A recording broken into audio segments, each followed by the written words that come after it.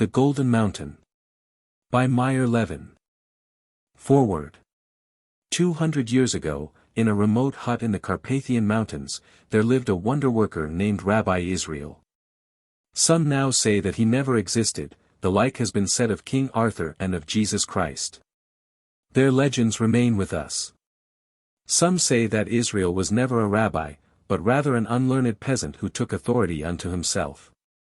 It is told that even as a child he deserted the village schoolroom to run into the woods where he learned the speech of animals and birds, of trees, stones, and flowers.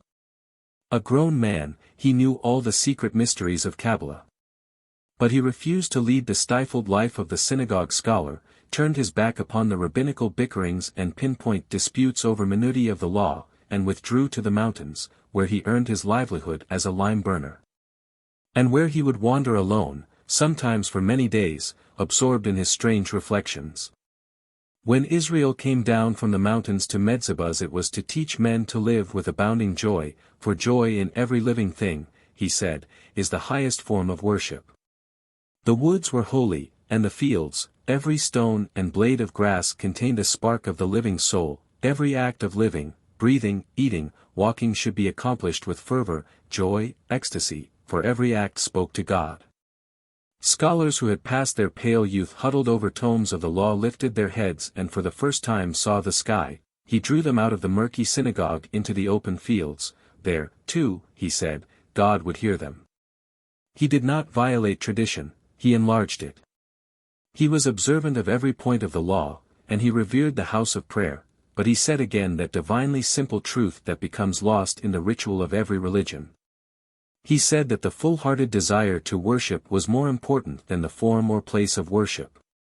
Disciples gathered about him.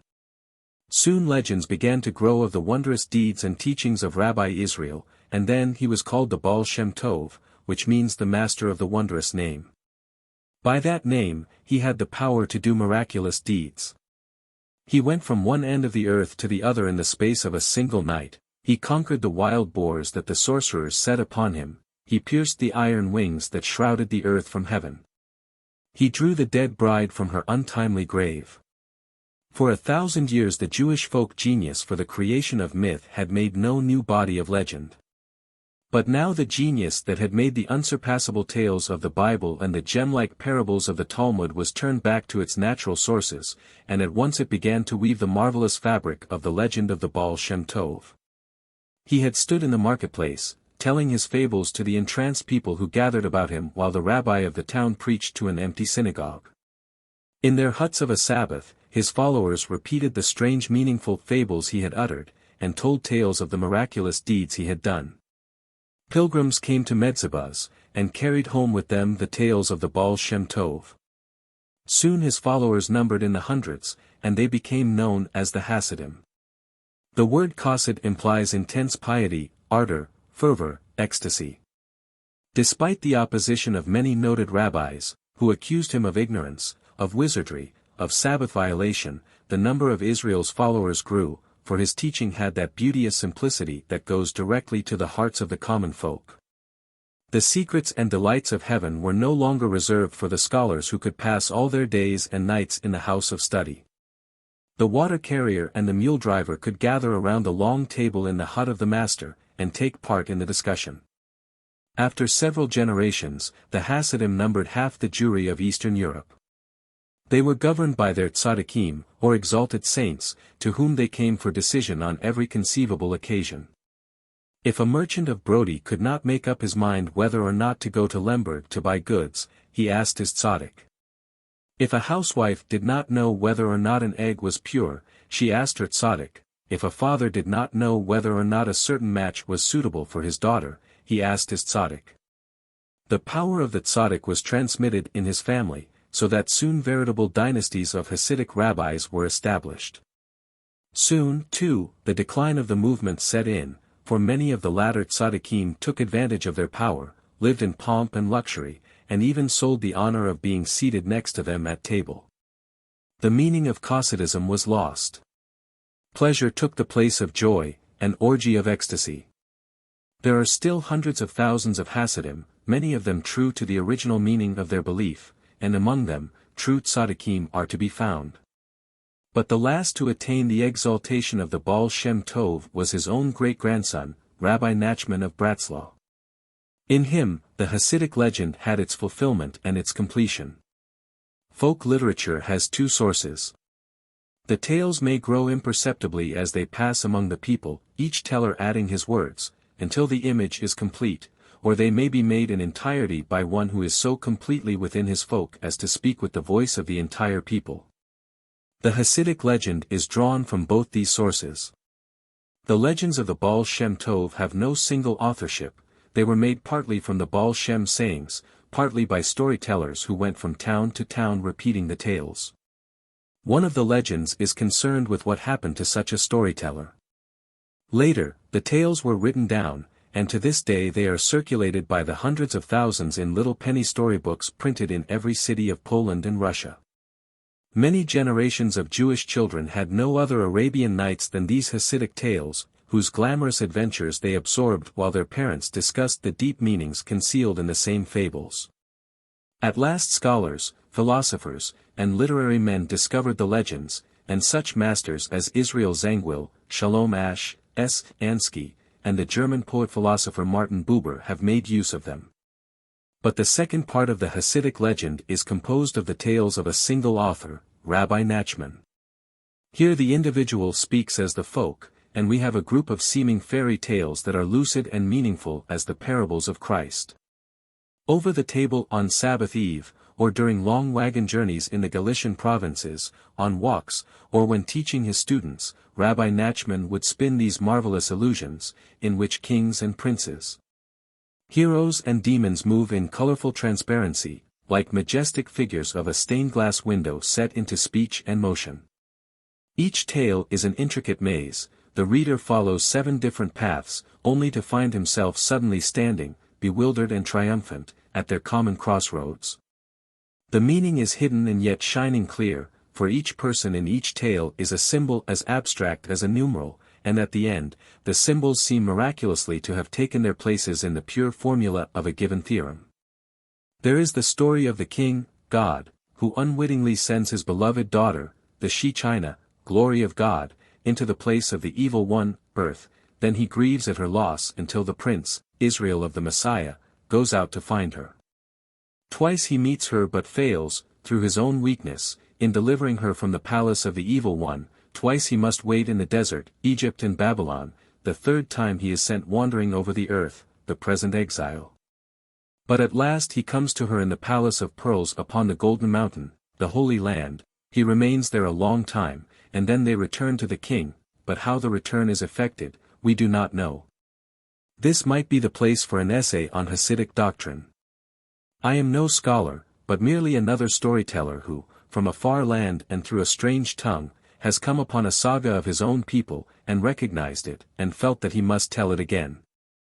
Hasidic doctrines have been explained, beautifully so by Martin Buber, whose essays on Chassidism, together with his versions of some of these same tales, have recently been published in an English translation by Lucy Cohen. And yet it has seemed to me that an outline of doctrine would be superfluous as an introduction to these tales, for the tales themselves were used by the Hasidic rabbis to explain that very doctrine. Rabbi Nachman's fable of the princess lost in the palace of the evil one is an example of their magnificent clarity and beauty. For we may explain the Hasidic conception of the soul as embracing all things and beings on earth, for God sent his living glory, called the She-China, down to earth, and the sparks of living glory are in all things, the rocks, the trees, the grass of the field, the caterpillar, the eagle, and the lion, and in man. The soul of each thing and of each man is part of the universal soul, and at the awaited time, when Messiah comes, the sparks will flow together, and return to unite with God. The flaw is in man, and the evil one prevents his arriving at the time of perfection that will bring down Messiah. But is not all this told in Rabbi Nachman's tale? The evil one himself is part of universal glory, for he has known suffering. Then all that happens on earth, even evil, should be met with joy in the universality of the soul, for the descent is part of the rise, and sin is necessary to purity.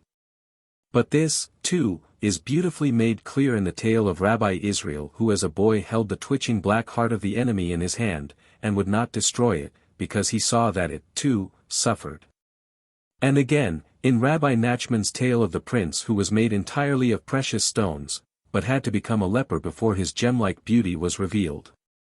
We may explain the Hasidic belief in the union of souls predestined for each other, but that is beautifully and dramatically told by Rabbi Israel in Two Souls. We may tell of the Hasidic conception of the voice of the soul, or the melody in each thing, but Rabbi Nachman's story of the king's son and the servant's son almost makes us hear that very melody. We may repeat the Hasidic principle that the form of worship is insignificant beside the emotion, but no abstract words can ever make that as clear as the tale of the shepherd who worshipped God by leaping back and forth over a brook. These are the imaginings of obscure rabbis who lived long ago in remote villages along the river Dniester and the river Bog, and yet the work of our modern men of intellect and sophistication does not go beyond their fundamental conceptions. For no one can go beyond truth. The modern conception of time as non-existent, elaborated in Professor Einstein's formulae, is exquisitely stated in Rabbi Nachman's Tale of the Seven Beggars. And so sophisticated an author as Professor Erskine bases his latest novel upon the fable of the man who was sent back from the gates of heaven to complete whatever good deeds or bad he had left unfinished on earth, for order is the universal key. And that, too, is part of Hasidic doctrine, and is told in the story of the Baal Shem and the little horse. To my knowledge, this is the first attempt to tell the Hasidic legend in English. I have read the tales in many collections in Yiddish, Hebrew, and German. And I have tried to be merely another storyteller, receiving the legends from his forebears, choosing of the many tellings of the same tales those that please him most, adding his own little turns and touches to the fables. And telling them again, but trying always to keep in them the spirit of the tale told in a warm hut to many eager hearers. In the more mystical portions of some of the stories of Rabbi Israel, the interpolations of Martin Buber have seemed so just as to become an integral part of the myth, and I have therefore followed closely his versions of Israel and the Enemy, the Book of Mysteries, the Wandering in Heaven, and the Prophecy of the New Year, and have used his story in combination with tales from other sources in the account of the Baal Shem's attempted voyage to Palestine. I have tried to put the scattered legends of the Baal Shem Tov together so as to form a legendary life story of Rabbi Israel, who was born in 1700 in Okup and died in 1760 in Medzibaz. His great-grandson, who was born in Medzibaz in 1772, and died in Yuman in 1810, left 13 tales, which were written down by his pupil, Nathan. Of these, I have here translated 11, the other 2 are fragmentary and confused. Many of these tales I first heard from the lips of Merrick Svark, of Lodz and Paris, a true Chassid and a great artist. To him I am profoundly grateful. I wish also to thank the Jewish novelist, Shalom Ash, for the loan of his excellent collection of Hasidic literature. And to express my indebtedness to Leo Schwartz, of New York, for his scholarly aid, especially in relation to the Rabbi Nachman sources. Meyer Levin, New York, 1932. How do you find this book? Any thoughts about the book or the author? Any suggestion for improvement? Please take a moment to share your thoughts in a comment. If you like it, share it with your friends who might enjoy it as well. Subscribe to keep in touch. Visit CompleteAudiobooks.com for more quality content. Baal Shem Tov. Before he was born. Here is the story of how Elijah came to God, and asked him to make Rabbi Elazar the father of Rabbi Israel. And of the marvelous trials of Rabbi Elazar. When God was about to create Adam, a number of souls, knowing that all of the souls then living in heaven would share in the sin of created Adam, fled to a far place outside the boundaries of heaven. And hid themselves in a corner of chaos. There they waited until after the first sin was done. Only that band of hidden souls escaped the evil touch of Adam's sin. And they are the innocent souls.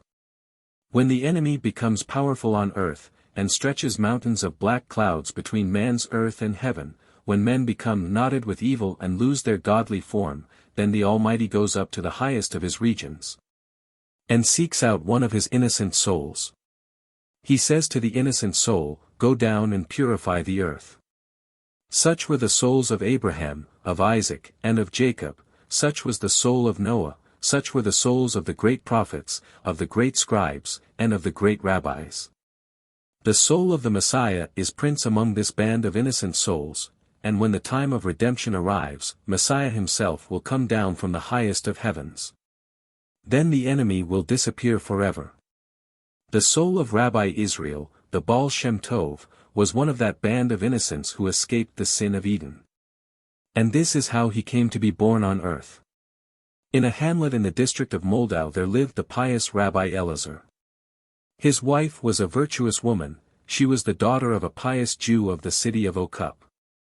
Tartars attacked the valleys of Moldau, pillaged the villages, slaughtered many Jews, and carried off others into slavery. Rabbi Elazar was one of those taken captive. His wife said, I will wait for his return until the end of my days, and if he does not return to me in this world, I will meet him in the next world. In heaven, Elijah came to God and said, see how the Jews suffer. It is time to send an innocent soul down to earth, to sweeten the lives of the Jews. God said, not yet. For many weeks Elazar voyaged with the barbarians. On land, he was forced to carry heavy burdens.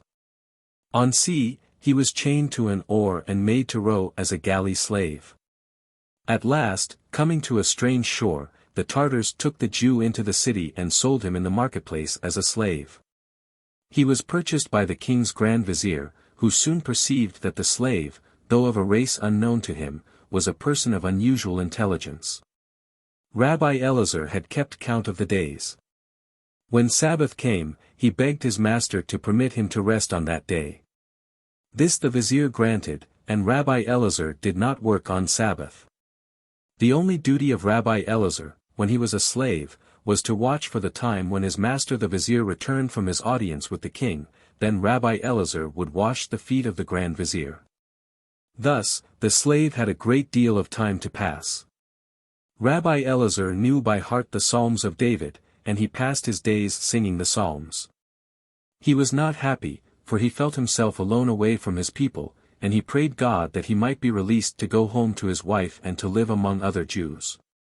At last he could bear his life in the court no longer, and he thought of flight. One night he crept from his bed and made his way through the halls of the palace, until he reached the gate. There he saw the guard asleep. His naked sword, fallen from his hand, lay at his side. The keys were bound to his girdle. Rabbi Elazar looked at the sword and said to himself, to take the keys I must lift the sword and slay the man. Instead, he returned and remained in captivity. 1 year, the king besieged a neighboring city. The city was strong and withstood his attack. Then the king did not know what to do. He asked of his advisers whether his army should continue to stand in their boats on the river before the walls of the city, becoming themselves weaker while they waited for the enemy to weaken. Or whether he should risk all of his men in a charge upon the walls.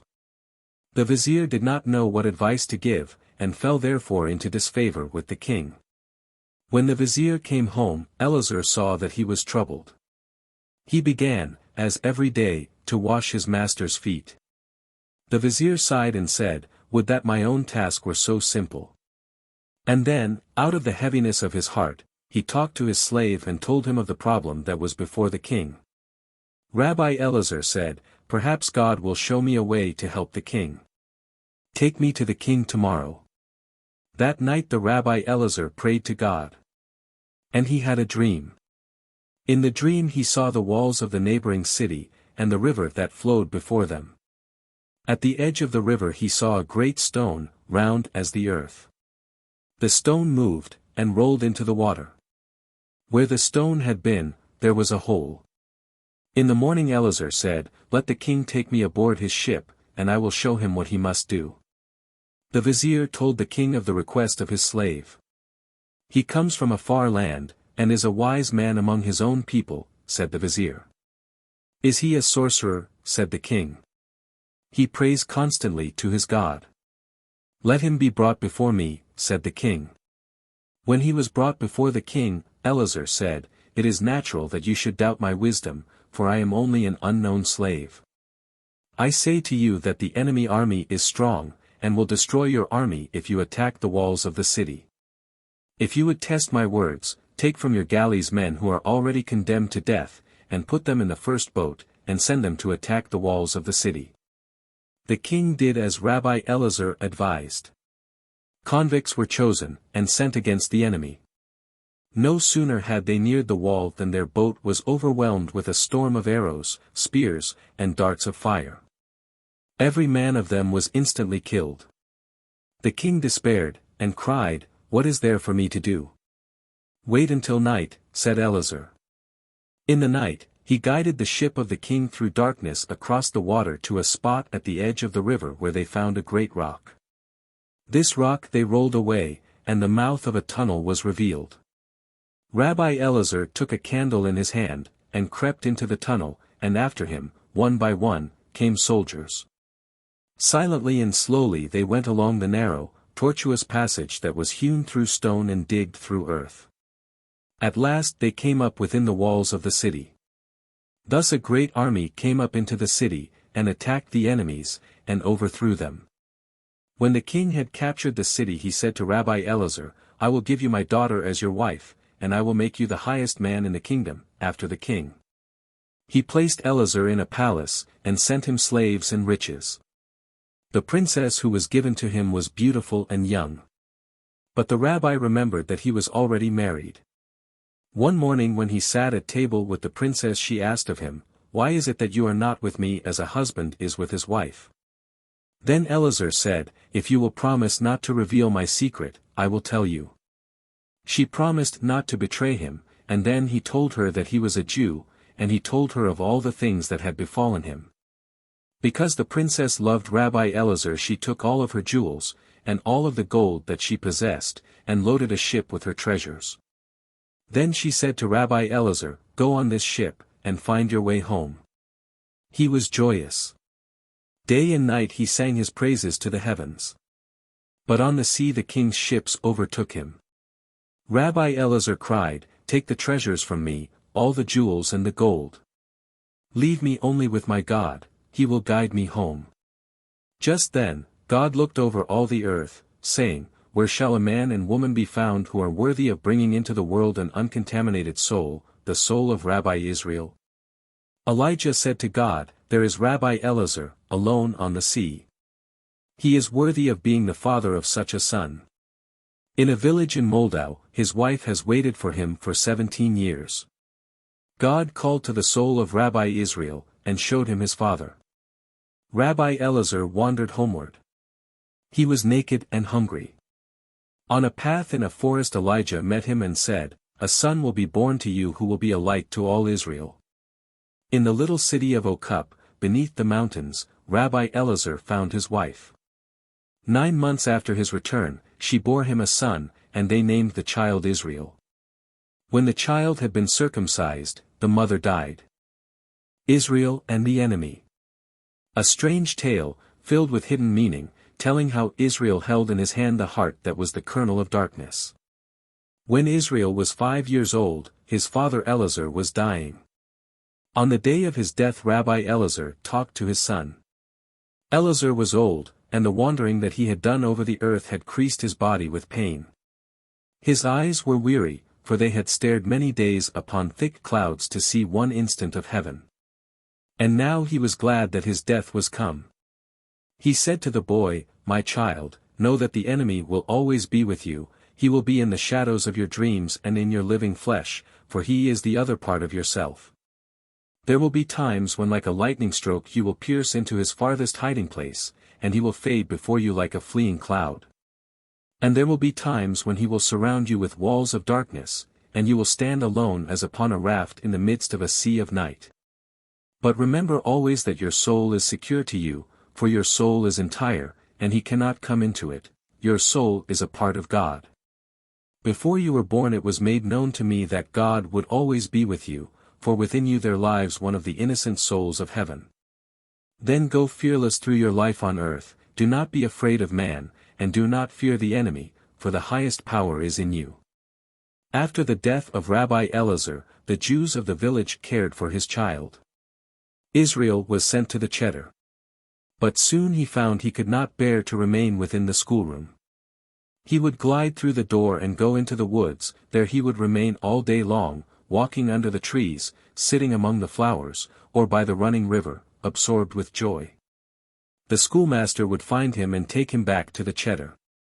For a few days Israel would attend dutifully, but then again an urge would come into him, and he would run to the woods. At last the schoolmaster lost patience with the boy, and left him to do as he pleased. Then Israel lived joyously. He was brisk as a squirrel. He made himself a mossy place within a cave, and there he slept, or he slept in the branches of the trees. He lived on berries and fruit, he talked with the birds, he played with the untamed beasts, and sometimes he stood very still, and listened. So Israel grew. When he was 10 years old he came out of the woods to the village of Horodenka, and became a helper to the schoolmaster there. It was Israel's duty to go from one house to another early every morning, to wake the children and lead them to the cheder. In the evening he led them home. Soon the Jews of Horodenka began to feel that the children were changed. They were like no other Jewish children. Often, they sang. And this is how it happened that the children of Horodenka sang. At dawn, the boy Israel went from house to house, calling to his followers. When he had gathered all his herd, he would lead them toward the fields, quite in the opposite way from the cheder. And then he would begin to sing. And the other children would also begin to sing. So they would go a long way through the fields and through the woods, going in a great circle until they came to the schoolhouse. In the late afternoon he would lead them again singing through the woods and the fields. They would come carrying green branches in their hands, with flowers woven in their hair. Often they sang, "Praised be his holy name, Amen." For Israel knew no other song. The voices of the singing children rose like arrows upward and broke against the heavy clouds of evil that the enemy had spread over the earth. Each day the voices beat against the clouds, until they pierced into them. Soon a crack was made, and the voices reached the blue sky, and flew toward heaven. Then the exiled and wandering spirit called the she-china, hearing the singing of the children, raised her head in the hope that the time had come when she might flow back into her Creator, and again be one with him. But Satan rose in furious hate and strode straight into heaven. "Someone there below is interfering with my work," he cried. Elijah said, "It is only a band of children singing. Let me strive against the children." Satan demanded of God. And God nodded his head, saying, "Strive." Then Satan went down to the earth. He went to the wood where the boy Israel had lived. There the enemy crept over the ground, peering at every insect and crawling into the bosom of every flower. Of insect and blossom he asked, "Will you carry my poison into the heart of the child Israel?" But no living thing would turn against the child. In that wood lived an aged charcoal burner, who had been born without a human soul. His body lived, and ate, and slept. He did not know what was right and what was wrong. He was afraid of humans, and therefore hid himself in the forest. Some people thought he was a sorcerer, and they feared him.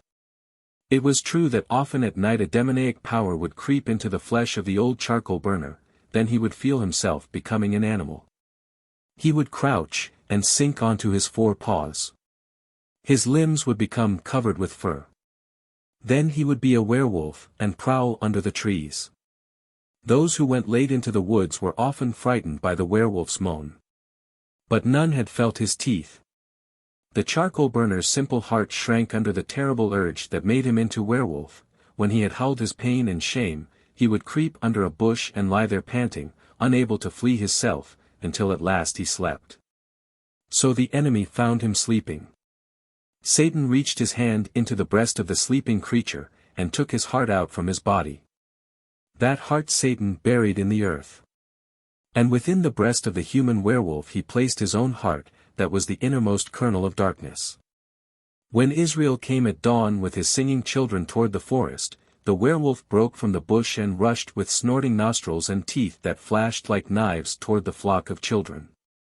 The children screamed in fright, some fell insensible, some ran into the forest, some into the field, some clung to each other and cried, and some were taken with fever. The werewolf disappeared. Israel called to the boys who had been with him, but they were run home crying. Then the whole village was taken with fright. The children told of the terrifying wolf that had come out of the forest upon them. They shivered and whimpered and trembled, and some lay in the houses, sick with fright. The mothers and fathers said, "It is the fault of the boy who led them into the forest. We will not send the children with him any more." When the other boys had run to their mothers and fathers, Israel went into the forest. He thought of the words his father had spoken to him, and he knew that what the other children feared, he need not fear. He walked all morning in the forest. Then he returned to the village, and went from one house to the other, speaking to the parents of the children. "Let them come out with me again," he said. "No harm will befall them." A wolf ran by in the field, he was himself frightened of the children. "Let them come with me again tomorrow, and you will see how they will no longer be frightened." And the eyes of the boy were so earnest, and his pleading was so strong, that the parents trusted him and said, "Come for the children in the morning." At dawn of the next day Israel once more gathered his band about him. He spoke to them earnestly of many things, as a man speaks to his fellows. "Come behind me," he said, "and whatever happens, do not be taken with fright, do not run." Then he began to sing, and the children followed him singing Yiskadal. He led them across the fields, to the very edge of the wood. There he stopped and said, "Remain here." He went alone into the forest. At once the beast emerged from behind the trees, and came toward Israel. The boy saw the beast becoming larger. He saw the beast grow until his back was a scowling cloud arched beneath the heavens, and his paws clutched the whole earth, and the bloody vapor that issued from his mouth covered the rising sun. But the boy was not afraid. He walked straight forward, going into the very body of the werewolf, and nothing stopped his steps. He came to the dark glowing heart of the beast. Round and shining like a black mirror it lay before him. All of the knowledge and all of the desire of the world were drawn into its gloomy depths, and all of the evil and all of the untruth in the world were reflected outward from its surface. Reflected with such a black and universal brilliance of hatred that only his universal love of God saved the boy from being blinded, and drawn into the mirror, to become a part of its evil. That black heart was given into his hand. He closed his fingers tightly over it, he held it fast. But then he felt it palpitating within his hand, shivering and jerking like a fish out of water. He felt the blood drop from it, and he knew the immeasurable pain that was in that heart, pain that began before time began, and would endure forever. Then he took pity, and gave freedom to the heart. He placed it upon the earth, and the earth opened and swallowed the black heart into itself. Israel looked around, and saw that he was alone. He went and found his band of children and led them on to the cheder. At the close of the day, townsfolk found the charcoal burner lying dead under the bushes in the woods. A smile of simple innocence was on his face. His eyes were closed. Then, they did not understand why they had ever feared him, saying he became a werewolf at night in the woods. For in death he was like a child. From that day forward the children of Horodenka ceased to sing as they went after Israel through the fields. They began to be like their fathers, and the fathers of their fathers, with their heads bowed between their shoulders. The Book of Mysteries. In this story we learn how the Baal Shem Tov received the Book of Adam, and of the frightful end that came to the son of Rabbi Adam. When the children of Horodenka ceased to sing, Israel was no longer content to remain in that place. He wandered again, and returned to the town of Okup, where he had been born. There he became the watcher of the synagogue. The desire for knowledge came into him. And the joy that was given him by flowers and beasts in the forest was no longer sufficient. His mind was afire and thirsty, but his thirst could be quenched only by those waters that had cooled for ages deep in the deepest wells of mystery, and the fire within him was of the sort that burns forever, and does not consume. The innermost secrets of the Kabbalah were for him, and they were only as stars of night against the sun. For to him would be revealed the secret of secrets. The boy lived in the synagogue. But since the time for the revelation of his power was yet far away, he did not show his passion for the Torah to the men of the synagogue. By day, he slept on the benches, pretending to be a clod. But as soon as the last of the scholars blew out his candle and crept on his way toward home, Israel rose, and took the candle into a corner, and lighted it, and all night long he stood and read the Torah. In another city the tzaddik Rabbi Adam, master of all mysteries, waited the coming of his last day. For in each generation one is chosen to carry throughout his lifetime the candle that is lighted from heaven. And the candle may never be set down. And the soul of the tzaddik may not return to eternal peace in the regions above until another such soul illuminates the earth. Rabbi Adam was even greater than the tzaddikim who had been before him. For in the possession of Rabbi Adam was the book that contains the word of eternal might. Though Rabbi Adam was not one of the innocent souls, he had led a life so pure that this book had been given into his hands.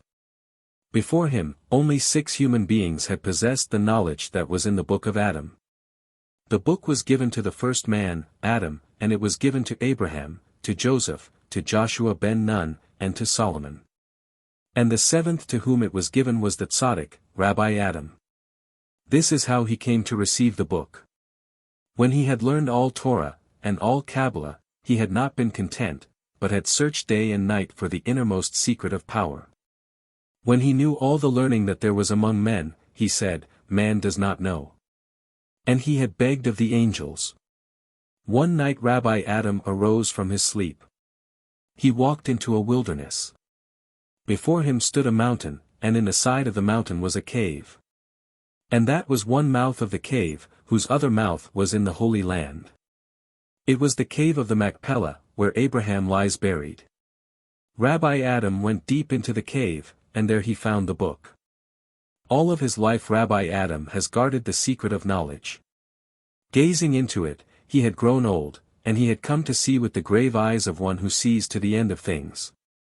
And when he saw himself growing old, he began to ask, "What will become of my wisdom?" Then he rose, and looked to the Lord and said, "To whom, Almighty God, shall I leave the book of wisdom? Give me a son, that I may teach him." He was given a son. His son grew, and became learned in the Torah. The rabbi taught his son all that there was in the Torah. And he said, "My son learns well." He began to teach his son the Kabbalah. His son was sharp in understanding. But when the boy had learned the secrets of the Kabbalah, he asked no more. Then the old heart of Rabbi Adam was weary and yearned for death. "My son is not the one," he said.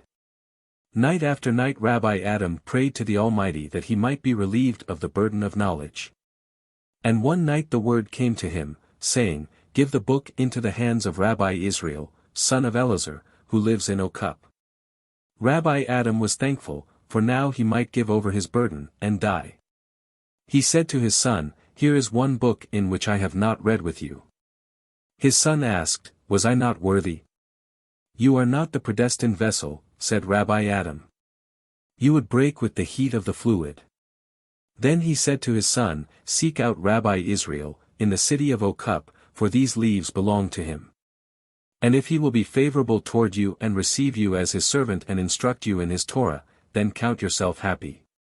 For, my son, you must know that it is your fate to be the squire who gives into the hands of his knight the sword that has been tempered and sharpened by hundreds of divine spirits that now lie silent under the earth." Soon Rabbi Adam died. His son did not think of himself, but thought only of fulfilling the mission his father had given into his charge. He deserted the city of his birth and, taking with him the leaves of the book, went in search of that Rabbi Israel of whom his father had spoken. The son of Rabbi Adam came to the town of Okup. He wished to keep secret the true reason of his coming, so he said, "I am seeking a bride. I would marry, and live my life here." The people of the town were delighted, and felt greatly honored because the son of the tzaddik, Rabbi Adam, had chosen to live among them. Every day he went to the synagogue. There he encountered scholars, and holy men, and rabbis. He asked their names of them. But he did not meet with anyone called Rabbi Israel, son of Rabbi Elazar. Often, when all the others had gone from the synagogue, Rabbi Adam's son remained studying the Torah. Then he noticed that the boy who served in the synagogue also remained there. He saw that the eyes of the boy were bright with inner knowledge, and that his face was strained with unworldly happiness. Rabbi Adam's son went to the elders of the house of prayer and said to them, "Let me have a separate room in which to study. Perhaps I shall want to sleep there sometimes when I study late into the night. Then give me the boy Israel as a servant." "Why has he chosen the boy Israel, who is a clod?" the elders asked. Then they remembered that Israel was the son of Rabbi Elazar. "He has chosen him to honor the memory of his father, Elazar, who was a very holy man," they said. When the boy came to serve him, the son of Rabbi Adam asked, "What is your name?" "Israel, son of Elazar." The master watched the boy, and soon came to feel certain that this was indeed the Rabbi Israel whom he sought. One night he remained late in the synagogue. He lay down on a bench, and pretended to be asleep. He opened his eyes a little, and he saw how the boy Israel arose and took a candle and lighted it, and covered the light, standing in a corner and studying the Torah. For many hours the boy remained motionless in an intensity of study that the rabbi had known only in his father, that tzaddik Rabbi Adam. All night long the boy studied. And when the sunrise embraced his candle flame, he slipped down upon the bench, and slept. Then the rabbi arose and took a leaf from the holy book his father had given him, and placed the leaf on the breast of Israel. Soon the boy stirred, and sleeping reached his hand toward the page of writing. He held the page before his eyes, and opened his eyes and read. As he read, he rose. He bent over the page of mysteries, and studied it, and his whole face was aflame, his eyes glowed as if they had pierced into the heart of the earth, and his hands burned as if they lay against the heart of the earth. When full day came, the boy fell powerless upon the bench, and slept. The rabbi sat by him and watched over him until he awoke again. Then the rabbi placed his hand upon the boy's hand that held the leaf out of the book. The rabbi took the other pages of the book, and gave them to him, saying, "Know, that I place in your hands the infinite wisdom that God gave forth on Mount Sinai. The words that are in this book have been entrusted only in the hearts of the chosen, when no soul on earth was worthy to contain its wisdom, this book lay hidden from man. For centuries it was buried in unreachable depths. But always there came the time for its uncovering, again it was brought to light, again lost. My father was the last of the great souls to whom it was entrusted. I was not found worthy of retaining it, and through my hands my father transmits this book to your hands. I beg of you, Rabbi Israel, allow me to be your servant, let me be as the air about you, absorbing your holy words, that otherwise would be lost in nothingness." Israel answered, "Let it be so. We will go out of the city, and give ourselves over to the study of this book." The son of Rabbi Adam went with Israel to live in a house that stood outside of the town. There, day and night, they were absorbed in the study of the pages that contained the words of all the mysteries. Israel was as one who feeds on honey and walks on golden clouds. His soul swelled with tranquil joy, and his heart was filled with the peace of understanding. Often, he went with the leaves of the book into the forest, and there, the words of the book were as the words spoken to him by the flowers and by the beasts. But the son of Rabbi Adam was eaten by that upon which he fed, and yet his hunger grew ever more insatiable. The grander the visions that opened before him, the greater was the cavern within himself. And he was afraid, as one who stands on a great height and looks downward. Each day, his eyes sank deeper, and became more red. Rabbi Israel, seeing the illness that was come into his companion, said to him, "What is it that consumes you? What is it that you desire?" Then the son of Rabbi Adam said, "Only one thing can give me rest. All that has been revealed to me has set me flaming with a single curiosity, and each new mystery that is solved before me only causes a greater chaos in my mind, and a greater hunger in my heart. What is the one thing that you desire? Reveal the word to me." "The word is inviolate," cried Rabbi Israel.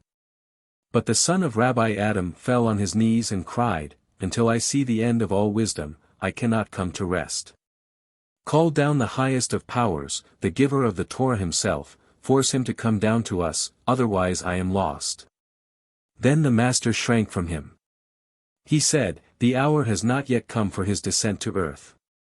His companion was silent. He never pleaded with Israel again. But each day Rabbi Israel saw his face become darker, and his body become more feeble. The hands were weak, and could hardly turn a leaf. Rabbi Israel was torn with pity for his companion. At last he said, is it still your wish that we name the giver of the Torah, and call him to earth once more? The son of Rabbi Adam remained silent. But he lifted his eyes to the eyes of Rabbi Israel. They were as the eyes of the dead come to life. Then we must purify our souls, that they may reach the uttermost power of will.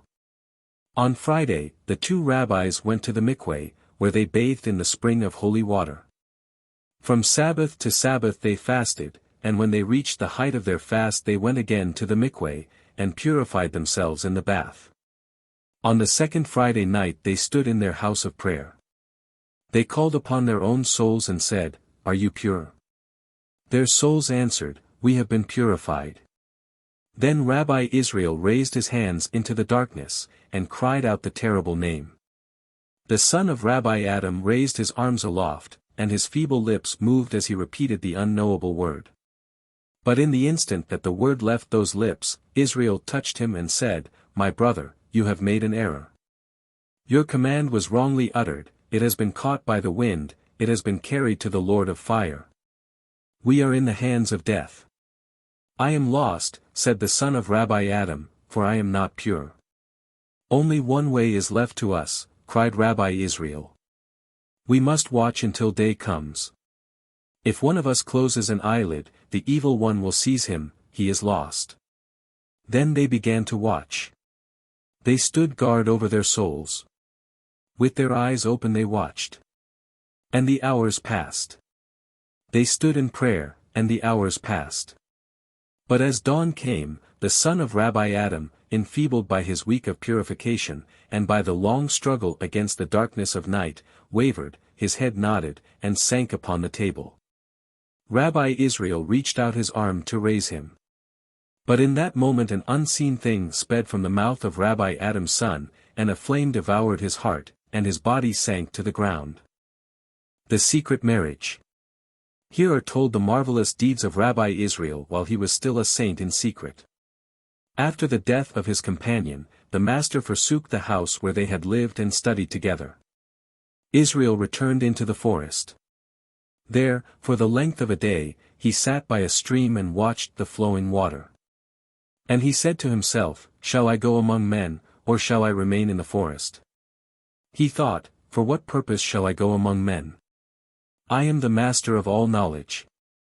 There is nothing that I can learn among men. He built himself a cottage, and he lived in the forest. Yet he knew that he must go among men and help them. For what else might be done with the power that had been given him? Mankind will contaminate the truth, he said. Let me remain a while longer where I am. And he waited for a sign. Near the forest was a field where a shepherd came every day to pasture his flock of sheep. The shepherd was an aged Jew. He came to know the young man who lived in the woods. One day he said to him, why do you live by yourself?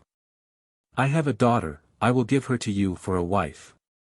Then Rabbi Israel was married to the shepherd's daughter. For a year's time he lived in the forest with her together, and in that time Rabbi Israel was happy on earth. He thought, perhaps I shall not ever have to return among men. But when the year was over his young wife died. Rabbi Israel got up and went out of the forest. In the city of Brody was a yeshiva where many scholars sat learning. He went to a hamlet near Brody, and he took work as a schoolteacher, and he lived in the house of Rabbi Chaim. He did not let it be seen that he was a tzaddik. But Rabbi Chaim's wife, the Rebbetzin, was the sister of the great Jain Maharim. And she saw that there was a strangeness in the face of the schoolteacher who lived in her house.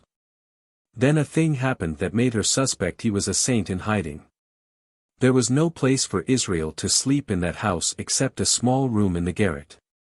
For many years the garret had been troubled by restless spirits who came during the night and ran over the walls, hammering, and hurling themselves against the floor, and making weird sounds of moaning.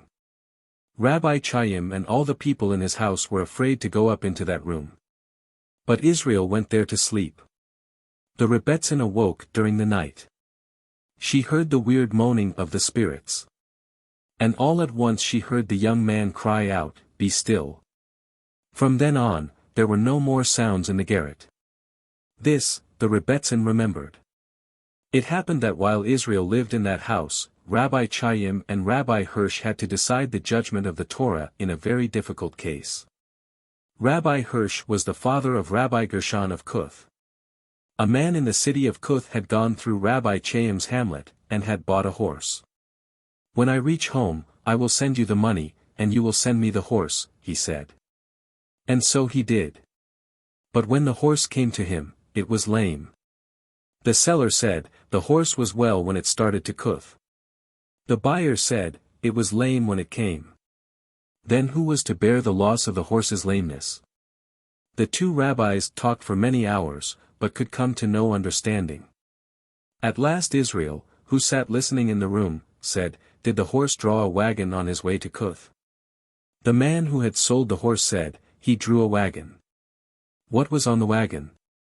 "It was loaded with logs." "Then the logs belong to the lameness, give the logs also to the buyer of the horse." Rabbi Hirsch was so pleased with the wisdom of this decision that he said to the young man, "Who are you?" "I am a school teacher in this village." "You are the man whom God intended as the husband of my daughter. I will give her to you in marriage." And he sat down at once to write the marriage contract. But when Rabbi Hirsch asked of the master, "What is your name, Rabbi?" the master said, "Do not write down that I am a rabbi. Write only, Israel, son of Elazar." On his way home, Rabbi Hirsch died. Afterwards Rabbi Gershon looked among the papers of his dead father. And there he found a marriage contract. "Who is this Israel, son of Elazar, to whom my sister is given in marriage?" he asked. But no one knew who that might be. However, his sister said, "My father made the contract, and I will wait until my groom comes to claim me." And still Israel did not go to claim the daughter of Rabbi Hirsch, but remained living in the house of Rabbi Chaim. Once the Rebbetzin had to make a journey to the lord of the district. The way to the house of the parrots led through a forest that was infested with robbers. The Rebbetzin thought, "Whom shall I take with me to protect me from the robbers?" And she decided that no one would be better than the young man Israel, so she asked him to go with her in her wagon. When they had come deep into the forest, Israel touched the Rebetzin's arm and said to her, "Soon we will be stopped by a robber. Do not be frightened." The woman felt that there was great power in the boy, but she did not know how truly great was his power. She said, "I have no money to give the robber, and he will kill us." "The robber who will stop our wagon is one who has murdered many people," said Israel. "But his measure is full, he will murder no more." They rode on. The trees about them rose high, and the narrow road was a dark path under overhanging cliffs. It was dark as the inside of a cave. The Rebbetzin said, "You are only a young boy. Could you kill a robber with your hands?" Israel said, "I have the power of the word." All at once the horse stopped. The robber stood in front of them. He slapped the flat side of his sword against their legs. "Jews," he shouted, "get out of the wagon. Part with your money or your souls."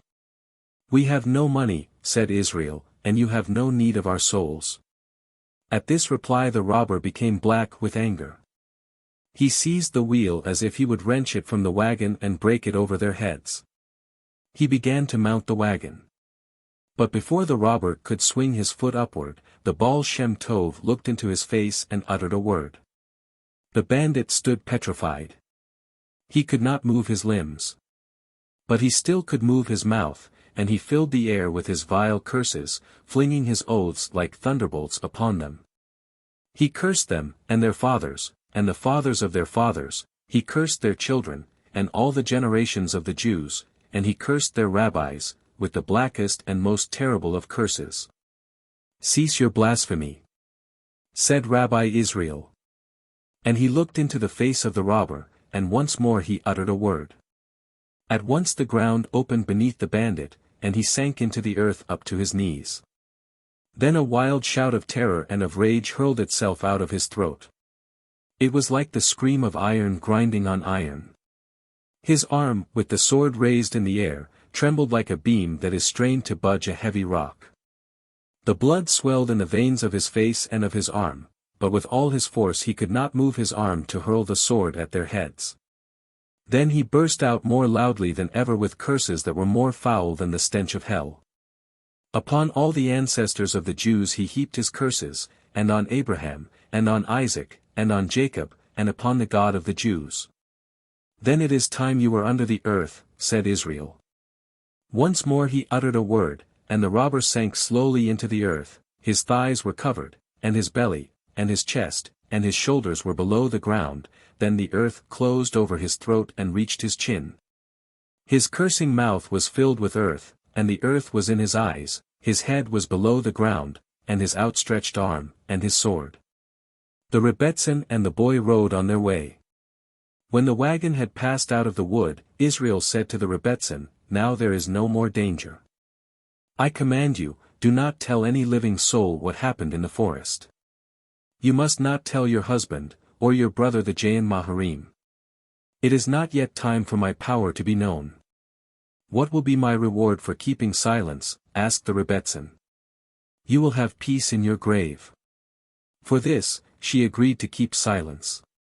Rabbi Israel said, If ever you are disturbed in your grave, utter my name. Many years later, when the Rebbetzin had long been dead, and Rabbi Israel was no longer a saint in secret, but was known among all Jewry as the holy man of Medzebaz, a plague came over that hamlet near Brody where the Rebbetzin had lived and died.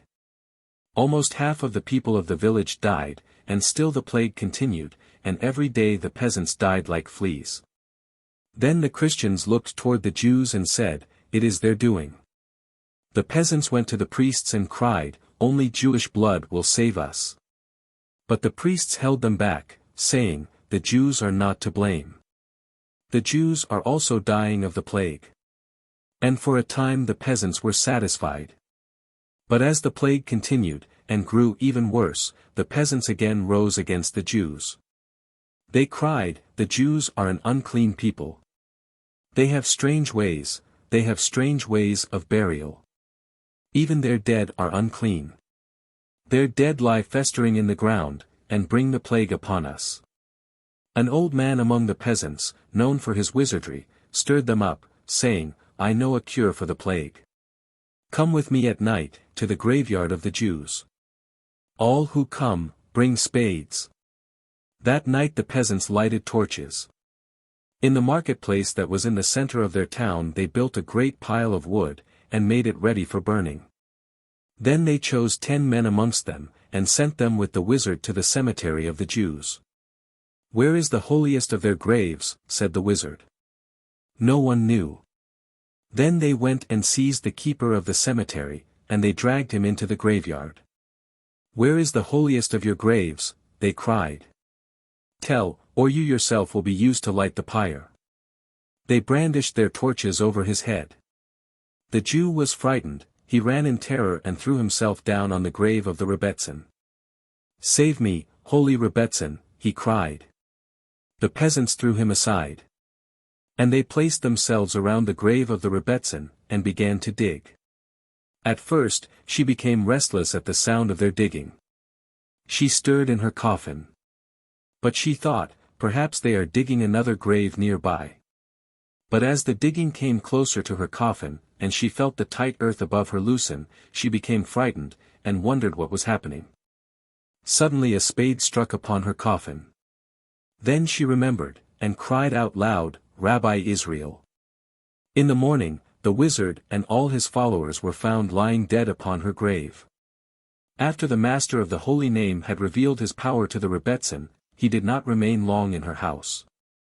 He decided that he would go and claim his wife. Then, changing his rabbinical garments for the short jacket and heavy boots of a peasant, Israel started out on foot for Kuth. He came to the city, and went directly to the house of Rabbi Gershon. Rabbi Gershon was deep in study over a difficult problem in the Torah, and he did not notice that a man had come into the room. But when he had finished reading he looked up and saw that a peasant was standing there. He was not pleased with the man. He cried out, "What do you want?" Rabbi Israel, speaking gruffly like a peasant, said, "I have come to take my wife." "Who is your wife?" "Who are you?" "Your sister is my wife." "I am Israel, son of Elazar." "How can it be that my father pledged my sister to a peasant?" thought Rabbi Gershon. "She could marry into the richest of families, or she could be wedded to the most celebrated of rabbis." Yet he did not wish to distrust the wisdom of his dead father. He looked upon Israel, and asked him, "What is your profession?" "I am a lime burner. I work in the hills." "No," cried Rabbi Gershon. "It cannot be that you are the man." Rabbi Israel showed him the contract. Then Rabbi Gershon called his sister. "Here is the man to whom your father betrothed you," he said. "You see that he is a peasant, an ignorant lime burner. It cannot be that your holy father betrothed you to an ignorant boor. Let us send him out of the house." But the girl said, "My father made a marriage contract for me, and I will keep it." "I cannot have a peasant in this house," said Rabbi Gershon. "Break the contract. I will pay him money, and he will go away." Israel said, "I have come for my wife, not for money." "Break the contract," said Rabbi Gershon, "or marry him and go out of the house." "I will marry him and go away with him," said the woman. Israel took his wife with him high into the Carpathians. Near the village of Zabi he built a cabin for them to live in. He worked as a lime burner, and his wife helped him. Thus they earned a scant livelihood. But sometimes Israel would take dry bread in a sack, and go away into the hills. He would remain by himself all week long, before the Sabbath he would return home. He would remain at home during the Sabbath, and during the following week again take bread and wander among the high hills, contemplating God. In those mountains, too, there were many robbers. They had their forts in the forests, and they sallied out in bands to attack wealthy travelers on the roads. Once, hidden among the trees, a number of these bandits saw the form of a man who walked on the ledge of a mountain peak. A chasm lay between the cliff he walked upon and the next mountain. The man seemed absorbed in thought. He did not look where he walked. "He will surely walk off the cliff. He will fall into the chasm," the bandits cried to one another. They could not move, but watched him. Then they saw the two mountains move together, and close the chasm between them. The master stepped safely from one peak to the other peak. And when he had passed, the mountains separated behind him, and were as they had been, with the chasm lying between them. When the robbers saw this happen they said one to another, "He must be a holy man." Then they ran toward him and said, "Be our judge." Rabbi Israel answered, "If you will promise never to injure a Jew, I will be your judge." They agreed. "I live in the cabin near Zabi," he said. "When you need a judge to decide your quarrels, come to me." Once two of the thieves quarreled over the division of their spoils. They came to Rabbi Israel in his cabin and asked him to say which of them was in the right. Together, they had stopped a carriage.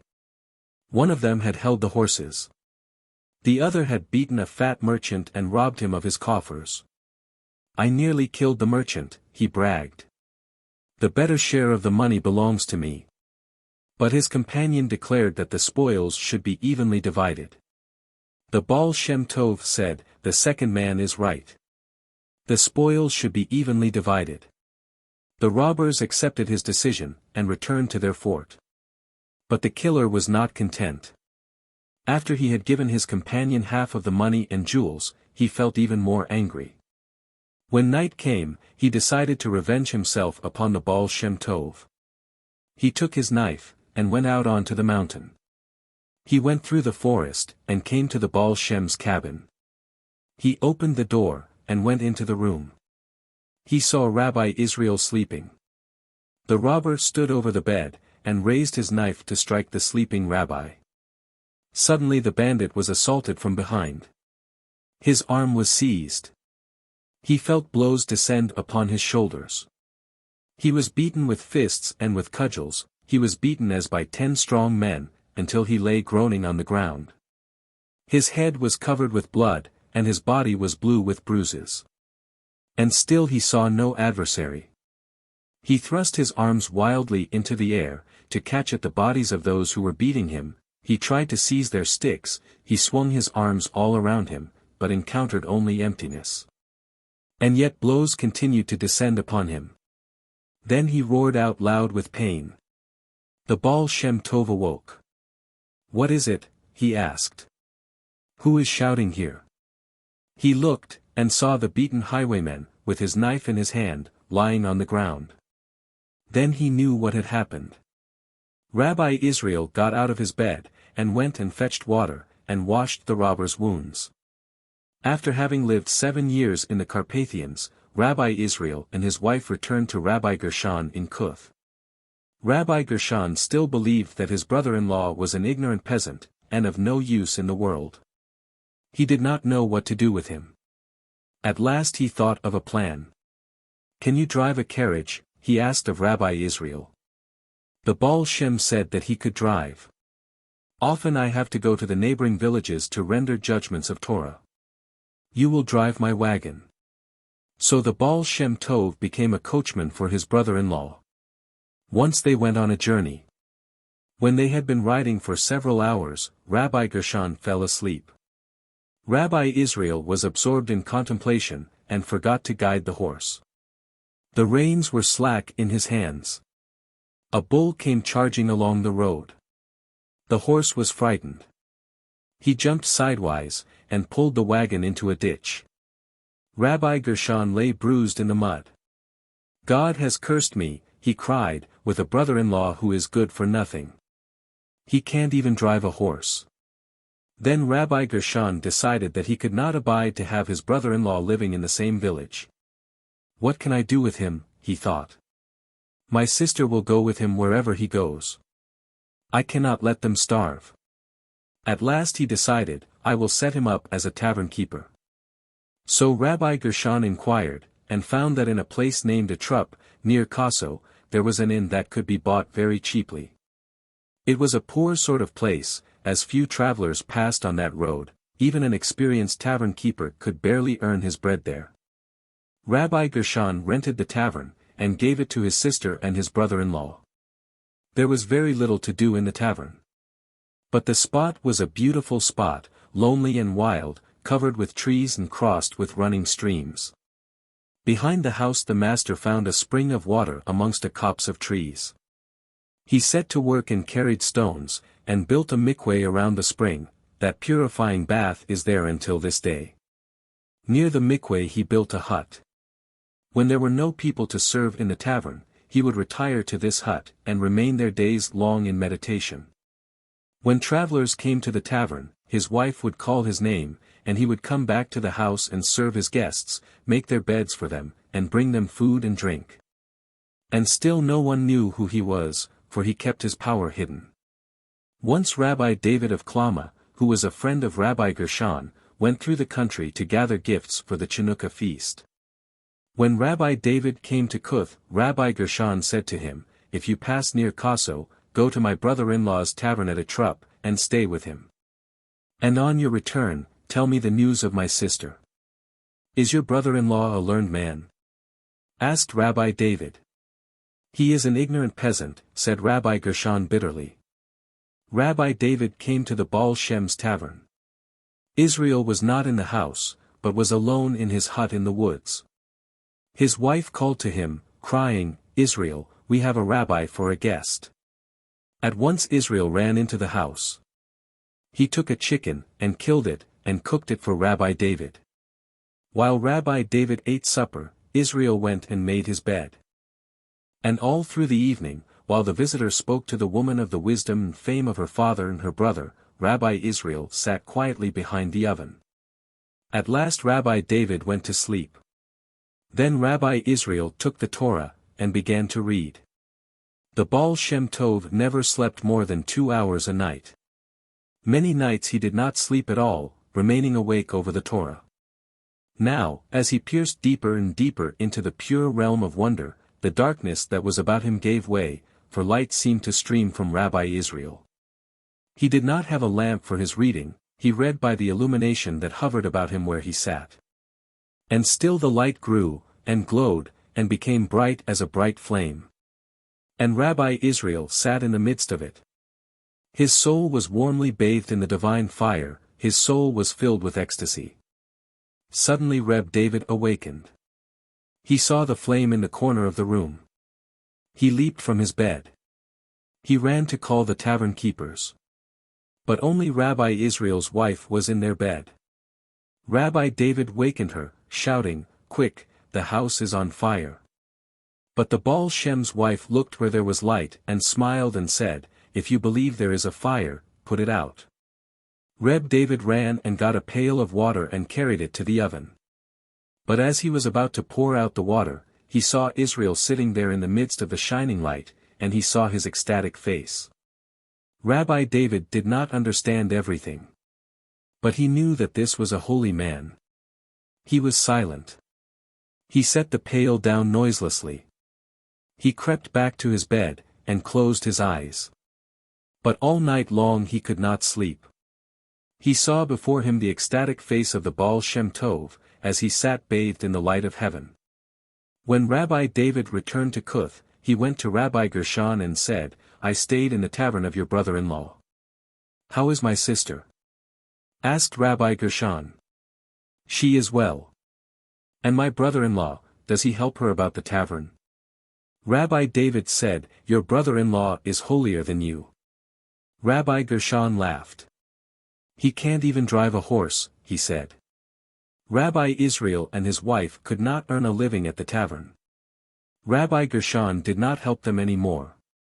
"I will learn a simple way to earn a living," said Rabbi Israel. He went to Tlust, and worked for a butcher there, and learned to be a shochet. After that he returned with his wife to Brody, and became a shochet in Brody. When Rabbi Israel was 36 years old, the voice of God came to him and said, "The time has come for you to reveal yourself." Then the master of the name began to perform works of wonder. The bride in her grave. A true story of how the Baal Shem Tov brought back a bride from the other world.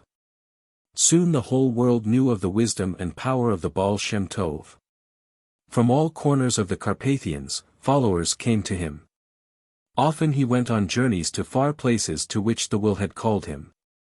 Once on a Wednesday night Rabbi Israel arose and said, "I must go away for the Sabbath."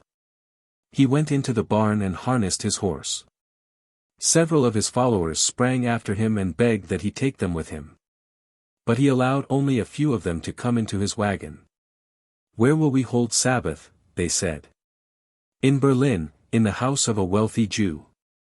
Though they knew that with swiftest horses it took more than a week to reach Berlin, they did not question the rabbi, for the master was not confined in the bonds of time or of space. The Baal Shem let his little horse walk slowly along a byway all that evening, and at midnight the wagon stopped before a tavern. "Let us stay here tonight," said Rabbi Israel. The tavern keeper welcomed them into his house, for he saw that they were holy men. "Perhaps you will honor my house, and remain over Sabbath," he said. But Rabbi Israel answered, "We must hold Sabbath in Berlin." The innkeeper looked at him, and did not understand. The rabbi said, "On Sabbath Eve there is to be a wedding in the house of a wealthy Jew of Berlin, and I must be at the wedding in order to read the service, and bless the bride." "You must have a wonderful horse," said the tavern keeper, smiling. "My little horse will get me there in time," said Rabbi Israel. "In time for the Sabbath after this one," answered the innkeeper, laughing. "Why, Berlin is farther than 100 miles away. If you were to travel day and night, sparing neither man nor beast, you might arrive in time for the Sabbath after this one." But his words did not trouble the Baal Shem Tov. Rabbi Israel turned to his followers and said, "You are tired. Let us go to sleep." The tavern keeper could not sleep that night. He lay awake wondering how the rabbi would reach Berlin before the Sabbath fell. "This is Wednesday night," he said. "Tomorrow is a day, and Friday is only part of a day. No, I cannot understand it." At last he said to himself, "I will tell him I have things to attend to in Berlin, and ask him to take me there." When the Baal Shem Tov arose in the morning, the tavern keeper ran to him saying, "Shall I harness the horse, Rabbi?" "Not yet," said the Baal Shem Tov. "First we will pray. And after that, we will eat our breakfast." "Rabbi," said the innkeeper, "I have business to do in Berlin. Take me there with you." "When we start, come with us in our wagon," said Rabbi Israel. The master and his followers said the morning prayers, and after that they sat down around the table. They ate without haste, and while they ate they discussed the Torah. A problem of judgment arose, and they sat a long time discussing the problem. Meanwhile the innkeeper ran and dressed himself for the journey. When he was ready, he looked into the room where the master sat with his students, and he saw them still absorbed in their discussions. "Half the day is gone already," thought the innkeeper. He heard Rabbi Israel's words. "Of every good deed we do, a good angel is born. Of every bad deed, a bad angel is born. In all the deeds of our daily life we serve God as directly as though our deeds were prayers. When we eat, when we work, when we sing, when we wash ourselves, we are praying to God. Therefore we should live constantly in highest joy, for everything that we do is an offer to God. And of those things that we do badly, work that we leave half-finished, or thoughts that we leave uncompleted, malformed angels are born. Angels without heads, angels with no eyes, angels without arms, without hair, without feet. Therefore no deed should be left unfinished." The innkeeper thought, if that is the way he travels to Berlin, the angel born of his ride will have perhaps the beginning of a toe, and nothing else. But the rabbi and his students remained around the table, talking. "I will tell you the story of a king," said the Baal Shem Tov. "There was a very wise king who had built for himself a strange and wonderful palace. In the center of the palace was a room in which stood the throne. Only one door led into this room. All through the palace were passageways and halls and corridors that turned and twisted about and led in every direction. There were endless walls without openings, and there were more corridors and more passageways. When the palace stood finished, the king sent an order to all of his lords commanding them to come before him. He sat on his throne and waited. The lords came to the outside of the palace, and stared in wonder at the confusion of corridors. They said, 'There is no way to come to the king.' But the prince threw open the door saying, 'Here he sits before you. All ways lead to the king.' Then Rabbi Israel added, 'So we may find God.' In the afternoon, the Baal Shem Tov called the tavern keeper. 'I will harness the horse at once,' said the tavern keeper. 'No, not yet. First, we will eat the evening meal.' Then the rabbi and his students sat down again, and ate largely and well. As evening came, the rabbi himself went to the barn and harnessed the horse to the wagon. 'Now we will go,' he said. The innkeeper got into the wagon with them. 'At last I will see what manner of horse he has here,' he thought. And he bound his cloth around his throat, for he thought, 'A great wind will come because of our swift riding.' The little horse began to walk. At first, the tavern keeper saw, they were going along the same road on which his tavern stood. Every house along the way he knew, and every tree. But as the darkness grew like sleep around his eyes, he was no longer sure where he rode. First, there seemed to be no more houses. Then there seemed to be no more people.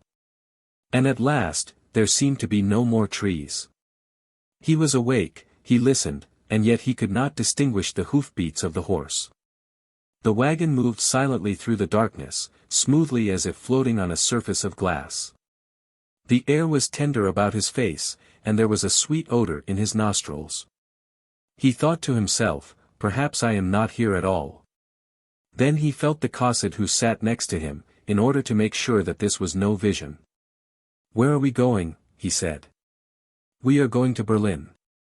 But I do not recognize the road. The Baal Shem Tov said, this is a short way. All night long they rode, and the tavern keeper saw no light of habitation, saw nothing but the stars in the velvet sky, and heard nothing but the voices of the Hasidim as they talked of things in the Torah. The rabbi himself spoke of many wonderful things. He spoke of the prophet Elijah, who wanders about the world, and of how at the time of redemption he would bring down Messiah, and then at last the Shekinah, the glory of the living God, will cease her wandering, and unite again with him. No man can hasten the coming of that day, said the master of the word. Even the mightiest of words cannot bring down that day, as long as evil is among us. Towards dawn, the innkeeper began again to hear the hoofbeats of the horse. Then he felt the wagon jolting on a road. He saw trees, he saw houses. He saw that they were near a great city. And when they rode into the city, he saw that it was Berlin. The tavern keeper remembered that the Baal Shem Tov had said he was going to the house of a wealthy Jew to perform a wedding service. But now instead of driving to the street on which stood the houses of the rich, the rabbi stopped before a humble guest house and went in there with his students, and they said their morning prayers, and sat themselves down at the table. The tavern keeper wandered out into the streets. He was restless, and filled with the news of the marvelous ride he had taken, and he wanted to find someone to tell of the great wonder. He came to the street of rich houses. Each house was a veritable palace. And one of these houses, he saw, was festooned as for a great feast. As the tavern keeper stood before this house, the door opened and a young man came running out of it. Though he ran in great haste, he did not seem to know where to go, but turned first one way and then the other way. His face was terribly wrought in grief. The tavern keeper saw that the young man was wearing Sabbath clothes and new shoes. He is certainly the bridegroom, he thought.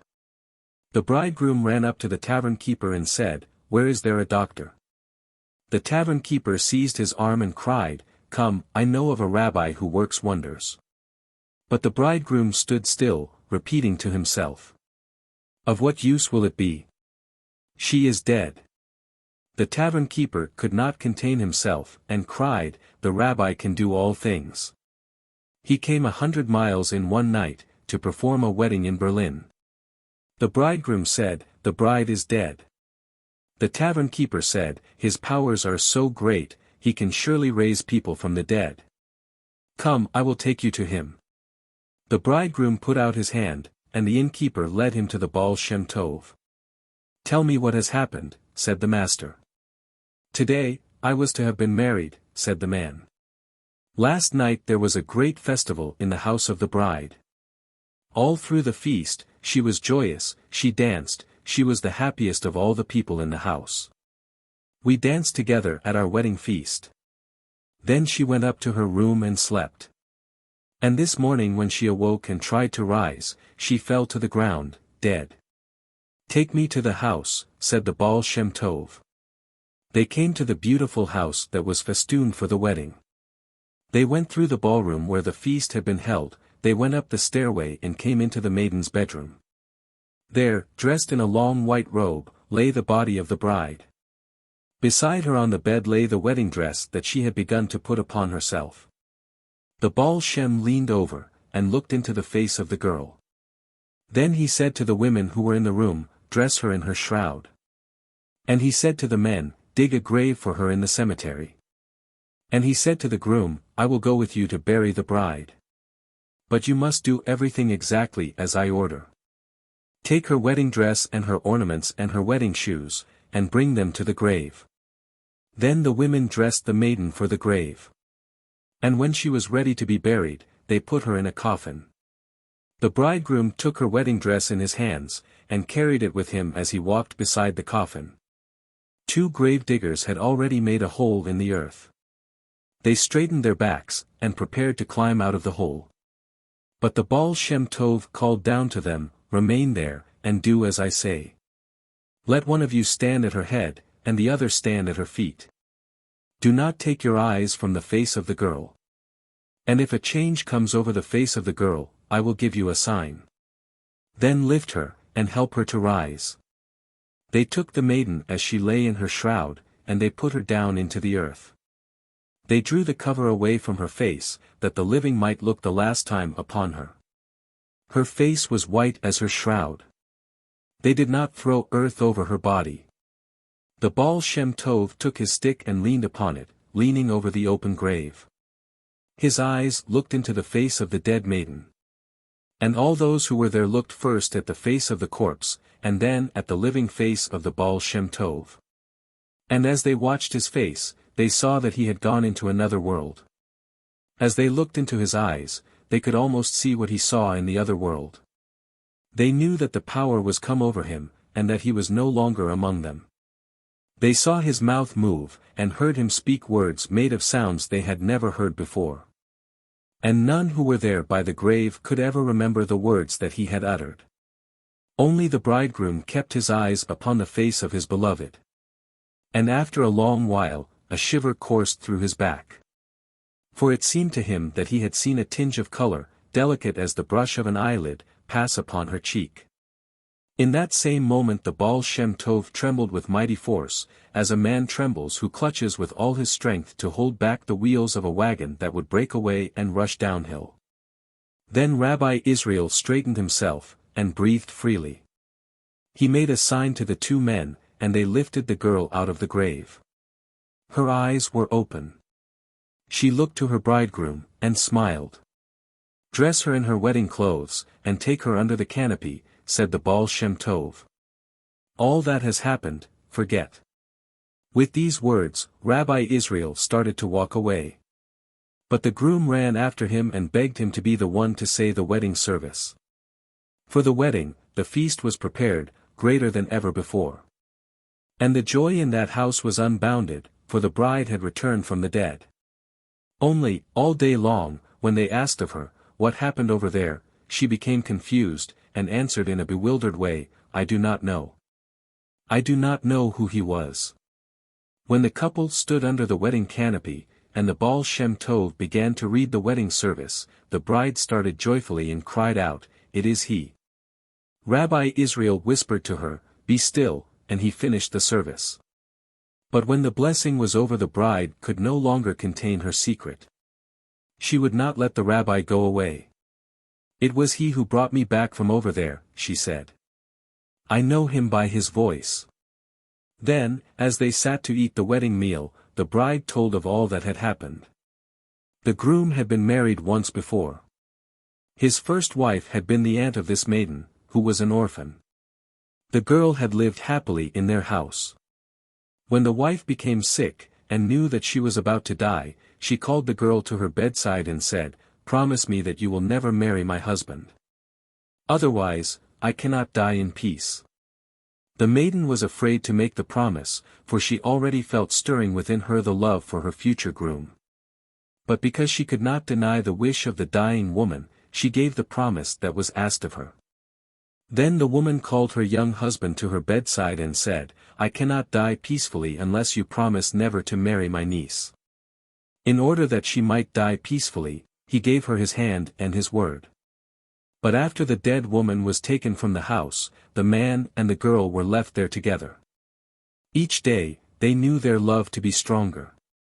At last they could no longer restrain their love, and they agreed to marry each other. On the morning of the wedding day, as the maiden arose to put on her wedding garments, the angry soul of the dead woman came into the house. She seized the soul of the girl, crying, "You have broken your sacred promise. Come with me." And before the Almighty she demanded the death of the bride. As the bride was placed in her grave, her soul went up for judgment. The souls of the two women stood for judgment together. The soul of the first wife cried, "She has taken my beloved from me." And the soul of the maiden cried, "She has taken me from my beloved." At that moment, the Baal Shem Tov came up to the court of judgment. He placed himself between the two souls. "The dead have no right on earth," he declared. "The right is with the living." He seized the soul of the girl, and drew it away from the soul of the dead woman. "The bride and groom are not guilty of wrong," he said. "The promise that they made was given against their wills. Their promise was made only to give peace to the soul of the dying woman. And now she must leave them in peace. The words of Rabbi Israel were judged to be right. And pronouncement was made, let the maiden's soul return to her body. But the dead woman would not free the soul of the girl. She clung to the girl's soul with all her might. Let her go, cried the Baal Shem Tov. And then he drew all his strength together and wrenched the soul of the maiden from the clutches of the dead woman's soul. Let her go. Can't you see that the wedding canopy is waiting? That was when the bride returned to the living, and was taken out of her grave, and dressed in her wedding garments. Rabbi Israel and the Sorcerer. The story of the terrible struggle between Rabbi Israel, master of the holy name, and the parrots who was in league with the evil one. And how Rabbi Israel conquered. Once when he was riding on a journey, Rabbi Israel passed a certain tavern. Although the sun was still strong in the sky, the Baal Shem Tov said, we will stop at this place tonight. The horses were turned around, the wagon drove into the spacious yard, the master descended and went straight into the house. It looked to be a prosperous inn serving the village of a generous parrots whose lands were fat and whose peasants drank well. Let us enter, said Rabbi Israel, and his students followed him. In the first room they saw a long table on which there stood a great many bottles of fine wine. No one was in the room. It smells of a feast, said Reb Wolf. We are just in time to celebrate a circumcision, said the master. They went into the next room. There they saw another table, covered by a fine white cloth, and on this table were plates of roasted chicken, cakes, and all sorts of delicacies. On a wide chair behind the table lay an embroidered coverlet, and linen ready for the circumcision. And there was no one in this room. In the third room they found the innkeeper, sitting beside a small coffin. The innkeeper sat with his head bowed in his great thick hands. He stared into the tiny coffin. The coffin was empty. The Baal Shem Tov said, it seems you are preparing a feast for tonight, my friend. The innkeeper sighed. Is the child your son? Said the Baal Shem Tov. The innkeeper heavily nodded his head. Your only son. My third son, and yet my only son, said the innkeeper. And with this one it will be as with the others. But this is a feast day for you, said the Baal Shem Tov. You should be merry. Let me help at the circumcision, let me be the one to hold the child on my arms while it is offered for the rite. Willingly, master, said the innkeeper, for he saw that he spoke to a holy man. It will be a great honor, he said. But his voice was without joy. He looked into the coffin, and said, twice before, I have had a son born to me. And each time, on the night of the circumcision, we found the child dead. With this one it will be as with the others. Have you any enemies? Asked the master. They are all good people about here, said the innkeeper. Do you owe your parrots money? The parrots is a fine nobleman, and very generous. Each time I have a bris, he sends me bottles of rare wine out of his own cellars, and he himself comes to the feast and watches the circumcision. See, today he has already sent many bottles of excellent wine. No, I have no enemies. If only I could have a son who would live, I would be very happy. Do not hold the circumcision tonight, said the Baal Shem Tov, but tomorrow night. Now take me to see your son. The landlord led the master up a stairway and through a hall until they came before a heavily bolted door. The innkeeper unfastened the 3 great locks that were on the door, and opened the portal. The room was dark. In the center of the darkness they saw the shape of a little old grandmother sitting rocking a wooden cradle. When she heard the people coming into the room she spread her arms frightened over the cradle. I have brought a holy man, said the innkeeper. At this the grandmother arose, allowing them to approach the child. The face of the child was covered with a prayer shawl. Why is the face of the child hidden? Said the Baal Shem Tov. That no evil eye may fall upon it, said the keeper. Then he lifted away the talith, and in the light that streamed through the cracks of the wall they saw the face of a beautiful child. He will be a learned rabbi, said the master. The hands of the innkeeper trembled, and he said, "May God grant that it be so." Then Rabbi Israel said to him, "I will tell you what to do, and you must do everything exactly as I say. Take the talith from the face of the child, though you may leave it over his breast. Take away the darkness. Put candles in the room, and keep them lighted. Then call 2 young students of the Torah, and set them to watch here by your son throughout the entire night. They must watch that the candles are not extinguished. Let the students take a sack, and hang the sack with its mouth open behind the head of the child. If anything falls into the sack, they must close and bind it quickly. One of them will watch the sack, and the other will run and call me." As the master ordered, so everything was done. The circumcision was put off until the next day. Soon night came, and all those in the tavern went to sleep. Only, in the room where the child slept many candles burned, and 2 scholars sat by the cradle, studying the Torah. Many hours passed. It was deep in the night. Then a wind seemed to come from all around them, creeping through the crevices in the walls. It made no sound, but it came into the room from all sides, chill as a moonlit stone, and the room became cold and clammy as the inside of a cave. The light sank fainting, the flames fell and struggled to rise, and fell, and grew ghostly pale. The 2 students leaped up and hovered over the cradle. With their hands they shielded the 2 candles that burned by the head of the child. And the face of the infant boy shone steadily with beauty and with wisdom. The students, bent anxiously over the cradle of the child, did not notice that a cat had come into the room. Silent, smooth as the wind, it glided about the wall. Its eyes were white, glassy, chill as ice, yet as smoke rises from ice, so lines of blue fire flowed from the eyes of the cat. The eyes shone whiter than the flames of the candles, but they were not as white as the radiant face of the sleeping infant who was already filled with the light of coming wisdom and holiness. The cat crept all around the room, turning always nearer to the child in the cradle, and its twisted way was as the path of a wind on sand. Then it came near to the cradle, behind the cradle it stood crouched ready to spring. Its glossy side sank and widened with its breathing, otherwise the cat was motionless. Cold fire came out of its eyes. The flames of the candles shrank low like backs beaten under whips. The cat sprang.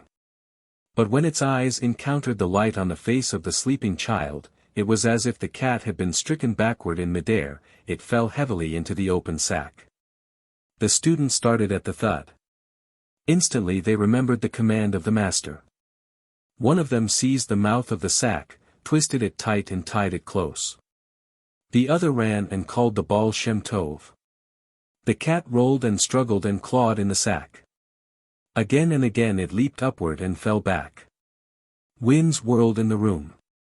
The candlelights were whipped high one instant, and shrank quivering the next.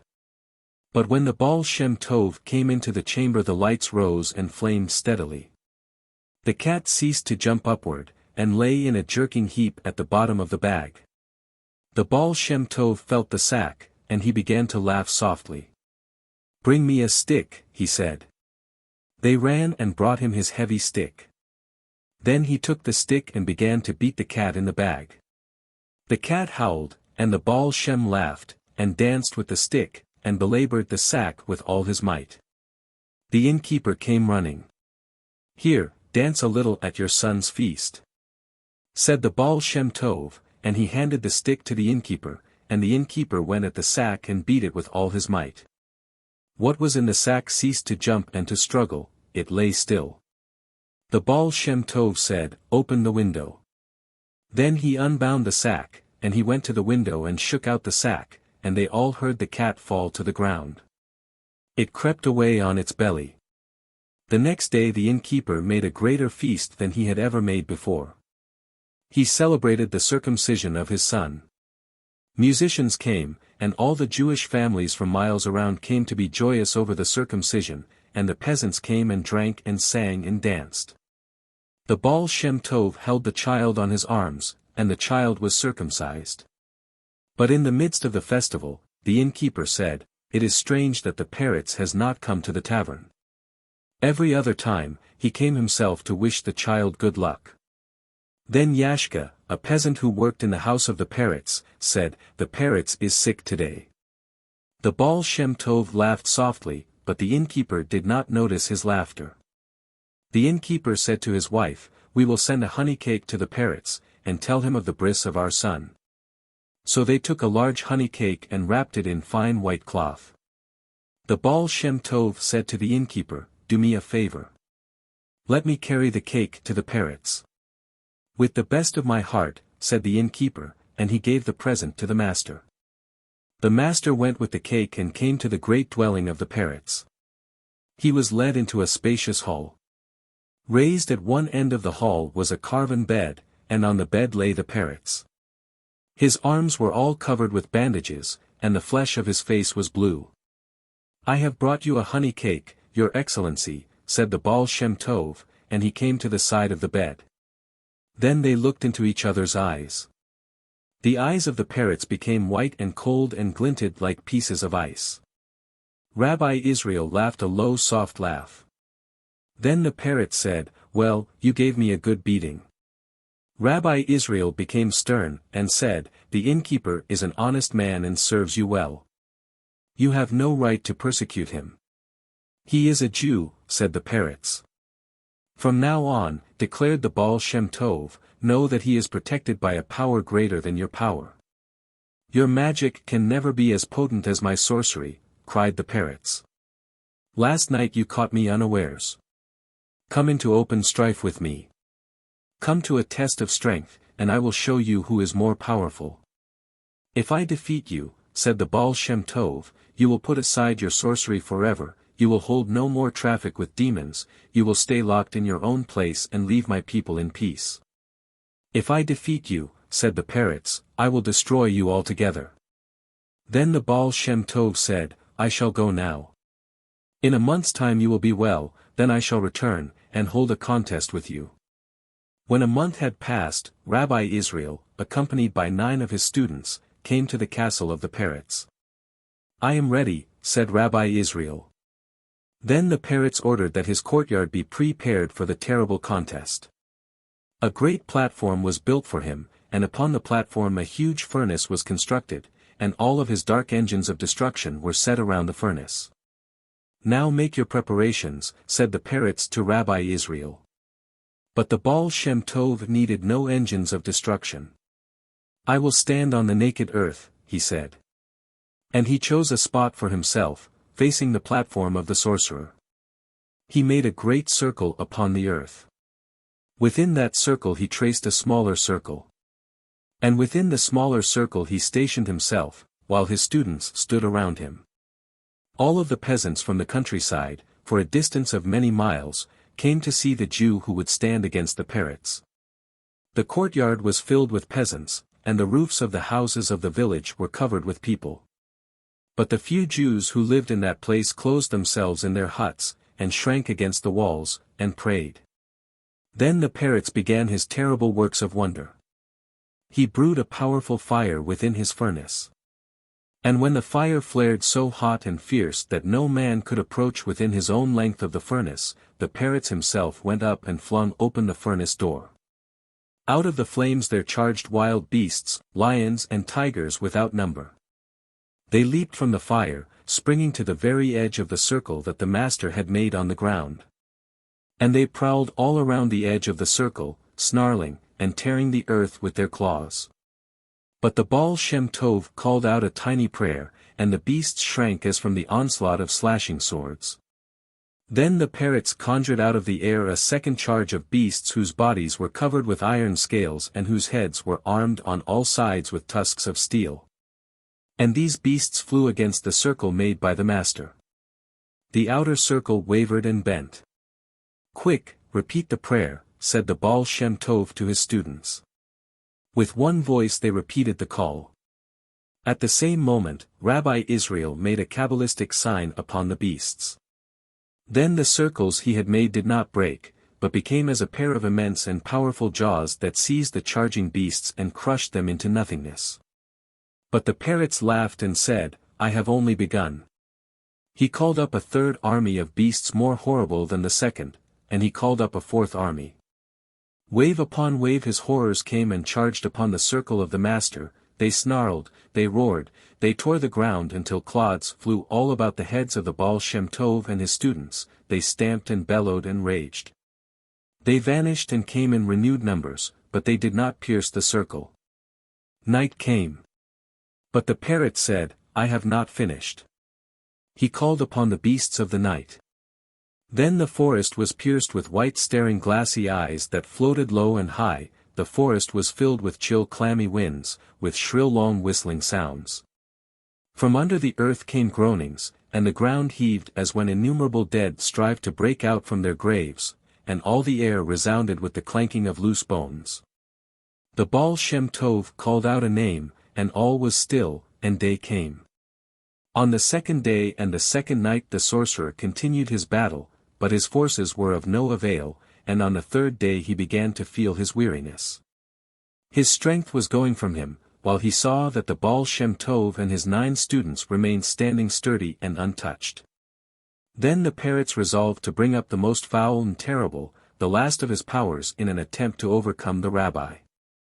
The parrots went up to his furnace, and opened the fiery door. Bring logs, he called.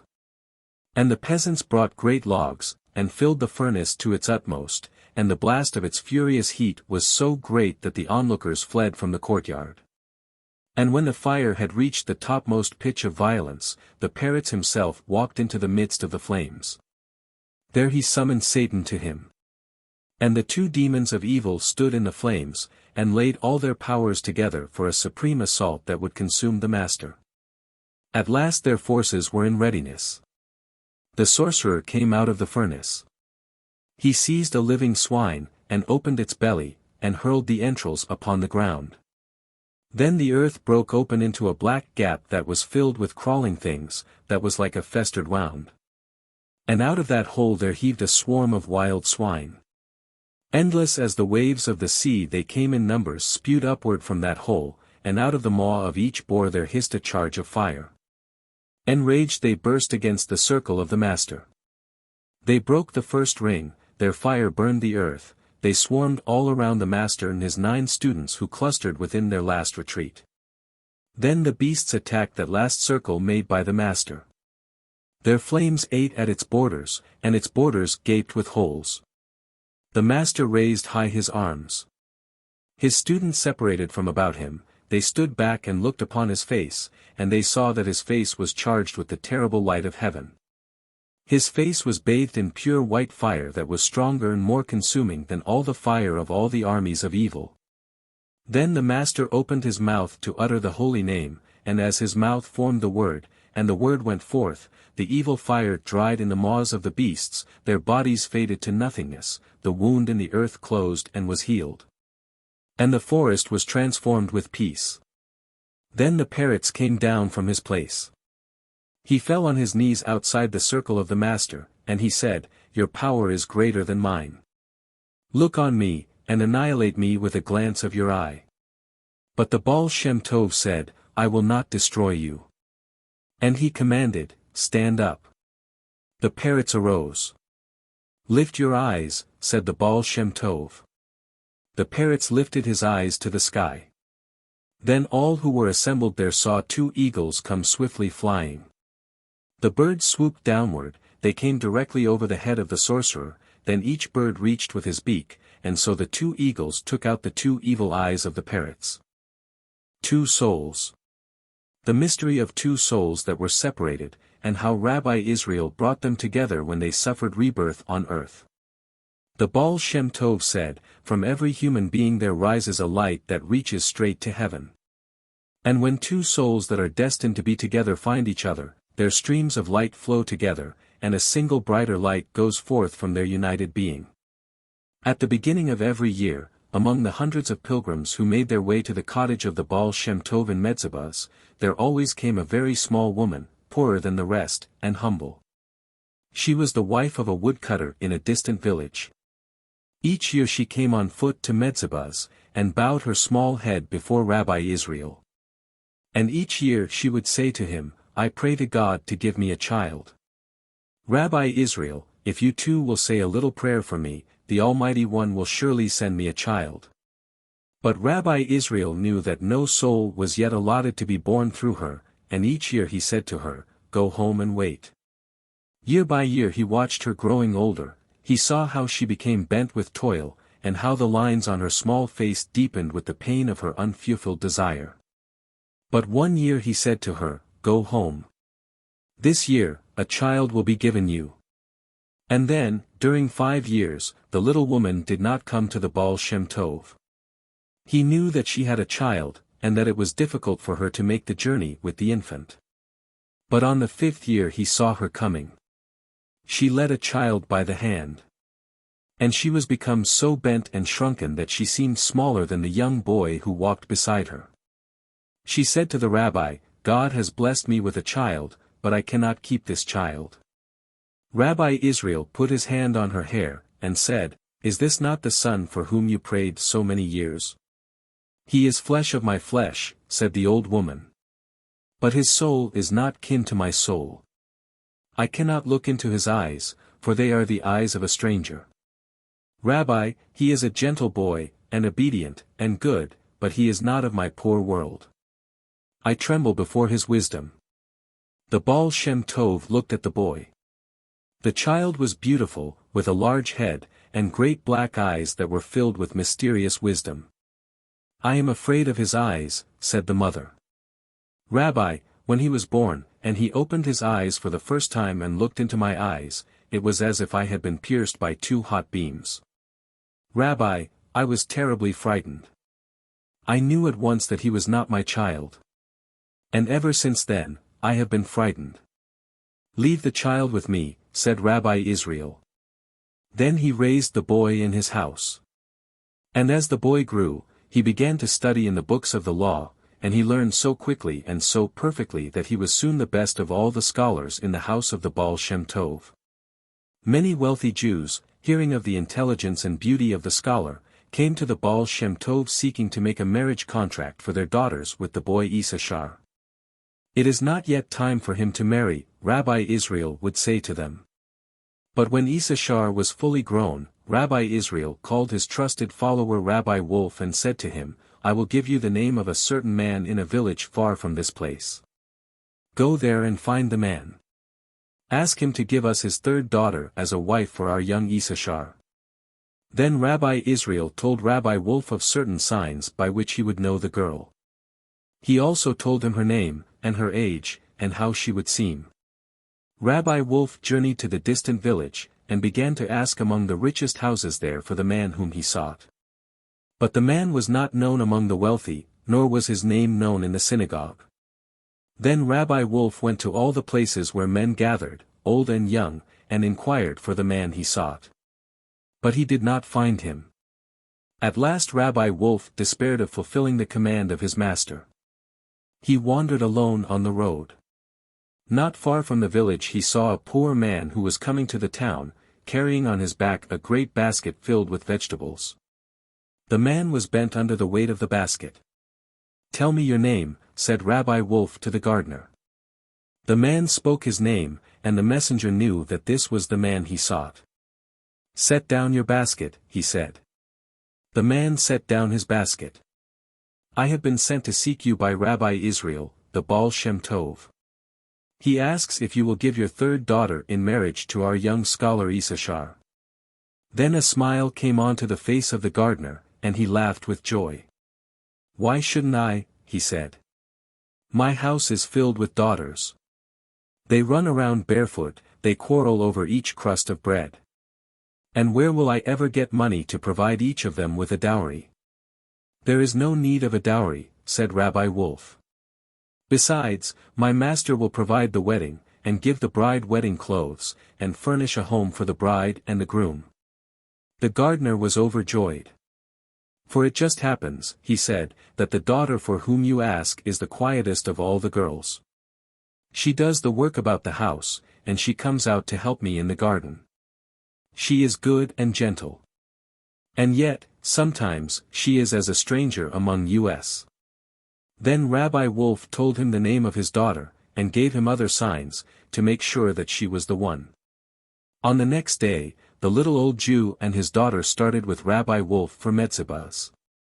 When they arrived, they were received with great honor by Rabbi Israel. The girl was given good clothes to wear, and shoes to put on her bare feet. For the wedding festival, the Baal Shem had sent to the little village where the mother and father of Issachar lived, and the aged couple had come to see the wedding of their son. And now a great feast was prepared, and the canopy was made ready. The Baal Shem Tov himself read the service of the marriage, and blessed the husband and wife. When the wedding was concluded, Rabbi Israel sat at the head of his great table. On his one side was the father of the girl, and on his other side was the mother of the boy. And the girl and the boy were there, and all of the Hasidim sat around the table. Then Rabbi Israel said, "I will tell you a story." They knew by his voice that this was no idle story he would tell, and all became quiet, and listened. The boy and the girl put their hands together, and listened. Then the Baal Shem spoke. Long ago in a distant land there was a king who passed his days in worry and his nights in torment because he had no heir. Year after year went by. He called to him every wise man and every sorcerer in his kingdom, but their wizardry was of no avail. He sent to all the corners of the earth, and brought wise men and sorcerers to his court, and they tried with all their might to force the supreme will to send down a child to the king. But none of their efforts availed. At last the most learned of the sorcerers said to the king, "I have thought of a way." The king said, "Tell me what it is, and I will do it, though I have to destroy my kingdom in its accomplishment." Then the sorcerer said, "In your land there are many Jews. These Jews have a powerful God. Send out a command forbidding the Jews to worship their God, forbidding them on pain of death to indulge in any of the practices of their religion until a son is born to the king. Afterwards, if a son is born to you, you may allow them to return to the practices of their religion. And say in your command that if any Jew is found worshipping his God while a son is not yet born to the king, he shall be put to death." The king agreed, and sent out a declaration that the Jews were forbidden to read in their holy books, or put on phylacteries, or wear the prayer shawl, or circumcise their male offspring, or to perform any of the rites of their religion. On pain of death, until a son was born to the king. Then darkness and bitterness came over all the Jews of that land. Many fled the kingdom. Others pretended obedience by day, but at night crept into houses of prayer that they had digged under the earth. They hid themselves in secret places, in graveyards, in forests, and there they worshipped their God with feverish intensity, begging that they be saved from the commands of their king. When sons were born, they might not be circumcised, for when the officers of the king found a child had been secretly circumcised, they seized the child and cut him in two with their swords. Thus many of the children of Israel were slaughtered, and the Jews of the land were filled with grief. The angels on high saw the suffering of the Jews. Then the purest choir of souls that enter the throne of the Almighty had pity on the Jews, and begged God to send the king a son. But the Almighty would not yield, or change the order of the going down of souls. At last one soul, purer than all the rest, the soul of a tzaddik who had been freed forever from earthly bonds, and who had won his place in the highest rings of heaven, came before God and said, "I offer to suffer Gilgul and take earthly form again. Let me go down and be born as a son to that king, so the Jews of his land may be free once more to worship the unutterable name." God consented.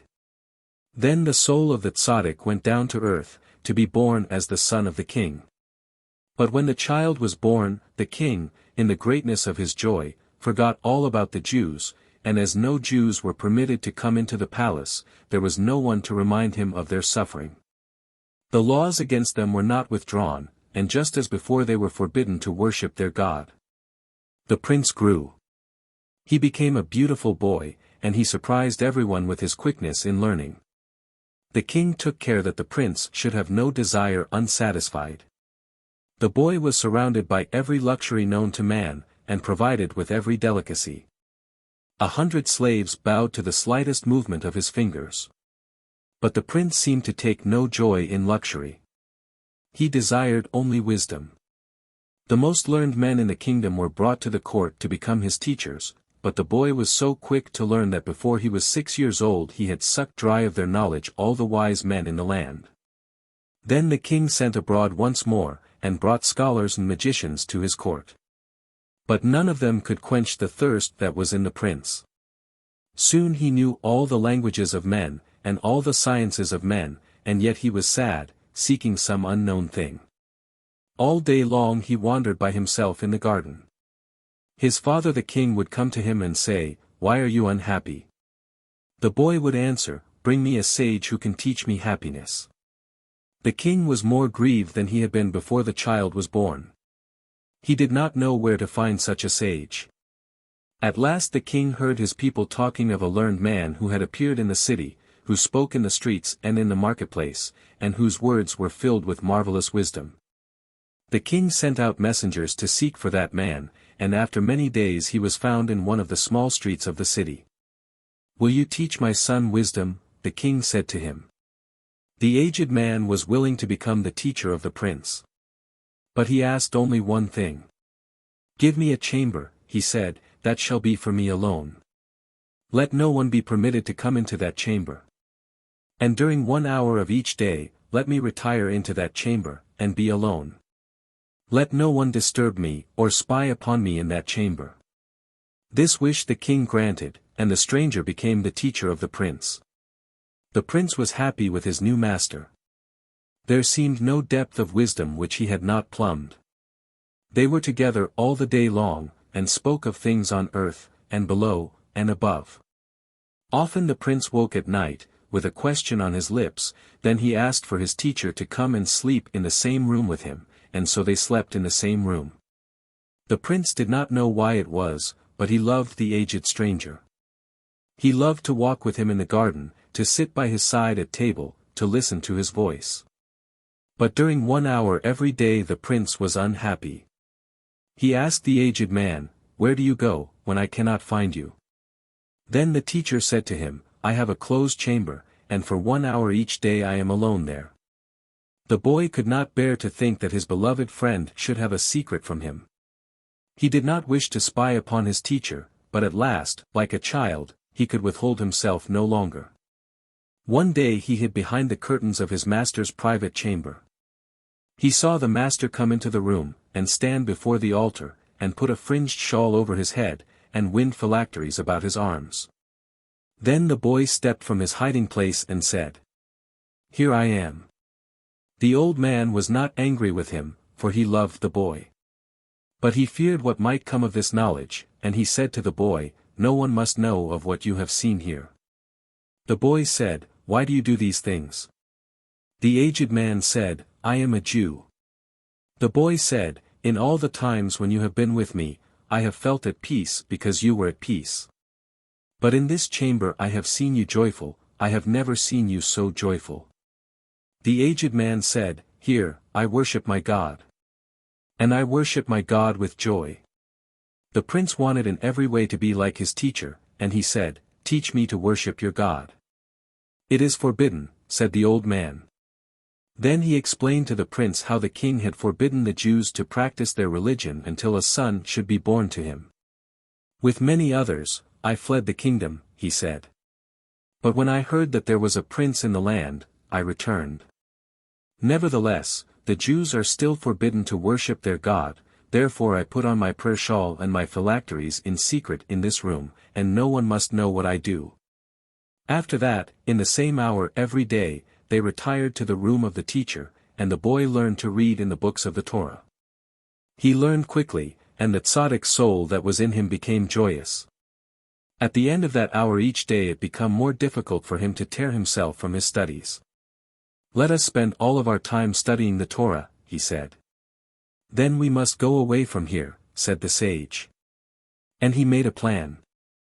"We will escape at night, and go to a far city where we may freely worship our God." In the midst of the night they wrapped their holy books in bundles, and went out of the palace and fled. The old man took the prince to a distant city where he was known and honored. There the boy grew, soon he became celebrated among the rabbis for his wisdom. "He will be a tzaddik," they said of him. But when they spoke in that way of his perfection, the boy became sad, and a vast yearning and loneliness came over his face. For he had already knocked on the innermost door of heaven, and the door had remained closed to him, while a hand had shown him the blot that was upon his soul. One day the sage took the prince to visit the chiefest of the rabbis of that city. As they came into the house of the great rabbi, his daughter saw the young prince, and her soul quivered. The prince looked on the girl, and he felt that she would be the end of his loneliness.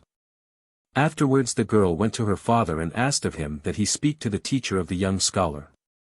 The chiefest of the rabbis came to the sage's house and said, "Your young scholar is the worthiest of the young men. Let him become the husband of my daughter." So the two children were married. So true was the love of their souls, that at the moment of their marriage a single light streamed upward to heaven, and lighted the whole world. But on the night of their marriage the boy said to his wife, "Dear one, there will be times when my soul will leave my body will lie as dead, and you will be stricken with fear. At those times you must not call anyone, nor be alarmed, but must remain sitting by my side, and wait silently until my soul returns to this body." She answered, "Beloved, I shall do as you say." So they lived together in that city, and they were happy in their love. But once, at night, the soul of the prince left his body, and was away for a very long time. The bride sat by his body, and held his hand, and waited. The hand became cold as stone. The face became white as snow. The brow shone in the pallor of death. From moment to moment she leaned her head to his heart, and she heard how the heart beat ever more faintly. The bride was frightened, she wanted to run from the house and call people to help her, but she remembered the words of her husband, and sat by his side, and waited. At last, when dawn came creeping, a flush of color returned with the first flush of light to the cheeks of her husband. Soon she felt warmth in his hand. Then she knew his soul had returned to his body. But his body was very weak, and he did not rise from the bed. "No," he said, "that this night I pierced to the highest of heavens, and stood before the unnamable presence. And I asked what would become of me. My soul was born in sin, all my youth I was raised in luxury in the palace of a king, while my people suffered. And for the youth that I passed in ignorance and in luxury, and for that I lived uncircumcised. There is a stain upon my soul, and my soul will be forever prevented of attaining perfection. Then, there is only one thing that I may do. I may consent to immediate death. Afterwards, my soul must be reborn. Of a pure but humble woman, and the first years of my life must be passed in poverty, for only in that next incarnation may I attain perfection. Beloved, I must depart from this life. Beloved, let me go." Then his wife said to him, "Only on one condition will I consent that you give yourself to death. Let me die with you. Let me be reborn when you are reborn. Let me come back to earth, and as your wife be one with you again." He said, "May it be so." They lay down to death together, and their souls went forth in the same breath. For timeless ages their souls strayed in the darkness where there is no boundary of space. And at last the soul of the boy returned to earth to be born as the son of a little old woman who lived in poverty in a woodcutter's hut on the mountain. And the soul of the girl returned to earth to be born as the daughter of a poor gardener, the father of many daughters. Then, far from each other, the two children grew. And in each child there was a sadness and a yearning for it knew not what, and each child, though gentle and good at home among its people, was as a stranger in its world. And so all the days of their childhood and youth were a seeking for they knew not what, their eyes looked with hope toward each new soul, and yet they saw into endless darkness, until they forgot what they awaited.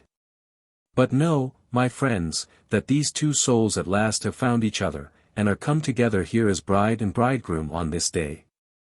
Then the master was silent. And all those who sat in the house felt a sweet joy arise within them, and they looked up with eyes that seemed to greet the wanderers of eternity, and all of their faces seemed to be lighted by a single mighty flame that rose heavenward. The Standing Sheep. Once, when the Baal Shem Tov was on a journey, Sabbath overtook him on the highway. He stopped the wagon, and went out into the field to perform the services that welcomed the coming of Sabbath, and to remain there until the Sabbath was ended. On the field, a flock of sheep were grazing. When the Baal Shem Tov raised his voice and spoke the prayers that welcomed the Sabbath as the coming of a bride, the sheep rose upon their hind legs, and lifted their heads in the air, and stood like people listening. And so they remained in rapt attention for 2 hours, all the while that the Baal Shem spoke. The mad dancers. Already the voices of opponents were raised against the Baal Shem's teaching, for many rabbis could not understand his ways. Some said of him that he dishonored the Sabbath with singing and freedom, some said that his ways and the ways of those who followed him and called themselves Hasidim were truly the ways of madmen. One of the scholars asked of the Baal Shem, "What of the learned rabbis who call this teaching false?"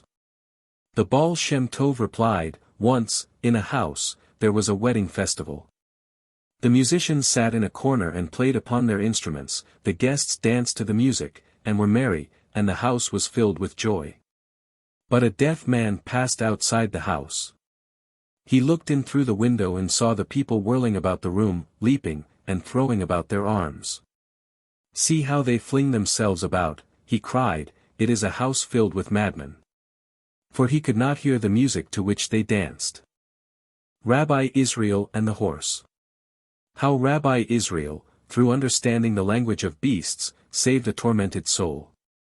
Often when he had to ride to a distant village, Rabbi Israel would stay overnight at the house of the tavern keeper, whose child he had saved from the evil eye of the parrots. Usually Rabbi Israel journeyed in his own little wagon, but it sometimes happened that he rode upon the stagecoach. The driver was named Chaim, and Chaim was fond of a drink. Just before the tavern there was a very steep hill.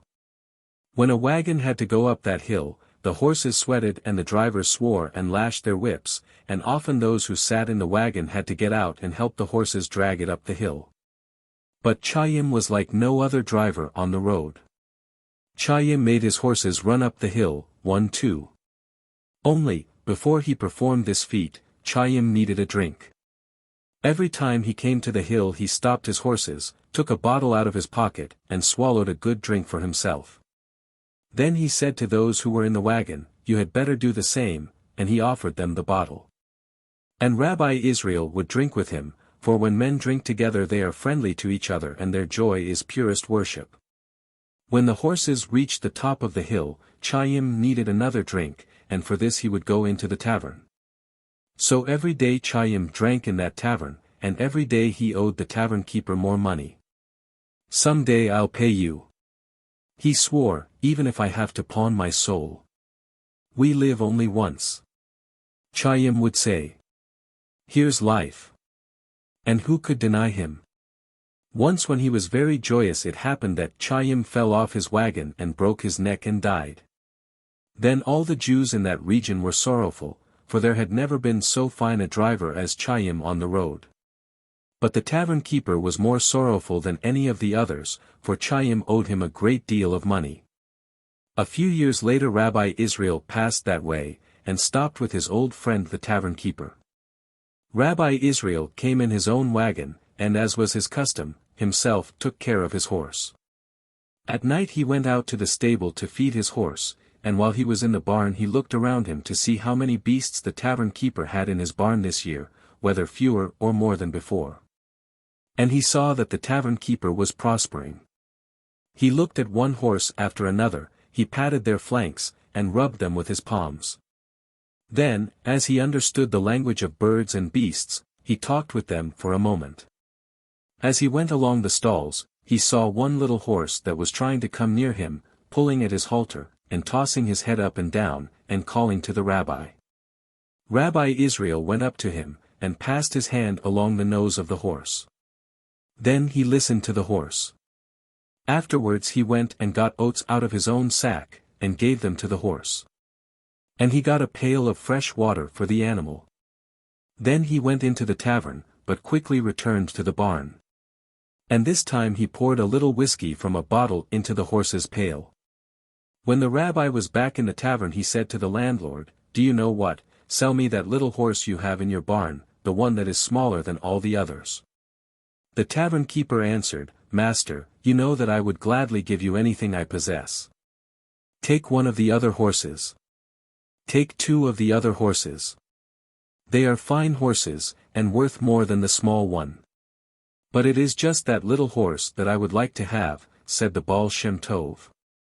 I have taken a fancy to him. Tell me, why would you rather give me two better horses, than sell me this one? It is only because of the hill, said the tavern keeper. You know the steep hill there in front of the house? He is the only horse that can pull a wagon up that hill all by himself. When he comes to that hill, he pulls like 3 horses instead of 1. Rabbi Israel softly laughed. And he said no more about the matter. But an hour afterwards, he said to the tavern keeper, Tell me, are you prospering here? With God's help, said the man. Do many people owe you money? Well, here and again they owe me money. When they can, they pay. Let me see the papers you have from those who owe you money, said the Baal Shem Tov. The tavern keeper did not understand what he could want with such things, nevertheless he went and brought the papers. The Baal Shem Tov looked at them one after another. At last he said, Will you give one of those debts over to me? Take whichever one of them you choose, said the landlord. Then Rabbi Israel took one of the papers from the bundle, and returned the others to the innkeeper. The innkeeper looked at the name on the paper the rabbi had chosen, and he laughed out loud. What do you want with this one? He said. Can't you see it is the debt of Chaim the coach driver? He has been dead for 3 years, Rabbi. You'll never get any money out of him. Nevertheless, I want you to give his debt over to me, said the rabbi. The tavern keeper handed him the piece of paper. The Baal Shem Tov took it and tore it to bits and threw it into the fire. Go and look to your little horse in the stable, said the Baal Shem Tov to the tavern keeper. The man scratched his head, because he could not understand what was happening. But he took a lantern, and he went to the stable and looked for his little horse, the one that pulled up the hill like 3 horses pulling together. The little horse lay dead. Rabbi Israel said to the tavern keeper, Do you remember, now, that Chaim swore he would pay his debt to you? When he died, his soul could not come into heaven until he had paid his debt. So his soul entered into the horse, and in order to work out his debt he labored like 3 horses together. Tonight he begged me to help him. He spoke to me, and I saw that it was time for his soul to be released. The tavern keeper marveled more than ever at the wisdom of Rabbi Israel. The Burning Tree.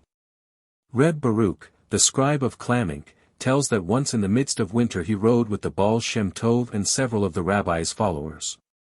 Evening came. Rabbi Israel said, Let us stop the wagon and go down and say the evening prayer. Ice was falling against their faces. Some said, It is too cold, we will freeze.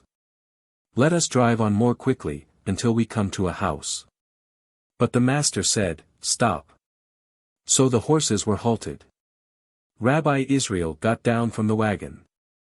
And one by one the Hasidim got down after him. They were numb with cold. They could hardly stand on their feet. Rabbi Israel went up to a tree that stood by the road. He touched the tree with his hand, and the tree burst into flame. The Hasidim came close to the tree, they formed a circle around it, and warmed themselves, and prayed the evening prayer. Then they got into the wagon and rode on.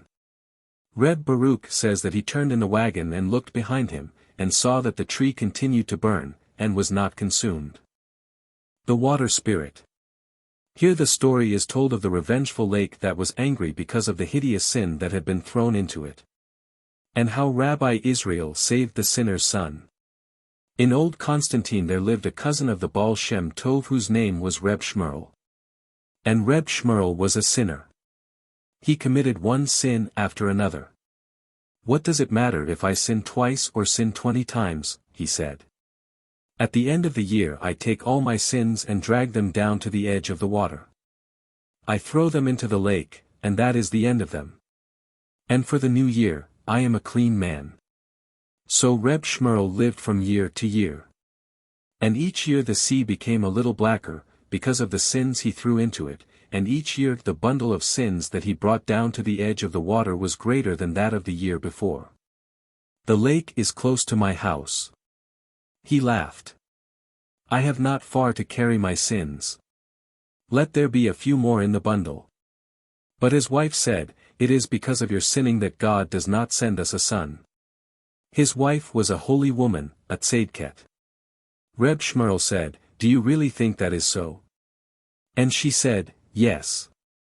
Then he said, Well, perhaps it is really so. And he thought no more about it. And that same year, he committed a sin that was uglier than all the sins he had ever made. This sin was huge and shapeless, it was like a great sponge oozing and dripping with mud. He could hardly find a place to hide it until the end of the year, when he would throw it into the lake. He put it into the basement of his house. But there, the sin seemed to grow larger, to expand, until the basement was not high enough to hold it, and the mud of the sin began to squeeze itself through all the cracks and to ooze into the rooms of the house. And to fill every corner of the house with its damp crawly smell. At last, New Year's Day came. Reb Shmuel took hold of the sin in both his arms, and by pulling with all his might managed to squeeze it through the door of the house. He got it out of the house, then he pushed and rolled it down to the lake. There, he said as it sank into the water. I'm rid of that. The sea was angrier than ever. It hissed and shook itself and heaved itself upward trying to hurl the sin back to the shore. Yet all of its rebellion was of no use, for it had been ordained when the waters were created that on New Year's they had to receive into themselves all of the sins of men, and cleanse them. So at last the lake became quiet, and set to work to cleanse the sin. But the deed of Reb Shmuel was not forgotten, the waters waited for vengeance. Reb Shmuel saw that his hair was becoming gray, and his wife had passed her best years, and still they had no children. At last he said, I will go to my cousin Rabbi Israel. They say he performs wonders for every stranger that comes to his door. As for me, I am a member of his family. He came to the Baal Shem Tov in Medzebuz and he said, Cousin, I am growing old, and I would like to have a son to live after me. Rabbi Israel talked with him for a while, and remembered Shmuel's wife, the holy tzedket. At last the master said, Go home. I can only promise you that you will have a son. But what more did I ask, said Reb Shmuel. And he began to dance with delight, but the Baal Shem shook his head. The Baal Shem Tov's promise was fulfilled. Before the year was over, Shmuel's wife gave birth to a strong and beautiful boy.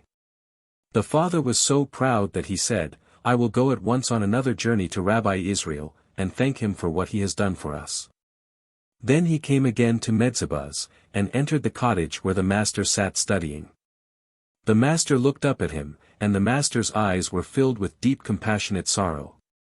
When Reb Shmuel looked into the eyes of Rabbi Israel, all his joyous words faded from his lips. He did not know why, but he wanted to weep. Suddenly he was crying like a child. Then the Baal Shem Tov said to him, Your son will grow into a strong and happy boy. But on his 13th birthday he will go into the water and drown. Reb Shmuel cried like a woman. He fell on his knees to Rabbi Israel and begged, Help me. Everyone knows that the Baal Shem Tov was not fond of weeping. But he remembered that the man's wife was a tzedket. Now he lifted up his cousin and said, The sea is angry with you because of that terrible black sin that you threw into it. There is only one way to save your son. On his 13th birthday, he must be kept away from the water. Reb Shmuel thanked him with all his heart. Reb Shmuel was filled with joy, his tears were forgotten. That is not difficult at all, he said. On his 13th birthday, I will keep him away from the water. And he was ready to run off on his way back home. But Rabbi Israel called to him and said, Do not think it is so easy to remember. You will surely forget the danger that awaits your only son. Reb Shmuel said, How could I forget? But the Baal Shem Tov, who saw even then how it would be with Reb Shmuel, said, Before you go, I will give you a sign that will help you to remember the day. When you awaken on that day, you'll begin to dress yourself, and you'll draw 2 stockings onto the left foot, and then hunt everywhere for the stocking for your right foot. Warn your household that on the day you cannot find your stocking, something terrible will happen. Reb Shmuel thanked him and returned to Constantine. And he thought, what a foolish thing the rabbi said about the stockings. So he didn't tell anyone about it. The boy grew. He was stronger than any of the other boys in old Constantine. He could run faster, and his eyes could see further, and his hands could move more quickly. As for learning, he had only to look upon a page, and he remembered it. But most of all things, he loved to swim in the water. He would dive to the very bottom of the sea, and there he would swim around, seeking beautiful stones. These he would bring home to his mother. He learned to stay under the water for many minutes. The fishes would come in and out of his hands, playing with him. As Reb Shmuel saw his son growing up so strong and big, he forgot all about the gloomy warning of the Baal Shem Tov. By the time 13 years had passed, he did not remember Rabbi Israel's prediction at all. And he prepared to celebrate the bar mitzvah of his only son with a great feast. On the morning of the boy's 13th birthday, Reb Shmuel was awakened by the heat of the sun on his face. It was hotter than it had ever been before, he thought. He felt his whole body burning as if it were inside a furnace. He began to dress himself. He felt very uncomfortable. He felt he had not slept enough. He was angry because the sun had awakened him. And his head hurt with the heat. He drew a stocking onto his left foot. And then he stopped to wipe the sweat from his body. And then, without looking what he was doing, he drew his other stocking onto his left foot. Then he looked for the stocking for his right foot, he looked among his clothes, and did not find it. He looked under the bed, and did not find it. He got up, and began to hop around the room, hunting for another stocking. He stumbled into the next room, and blundered all over the house, knocking over chairs, and hurting his knees, and falling, and balancing himself against the wall. And he muttered and cried with anger, because the day was very hot, and he could not find his other stocking. He shouted and woke his wife. "What is the matter?" she said. "Where is my other stocking?" cried Reb Shmuel. Then his wife arose, to see what was troubling him. He pointed to his leg, and muttered, "Someone has hidden my other stocking. I can't find my other stocking." The tzedket looked at her husband, and saw that he was wearing two stockings on one foot, for when he went jumping around his stockings had become loosened. "Look, Shmuel," she laughed, "you have them both on your left foot." He looked, and he saw. Then suddenly he remembered the words of Rabbi Israel. And he began to tremble. And he ran to the room where his son slept. The boy was not in his bed. Reb Shmuel ran to the door. He looked through the doorway, and saw the boy already on his way to the lake. Reb Shmuel shouted to his son, "Come back." But the boy answered, "It's hot. I want to swim in the water." "Come back," cried the father. But the boy would not come back. Then, with one foot covered and the other foot bare, Reb Shmuel began to run after his son. The boy ran swiftly. The father saw him nearing the lake. "Master, help me," cried the father. And he named the name of Rabbi Israel. Then the boy tripped over the root of an old tree. Before he could rise to his feet again, his father was at his side. "Come home with me," said the father. He led the boy to the house, and placed him in a room, and locked the door. It became very hot. The boy cried, and beat on the door. "Let me go to the lake," he screamed. "I want to go to the lake." But they would not open the door. At last he begged them only to let him out of that room, because it was so very hot in there. But they would not let him out of the room. After that, he begged them to give him a pan of water with which to cool his body, but Reb Shmuel was afraid to give him even a glass of water to drink. And after several hours the boy became worn out, and weak, and fell to the floor and slept. Many people went to bathe themselves in the sea that morning. As the sun rose higher, the lake became filled with swimmers. They laughed, and sported in the cool water. When the sun reached the middle of the sky, and blazed angrily down on the earth, then nearly every soul in Old Constantine was bathing in the lake. At exactly the hottest moment of noon a disturbance began in the water. Ripples grew in circles around a certain spot near the shore, as though a stone had been thrown into the water there. The ripples widened, and became a swirl. And out of the midst of the swirl, a hand appeared, reaching up from the water. Then a second hand appeared. The two hands rose upward, reaching. The full arms appeared, hairy with greenish seaweed. And after the arms came long floating seaweed hair. A head rose from the water, and a neck, and shoulder, and the upper part of a body, all hairy with greenish seaweed. Then the head turned slowly from one side to another, and the arms reached outward, and the eyes looked into the faces of all the bathers. The mouth moved. The voice was harsh and deep. "One is missing," it shouted angrily. And the head sank back into the sea. When the sun had gone down, and night had come, the parents opened the room where the boy lay worn out sleeping. They woke him, and gave him wine to drink and dainty things to eat, and they held the feast of his 13th birthday. The Rich Man. How Rabbi Israel saved a rich man from damnation. In Ropwitz there lived a very wealthy Jew. One day he got into his carriage and rode to Medzebuz to visit Rabbi Israel. They sat and talked of things that are in this world. But when it was time for the visit to come to an end, the rich man took a purse filled with gold and left it on the master's table. Rabbi Israel led the man to the door. There he said, "Is there nothing you wanted to ask of me?" "No," said the rich man, opening the door. "I only wanted to make a visit. I only wanted to see the rabbi of whom all the world is speaking. And I desired to leave a small present." The master looked at the bag of money, and a smile came into his eyes.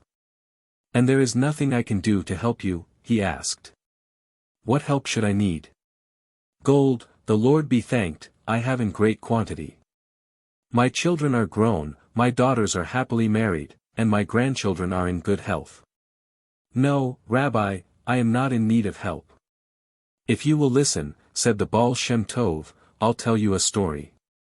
In a city not far from here, almost 100 years ago, there lived two wealthy Jewish merchants.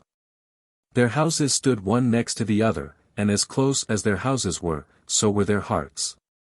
Each of these merchants had a son. The boys had been born on the same day, and they grew up together like twin brothers, sharing their lessons and their games and every gift that was given them. When the boys were 13 years old they swore eternal blood brotherhood. The time came for them to be married. The father of one of the boys found a bride for him in a city far to the west, and the young man went there to live. The father of the other boy found a wife for him in a city far to the east, and the young man went there to live. The boys were 300 miles apart. In the beginning, they wrote letters every week to each other. But as the ties of their new family lives began to grow around them, and their business affairs absorbed them, they wrote only once each month. And at last they wrote only once a year, and then they did not write at all to each other. Both of the young men did well in their business, and became very rich. But after that it happened to one of them that his affairs began to go against him.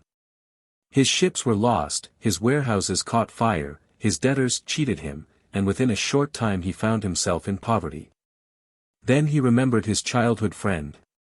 He took the last coins that were left him, to help him on his way, and he journeyed 300 miles to the city where his friend lived. He saw that the house of his friend was 2 stories high, the doors were of black mahogany, the walls were of whitest marble brought from far distant lands. He entered into the house. The walls were covered with beautiful paintings in golden frames. Soft rugs covered the floors, and all manner of costly treasures stood in every room. The master of the house came running to meet his childhood friend. He fell on his neck for joy, and hugged him to himself, and received him in every way as though he were a brother. "And tell me, how does it go with you?" he said. Then the traveler answered, "I will tell you the truth. Even the clothes that you see on me, poor as they are, do not belong to me. I am in greatest need." The rich man called his steward. "Make an account of all my possessions," he said. When the steward brought him the account, the rich man said, "Divide it into 2 parts." Then he gave half of all he possessed to his friend, and kept the other half for himself. The traveler was overjoyed. He blessed his friend many times. And he took his share of the gold, rode back to his own city, and went into business once more. This time he prospered. He became the wealthiest man in that city, and for many miles around. In order to hold all of his gold, he had built for himself a house 3 stories high, and it was built like a strong house, and surrounded by a fence of pointed irons.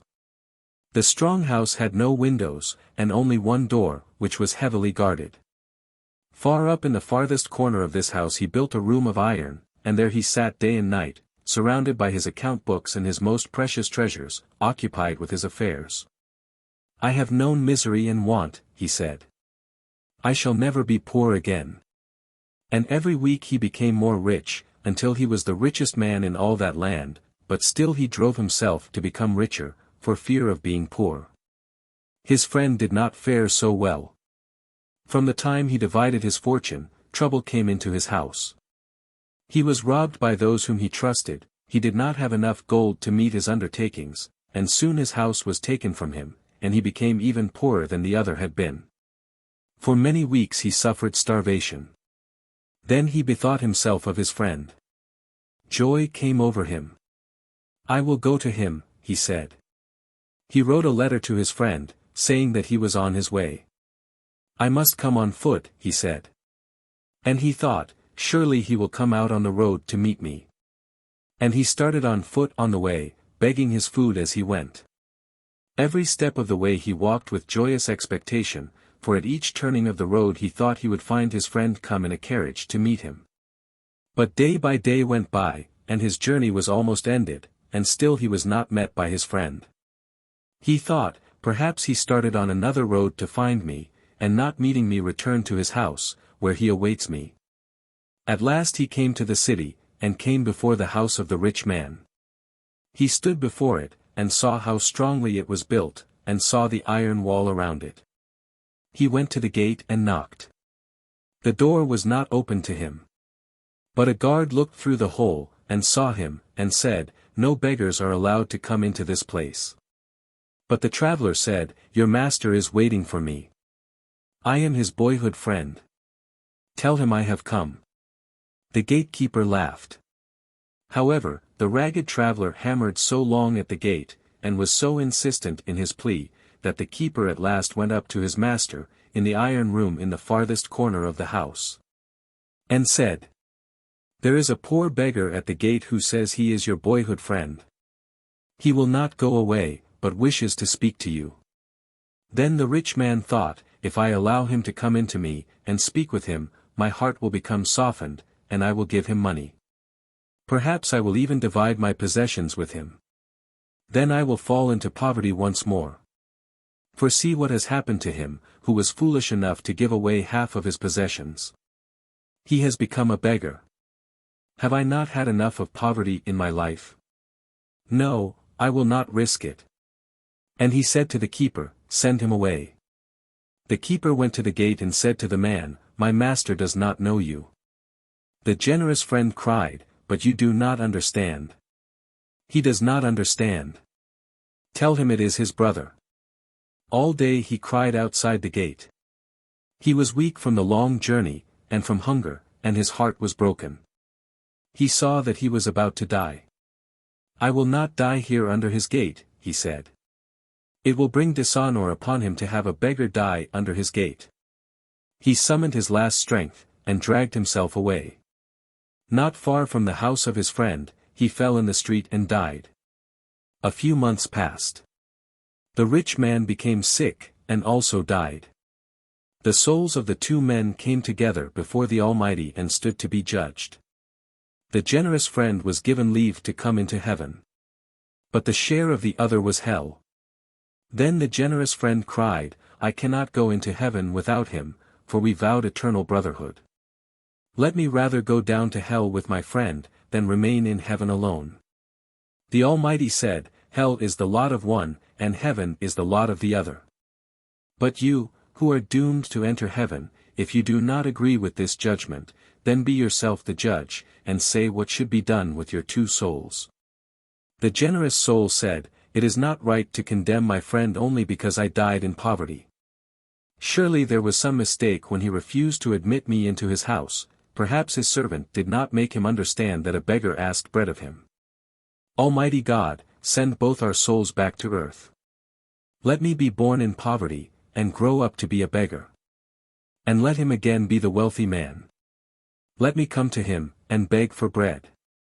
So it was ordained. They were born again, one poor, one rich, and they lived in far separate places. And when the poor boy was grown, he was a beggar on the roads.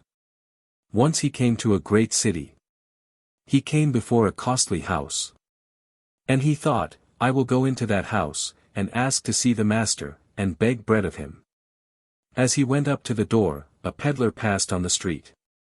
Beggar, the peddler laughed, spare yourself the trouble of knocking on that door. Everyone knows that the master of that house has never given away so much as a crumb of bread to a bird. Yet the beggar knocked. He came into a great empty room. He saw the master of the house standing in the middle of the room. He went up to him and said, I am starving. Give me a crust of bread.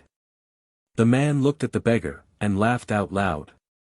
Every child in the street knows that I never give alms, he said. You are foolish to come here to beg. But the wanderer, though he did not know who he was himself, or who the rich man was, began to beg with all the passion of his soul, as though his life, here and hereafter, depended on a crust of bread from the hand of this rich man. And from no other. He fell on his knees, and his eyes were wild as with fever. Do not send me from you empty-handed, he cried. Do not let me starve. The rich man became angry. He shouted at the beggar, Go away. But the beggar would not go. Then the rich man seized him by his shoulders and lifted him to his feet. Their faces came close to each other, and for an instant they saw into each other's eyes. Give, cried the beggar, with his last breath. The rich man slapped his hand across the beggar's mouth. The beggar was already weakened by hunger, and strained by the wild passion that had taken possession of him. The cord of his life was ragged, and hung on a single thread. And the blow snapped that thread in two. The beggar fell down lifeless. The Baal Shem Tov stopped talking, for he had finished telling the story. Then he looked at his visitor and said, And have you still nothing to ask of me? The wealthy man could hardly breathe. I am that wealthy man, he gasped. Rabbi, what shall I do? Take all that you possess, said Rabbi Israel, and sell it for gold. Take all the gold with you, and go along the road. Whenever you meet a poor man, or a needy one, say to yourself that he is of your dead friend's family. Give away all the gold that you possess to the great family of poor people that your friend has left in this world, and when you have given away all that you possess, beg, and give what is given you to those more needy than yourself. Give, and love those to whom you are giving. The rich man listened to the words of Rabbi Israel. Then he went out, and left his carriage, and began walking along the road. The trial of Rabbi Gershon. Rabbi Gershon of Kuth would not believe in the power of his brother-in-law. He said, Rabbi Israel is nothing but a lime burner come out of the mountains. He couldn't even earn a living as a tavern keeper. Once he went to Medzibuz to visit his sister. And he thought, let me see the wonder-working of this brother-in-law of mine. So he remained over the Sabbath. On Friday afternoon, he saw Rabbi Israel prepare for the Mincha prayer. But it is still very early, said Rabbi Gershon. Nevertheless, the master began to pray. And when Rabbi Israel came to say the benedictions, he remained standing motionless on his feet for 4 whole hours. Perspiration was upon his forehead, and his face was in an agony of labor. But at last he made an end to his prayer. Why did you take 4 hours to say the benedictions? Asked Rabbi Gershon. Stay until next Sabbath, said Rabbi Israel, and I shall teach you how to say the benedictions as I say them. Now, the truth was that when the master said the benedictions on the eve of Sabbath, he first uttered the word of the will, that sundered the bonds of all dead and living souls. Then myriads of dead souls came rushing toward him out of their eternal wandering in nothingness, and begged him to put them in his prayers, so that his prayers might at last carry them into heaven. When he uttered the words, "Quicken the dead," he was always surrounded by these innumerable exiled souls, and it was the labor of carrying these souls into heaven that occupied him for so many hours. But at this labor he worked unceasingly, lifting the dead souls onto the wings of his powerful prayers, and sending them into heaven, until he heard the daughter of the voice call, "Holy! Holy!" Then he knew that no more souls could be admitted into heaven on that day, and he made an end to his prayer. On the following Friday afternoon, the Baal Shem Tov said to his brother-in-law Rabbi Gershon, "I will tell you a word to utter before you begin the Mincha prayer. Then you will understand why I remained so many hours over the benedictions." And he whispered the secret word of the will to Rabbi Gershon. Rabbi Gershon repeated the word, and began to say Mincha. But Rabbi Israel himself did not begin to pray. He stood and toyed with his tobacco pouch, and fingered the alms box, and waited. He waited until Rabbi Gershon came to the words, "Quicken the dead." And in that instant there came a terrible rush of souls, thousands upon thousands of dead souls came flying, to crowd weeping and shrieking and begging around the praying Rabbi Gershon. And Rabbi Gershon fainted with fright. When the Baal Shem Tov had taken care of his brother-in-law, he set himself to say the benedictions, and helped those thousands of souls into heaven. Rabbi Gershon wanted to become greater than his brother-in-law. In Eretz Israel, at that time, there lived the celebrated Rabbi Chaim ben Adar, who was known as Or HaChaim, which means the living light. There is a power that is even beyond the power of the word. And that furthest power consists of two that are one. It is the power of chaos and creation, it is the power of eternity within the instant. And half of that power was in the Or HaChaim, while the other half of that power was in the Baal Shem Tov. The soul of Rabbi Chaim ben Adar was the complement of the soul of Rabbi Israel ben Elazar. The soul of Rabbi Israel was affirmation, and the soul of Rabbi Chaim was negation. If these two souls would be united, the beginning and the end would become one. Rabbi Gershon went to Eretz Yisrael, to become the disciple of the Or HaChaim. Rabbi Gershon spoke to the Or HaChaim of his brother-in-law. He said, "My brother-in-law Rabbi Israel believes he walks in heaven." The Or HaChaim knew of the power of Rabbi Israel. For in their goings up to heaven, both of them had sat in the highest regions where Rabbi Hillel propounds the Torah to the elect of all souls. And the Or HaChaim, who was the end, knew of the fate of Rabbi Israel. The Or HaChaim said to Rabbi Gershon, "Ask of your brother-in-law whether he can see every part of himself when he walks in heaven." Rabbi Gershon thought, "See how the Or HaChaim makes fun of my brother-in-law." And he wrote in a letter to Rabbi Israel, "The Or HaChaim asks whether you can see yourself from head to foot when you walk in heaven." But this letter was long in reaching the Baal Shem Tov. Rabbi Israel's daughter. The Baal Shem's daughter Yudel was a grown girl. She said to him, "Father, when shall I know my husband?" Rabbi Israel loved his daughter, he stroked her hair. She said, "Father, shall I be a mother of children?" Rabbi Israel told her, "Your husband is hidden among the scholars who come here to me. You must wait until a sign points him out to you." On Simchas Torah, the feast of the law, there was joyous dancing in the house of the Baal Shem Tov.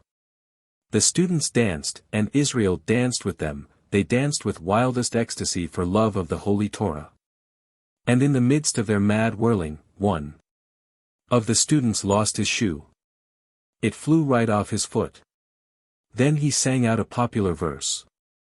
"A maiden will put the shoe on my foot. A mother will rock the babe in her cradle." Just then Rabbi Israel cried to his daughter, Yudel.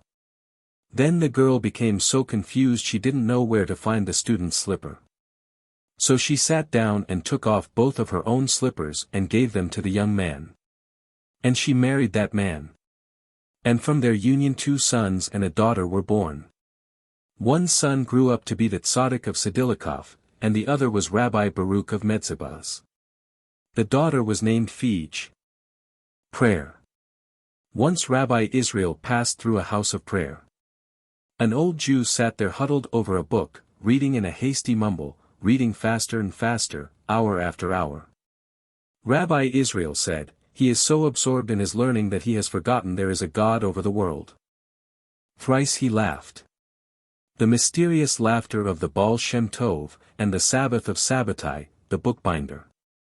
The meal of Sabbath Eve was ready upon the table. Rabbi Israel's head was sunken, and anxiety was deep upon his face. His scholars, seated about the long table, were silent. The Baal Shem arose and began to speak the blessing over the wine. He lifted his glass. And all at once a golden shine of joy spread over his cheeks and eyes. He raised his glass, threw back his head, and broke forth in merry laughter. He laughed until he had to wipe bright tears from his eyes. The scholars could not understand what might have caused the rabbi's laughter. They looked one to another, they looked at the rabbi, they looked all about the room. But everything was as always. The candles burned, casting their shine upon the long white tablecloth, and upon the plates that bore the Sabbath meal, and upon the cups of Sabbath wine. The master had ceased laughing. But all the sadness was gone from his face. He drank his wine, and sat cheerily to his meal. He began to eat of the fish. Suddenly he set down his hand. His eyes looked far away. And again he broke out into laughter. During the entire Sabbath, it was the custom of the scholars never to ask questions of the Baal Shem Tov. Therefore they could not ask him the cause of his strange and sudden joy. They ate, and looked one to the other, and wondered. And when Rabbi Israel was eating soup, he broke out for the third time into laughter. And this time he laughed with the easy contentment of a father watching his children at play. That night, and all through the Sabbath, the students gathered in groups and discussed the rabbi's laughter. 3 times he had laughed. And they sought in the Torah for explanation of his joy. But they could find no certain answer. It was the custom of Rabbi Israel in the evening after the outgoing of Sabbath to receive one of the scholars into his cabin, and to answer any question that might have arisen among the disciples during the day of rest. As evening came, the scholars all gathered together, and chose Rabbi Wolf from among themselves to go to the master and ask why he had broken out 3 times into laughter during the Sabbath meal. Rabbi Wolf went to the hut in the forest, to which the Baal Shem Tov often withdrew for solitary contemplation. Rabbi Wolf knocked, and entered. Rabbi Israel asked, smiling, "What questions have the scholars today?" "They would like to know," said Rabbi Wolf, "why the master laughed 3 times during the meal on the eve of Sabbath." "Come," said the Baal Shem Tov, "we will get into the wagon and ride, and perhaps you will find out the answer to your question." Often, on the evening after Sabbath, Rabbi Israel and his students would get into his wagon, and ride on the country roads. Now they harnessed the horses, and all of the scholars got into the wagon, and all were silent. The night was soft, it was pleasant. The Baal Shem left the reins lying loosely over his knees. The horses ambled down a forgotten lane. And the Baal Shem hummed to himself, and soon all of the Hasidim were humming. So they rode hour after hour, and instead of turning back they rode onward, and they rode all through the night. On Sunday morning they found themselves in a village which they had never before seen. Rabbi Israel halted the wagon in front of a tiny synagogue. He got down, and called the shamash. Soon it was known among all the Jews in the village that the great Rabbi Israel, the Baal Shem Tov, was come among them. Men and women hastened to the marketplace, and mothers ran carrying their children to the rabbi for his blessing, while childless women sought the touch of his hand. When a great many people had assembled, he said, "Are all the Jews of the village here?" The head of the congregation looked from one to the other and said, "All." But Rabbi Israel looked among them as though he sought for someone. And at last he said, "Where is Sabbatai, the bookbinder?" The shamash ran at once to call the aged Sabbatai. In a moment the shamash returned, followed by a small, gray-haired man, whose blue eyes shone clearly in a mild face. "Let his wife also be called," said Rabbi Israel. Then Sabbatai hurried and fetched his wife. When the two of them were there, Rabbi Israel asked them to stand in the center of the marketplace. On one side of them were all the Jews of the town. And on the other side were Rabbi Israel's scholars. "Now," said the master, "tell me, Sabbatai, exactly what you did on last Sabbath Eve. But tell me everything, and do not be ashamed, or afraid to speak." "Master," said Sabbatai, "I shall indeed tell you everything that happened to me, and what I did, and if it is God's will that I be punished, I am ready to accept his punishment, asking no more than to serve him." Then the aged bookbinder told his story. "You must know that since my youth I have lived in this village and practiced my craft as a bookbinder. In those early years, when I was filled with vigor, I was able to manage a thriving business, and I lived on all that was best in the world. My little wife and I loved to dress well and to have good things to eat, and this we permitted ourselves, for as long as I had enough work to do there was no lack of money. Perhaps we were even somewhat extravagant in buying costly clothing, but my wife was the prettiest girl in the village, and I wanted to see her clothed as became her beauty. And when we drove to the neighboring villages, I too had to be dressed in a way that would not put her to shame. So it happened that we spent all the money that I earned, never putting away anything for later years. With all that, we led honest and observant lives.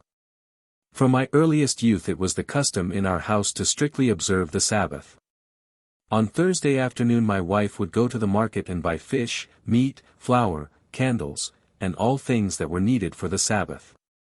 On Friday morning at 10 o'clock I would put aside my work, close my shop, and go to the synagogue. There I would remain until night fell, when I would go home to the Sabbath meal. Coming toward the house, I would see the lighted candles shining through the window, and I would know that everything was well in my house. But during these last years, the weakness of old age has come upon me. I have no sons to help me. And it seems that, little by little, the world is forgetting me. I no longer receive much work from the neighboring villages. And as I am not as vigorous as I was in my youth, I cannot go out to seek more work. Therefore it goes hard with me these years. There have been days when we did not have a penny for buying bread. On those days, we fasted. For I said to my wife, the people among whom we live are kind-hearted and charitable, and they would be generous toward us if they knew of our plight. But I have lived all my life without asking help of anyone but God, and so I would finish my days. Last Thursday, when my wife was ready to go out to the market, she saw that there was no money in the house, and no food, not even a bit of flour dust to bake into bread. She came to me and asked me what money I had, but I had earned nothing at all that day. "Perhaps by tomorrow morning," I said, "some work will come into the shop."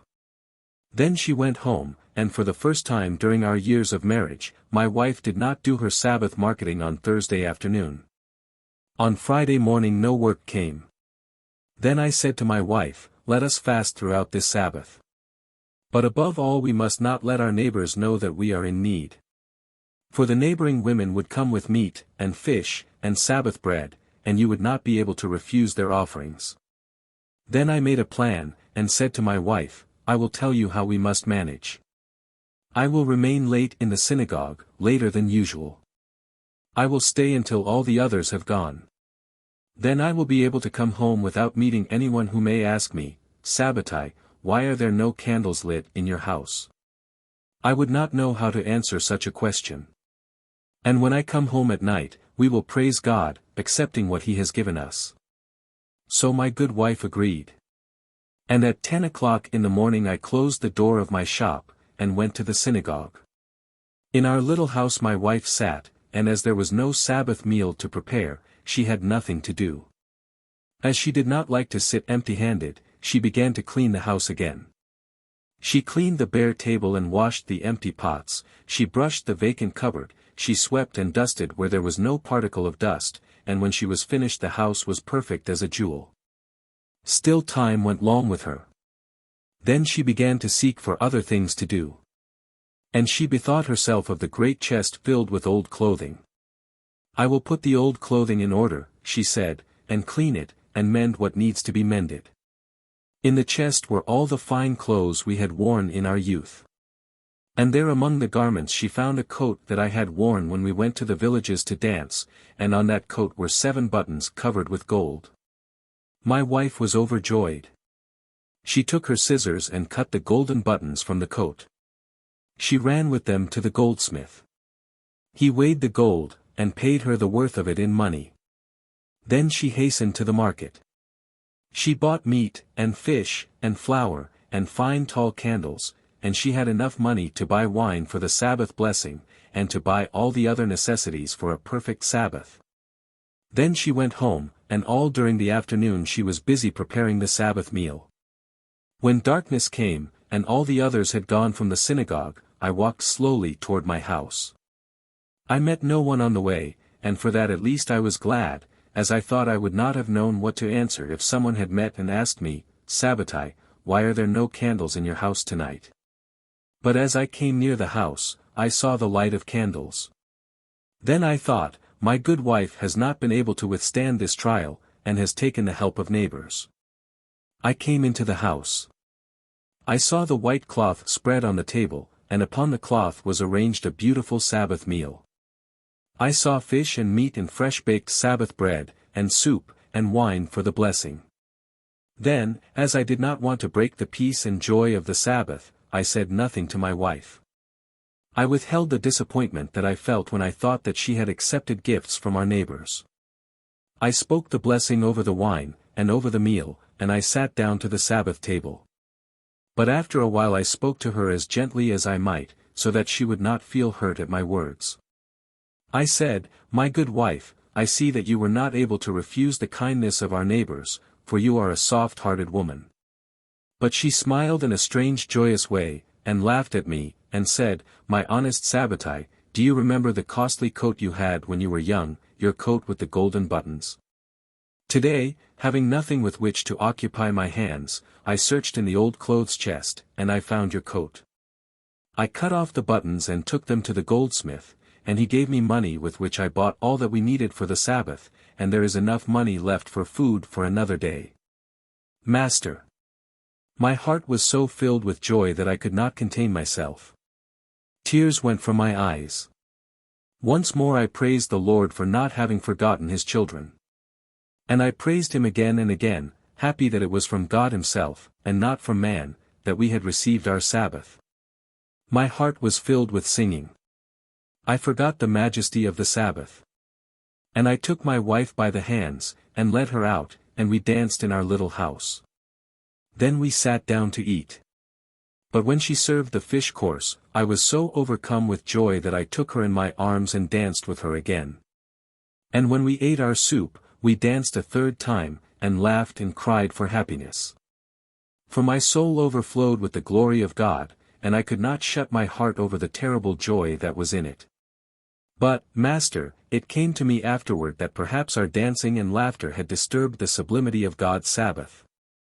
And if we have sinned in such a way, and you have come here to find us out, then speak a full punishment over me and my wife, and we will accept it, and do all that remains in our power to fulfill the punishment that you put upon us. And come once more into the grace of God." So spoke the bookbinder, Sabbatai, while his wife stood by his side. Then Rabbi Israel said to his scholars, and to all who were assembled there, "Know, that all the hierarchy of heaven sang, and laughed, and was joyful, and danced hand in hand with this aged man and his wife when they were happy on Sabbath eve. And there was a golden joy spread all through paradise, and joy filled the eternal heart. And for the 3 times you heard my laughter, my friends, I was here with them when they went out 3 times to dance, and I danced, and I sang with them." The Burning of the Torah. Here is the tale of the terrific struggle between the Baal Shem Tov and the enemy, who by foul trickery sought to have the Torah taken away from the Jews. Then the enemy, tormented as he saw Rabbi Israel doing good on earth, schemed to overcome the Master. He called all the angels of darkness into conclave about him and said, "This is my plan. I will station dark angels on all the roads that lead to heaven.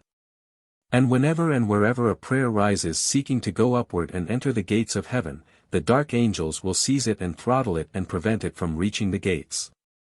Those prayers that have already wandered many years in limbo, they as well as the new prayers shall be prevented from arriving. And thus, no prayers will come before the throne. When many days shall have passed with not a single prayer attaining the throne, I will go up to God and say to him, Look, how your people have deserted you. They no longer send prayers up to you. Even your favorite among the puppets, your devoted Rabbi Israel, has ceased to worship you. Take back your wisdom from Rabbi Israel, and deprive his people of your Torah. This was the plan of Satan. At once his ministers of evil crept out upon all the roads that led to heaven. No turning point, no bypath was left unguarded. Silent, and invisible, they lay in wait. Before the gates of heaven, a great army of them were in ambush. No prayer could pass. As the prayers came upward, the angels seized them from behind, and leaped upon them, and throttled them. They could not kill the prayers, but flung them sidewards into chaos. All space was filled with the whimpering and moaning of wounded prayers that stumbled in search of their way. But every Friday, the prayers came forward in such swarms that all the angels of evil were not numerous enough to stop them. Then many prayers escaped along the roads, and made their way to the gates of heaven. But here, the army that lay in wait before the gates of heaven stopped them, and did not allow them to enter. Thus, weeks went by, and no prayers came up to the throne. Then Satan went to God and said, Take away the Torah from the Jews. God said, Give them until the Day of Atonement. But Satan was impatient. Send out the command at once, he said. Though it be not done until the Day of Atonement. God gave the terrible command. Then, on earth, the archbishop issued a proclamation to all his bishops. In 10 days' time, he said, Seize all of the Hebrew books of learning. Go among the Jews and take their Torah out of their synagogues and out of their houses. Heap the books into pyres, and burn them. The bishop of Kamenets-Podolsky was the most zealous to follow the commands of the archbishop. He sent his servants into all the houses of the Jews. The bishop of Lemberg was also zealous. And all of the bishops did as they had been commanded to do. The 10th day would be the Day of Atonement.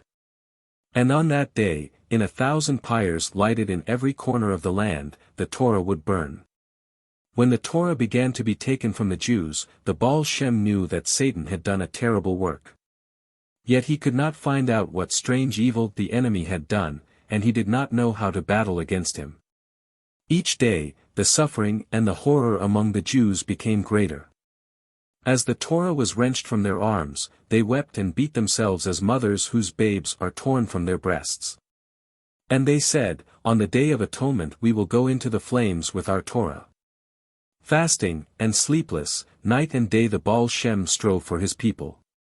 Day and night he sent mighty prayers heavenward, they rose colossal on powerful wings and shot upward with incredible speed.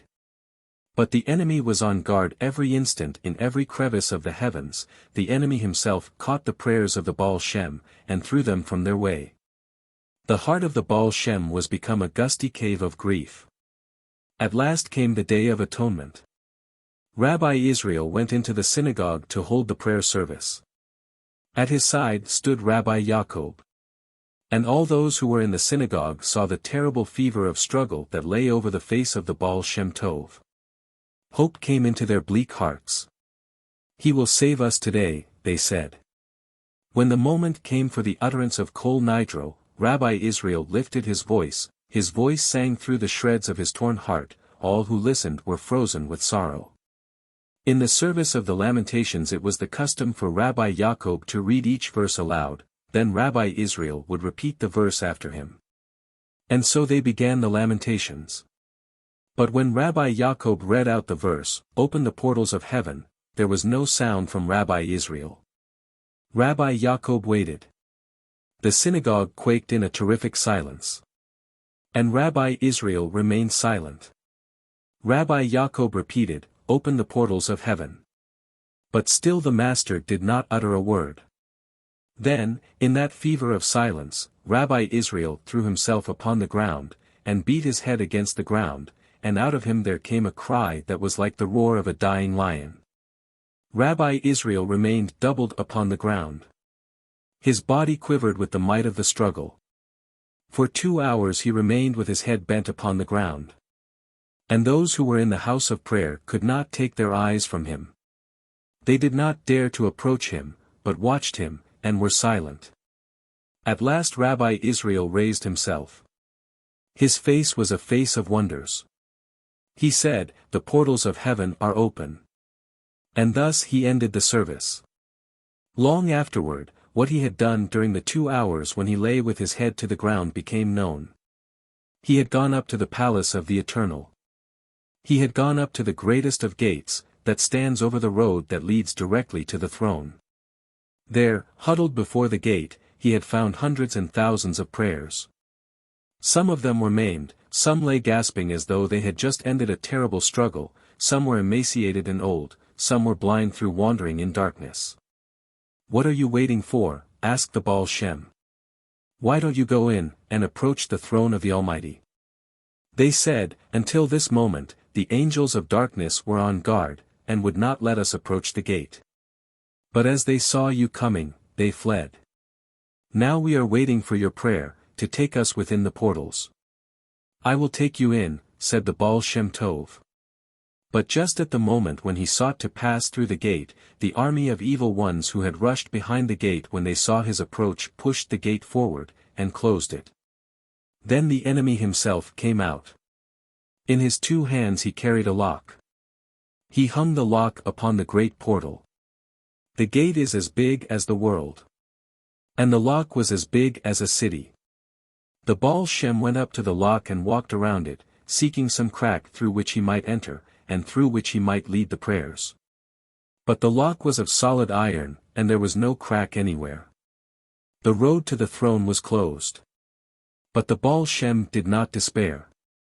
It is known that for each of us on earth there lives a being in heaven. And that being is exactly as we are. Into that nether region of heaven the way was open. Then Rabbi Israel went in there, and sought out his counterpart, who was the Rabbi Israel of heaven. And Rabbi Israel of the earth said to him, "What shall I do, to bring the prayers before the name?" Rabbi Israel of heaven said, "There is only one thing to do. Let us go to the palace of Messiah." They came to the palace where Messiah sits awaiting the day when he may go down to earth. And as soon as the Baal Shem entered, Messiah cried out to him, "Be joyous. I will help you." And he gave the Baal Shem a token.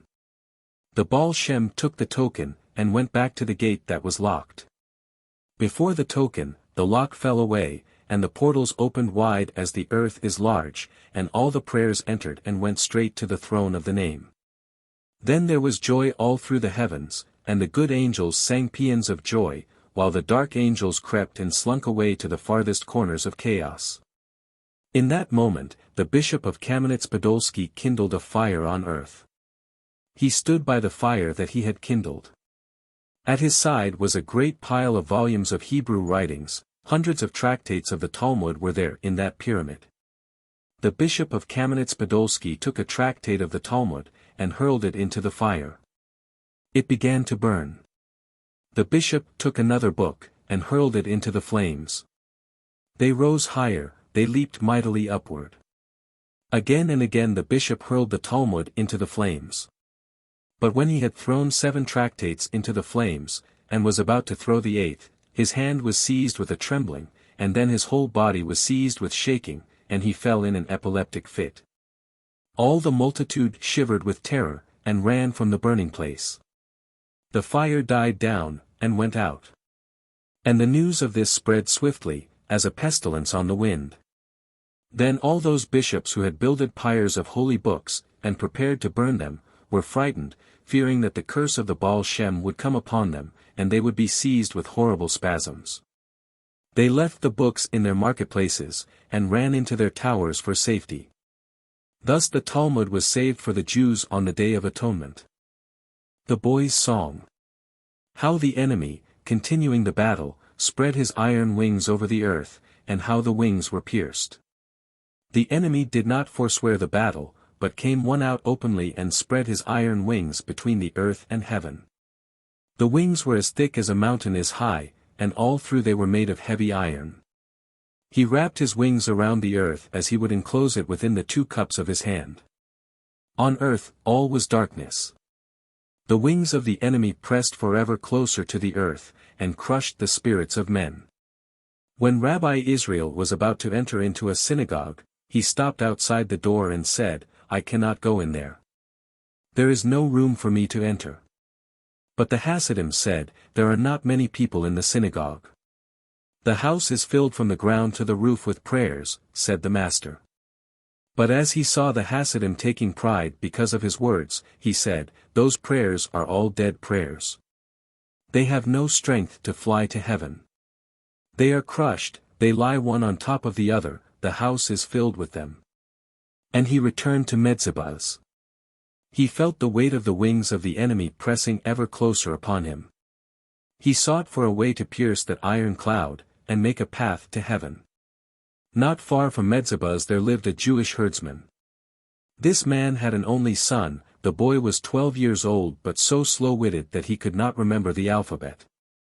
For several years the Jew had sent his son to the cheder, but as the boy could not remember anything, the father ceased to send him to the school, and instead sent him into the fields to mind the cows. The boy took a reed and made himself a flute, and sat all day long in the grass, playing upon his flute.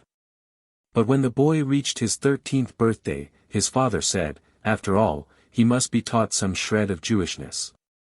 So he said to the lad, "Come, we will go to the synagogue for the holidays."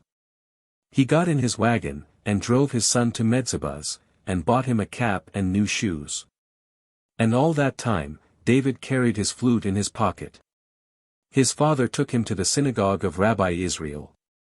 They sat together among the other men. The boy was very still. Then the moment came for the prayer of Musaf to be said. David saw the men all about him raise their little books, and read out of them in praying, singing voices. He saw his father do as the other men did. Then David pulled at his father's arm. "Father," he said, "I too want to sing. I have my flute in my pocket. I'll take it out, and sing." But his father caught his hand. "Be still," he whispered. "Do you want to make the rabbi angry? Be still." David sat quietly on the bench. Until the prayer of Mincha, he did not move. But when the men arose to repeat the Mincha prayer, the boy also arose. "Father," he said, "I too want to sing." His father whispered quickly, "Where have you got your fife?" "Here in my pocket."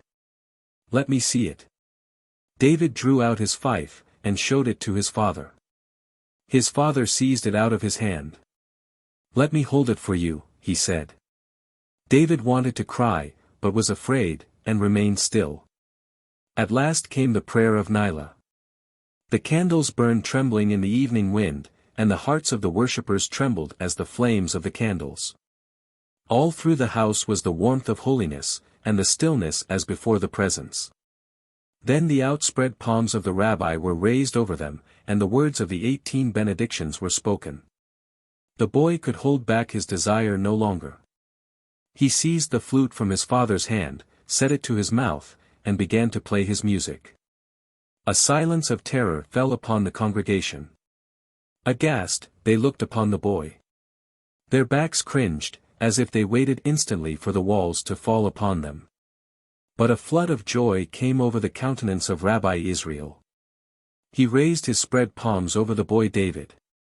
"The cloud is pierced and broken," cried the master of the name, "and evil is scattered from over the face of the earth." The wandering in heaven. During the day, the master served all living creatures. From far away they came, begging life of him. Supplicating voices flowed from the mouths of all breathing beings, and the breath of their suffering reached toward him. He took of his power, and divided it among them. Unendingly he gave his strength out of himself. Unendingly his faith flowed to them, in answer. Under the touch of his finger the wounds of the world were healed. During the day, he served all living creatures. But at night his soul took freedom. She would no longer remain among the suffering. She shook off time and space as two imprisoning fetters, and raised herself to the borders. She shook off the earth from her foot. She tried her wings. And the heavens received her. In heaven, there is neither time nor space, but infinity and eternity. Each night the soul went further into infinity, deeper into eternity. She followed the living path. But there came one night when a wall of earth stood before the soul, barring her way. Boundless as had been her flight, so was the barrier boundless. The living path came against the wall, and died. A dark finger had put out all the light of all the stars and covered the warmth of all heaven. And the wall had a countenance, formless and shadowy, yet it seemed to the soul to be more familiar than her own self. And the soul recognized it, for it was the face of the human life that she had left in the evening, and to which she had to return in the morning, as into a warmed bed. But from the other side of the wall there wakened a sound, a great voice in the darkness. It was as though the path lived again on the other side of the wall, and wakened and spoke. The voice of the unknown spoke. Soul, yearning soul, soul of power and of dreams. Soul that seeks for all things, space and infinity, object and mystery at once. This is the boundary. Here is the altar of the world. Beyond this boundary, human life may not pass, for the name of this place is God's wall. Unto this spot reaches variety. Beyond this spot, the oneness begins. Soul that has come unto this silent, impenetrable wall. Sever yourself from earthly life, and I will open to you. Or return in your flight. For whoever has passed beyond me, does not return. And the voice sank. And again there was nothing before the soul but the dim, silent wall. The soul lifted her head. For the space of an instant she stood, as though listening to the resounding word, and then she spoke her answer. I depart from thou. In that instant, on earth, a woman leaned over a bed in which lay the body of a man. She looked, she touched the pale death-like sleeper. Then she cried, Israel. Her cry flew straight to heaven. Her cry was swifter than the spirit of the stars, swifter than the angel of death. Before that instant was closed, the cry stood at the end of the path upon which the soul had passed so many nights, and the cry put his hand over her shoulder. Then the soul withheld her words, and looked behind herself. And she spoke no more. She put her arm about the neck of the messenger, and returned in her flight. That was the last time the Master wandered toward heaven. The prophecy of the new year. How Rabbi Israel sought to bring heaven down upon earth. Little by little Rabbi Israel had given power out of himself, that the weaker might be sustained. The well of his force was deep, and might never become dry, yet the power was not in him now as in earlier years. His soul went no more into heaven, and yet he yearned for heaven. Then he desired to bring down heaven on earth. Though he knew the time had not yet come, he could not restrain his desire, and all of the strength that remained in him gathered and mounted for that attempt. The pale first sun of the new year hung far in the midst of grey heaven, and the air was filled with the sound of the ram's horn blown in trumpet call.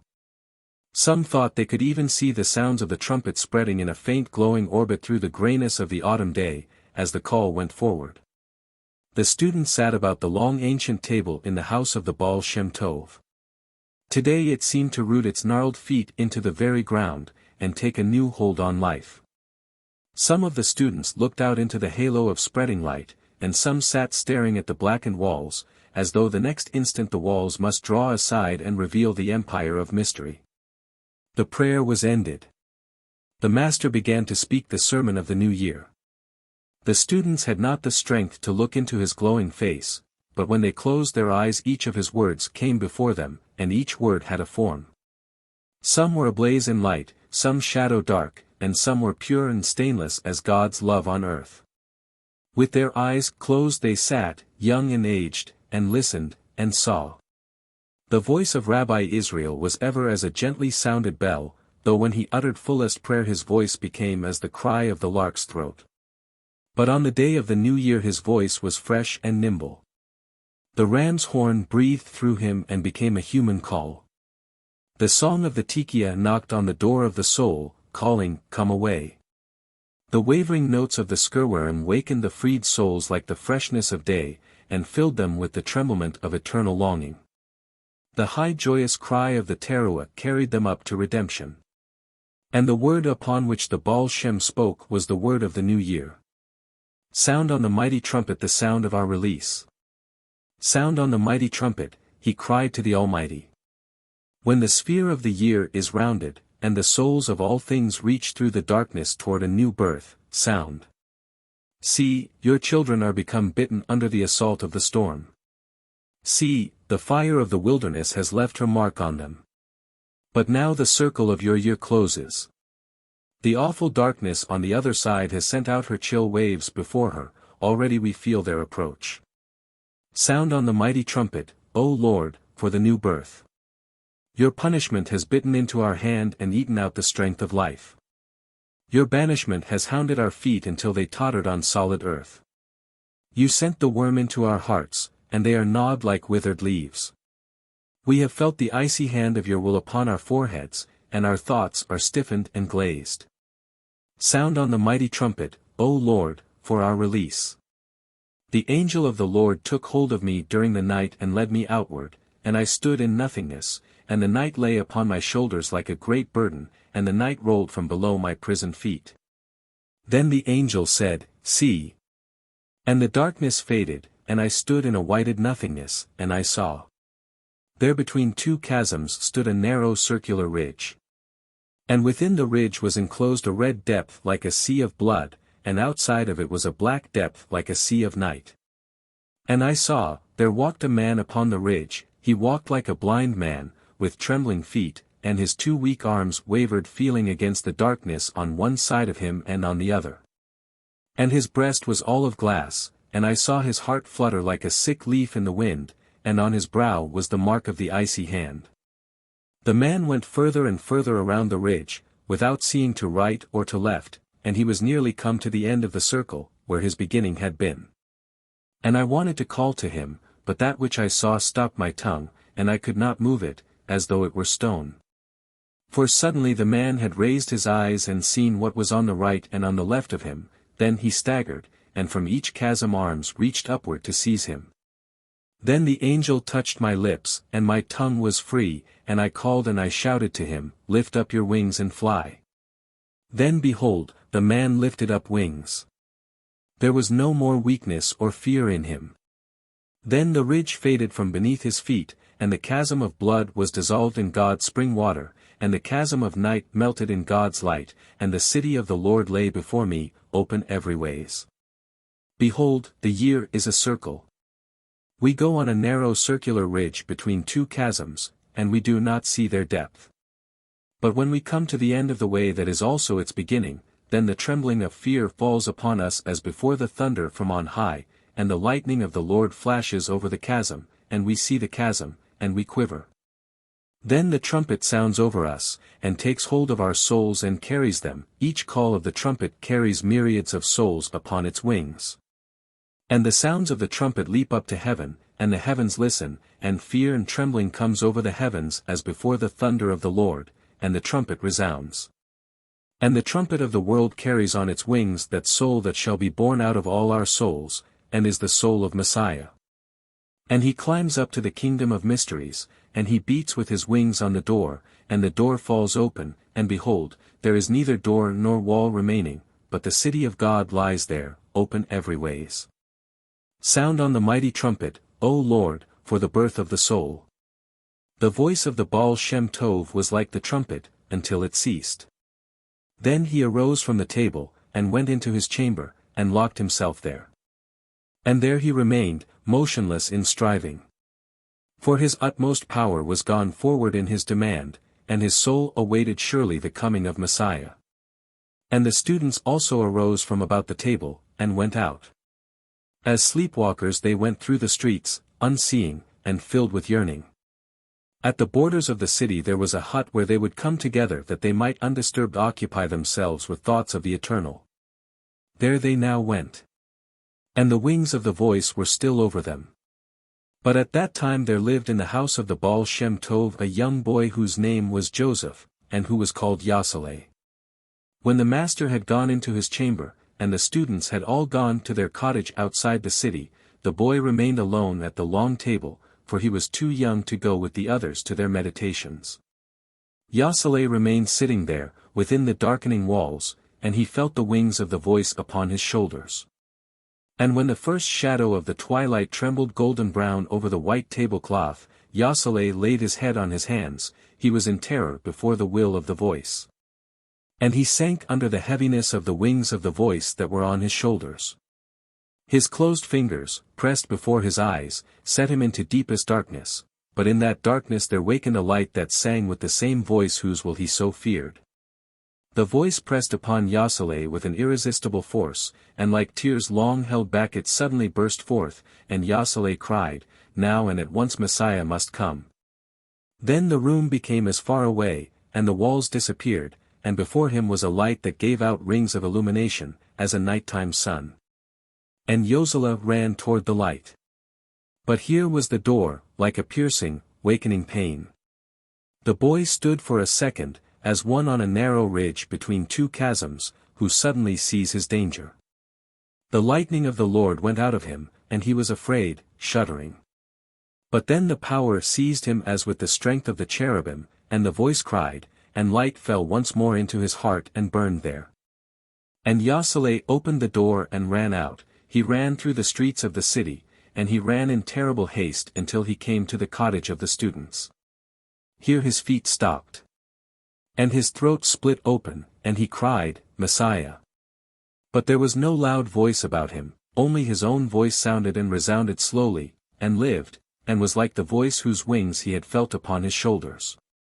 He forced his eyes to open, and made himself see. There the aged one sat on the threshold of the house, in a long, curved row, and every mouth was hard closed, and every look was far in the horizon, and not a limb moved. Then Yoseleh heard his own voice crying, "Now and at once Messiah comes." And he heard his own voice resounding in the midst of the staring silence. Then the soul of the boy flew upon the wings of the voice, and lay within the breast of the first of the students, and Yoseleh said, "Nachum, do you still remember how you fasted from one Sabbath to the other, that Messiah might come? Do you still remember how I came to you when you lay on the ground on the last day, and beat your forehead against the floor, how we cried and prayed together then? Now see, Messiah comes." But the other was silent. Then the soul rose and flew to the second student, and crept into his sleep, and Yoseleh said, "Elimelech, I saw you once bowed over a fire until your hairs fell into the flames, and your lips uttered the name, Messiah. I saw you once lift up your arms and shake your hands against the heavens, and your lips uttered the name, Messiah. Elimelech, he comes." But the other was silent. And again the soul went out, and flew to the third, and nestled in his hand, and Yoseleh said, "Yehuda, I heard you once when you spoke magic over the waters, and uttered dim words in the way of the wind. Your magic ran with the waters, and your enchantments flew with the wind. But now, Yehuda, hear me, now he comes, do you not hear him coming? Yehuda, let us go and greet him." But he also was silent. Yoseleh looked upon these aged ones, and his soul looked on them, and he saw them listening to a distant step. So they sat in a long, bent row, and listened to a distant step, and looked into infinity. Then loneliness came over Yoseleh and laid her cold hard hand upon the nape of his neck, and the nails of the fingers sank deep into his flesh, and the hand lay on his neck like a live, incrawling mark. And Yoseleh saw how the light went out of his own heart and faded from before his eyes. And Yoseleh felt how the wings upon his shoulders shrank, and fell away. And Yoseleh wanted to speak, but no voice came out of his throat. And Yoseleh wanted to go from there, but he could not lift his feet. And Yoseleh sat in the row with the others, and looked into the distance, and listened for a distant step. So they sat together, until the stars came. And in his chamber the Baal Shem Tov struggled to force down the presence of Messiah. And as long as he continued the struggle, the sound of a distant step was in their ears. But when the sun was gone, the Baal Shem was empty of strength. And he knew that the heavens would not yield before his urge. Then the binding power was loosed from the students. They arose, and returned to the city. And Yoseleh stood in his house like a blind man, with unsteady feet, and his 2 hands wavered, reaching out against the nothingness to left and to right of him, and his heart trembled like a sick leaf in the wind. And the mark of the icy hand was on his brow. The false Messiah. The story of Rabbi Israel's struggle to overcome the false Messiah, and how Satan defeated Rabbi Israel. When Satan heard Rabbi Israel beg for Messiah to descend upon earth, Satan the enemy laughed and said, "I will send down Messiah. Light has one great eye, but darkness has 1,000 arms. Light is one, and master of eternity, but Satan is legion, and reigns from each instant to each instant." And now Satan reached forth one of his 1,000 arms, and brought down the false Messiah whose cursed name was Jacob Frank. He lived on earth, and announced himself as the Redeemer, the Son of God. With 12 disciples he went up and down the land of Poland, and wherever he passed, he left behind him the tumult of the end of the world. For everywhere Jews gathered their belongings together, and prepared to follow him to the Holy Land.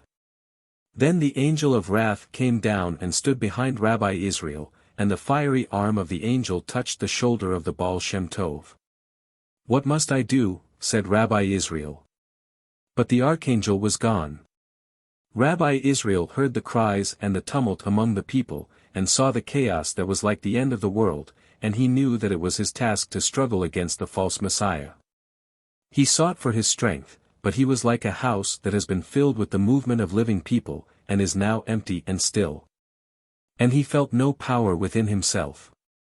Then he sent forth a call.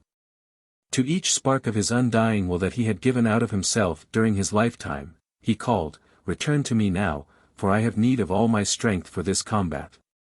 His call streamed over the wide earth, into forests, and into obscure hovels, and into the very grave, for the rays of his power had gone into distant corners. From the souls of aged men, and from the souls of children, from the souls of scholars, and from the souls of simpletons, the sparks of the Baal Shem's inward flame arose, and they returned to him, until all of his powers were before him. Then one small steadily burning flame spoke to him. "Master, I have come from the soul of a young scholar. And until you sent me to him, his life was miserable and drear, and he looked before him and saw only the grey unending plain, and the grey sky upon it.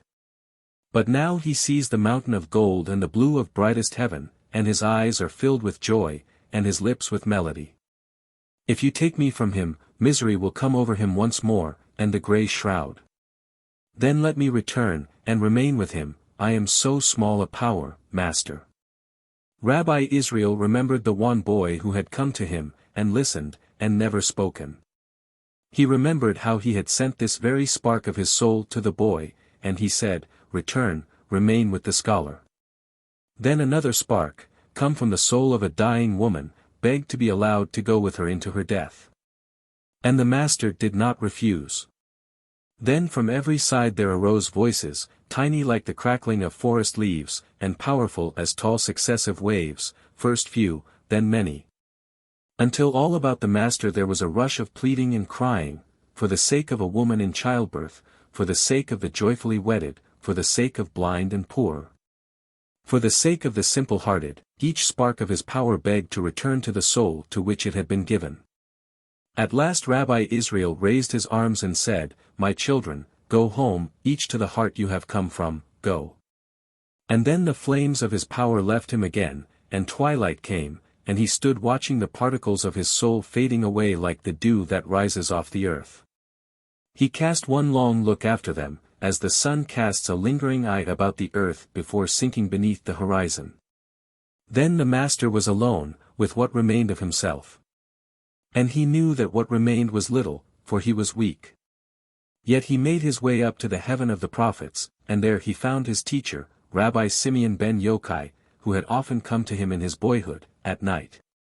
"Teacher," said Rabbi Israel, "help me. Once I was ablaze as a seraph, but now I am only the shadow of a flame. Where shall I find the power to combat the falsehood of darkness?" Where shall I find a soul that is a steady burning light, that I may set it to consume the darkness? Rabbi Simeon ben Yochai said, Israel, I fear I may not help you. For my task is but to teach the Torah, and therefore I could never know that perfect soul whom you seek, for he has no need of being taught the Torah, he is himself the Torah. Nevertheless, let us ask of Elijah. Perhaps in his coming and going over the earth, he has seen that one whom you seek. At that moment Elijah passed through the heaven of the prophets. The man whom you seek, he said, is the shepherd Moses. You will find him in the Carpathian hills. And without another word he lifted his feet, and returned to his labors on earth. Rabbi Israel searched among the mountains.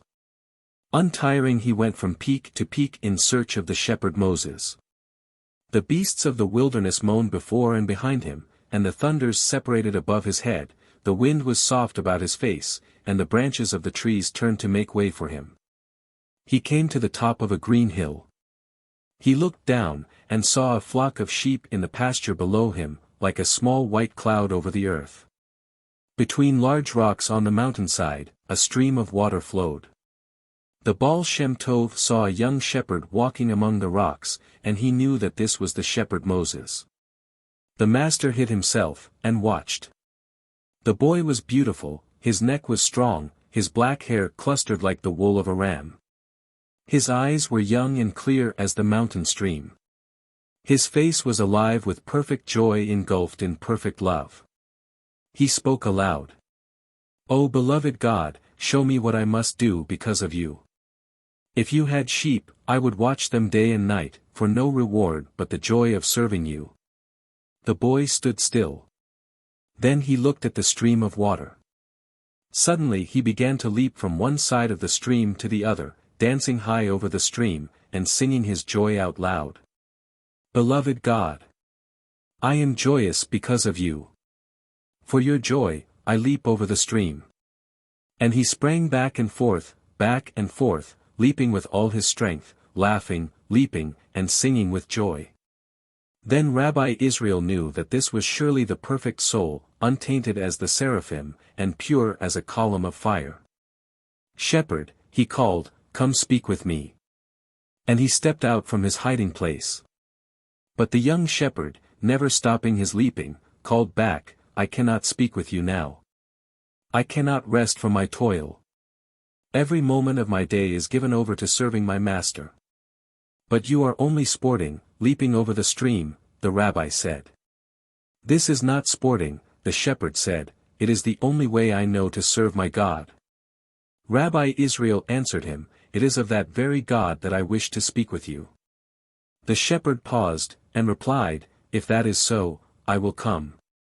There is one who is doing evil against our Almighty God, said Rabbi Israel. You must help me combat that evildoer. The boy said, but I am only an ignorant shepherd. I know nothing but to watch my flock. Let me teach you, said Rabbi Israel. Then they washed themselves in the stream, and they seated themselves on the rock, and the master taught the shepherd. First he taught him the Aleph Beth, for the Torah is written in the mighty alphabet. Then he spoke to him of the dwelling place of the glory of God in the temple in Jerusalem, and of how the temple was destroyed in the enemy's flames. The master spoke of the Shekinah, the glory of God that wanders since then like a sorrowing virgin, wanders lonesome and lost and weeping through time and space. And he explained to the boy how the tears of the sorrowing Shekinah are gathered together to quench the thirst of all created souls, who, on drinking of her tears, become filled with the love of God.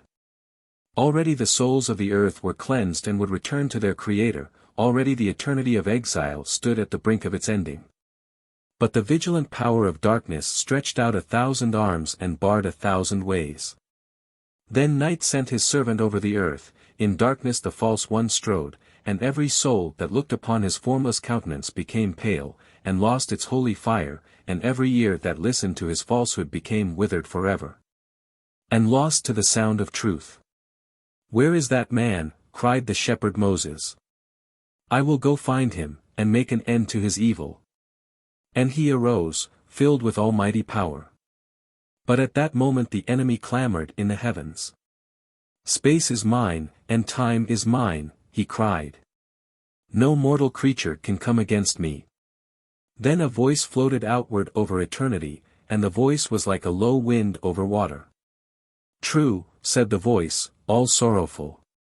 You are the prince of the moment. Instant to instant, the world is yours, until you relinquish it to fall before eternity. Satan cowered beneath that gentle voice, his hulk shivered, and he hid his head in the ultimate chasm. But the voice floated away and was gone. Satan raised his shoulders, he shook his giant form, he lifted up his arms, and reached his fists among the clouds, and knocked them mightily one against the other. A storm broke over the earth. Black clouds split themselves upon the tops of mountains, thunders broke from peak to peak, and lightnings ran among the trees. Then the bells of all the villages were set wildly ringing, and all the world was in chaos. The sheep of the shepherd's flock began to bleat and run, they ran frightened every ways, and stumbled against the rocks, and shivered in the water. The shepherd Moses ran from the side of Rabbi Israel. He ran one way and the other, gathering his frightened sheep, and carrying them to the safety of his cave. He lifted them tenderly, and spoke to them, he went far seeking for the lost ones, for he would not leave one of them astray in the storm. And Rabbi Israel saw the form of the shepherd fading always further down the meadow, as he leaped after his straying flock. Then the Baal Shem Tov knew that he had lost his needed help against the enemy, for the enemy was of today. Rabbi Israel hung his head, for he felt very old. The Holy Land. How Rabbi Israel sought to hasten the end of human suffering, and bring down Messiah before his time. And how he was defeated.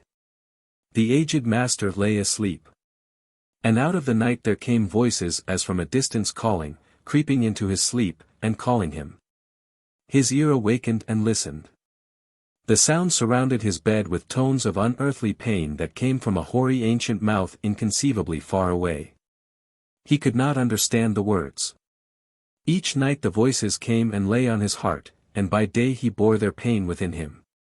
But one night the voices, trembling with the weariness of their long journey, came quite close to his ear. And he recognized them. It was the mouth of the ancient land that spoke, and her words were filled with the shame of the fallen. It was the ancient vineyard, now become a stony hill upon which alien shepherds trod with hated feet from year to year. It was the temple wall buried under the earth, and the hidden ark that groaned under the weight of immeasurable boulders. It was the stony hillside that once had carried high its waving trees, and it was the dried-up fountains of water. They wept in their final agony, for their sleep must now turn into death. From moment to moment, each breath might be their last. Unless the hand would come and tear away the darkness, and free the beaten and buried soul of the ancient land. The voices prayed to the Baal Shem Tov, come, and do not delay any longer. You are the awaited one, whose breath will raise up the stones from our graves.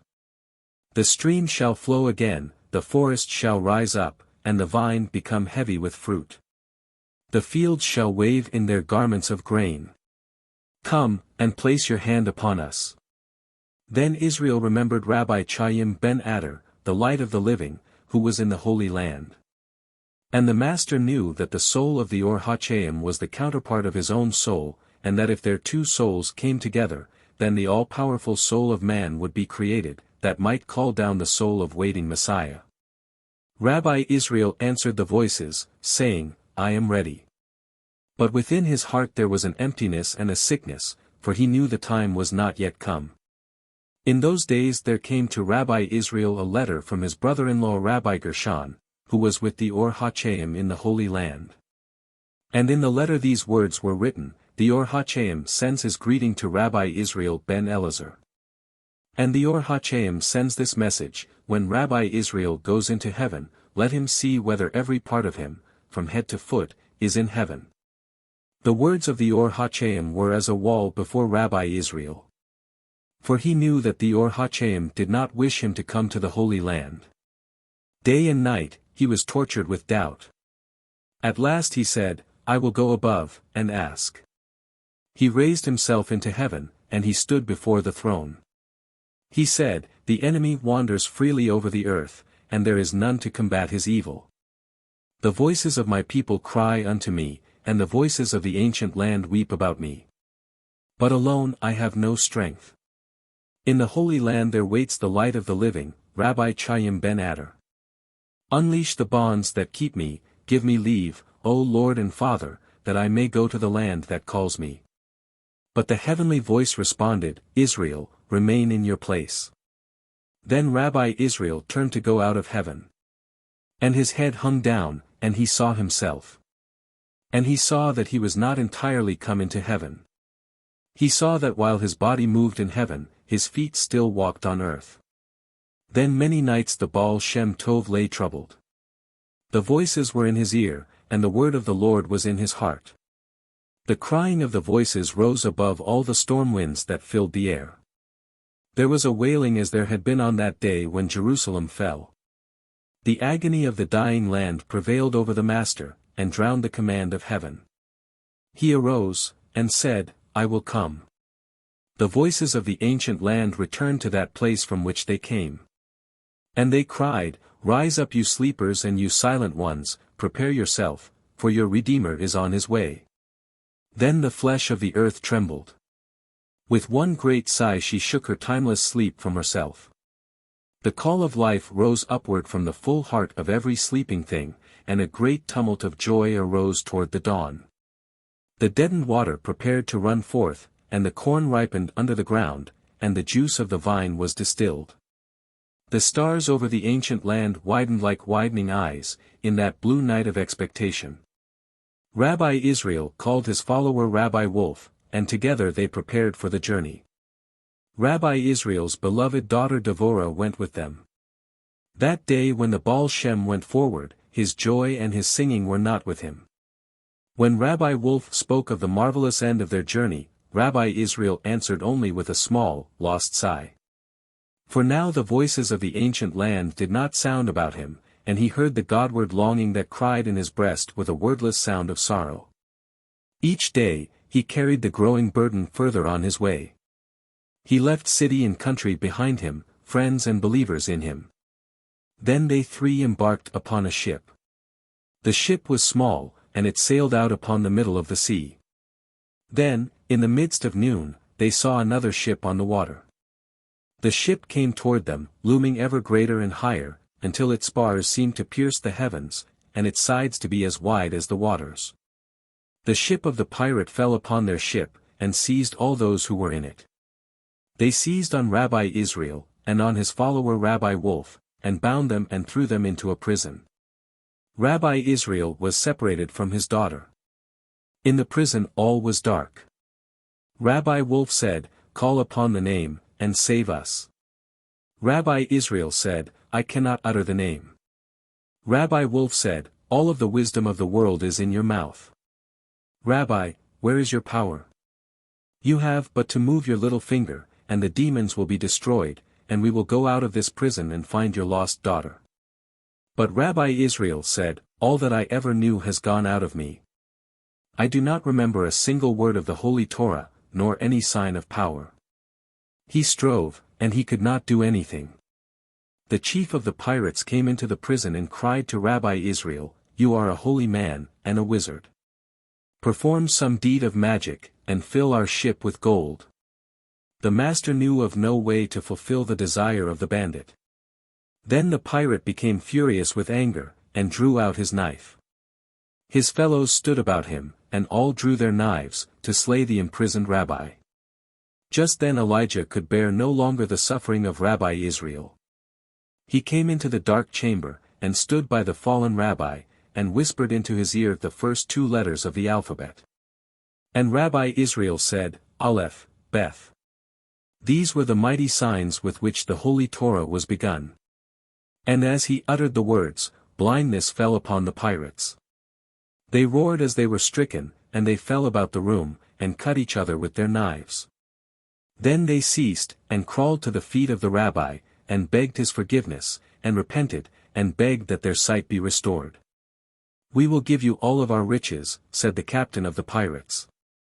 And we will leave off attacking the innocent ones. Only he who has taken away your sight can restore it, said the Baal Shem Tov. Then that ship of the blind floated through eternal night upon the dreary sea. In that darkness, a helmsman appeared, and guided the ship toward shore. No one knew whence he had come, or who he was. In dress, he seemed as a sailor. When he had guided the ship to a shore, Elijah left them. And the ship was near Stambul. As the pirates stepped from the ship, and touched the land, their eyes opened, and they saw. Then they said to the rabbi, "Because of the help you have given us, and to prove to you that we are become honest men, we will release a captured maiden to you." They brought the woman before him, and she was the daughter of Rabbi Israel. Rabbi Israel was in Stambul with his daughter Devorah, and his follower Rabbi Wolf. The holiday of Passover came, and they had no way to observe the feast. Rabbi Israel was filled with doubt, for everywhere he saw signs that his way was barred. Then he went out to visit the graveyard of the Jews. And there, at the grave of the great Rabbi Naphtali Cohen Tzaddik, he asked, "Shall I continue on my journey to the Holy Land?" But a voice replied, "Turn back, for the time has not yet come." While Rabbi Israel was gone, a peasant came to the door of the house. The peasant said to Devorah, "Will you take me in to observe the feast of Passover with you?" Devorah said, "You are welcome, but we have no food, and no way to observe the Passover." The peasant said, "I will arrange everything." He came into the room, and he brought a box upon his shoulders. The box was as large as the room. He opened the box, and from it he took a table, covered with a clean cloth. On the table were candlesticks, and plates, and matzos, and silver, and dishes bearing the bitter herbs, and the fish, and the meat, and all the necessities for the Passover. Rabbi Israel came home. He sat down at the table and he ate with his guest, who was the prophet Elijah. And not a word passed between them. There the daughter of Rabbi Israel died, while he still lived. As he sat by the table, he was given English porter to drink. He drank what was set before him. Then he said to Rabbi Wolf, "Some say this is a bitter drink. But it gives strength." Rabbi Wolf knew that he spoke of the death of his daughter. From Stambul, they continued their journey. The moon had many times changed over them, when once toward evening they came to the shore of the sea. There was no house or dwelling place anywhere, and no sail on the water, only the sand, shimmering and wide, the beat of the water upon the sand, and the pale night overhead. Then they both threw themselves upon the earth, that still breathed with the last warmth of the day. There they would rest until morning, when they would seek a ship. In the midst of the night, the Baal Shem dreamed. With his companion he was adrift upon the high sea, and his own coat was their vessel. The vessel was thrown to and fro by an unheard of storm, and neither sky nor land was to be seen about them, only water every ways, high leaping, and broken. The Baal Shem sought about him, but there was only the water's deathly nearness. He sought within himself, and saw that everything was gone from him. He felt a weariness that was deeper than the depth of the sea. And in all his depth, there was emptiness. He saw his soul, and it was like the cast-off skin of a fruit, there was no juice in it, and no sweetness. A great cry came over him, and his groaning was louder than the roaring of the storm. Then he threw himself down near his companion, and waited for the end. In the night, as the Baal Shem warred with the loneliness of the waters and the hopelessness of his soul, the earth that had called him lay waiting. The voices of life buried within her called to the voices in the air, and asked, "What do you hear?" Then the sister voices in the air answered, "A storm breaks, and he who should bring us our freedom struggles over the water." As the Baal Shem lay upon the bottom of the vessel, a lone and silent thing, a heavenly voice, rose quite gently and began to speak within him, first simply, and as at home, but always swelling, and becoming mightier. Until at last the voice swallowed the howling of the ocean that was lost as a whisper within her call. And the master drank the sound of the voice of God. The voice of the earth called to her sister voices over the sea, and asked, "Is he nearing land?" And the answer came, "The compelling word is upon him." Then on that stormy sea of night a crowded ship appeared. The great ship was filled with pilgrims, who had sailed from the Holy Land to return to their far-spread homes, and now the sea rose mightily, and their ship was about to sink. They stretched forth their arms, and cried aloud for help. Then the Baal Shem Tov arose, and tied the sleeve of his coat to their ship, and drew them safely to Stambul. In the twilight of dawn, there was no more vision, and the Baal Shem Tov and Rabbi Wolf raised themselves from the sand. Their hair, beard, and clothes were wetted through, as though the sea had hurled them upon the shore. They did not speak, but avoided each other's eyes. They began to go on their way. Without word or sign they took their way backward, homeward the way they had come. When they had wandered many hours, and the rising sun had dried their wetted garments, Rabbi Wolf looked timidly upon his master, and he saw that the familiar holy light had returned upon his beloved countenance. In the Holy Land, the voices of the earth called, "What do you hear?" to their sister voices of the air. And like the beating of wings of the angel of death came the answer, "We hear his steps receding in the distance." Then the aged earth opened her mouth and spoke, "Now I will lie down and die." And she covered her face, and closed her eyes. And everything returned to its place of rest, and prepared itself for death. And the stillness spread over the land, and in the stillness was hopelessness, and in the hopelessness was death. But over the stillness a living voice came that broke and scattered the death. And the voice found the soul of the earth, and spoke to her. "You shall not die, my friend. Earth of the Lord, you shall waken and live. Do not weep for him whom you called to you, for he is born out of one who must return, and the hand of the Lord is upon his roots, to make him live again in his time, and in your time, O my beloved." His Torah. When the Baal Shem Tov was near his death, a student came to him with a written book and said, "These are your words, which I have written down. This is the Torah of Rabbi Israel." The master read what was written, and said, "Not one word of this is my Torah." Before he died, Rabbi Israel said, "The holy men after me will be as the leaves on the trees. The tzaddikim will be as numerous as poppy seeds, and as great." After the death. A marvelous story of the Baal Shem Tov, who knew what would come to pass after his death. On the day of his death Rabbi Israel called all of his followers about him, and gave each of them his future task. Some of the students he sent to other masters, some he made into leaders, and some he instructed to return home. But to Reb Yaakov he said, "After my death, you must go wandering from one place to another, and wherever you go, repeat my words, and tell the deeds that I did in my lifetime." Reb Yaakov was not satisfied. "Why have you assigned me to a life of wandering and poverty?" he asked. The Baal Shem Tov said, "Yours will not be a life of poverty, for you will be highly rewarded for what you tell of me. And when the time comes for your wandering to cease, a sign will be given you." After the death of the Baal Shem Tov, each of his disciples took himself to the task the master had meted out to him. And Reb Yaakov, with his pack on his back and his staff in his hand, began to wander. Wherever he went, people gathered about him. And he told them stories of the wonderful deeds of the Baal Shem Tov. The stories he knew were without number. In every tavern in Poland, and in every little synagogue, Reb Yaakov was known and welcome. In the taverns, he was given food and lodging, in the synagogues, money was collected for him. In this way, it turned out that his fate was not a poor one. When he had wandered several years, Reb Yaakov heard of a nobleman in Italy who lived for nothing else but to listen to stories about the Baal Shem Tov. For every story that is told him, it was said, he gives a gold ducat. "I will tell him all the tales I know," thought Reb Yaakov, "and then I'll be a rich man." So Reb Yaakov took all the money in his possession and bought himself a horse.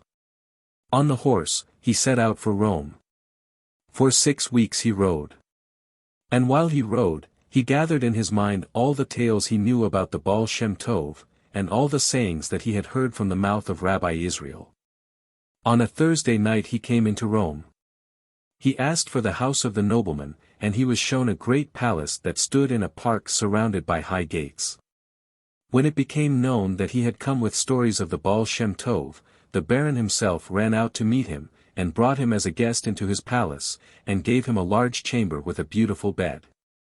On Sabbath, When we are seated around the table, you will tell us your stories about the Baal Shem Tov, said the Baron. Reb Yaakov didn't know what to do with himself.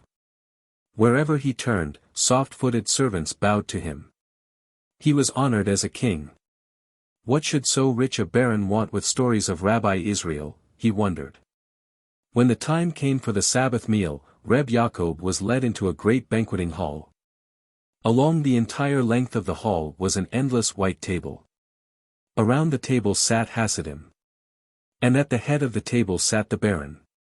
It was already known that a man had come to the palace who remembered every tale that was told about the Baal Shem Tov. As Reb Yaakov came into the room, an awesome silence fell about the table. He was placed at the right hand of the baron. The baron said, "Did you ever see the Baal Shem Tov?" "I saw him every day," said Reb Yaakov. "He was my teacher."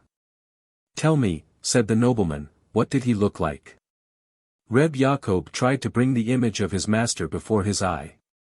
But strangely, he could not see him as he had been. So he said, "Like no other man." Then he was frightened at what he had said, and he remained silent. The Hasidim ate the Sabbath meal. At the end of the meal, the baron said, "Now we will listen to Reb Yaakov." Reb Yaakov opened his mouth to speak, and he could not think of a single word to say. He could not remember anything about the Baal Shem Tov, not one word that Rabbi Israel had uttered, and not one deed that he had done. Reb Yaakov looked about the table, and saw into all the eager faces, and he looked at the baron, and he was terribly ashamed. At last he said, "Let another speak first." Then the Hasidim began to tell stories of the Baal Shem Tov. Though Reb Yaakov had heard these stories and had himself recited them hundreds and thousands of times, tonight they were as though he had never known them before. After each Chassid spoke, the baron said to Reb Yaakov, "Do you remember anything now?" And Reb Yaakov became more and more ashamed. All of the Hasidim had spoken. The hour was late. Then the baron said, "Perhaps tomorrow, after the second meal of Sabbath, you will remember." So it was at the second meal, and so it was at the end of the Sabbath. Reb Yaakov wanted to run away, he wanted to die. All during that day he thought, "The moment that Sabbath is ended, I will go away from here." But he did not have another copper in his purse, and he was far from home, and he had forgotten everything he ever knew. At the end of the Sabbath, the baron said, "Stay another day. Perhaps something will come into your mind." Reb Yaakov sat all day alone in his room, but nothing came into his mind. And still the baron begged him to remain, and though he was dreadfully ashamed of himself, he remained another day, and a third day. And still he was served as though he were a king. After 3 days he could no longer endure himself, and he said, "Let me go away." The baron brought him a purse of gold, and said, "Take this with you.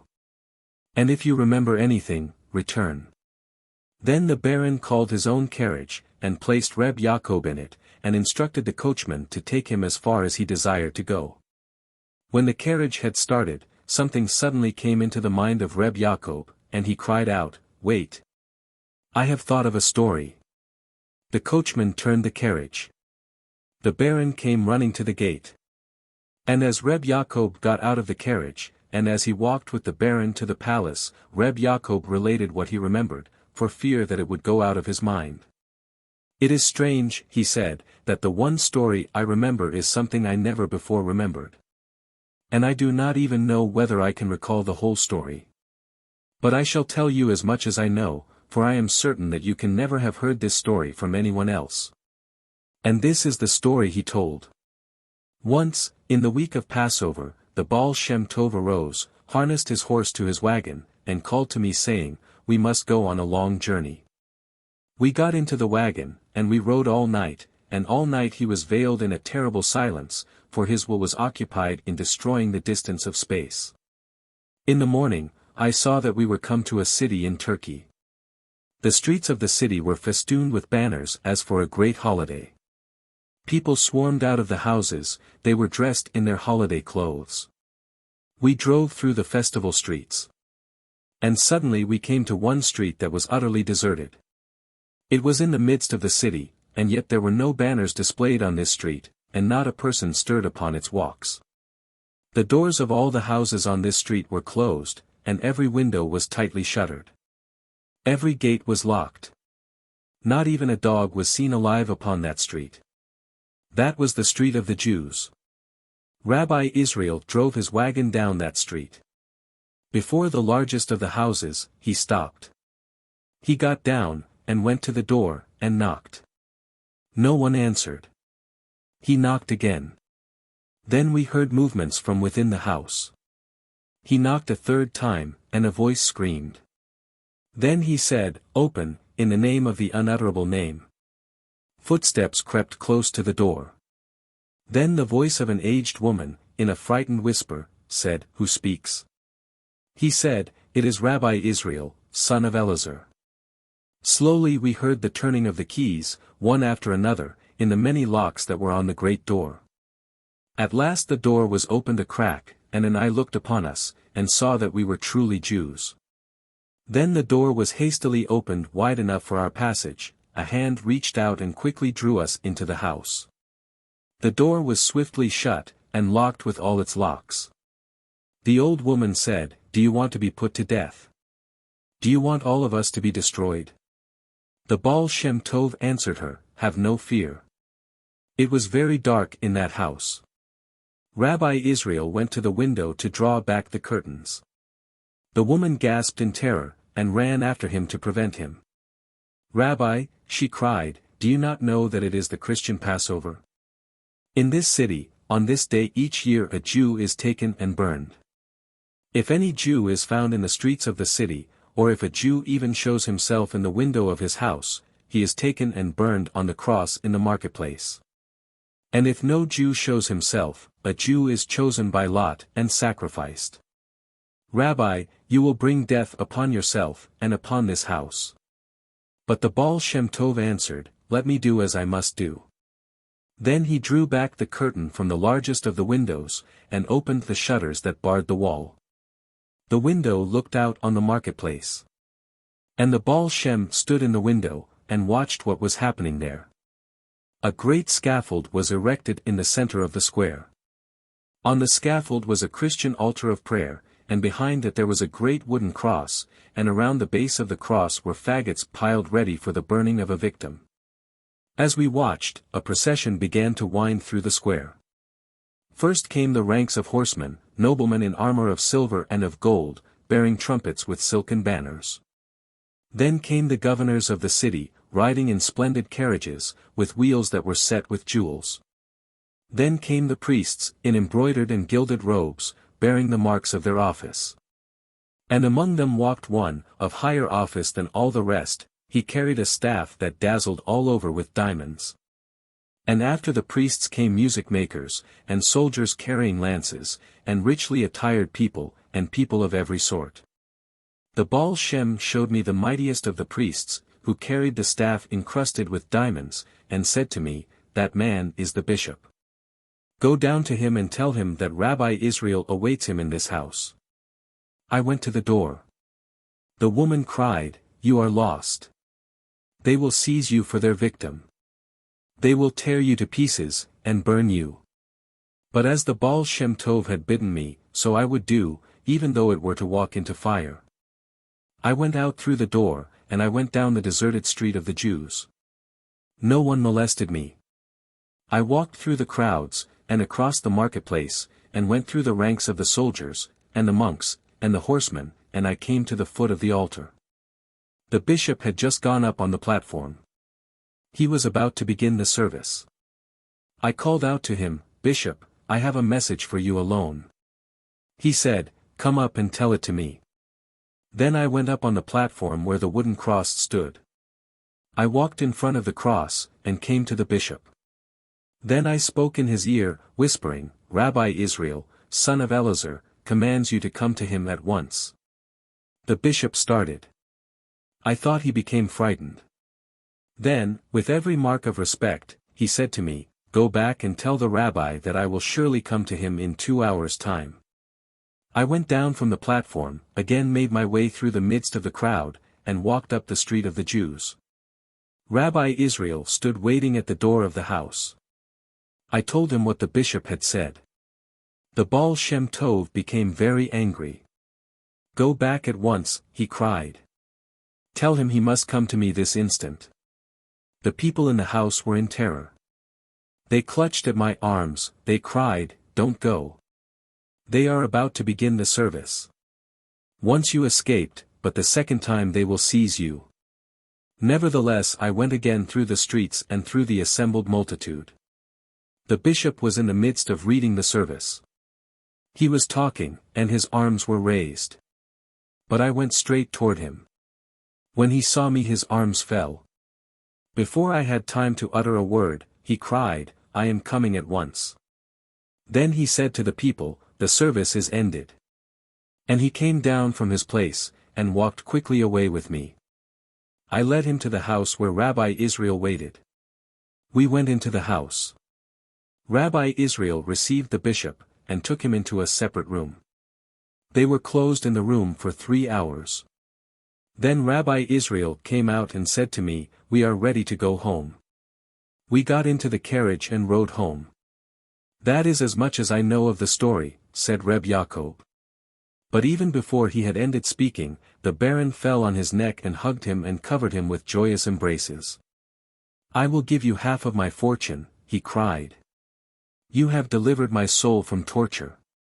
Then the Baron said to Reb Yaakov, "I was that bishop to whom you spoke.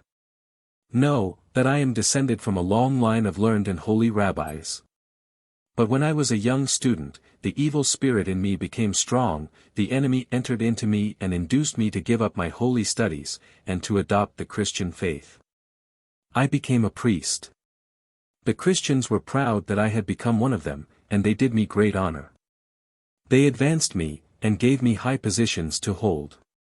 And always as I became more powerful, I became more cruel to my former brethren, and the more cruel I became, the more honor and gold the Christians showered upon me. At last I was made bishop over that great city. And every year at Easter I burned a Jew upon the cross. Then, one night in a dream I saw a number of holy rabbis. They sat around a long table. And at the head of the table was the great tzaddik, 10 times holier than all the others. And I saw that the rabbis around the table were my ancestors, though the tzaddik at the head of the table was not one of them. And on that table lay a poor shriveled soul brought there for judgment. The rabbis were all of one accord, that the soul was doomed to eternal damnation, for it was entirely black, the evil spirit had utterly destroyed the good spirit within it. Then the tzaddik spoke to them and said, "Let him repent, and the gates of heaven are not closed to him."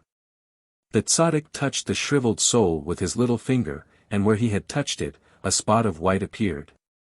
And the little spot of whiteness spread, and the soul became paler, its wrinkles began to unfold.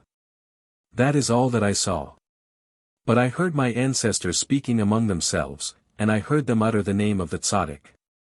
His name was Rabbi Israel, son of Elazar. Then the Baron told me of that terrible day. On the day of the sacrifice, I was filled with abhorrence for my task. I did not want to go to the marketplace. But all the other bishops of the land came and bowed before me, they presented me with a staff encrusted with diamonds and said, "You are the greatest among us." I was vain and proud, I listened to their praises. I said to myself, "This last time I will do it." But when you came to me in the name of Rabbi Israel, I knew that my time had come. Still I was vain, and wanted to finish the service, to listen to the plaudits of the people. So I said to you, "I will come at the end of the service." But when the Baal Shem Tov sent you a second time to call me, I knew that I had to go at once. And I went. I will tell you what happened when I was alone in that room with the Rabbi Israel. He said to me, "Sell all your goods, and divide the fortune into 3 parts. With 1 part buy your freedom. The second part give to the poor. With the third part retire to some far country, do good deeds, repent, and because of the holiness of your forefathers there is still hope that you will be pardoned your sins." And Rabbi Israel said to me, "When a man comes to you and tells you your own story, then you will know that your sins have been absolved." When you came, said the Baron to Reb Yaakov, I recognized you at once as the messenger who spoke to me at the services in that city in Turkey. But when you could not remember anything, I thought, it is a sign that I can never be pardoned. And when you started to go away, I thought, I am lost. But now I know that the Baal Shem Tov has interceded for me in heaven, and I am saved. Then the Baron gave Reb Yaakov half of his fortune. And Reb Yaakov knew that his days of wandering were over. He never ceased praising the name of the Master whose wisdom was a light on earth during his life, and after his death. The Book of Mysteries. All of the knowledge of power that the Baal Shem Tov ever possessed was contained in the secret book that he had received from Rabbi Adam. After the Baal Shem had returned from his journey to the ancient land, he prepared for his journey to eternity. Then Rabbi Adam came down to the Baal Shem Tov and said, You have no more need of this book. The book is in your heart. Rabbi Israel asked, Who shall have it after me? That was the Book of Mysteries that had been given only to 7. It was given to Adam, and to Abraham, to Joseph, and to Joshua ben Nun, to Solomon, and to Rabbi Adam, and to Rabbi Israel, son of Elazar. And the 8th one to possess the Book of Wisdom shall be Messiah, son of David. The Baal Shem Tov and Rabbi Adam went up into the mountains. They found a great stone. Rabbi Adam touched the stone, and the stone split open. Within the stone, Rabbi Israel placed the Book of Wisdom. Then he touched the stone, and the stone closed. Rabbi Nachman of Bratzlaw. The Dynasty. Yudel, the daughter of the Baal Shem Tov, had watched his scholars dancing at the Simchas Torah feast, and had given her shoe to Yehiel when he dropped his own shoe. Then Yudel and Yehiel were married, and of their union 3 children were born. One was Baruch, who remained in Metzibaz, and became known as Reb Baruch of Metzibaz. Another was Moses Haim Ephraim who became rabbi of Solidikoff. And their daughter was named Phege. Phege grew to be a woman of wonderful understanding, for in her was the spirit of holiness that had been in her mother Yudel, and in her grandfather Rabbi Israel. In Horodenka there lived a Chassid named Rabbi Nachman, who had a son called Simcha, which means joy. Simcha was not learned, but a simple-hearted man, and Simcha married Phege. Their son was called Nachman. In him there flamed again that strange and wondrous glory that had been in his great-grandfather, Rabbi Israel the Baal Shem Tov, for the stream of glory flowed unbroken through the generations. Nachman was born in Metzibaz on the Sabbath of the 1st of the month of Nisan, in 1772. As soon as he could go about alone, the boy would creep away to the grave of his great-grandfather, the Baal Shem Tov, and by the graveside he would remain, sitting quietly, with the far smile of one who listens to pleasant words. A stream was not far away, and the burial place was soft with long grass and shaded with trees. It was not a place of death but of life. All day the sunlight shimmered among the trees. The boy Nachman could read almost as soon as he could speak. So great was his love of learning that when his teacher arose to leave at the end of their hours of study the boy would run and fetch his own pennies, and give them to the teacher. That he might remain a while longer and explain another page of the Talmud. Then he learned of piety, and of fasting, and of the rigors of the purifying bath called the mikveh. On the coldest night of winter, the boy Nachman crept from his house, and stole into the house of the mikveh. He broke the ice over the water, and descended into the purifying bath, and remained there long, as in a pleasant summer stream. In the day, the elders saw the marks of his bare feet in the snow. A great feast was held in the household in Metzibaz when Nachman reached his 13th birthday, and was ready to perform the service of manhood. At that time, his uncle, Rabbi Moses Haim Ephraim of Solidikoff, examined him in learning, and was astounded at the knowledge of the boy. He will be the greatest of all the tzaddikim, his uncle said. The next year, Nachman was married to the daughter of a wealthy merchant of Husiatin, in Podolia, and he went to live in the house of his father-in-law while he continued his deep studies. It was then that he gave himself over to the study of the mysteries and the Kabbalah, and of the writings of the great Kabbalist Isaac Luria, who lived in the Holy Land from 1534 to 1572. Bible, Talmud, and Kabbalah he studied together. Often he performed the great fast from Sabbath eve to Sabbath eve, and purified himself by the severest rigors known to the ardor of the Hasidim, that he might be worthy to receive the deepest secrets. Then he came to the truth that the Baal Shem Tov had known. And he found the living joy everywhere. He heard the melody that hovered about the trees and stones, that came from the tall reeds that grew by the river. The woods became as filled with delightful mysteries to him as was the book of the Zohar, and he went often into the forest, to meditate. Sometimes he rode there on a horse. But he would get down from the horse, and walk about, and muse, and lose himself, and sometimes the animal would return alone to Husiatim, while Nachman remained many days in the forest, without food. Nachman had a small boat, and often he would float upon the river, and go close to the shore, and lie in his boat among the reeds. After a few years, he left the village of his father-in-law and went to live in Medvedevka, where he soon became known as a tzaddik. Here, too, he was much in the fields and in the hills, for there he felt himself nearest heaven.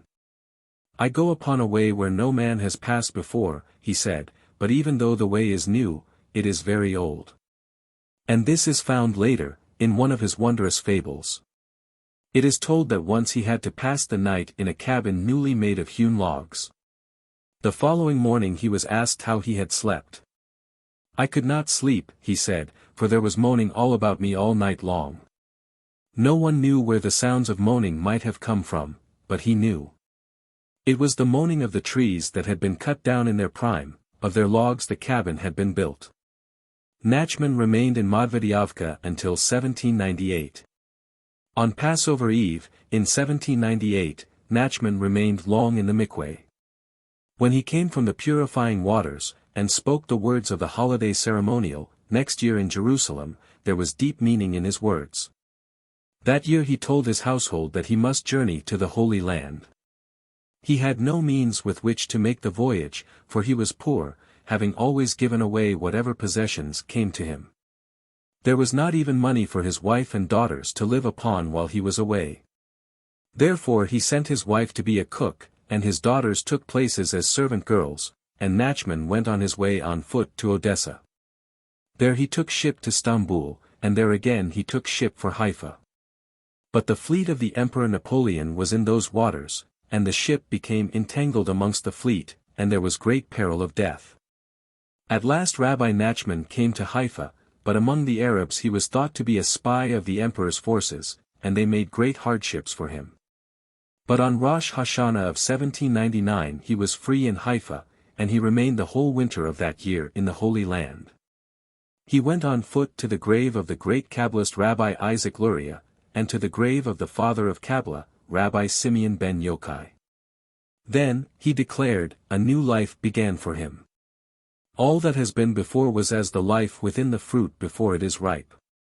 For now he saw the teaching of his great-grandfather in its truest light, and he saw that his own teaching had its roots in the same source as did the teaching of Moses. And he was not afraid to number himself among the greatest of the tzaddikim. Since the Jews were dispersed from the Holy Land, he said, there have been 4 great periods of learning, and at the center of each epoch stood a chosen one. These are the 4 chosen teachers, Rabbi Simeon ben Yochai, Rabbi Isaac Luria, Rabbi Israel, and Rabbi Nachman. He returned to Podolia, and there it was known that he judged himself the leader of the tzaddikim. But the other tzaddikim were strong against him, and hostile to his power. The great tzaddik known as the seer of Spolia mightily opposed the teachings of Rabbi Nachman, and was so violent in his attack upon the returned pilgrim that Nachman fled to the town of Zlotopoli, and at last journeyed to the powerful Rabbi Levi Isaac of Berdichev to ask for his aid against the spolier Zeta. In 1802, Nachman left Zlotopoli for Bratzlaw, a city strong in Hasidim, and there he began his greatest work. A teacher must clothe his thoughts in wonderful raiment, he said, and so he began to tell his wondrous fables. Many have their source in events of his own life, others in the books of mystery. The tale of the wind that overturned the world tells of a king and his court. Altogether they comprise 10 personages, corresponding to the 10 Sphirith known in Kabbalah, and those who know may find further meanings in those realms. Rabbi Nathan of Nemiro, the most faithful of Nachman's disciples, often wrote down Nachman's tales as they had been told, word, for each word is holy, he said, and great mysteries are contained in these fables. Many tales were never written down, for Nathan was not always present, and many tales were repeated to him and written down after they had been told. The tales are so filled with hidden and visible holiness, that they may be related as prayers in the house of study. Rabbi Nathan remembered how some of the tales came to be told. At the end of the year 1806, he says, after the death of his son Solomon Ephraim, Rabbi Nachman journeyed to Madvidyavka, and it was there that he began to relate the first tale, of the child that was lost. When he came home from Madvidyavka, I visited him, and he said, on the way, I told this tale. And so the tale of the lost princess was told again, for it was the tale of a precious child lost to its father. Another time, one of the disciples spoke to Rabbi Nachman of the upheaval brought into the world by Napoleon, a man of low birth who has become an emperor. How do you know, said Rabbi Nachman, whose soul is within him? For it may be that his soul was exchanged in the nurseries of heaven, and is truly the soul of an emperor. Then he began to tell the tale of the king's son and the servant's son, that they might understand his meaning. Once, it is remembered, he told a tale that lasted for 2 hours. All who heard it were so wrapped in wonder and exaltation that when they came out of the dream of the story, they could remember only fragments of what they had heard. On the eve of a holy Sabbath, the scholars were discussing a letter in which Rabbi Nathan of Nemiro had written that they should be joyful. Rabbi Nachman heard their discussion and said, I will tell you how once they were joyful. Then he began to tell the tale of the 7 beggars. Rabbi Nathan was not there, but a fellow scholar hastened to Nemiro and told him that the master had begun the relation of a new tale, more wondrous, more intricate than any of the other stories.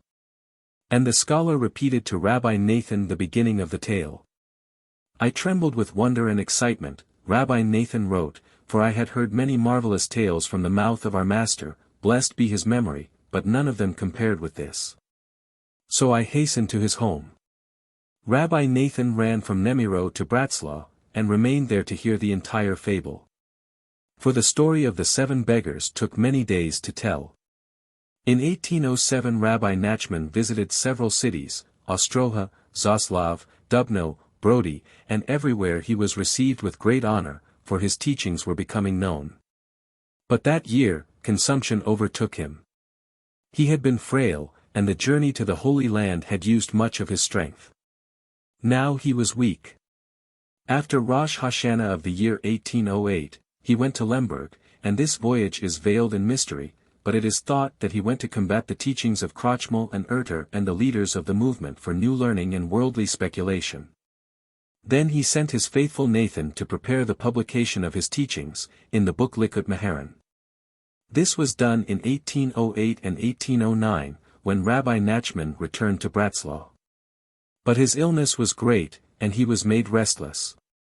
He went from one town to another. In 1810, a fire burned down his house in Bratzlaw, and he knew that he himself was near death. I will not die here, but in Uman, he said.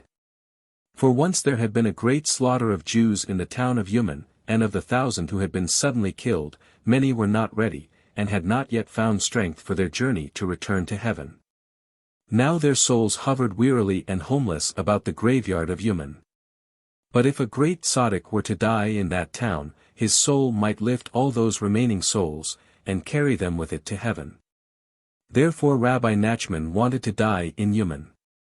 On the 4th day of Sukkot in 1810 he called all his disciples to him and said, When I die, burn all that I have written, and burn it upon the very ground where I lie. When Rabbi Nathan saw his master in the death agony, he cried, Rabbi, Rabbi, in whose care are you leaving us? I am not leaving you, Rabbi Nachman replied.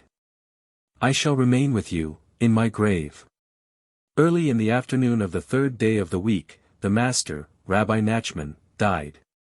About him were his 3 most beloved disciples, Rabbi Naphtali, Rabbi Simeon, and Rabbi Nathan.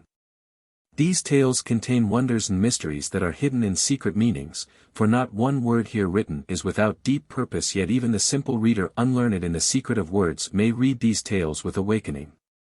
For their power is so great that no man may read them in vain, and even the simple man may see beyond their first meaning and glimpse the eternal delights and wonders in the lightnings of their truth. The Lost Princess. And how she was found in the Palace of Pearls. There was a king who had 6 sons and but one daughter. He loved his daughter more than any of his other children, and passed many hours in her company. But one day while they were together the princess displeased the king, and he cried out, "May the devil take you." There seemed nothing amiss that night when the princess went to bed. But in the morning she could not be found. Then the king tore his hair for grief and guilt. "It is because of what I cried out," he said, "that she is gone." Then the second to the throne, seeing the king in despair, arose and cried, "Give me a servant, and a steed, and gold, and I will go out and seek the princess." For a long time he rode through waste land and desert in search of the missing maiden.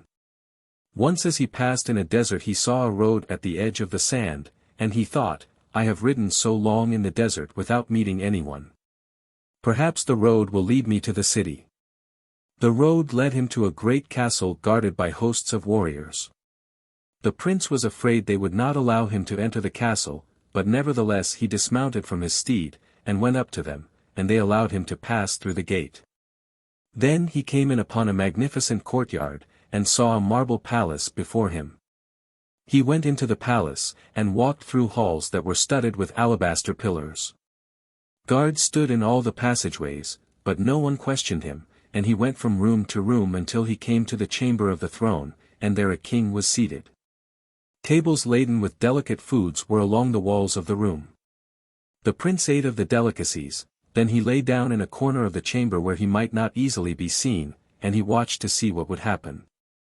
Musicians played upon their instruments, and sang before the king. Soon the king held out his hand and commanded that the queen be brought. Then the music became more joyous, and people danced in the court, and made merry, and drank, for the queen would soon appear. When the queen came into the chamber she was given a smaller seat next to the throne. The wanderer looked upon her and saw that she was indeed the princess he sought. And as she looked out over the room she saw the man withdrawn into an obscure corner, and she recognized him. She got down from her throne and went to him and said, "Do you not know me?" "You are the princess," he said. "But how have you come to this place?" "The king let fall an angry word," she said. "He cried, 'May the evil one take you,' and this is the palace of evil. The king is grief-stricken because of what he has done, and I have sought for you these many years," the wanderer told her. "How may I take you away?" "You cannot take me from this place," she said, "except that you first go and select a place for yourself, and there you must remain for an entire year, thinking only of my deliverance, longing and hoping to rescue me. And on the last day of the year you must not eat a particle of food, but must fast, and on the last night of the year you must not sleep. Then you may come to me." He did as she told him to do.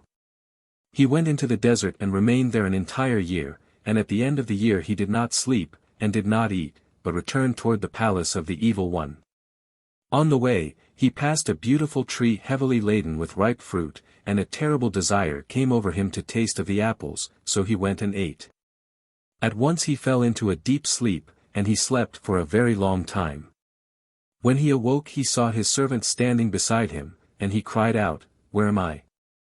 "You have slept many years," the servant said, "I have waited by you, while I lived on the fruit." Then the wanderer went to the palace and came to the princess. And she cried, "See what you have done. Because of a single day, you have lost eternity. For if you had come on that day, you might have rescued me. I know that it is difficult to refrain from eating, and it is especially difficult on the last day, for the evil spirit was strong in you on that last day. But you must go again and choose a place and remain there another year, praying, and longing, and hoping to deliver me. On the last day of that year you may eat, but you must drink no wine, for wine will cause you to sleep, and the most important thing of all is not to sleep." He went back to the wilderness, and did as she had told him to do, but on the last day, as he was returning toward the palace, he saw a flowing spring. He said to his servant, "Look, the fountain of water is red, and it has an odor as of wine."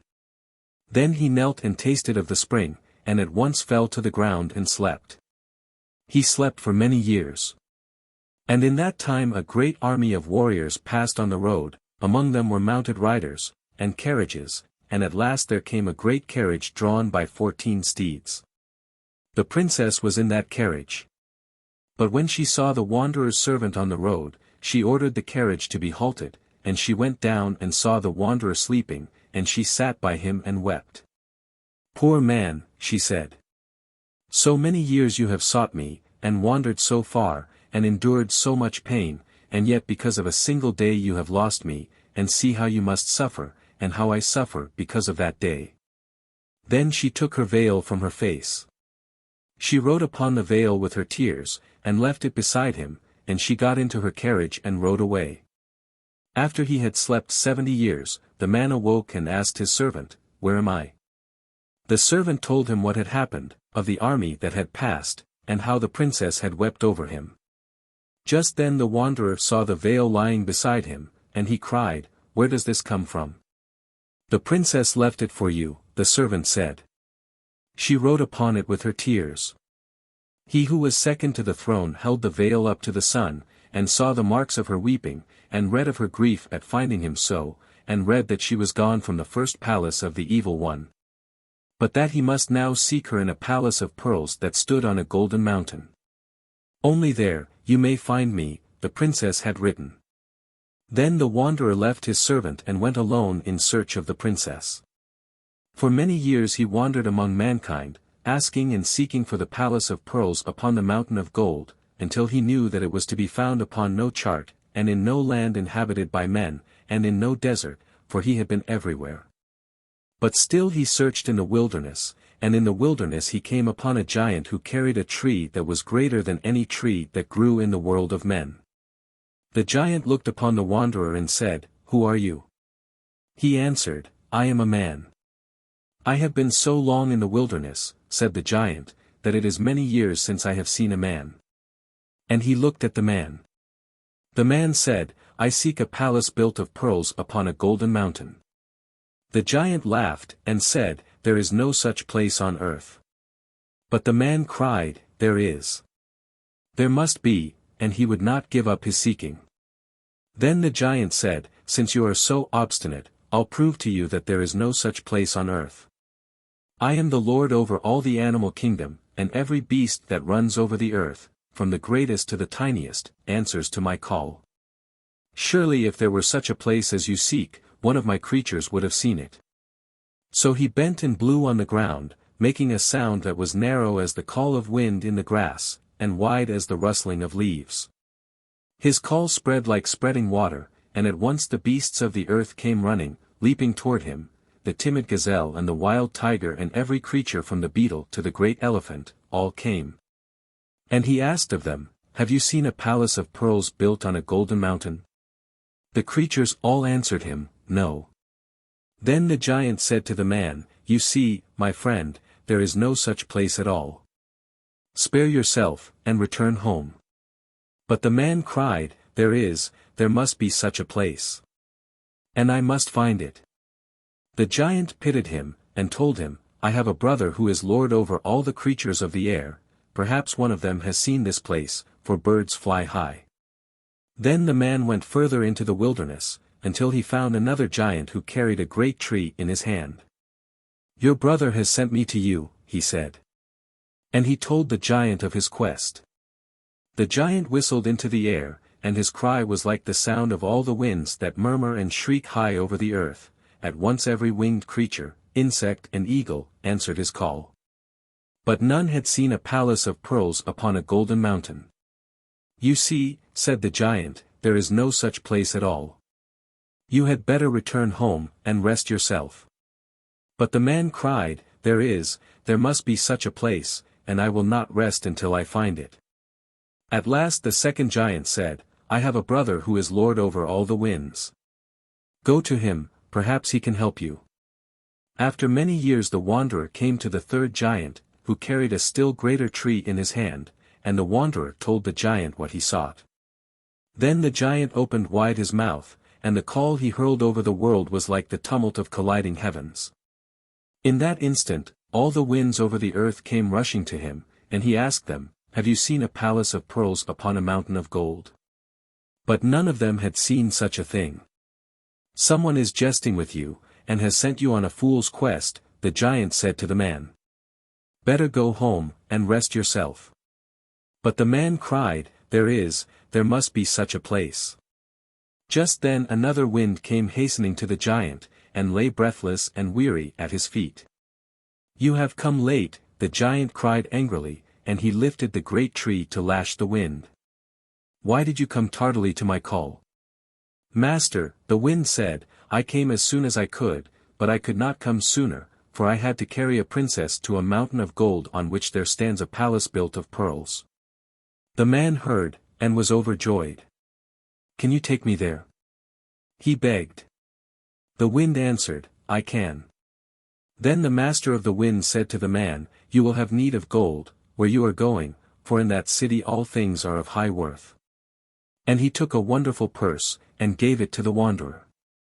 "Whenever you put your hand into this bag," the giant said, "you will find it filled with gold, no matter how much gold you draw out of it." Then the wind took up the wanderer and set him down upon the golden mountain. The wanderer saw the palace of pearls that stood within a wonderful city, and the city was surrounded by many walls guarded by warriors. But he put his hand into his marvelous purse, and gave them gold, and they let him pass, and when he came into the city he found that it was a pleasant and beautiful place. Then he lived there for a long while, and there the princess lived, but in the end, with wisdom and righteousness, he took her home to the king. The Broken Betrothal. And the Portrait over the Fountain. There was once an emperor who had no child to rule after him, and in another land there was a king who also was childless. The emperor went on a journey in search of a sage who might tell him how to come by a child, and the king, too, went on such a journey. King and emperor stopped one night at the same inn, though they did not know each other. The emperor, however, marked the royal manner of the stranger, and asked him, "Are you not a king?" The king, too, had recognized the other as a man of high birth, and he said, "I am a king, and are you not an emperor?" Then each told the other the reason for his travels, and they agreed that when they returned to their kingdoms, and if the queen of one gave birth to a son, and the other's queen gave birth to a daughter, the two children should be betrothed. And afterward, a daughter was born to the emperor, and a son was born to the king, but the betrothal was forgotten. As the children grew, each was sent to a foreign land to study, and it so happened that both were sent to the same teacher. The boy and girl met, and loved one another, and agreed to marry. Then the prince took a ring and put it on the finger of the princess, and so they were wed. But soon their parents called them home, and the princess had to return to her father the emperor, while the prince returned to the court of the king. The emperor's palace was filled with suitors for the hand of the princess, but she remembered that young prince from a distant land, and she would not have any of the others. In his far country the prince was unhappy, longing day and night for his beloved. The king commanded entertainment for the boy in the palace, or rode with him over their domain, but the young man would not be cheered, and at last he fell ill of melancholy. Then the king asked the prince's servant, "Perhaps you know what troubles him?" The servant remembered the wedding, and told the king that the prince was married and longed for his bride. "Who is his bride?" the king asked. "A princess, the daughter of an emperor." At this, the king recalled the betrothal he had made for his son before his son was born, and he was astonished to learn that it was indeed his betrothed that the prince had found and married. So the king wrote at once to the emperor to remind him of their meeting and of their vow. But the emperor no longer desired such a union, and yet he could not free himself from his promise. So he sent a letter asking that the prince come to his court to be examined in his knowledge of government. When the prince arrived in the emperor's palace he was not allowed to see his bride, but was seated alone in a room, and papers were brought to him, with questions of government. He was ill nearly to death with longing for a glimpse of his beloved, and one day as he walked by a chamber he saw her image in a mirror. Then he fainted of weakness and joy, and she saw him and ran to him and wakened him, saying, I will have no other husband but you. And he said, But what can we do while your father is against our marriage? They made a plan to escape together over the sea, then they hired a ship, and crept aboard at night, and sailed away. They were happy there, for they measured their love by the depth of the sea and the height of the firmament, and all the sea and sky was their kingdom of love. But one day the vessel came to a shore, and they said, Let us go down on land for a while. There was a forest near the shore, and the bride and groom went into the forest. They ran, and they walked, until they were weary, and the girl said, Let me lie down by this tree, and sleep a while. She took his ring from her finger, and gave it to the prince saying, Watch my ring while I sleep. When he saw that she was about to waken, he placed the ring on the ground near her hand. She awoke, and they returned to the shore. But as they were going aboard their vessel she felt her hand bare and cried, Where is my ring? I put it by you when you wakened, the prince said. I'll go and find it for you. She waited, while he returned to the forest. He wandered one way and another, and could not find the ring, and was lost. The princess waited a long time, and then went into the woods to seek the prince, and she wandered one way and another, and could not find him, and was herself lost. When the prince saw that he was lost he did not know what to do, but called her name, and she did not hear him. He wandered still farther until at last he came out of the forest to a city. He had no money, and he needed food, so he became a servant. Meanwhile the princess found her way out of the forest and came to the shore again. There she sat upon the sand by the sea, she lived on the fruit of the trees. Each day she wandered in search of her beloved, and at night she slept in the trees. In another land there was a rich merchant whose ships sailed on every ocean, bringing him merchandise from all corners of the world. But he was aged, and he had an only son.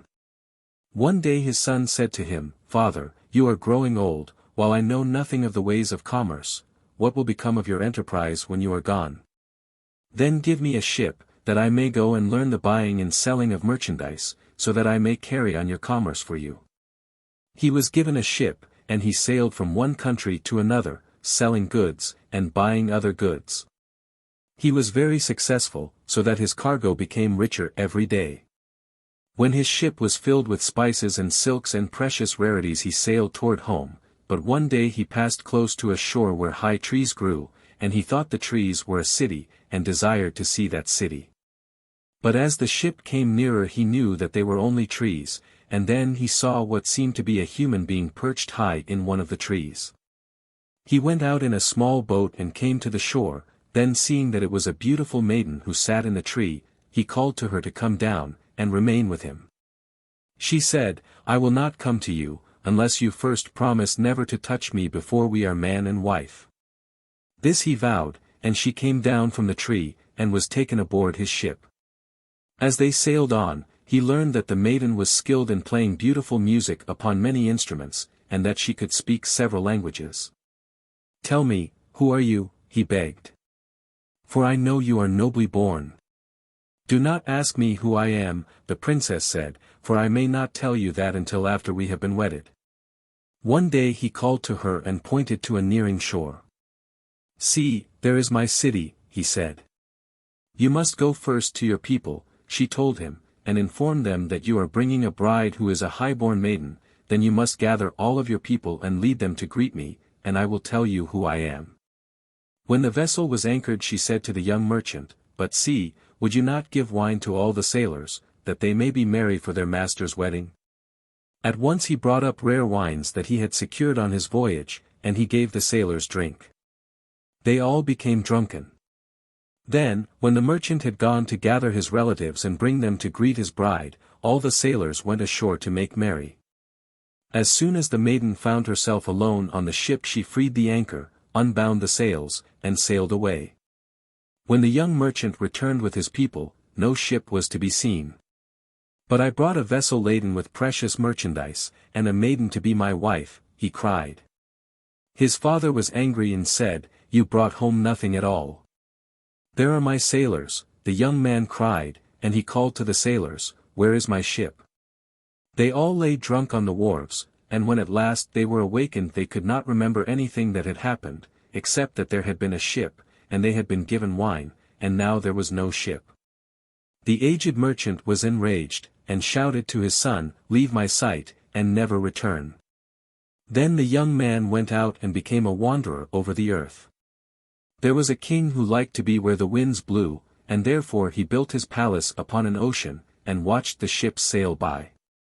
This king had no queen, for no maiden in all his land pleased him. But one day he looked out from his palace and saw a strange vessel on the sea, and on the ship he saw no sailors, but only a single maiden. As the princess beheld the palace she thought, "What do I want of palaces?" And she turned her ship to sail away. But the king had sent out after her, and her ship was brought to his city, and she was taken before the ruler. The king saw that she was beautiful, and desired her to remain with him. "Then promise me," she said, "that you will not touch me until we are married according to law."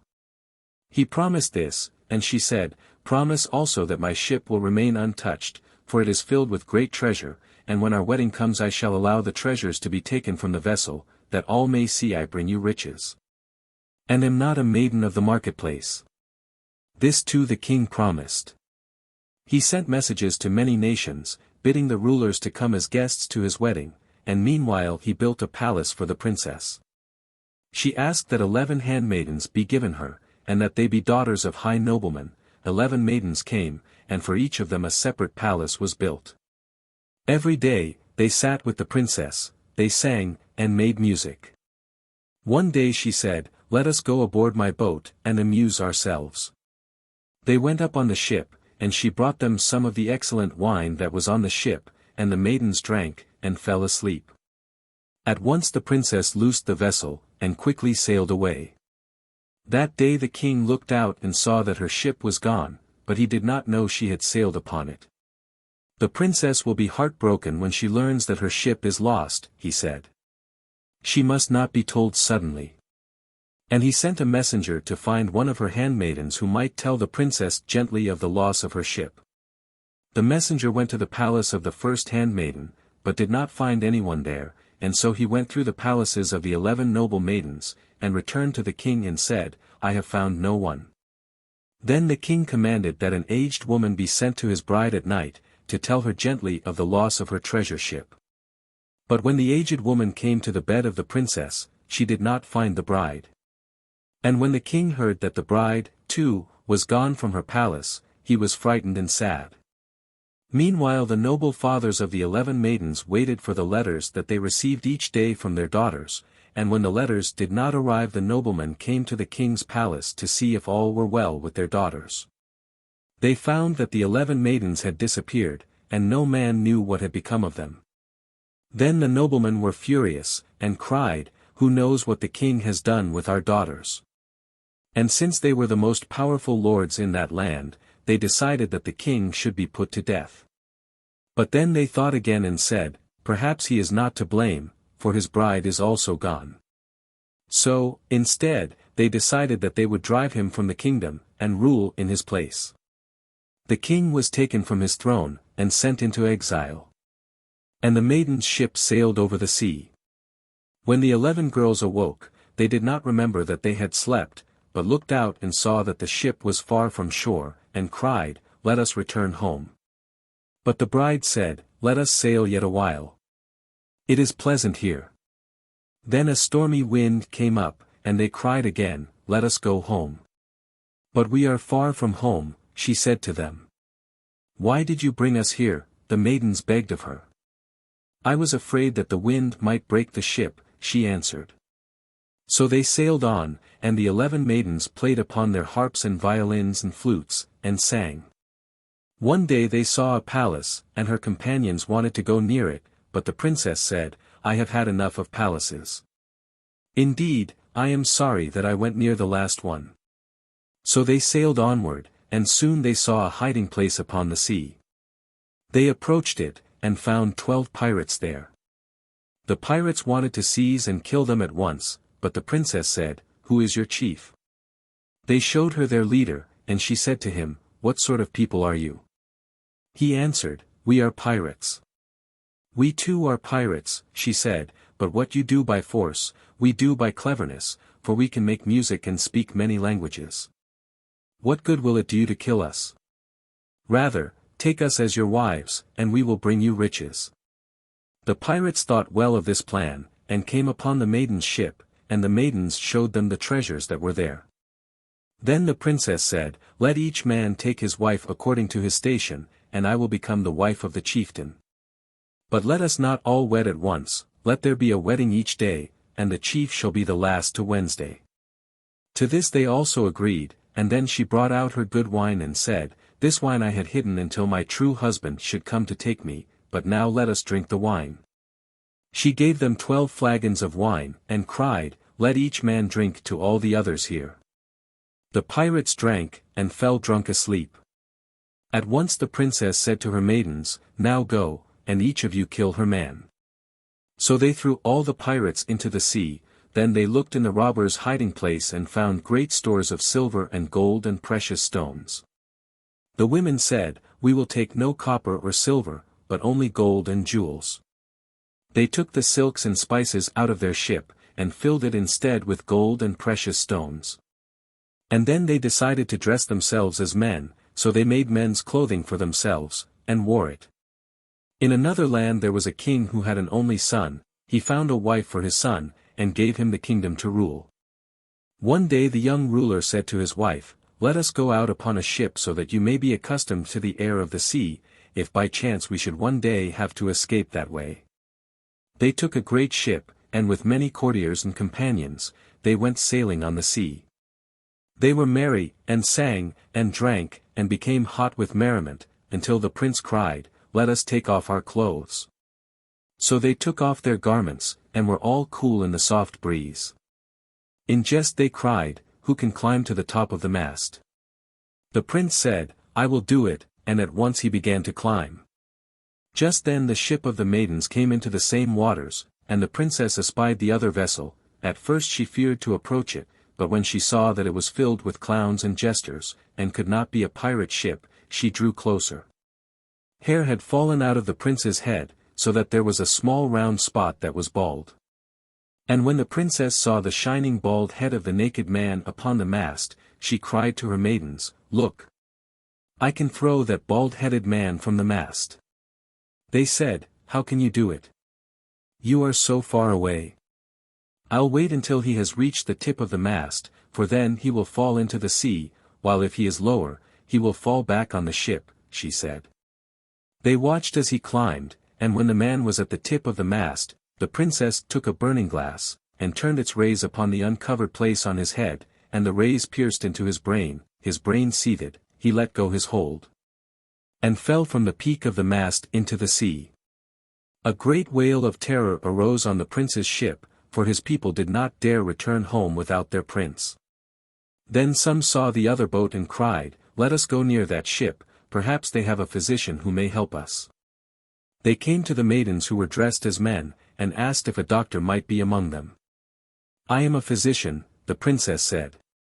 "Our prince has fallen into the sea, and he is dead," they cried. "Take him out of the sea, and let me look on him," she commanded. They took the body of the prince from the sea. She looked at him, and felt his hand, and said, "His brain has been burned. He is dead." When they found that the prince's brain had indeed been burned, they were amazed at the skill of the great physician, and they begged, "Come back to our land, and be our king's physician." The two vessels sailed together. Meanwhile the courtiers of the first ship thought, "Let this physician marry the dead prince's bride, and be our king." But they were ashamed to suggest to the queen that she marry a mere physician. Meanwhile the queen began to love the physician, for she did not know that he was in truth another woman, but she was afraid to marry him because the courtiers might not think it fitting for her to marry a man who was not a nobleman. So neither the courtiers nor the queen spoke their thoughts, until the courtiers planned to make a festival, and during the festival, they said to one another, "We can speak out." So it was. They made the feast upon the physician's ship, and the physician, who was the true princess, gave them of her rare wine to drink, and they spoke their thoughts out loud. How wonderful it would be if the queen married the physician. Then the physician said, "That would indeed be wonderful, but it should not be heard from a drunken mouth." The queen, too, spoke out and said, "It would be a beautiful marriage, if only the countrymen would consent to it." And the physician said, their consent might be asked, but soberly. When they were no longer drunken, they were at first ashamed to look at each other because of what they had said, but soon the word began to be whispered again, and at last it was said openly, "The queen will marry the physician." So they came to the shore of their kingdom, and the people ran to meet them, for it was a long time since the prince had sailed away, and in that time his aged father had died and they were without any king. Now the people were told, "The prince died many days ago, but on the seas we took a new king to ourselves, for the queen has married again." The people were happy that they had a king to rule them, and the king, who was really the true princess, ordered that a great wedding feast should be made in the palace, and commanded that to this feast should come all the exiles, and all the hunted men, and all the lost people who were in that land. This command was made known over all the kingdom. Then the true princess disguised as physician and king declared that fountains of water should be made all over the city, so that whoever wanted to drink might find water. And she further commanded that a portrait of the new king should be placed over each well. "Let watchmen be stationed near the portraits," she declared, "and if any man comes, and drinks, and looks on my portrait and recognizes it, and shows surprise or anger in his face, let him be taken and set in prison." Everything was done as she had said. And the first prince, who was her true husband, answered the command for lost people to come to the wedding. He came to the city and drank at a fountain, and when he saw her portrait over the fountain he recognized her, and cried out. Then the watchman took him and put him in prison. Then the merchant came, who had been her groom and had been driven from his home because of her, and he drank, and saw her portrait, and his face became clouded with anger. He was taken and put in prison. Third, there came a king, who had been her groom, and had been driven from his kingdom because of her, and he drank, and saw her portrait, and spoke angrily, then he was taken, and put in prison. The princess disguised as the king ordered the prisoners to be brought before her. They came, and did not recognize her because of her manly garments, but she knew them, all three. To one she said, "You, king, were driven from your land because of the 11 noble maidens who were stolen. Here are your maidens, now return to your land and to your throne." To the second she said, "You, merchant, were driven from your home because of your ship that was stolen. Here is your ship, take it and go home, and because it was borrowed from you for so long a time. You will find it filled with gold and precious stones in place of lesser wares." And to the last, she said as she arose and revealed her true self, "You, my prince, come here to me, and we two will go home together." And so they returned to their own kingdom.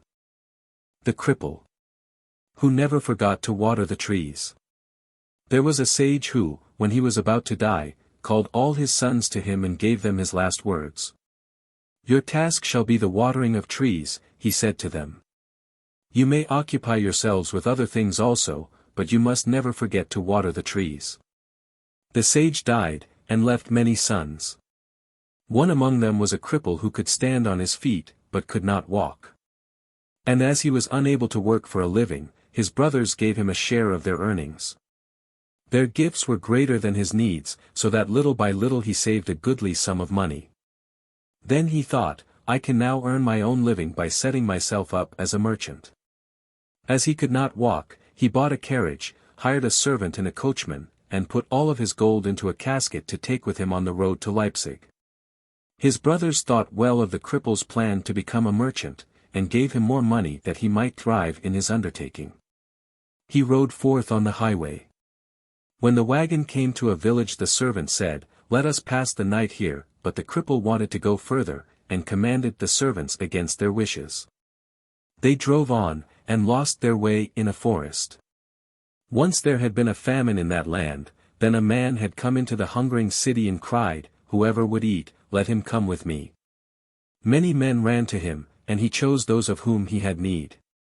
To one he said, "You might do as a workman," to another, "You might be a watchman," and so he gathered many clever young men about him and took them into the forest where he taught them to be thieves, for he said, The highway to Leipzig and to Breslau passes through these woods, and many rich merchants go that way. When the carriage of the cripple passed, the robbers fell upon it. The servant and the coachman, who had legs, fled, but the cripple could only remain on the wagon. The brigands came up to him and cried, "Why are you sitting there?" "I am a cripple, and cannot move," he told them. So they took away his casket of gold, and they took the horses from the wagon, and they left him sitting there alone. The cripple ate all the food he had brought with him, but when that was gone he did not know how he would live. At last he threw himself from the wagon to the earth. Night came, he was alone in that wilderness.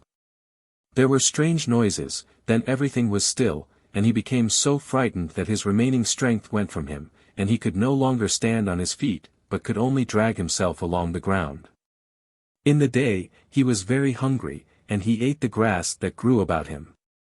When he had eaten all the wild grain he could reach, he pulled himself farther along the ground, and ate again. And so he lived, until one day he came to a plant that was like no other plant he had ever seen. He had eaten many sorts of grass, but never found any that pleased him so much as this, and he decided to pull it out entirely by its roots. As he did so, he found a four-sided token tangled in the roots of the plant. On each edge of the token another message was inscribed. On one side, he read, "Whoever takes hold of this side of the token shall be carried to the place where day and night meet, and where the sun and moon come together." Since the cripple had taken hold of the token by that side when he found it in the roots of the plant, he was at once transported to the place of the sun and the moon. Then he heard the sun talking with the moon. "There is a great tree that has many branches," said the sun, "and it is covered with leaves and fruit. Every twig, every leaf, every fruit has a power in itself. One brings wealth, another brings children, while still others heal all sorts of illnesses. If only that tree were watered, it would have a wondrous growth. But I am powerless to water the tree.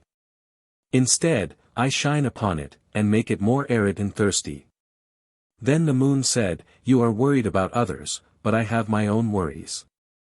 For I have 1,000 hills surrounded by another 1,000 hills, and there the demons live.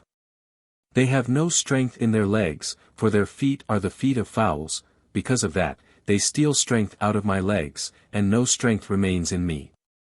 Once, I found a dust that healed my feet, but the wind came and blew the dust away." The sun said to the moon, "I can tell you of a remedy. I know of a way that divides into many ways. One is the path of the tzaddikim, for if the dust of that path is spread under a man's feet, and he steps upon that dust, he is at once a holy tzaddik. Then there is a way of unbelievers, for if the dust of that path is spread before a man and he walks a few steps upon it, he becomes an unbeliever, and there is a way of madmen, for the dust of that path makes men into madmen. There are all sorts of ways, many of which heal illnesses, and among them is a path for those who have no strength in their legs. Holy men have been persecuted and led in chains by their overlords, until their legs could support them no longer. But when their chained feet walked upon the dust of the healing way, they had new strength, and could walk. Go there, for the dust is thick on that path, and it will be a remedy for you." All this the cripple heard. Then he looked on the token that he held and saw the writing on the second side, "Whoever grasps this side of the token shall be carried to the way that divides into many ways." He grasped the token on that side, and at once found himself at the parting of the ways. Then he walked on the dust that was a remedy for crippled feet, and at once he was healed. He went and gathered the dust of all the different ways, and made separate packages, one with the dust of madmen, another with the dust of tzaddikim, and so with every kind of dust. He took the packages, and returned to the woods where he had been robbed. First he chose a high tree over the robber's lane. Then he mixed some of the dust of tzaddikim with some of the madmen's dust, and spread the mixture upon the road, and climbed into his tree and waited. The robber chief had sent some of his men out to spy upon the highway. They came, and as soon as they set foot upon the dust they were turned to tzaddikim, and they began to bemoan their days that had been spent in thieving and plundering, and they tore their breasts for the number of men they had murdered. But since the dust of madness was mingled with the dust of virtue, the thieves became mad tzaddikim, and one began to accuse the other of having brought them to murder. They quarreled, and struck blows, and fought until they had killed each other. Every one. Meanwhile the chieftain sent out other robbers to seek for those who had not returned, and they also walked on the same dust, and became mad tzaddikim, and fought and slew each other. The healed cripple watched, until he knew that all the bandits had been killed, save the chief and one other. Then he went down from the tree and spread the pure dust of tzaddikim on the ground, and went back to his tree and waited. The robber chief wondered why none of his band had returned, until at last he went out with his companion to find them. But as soon as he set foot upon the path he became a true tzaddik, and he held his head and moaned for the evil that he had done, and he tore his breast because of the murders he had committed, and he cried aloud over his sins, and begged for punishment. Now the healed cripple came down from the tree. The chieftain ran to him begging, "Pronounce a punishment upon me." First, the cripple said, "Return the casket of gold that you took from me." Each thing that was robbed, and the name of the person from whom it had been taken, was recorded in the book of the chieftain. "I'll give you your casket at once," he cried, "and I'll give you all the other treasures that I have stolen. Only tell me how I may be punished." "You must go to the city and say that you are he who once came in time of famine and called out for men to follow you, and you must give account of the robberies you have done, and the people you have killed, and the treasures you have stolen." "That is your punishment," the cripple said. Then the robber gave him all the stolen treasures, and they went into the city, where the robber cried out all his sins. "Let us hang him," said the people of the city, as an example for all other robbers. So he was hanged. Then the healed cripple thought, "I will go to the 2,000 mountains of the moon." And he took hold of another side of the token, and came to a place from which he could see all that happened in those mountains. He saw that they were filled with thousands of myriads of demon families whose countless numbers grew ever greater, for demons are fruitful and multiply as men. He saw their king seated upon a throne such as no man sits upon, while his subjects tumbled and sprang before him, and jested with wild laughter, telling him of their pranks. "I tore an arm from a man," one demon cried. "I tore a leg from a man." Another demon boasted. "I tore a babe from its mother," cried a third. And they laughed and were joyous. But meanwhile the cripple saw two elderly demons, father and mother, walking and weeping. Then they were asked why they wept. "Each day our son would go out on his way," they said, "and return in his time, but today the time is long gone by, and he has not returned." Then they were brought before the king of demons, and he commanded his servitors to go out over all the earth to find the missing one. As the mother and father went from the king, they met a younger demon who had gone forth with their son, and they asked for news of their son. "He is in torment," the young one cried. "For we had an island on the sea, but an emperor came who owned that island, and he wanted to build a palace there. The emperor began to build foundations, but your son said, 'Let us tear his strength from him.' So we took away his strength. The emperor called all his doctors, but they could not bring back his strength. Then he called his magicians, and among them there was one who knew the name of your son's family of demons, though he did not know of mine. By that name, the magician caught your son, and he keeps him now in his power, and never ceases tormenting him." The escaped one was brought before the king of demons, and he told his story again. Then the great demon said, "Let the emperor's strength be returned to him, that the boy may be freed." But the youthful demon said, "Among us there was one who had no strength, and we gave him the strength that we took from the emperor. Take the strength back from your friend, and return it to the emperor," the king of demons commanded. "But our friend has become a cloud," the youthful one said. "Send a messenger to the cloud, and command him to come before me." The king of demons decreed. Then an emissary was sent for the cloud. And the cripple, who had listened to the demons all that while, thought, "I will go after the messenger, and see how an evil spirit may turn into a cloud." He went, and came to a city that lay under a vast and darksome cloud. Then the cripple asked a man in the city, "Is your city always so dark and cool?"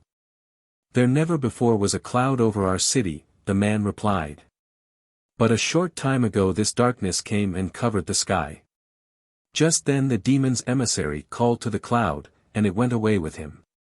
I'll follow again, and hear what they say, the cripple thought. So he followed the cloud, and heard it talking with the messenger. How did you come to take the form of a cloud over that city? The messenger asked. The cloud answered, Here is the story. Once there was a sage who lived in a kingdom whose ruler was a terrible unbeliever, and that ruler demanded that all of his people become unbelievers.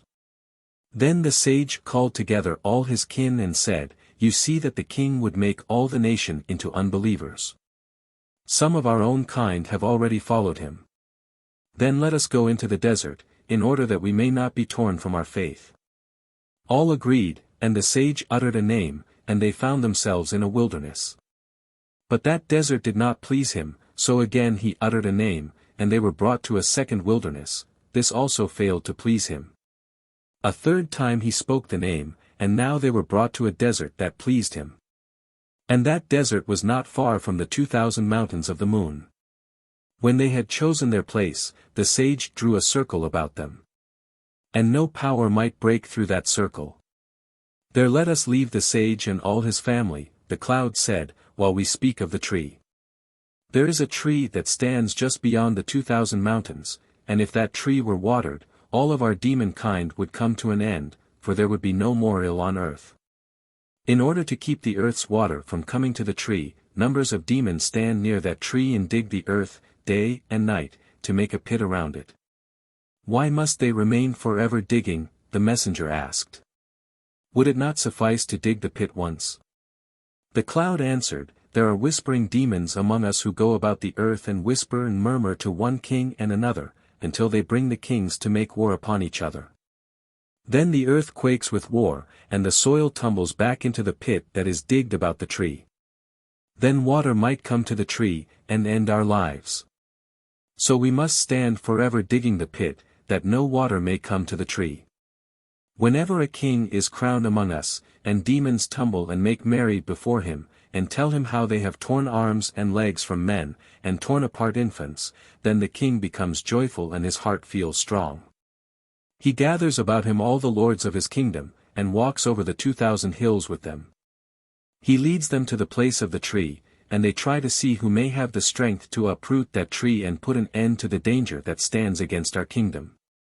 The king strengthens his heart that he may not fear the tree, but as soon as he approaches it the tree sends forth a great cry, and the king is frightened, and must turn back.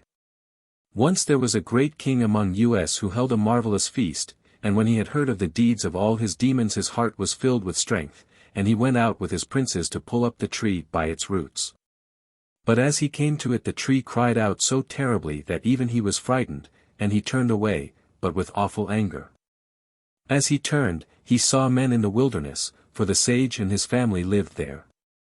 Then the king sought to vent his anger upon them, and he called his demons, and sent them to tear apart that family.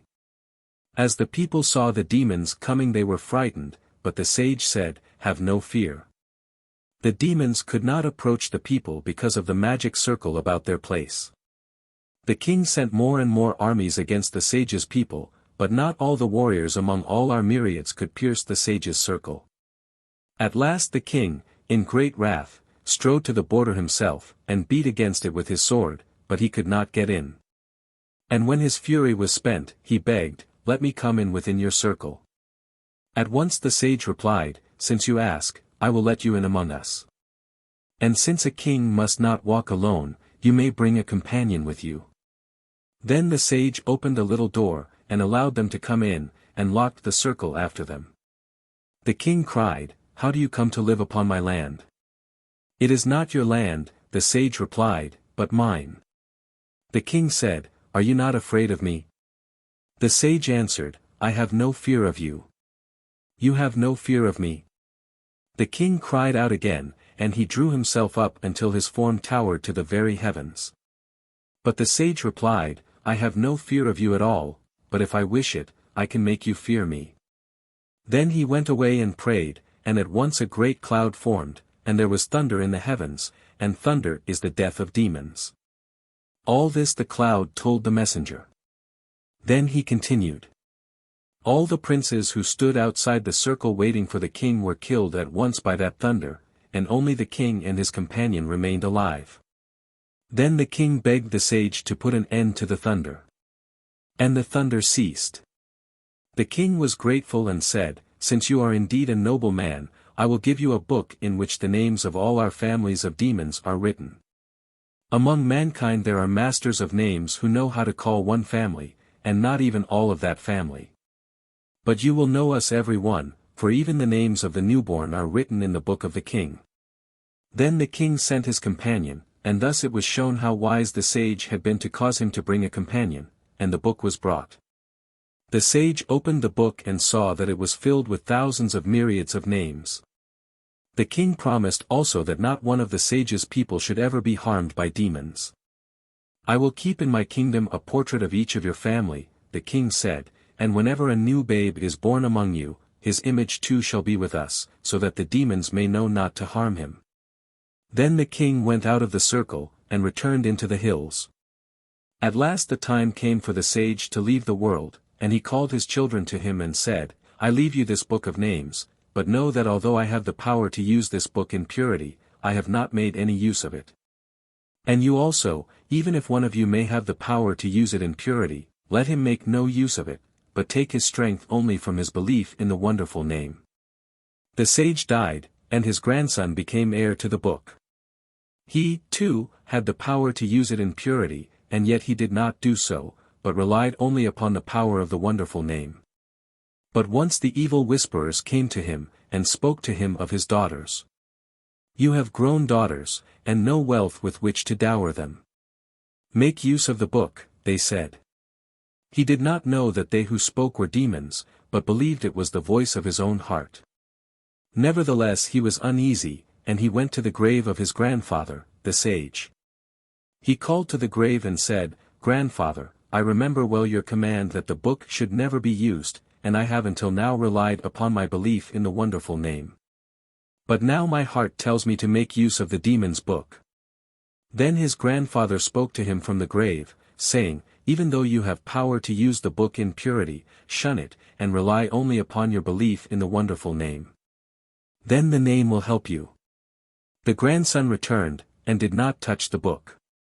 Then there came a day when the emperor of that land where the sage's family lived became sick, and no physician could cure him, for he suffered from the heat that was over his city. At last he commanded the Jews to pray for him to make him well. Then there was consternation among the sage's people, for they feared the wrath of the emperor if they could bring no cure for his illness. But our own king of demons learned that the sage's grandson had never made use of the book of our names, although he had power to do so in purity. And our king was grateful to that man, who had power over us, but brought no hardship upon us. And our king desired to reward the sage's grandson, and all his people, by helping them out of their danger. So the king commanded me to become a cloud and to hang over that city, that it might become cool, and that the emperor might be healed of his illness. Therefore I became a cloud. The cripple heard the cloud tell this story, and then he saw the cloud brought before the king of demons. And the king took away all the cloud's strength and returned it to that first emperor who was building a palace on his island. That emperor's magician released the imprisoned young demon, who returned to his father and mother. But the young demon was weak because of the punishment he had undergone, and in wrath at the magician who had tormented him. So he plotted with all his family of demons to revenge himself upon that magician.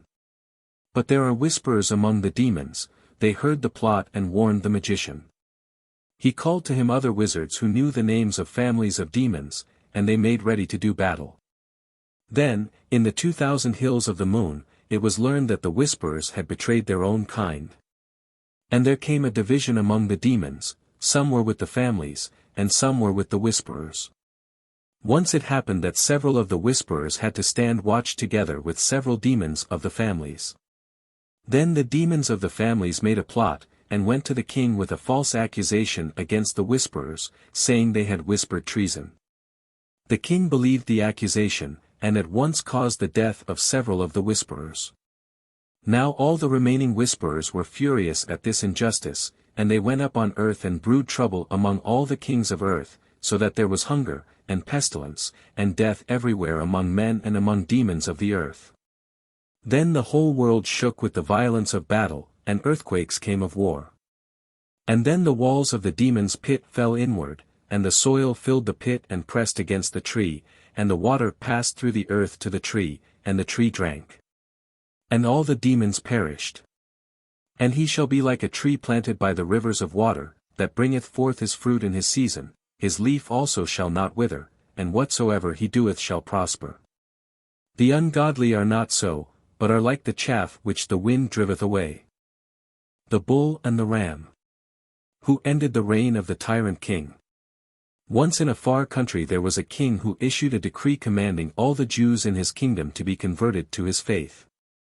Those who would not be converted lost all their possessions and were driven into exile. Many Jews gave up all their riches and in poverty fled the land, others could not part with their possessions, and became converted. And still others pretended to become converted, but in secret continued to be Jews.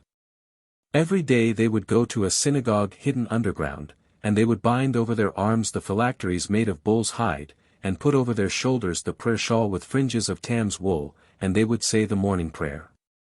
There, in secret, they performed the rites of marriage, of circumcision, of holiday. After a short time, the king died, and his son ruled. The son was a clever tyrant, he governed well, but with a strong hand. And those powers that had formerly belonged to the nobleman, he took to himself, until the noblemen of the kingdom came to hate him bitterly for robbing them of their ancient rights. Then the barons came together and formed a conspiracy. "We will murder the king, and all his family, and we will rule in his stead," they whispered, one to the other. But in the band of noblemen there was one of the wealthy Jews who had only pretended to be converted in order to remain in the kingdom, and now he thought, "Of what use is my life of lies? I pretended conversion because I could not part with my riches, or bear to leave the court of the king. But if the king is killed the country will fall into turmoil and I will lose everything, for a country cannot exist without a king, and one man will swallow up another." So he decided to go secretly to the king and warn him of the plot against him. The king set spies, to make sure that the former Jew had told the truth, and the night came on which the nobleman had planned to murder the young king, his infant son, and all the royal family. Then the conspirators crept into the king's chamber, with their knives drawn, but the king lay awake, and his spies were hidden all about the room, the murderers were captured, and they were all punished as befitted their intended crime. But the king remembered the converted Jew who had warned him of their plot, and he desired to reward the Jew. "What reward shall I give you?" he asked of the loyal man. "I cannot give you nobility, for you are already a nobleman. And gold would be no gift to you, for you are already exceedingly rich. Then tell me what you want me to do for you, and I will do it." The nobleman said, "Will you indeed give me whatever I ask?" "Whatever you ask," declared the king. "Will you swear by your crown and your kingdom?" The king placed his hand upon his crown and said, "I swear it by my crown and by my kingdom."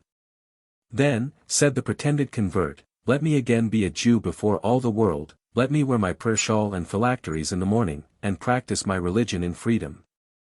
When the king heard this he was angry, for in all his land there was not one Jew who dared wrap himself in a praying shawl, or wear phylacteries against the former king's decree. Nevertheless, as he had sworn by his crown and his country, he was forced to grant the Jew his request. The next morning, and every day thereafter, the Jew stood where all might see, and wrapped in the splendor of his praying shawl, with the phylacteries on his arms and forehead, he prayed as his fathers had prayed. And there came a time, and that king died, and his son reigned in his stead. Now the son remembered how his father had been a tyrant, and how the nobleman had plotted to kill him, so the son instead was a mild and good king, and a learned man. His country prospered, and he took many other countries and ruled over them. When a son was born to him in his turn, the king remembered the plot to kill all his father's family, and he wanted to make his crown secure for his own son, so he called all the seers of the kingdom into his palace and said, "Tell me, by what power may my seed be cut off, that I may be warned against it?" The seers consulted the stars, and answered, "No power can destroy your family, but you must beware of the bull and the ram. Then this was written in the book of the king, beware of the bull and the ram. When he was old, the king gave the book to his son, and he said to his son, rule gently, and with wisdom. Then the third king died, and his son ruled in his stead. But the fourth king was like the second king, harsh in his ways, and a tyrant. He too captured many other nations and added them to his kingdom. He remembered the warning in the book of Kings, and in order to make sure that no harm could come to him and his seed, he commanded that every bull and every ram should be driven from his kingdom. And this was done, until not a bull or ram remained in all that land. Then the king thought of a plan by which he might capture all the world, and without a single battle. For this king too was very learned, and he knew that the whole world was divided into 7 parts, while 7 planets went round the heavens, one to light each day, and each planet went with one of the world's 7 continents. And he knew that each of the 7 parts of the world possessed one of the 7 kinds of metal of which the world is made, so that each metal possessed the light of the planet that went with its continent. Then the king sent messengers to all parts of the earth, commanding that the 7 metals of the earth be brought to him. They brought him silver and copper and gold, and with the gold they brought all the golden portraits of all the kings on earth, then they brought all the other metals, and he took them, and had them made into the figure of a man. The head of the figure was of gold, the throat was of silver, and the trunk of the body and each limb was of another metal, so that in all the image was composed of the earth's 7 metals. The king placed the statue upon the edge of a high mountain, and all the 7 planets of the heavens turned around the image, and shone their light into it. Then all over the world people knew that the image had a wondrous power, for if any man needed to know whether to do or not to do a certain thing, he would travel until he came to the statue on the mountain. And he would place himself before the part of the statue that was made of the metal of that part of the earth from which he came, and he would ask the statue whether or not he should do this thing. If the metal that was from his continent shone with light, then the answer was, yes, and if the metal remained dark, its answer was, no. And through the fame and power of this marvelous image, all the world came and paid homage to the king who had caused it to be made, and they brought him all their riches.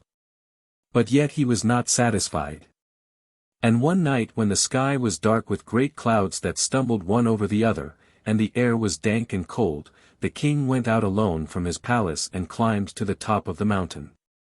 There he stood before the giant that was made of the earth's 7 metals. The shape could hardly be seen in the darkness. The king placed his hands upon it, the metal was cold, and his fingers felt frozen against it. Then he cried out, "You that contain all riches and all wisdom. Answer me, can I become ruler of this world?" Suddenly the great image became a column of glowing white fire, it was as though lightning stood before him. The face, the limbs, and every part of the molded form, the gold, the silver, and every other metal glowed brilliantly in the cold darkness, and overhead amongst the clouds there was a terrific clash as of hailing trumpets. The king was frightened, and then he was pleased, and he cried, "How may I become ruler of the world?" Then the statue opened its golden mouth, and it spoke, "Humble the mighty, and raise the lowly." It was silent. And the glow went out of the image. The king shivered. All about him was dark, and the air pressed against him as earth in a pit. He found his way back to the palace. The words spoken by the golden mouth remained with him. "It is well," he thought, "if I cut down the mighty, for no one will remain to have power against me." Then he issued a decree. From all the noblemen, he took away their nobility, he dismissed all generals from their commands. He deprived the judges of their power to judge, and he made his governors into slaves. Even those men who had their titles of nobility from ancient times, and those officials who had won their honors from his father and his grandfather, lost their titles and their rights, all the mighty were cut down. So, the king thought, "I alone must have power. And I will raise no lowly man into power." Then he called before him all those who remained who still had honors and rights, the proud lords of ancient lineage, and the mightiest generals, those among them who would not come were brought by force. And they were thrown upon their knees before him, and all were deprived of their rank. But among those whose names were written in the former king's book of honor was that Jew who had saved the royal family. And when this man was brought before the fourth king of that family, he was asked, "What title have you?" "None," the Jew replied. "Then what command have you?" Again he answered, "None." "Then what privilege have you, that makes you higher than other men?" "I am not higher than other men," said the aged Jew. "Only, many years ago, in the time of your highness's grandfather, I learned of a plot to kill the king and all the royal family, and because I warned him of that plot the king gave me back the right to worship freely and openly as a Jew. And to wear my praying shawl and phylacteries, as my father had done before me." The young king said, "This privilege shall be taken from you. You must become a convert, as you were." So the aged Jew was forced once more to become a convert. Once more he would have to hide his worship in holes underground, and whisper his prayers in fright. Then as he left the court, he clutched the edges of his praying shawl in one hand, and his phylacteries in the other hand, and he raised his eyes to heaven, and he uttered a curse. "Cursed be he." He cried upon the tyrant king, and cursed be all his seed. May they be cut off from the earth, so that no particle of their cruel flesh, and no drop of their tyrant blood, remain to torture mankind. And that night, in a hidden dungeon, behind barred doors, he prayed. And the king dreamed. He dreamed that he lay beneath the heavens, it was night, and the black sky pressed close upon him, the sky was close as the roof of his chamber. In the sky were the 12 beasts of the zodiac, each creature the sign of a month of the year. The crab and scorpion were there, and the lion, and all the others, but 2 of the 12 glowed with a light stronger than that of all the other 10. He saw them. They were bull and ram. And as he looked upon them, the bull and the ram opened their jaws, and laughed. He saw their strange, brutal laughter, but he could not hear anything. The king shivered in his bed, and cried out with fright. The dream was broken. His attendants came running to him, and he sent them for his sages. To the sages he cried, "Tell me the meaning of this dream." And he told his dream to them, but they could not understand it. Then he called for the book of the king, and there he read what his father had written, "Beware of the bull and the ram, for by the bull and the ram the seed of the king will be cut off." When he read these words, the king's heart began to knock like the hand of death, and sweat was upon his forehead. He called the queen and told her of his dream and of its meaning. The queen was frightened, and their children were terribly frightened. Then the king reflected, "How can I be harmed by a bull or a ram, when there is not one in all the kingdom?" And his heart was more quiet, but still he was afraid, so he called the wisest of the sages to him and asked, "How may I be sure?" The aged seer answered, "I have a remedy for fear that was told me by my father. The sun has 365 beams, and there is one place where the light of all 365 beams come together, and upon that spot grows an iron rod. Whoever has fear needs but go there and touch that rod, and his fear will be taken from him." The king was pleased with this advice, and he called his wife, and they took their children and all their family, and they said to the seer, "Guide us to that place where the 365 rays of the sun come together." Then the seer led the way, and the king and all his family followed, and they went a great distance until they came to a parting of the roads. And there an angel stood. He was the angel of wrath, for of every human act of rage an angel is born, twisted, and meager, and hard, and the commander of all the angels born of anger was that angel of wrath who stood in the road before them. His form was powerful, and his eyes were cold blue fire, and a flaming sword was in his hand. Of him, they asked the way. For there were 4 roads. There was a smooth highway, and there was a road of quagmires seething with reptiles and vile worms, and there was a road that broke into bottomless gaps and craggy holes jagged with sharp stones, there men fell, and were swallowed up. And there was a road that became a flaming fire. The angel of wrath pointed his sword, and it was to the road that became a flaming fire. The seer knew, for his father had given him an omen, but the king did not know. And as they went, the seer watched for signs of the flames before them. After they had gone a long way, he saw the fire, and he looked and saw in the midst of the fire a sea of molten red, clear as crystal blood, and safely over the fiery sea there went a row of angelic beings wearing kingly mantles and crowns. And with them went a row of aged Jews, each wrapped in his praying shawl, with his holy phylacteries wound upon his arms and forehead. Then the seer said to the king, "The road is a flaming fire. I have an omen from my father, that whoever goes nearer than 4 leagues to that fire will be burned to death, and so I will not go further." But the king looked into the fire, and saw the row of regal beings wearing golden crowns, and he said, "See, a king may pass safely through the flames." Then the king led all his family, and they went into the fire, and were burned, and the king and all his seed were entirely consumed. The sage turned back, and came once more to the palace. There all the wise men were assembled, and they wondered how it could be that the seer had come home unharmed, while the king and all his family were dead. "Was it not written," they said, "that only a bull and a ram might destroy the seed of the king?" And the king took care that there might be not one bull or ram in all his land. Then through what power was he killed, with all his royal family? The aged Jew cried out to them, "It is through me that the king and all his family met death." The seers truly saw his death in the stars, but did not understand what they saw. For the phylacteries are made of the hide of the bull, and the fringes that hang on the praying shawl are woven of the wool of the ram. And so the bull and the ram, called down by my prayers to curse him, brought the end to his seed on earth. For in that row of kings whom he saw going safely through the flames were only those rulers in whose lands Jews might live unharmed, and freely worship their God in praying shawl and holy phylacteries. And he thought to pass safely through the flames with them, but he could not take his place among them.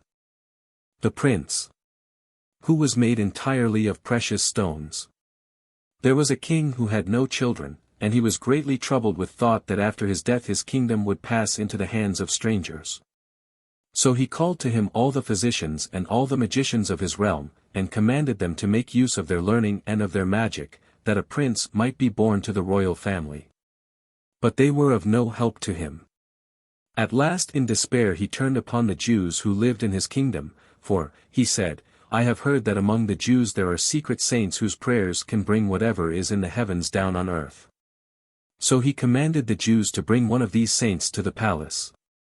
In each generation there are 36 men whose virtue bears up the world, they live unknown among other men, and they are called hidden tzaddikim. When the king commanded that one of them be brought to the palace, the Jews did not know where to turn, but one man went up to another, asking, "Might you be one of the secret tzaddikim?" There was a shoemaker in a village. He lived quietly, earning bread for himself and his family, working each day, but resting on Sabbath. Then all the people in the village bethought themselves that they had never known him to do any wrong, and they said to one another, "He must be a secret tzaddik." But when they came to him and asked him, he only said, "I don't know anything about it. I am a shoemaker." Still, the word went from one village to another, and at last it came to the king that in a certain village there lived a shoemaker who was really a hidden tzaddik, but who said he knew nothing about it. The king commanded that the man be brought before him, and when the tzaddik stood in the palace, the king spoke to him in a friendly way, saying, "You know that all your people are in my power, and I can do good or ill to them as I please. Therefore I ask you in a friendly way to pray that my queen may have a child." The tzaddik went into a little room and spoke to God. Then he returned to the king. Within a year, the tzaddik said, "A child will be born to the queen." And he went home to his village, and made shoes. Before the year had passed, the queen gave birth to a daughter. The little girl was so beautiful that whoever looked once upon her never ceased wondering at her loveliness. And she was so clever that when she was 4 years old she could play music upon many instruments, and speak all the languages of mankind. Emperors and sages came from distant lands to look upon and speak with the child. At first the king was happy with his daughter, but then he grew discontented, for he wanted a son to rule after him, in order that his kingdom might not fall into strange hands. So he commanded that the secret tzaddik should again be brought before him. But when the king's messenger went to seek out the tzaddik, he was told that the man had died. The king said, "Let the Jews find another tzaddik."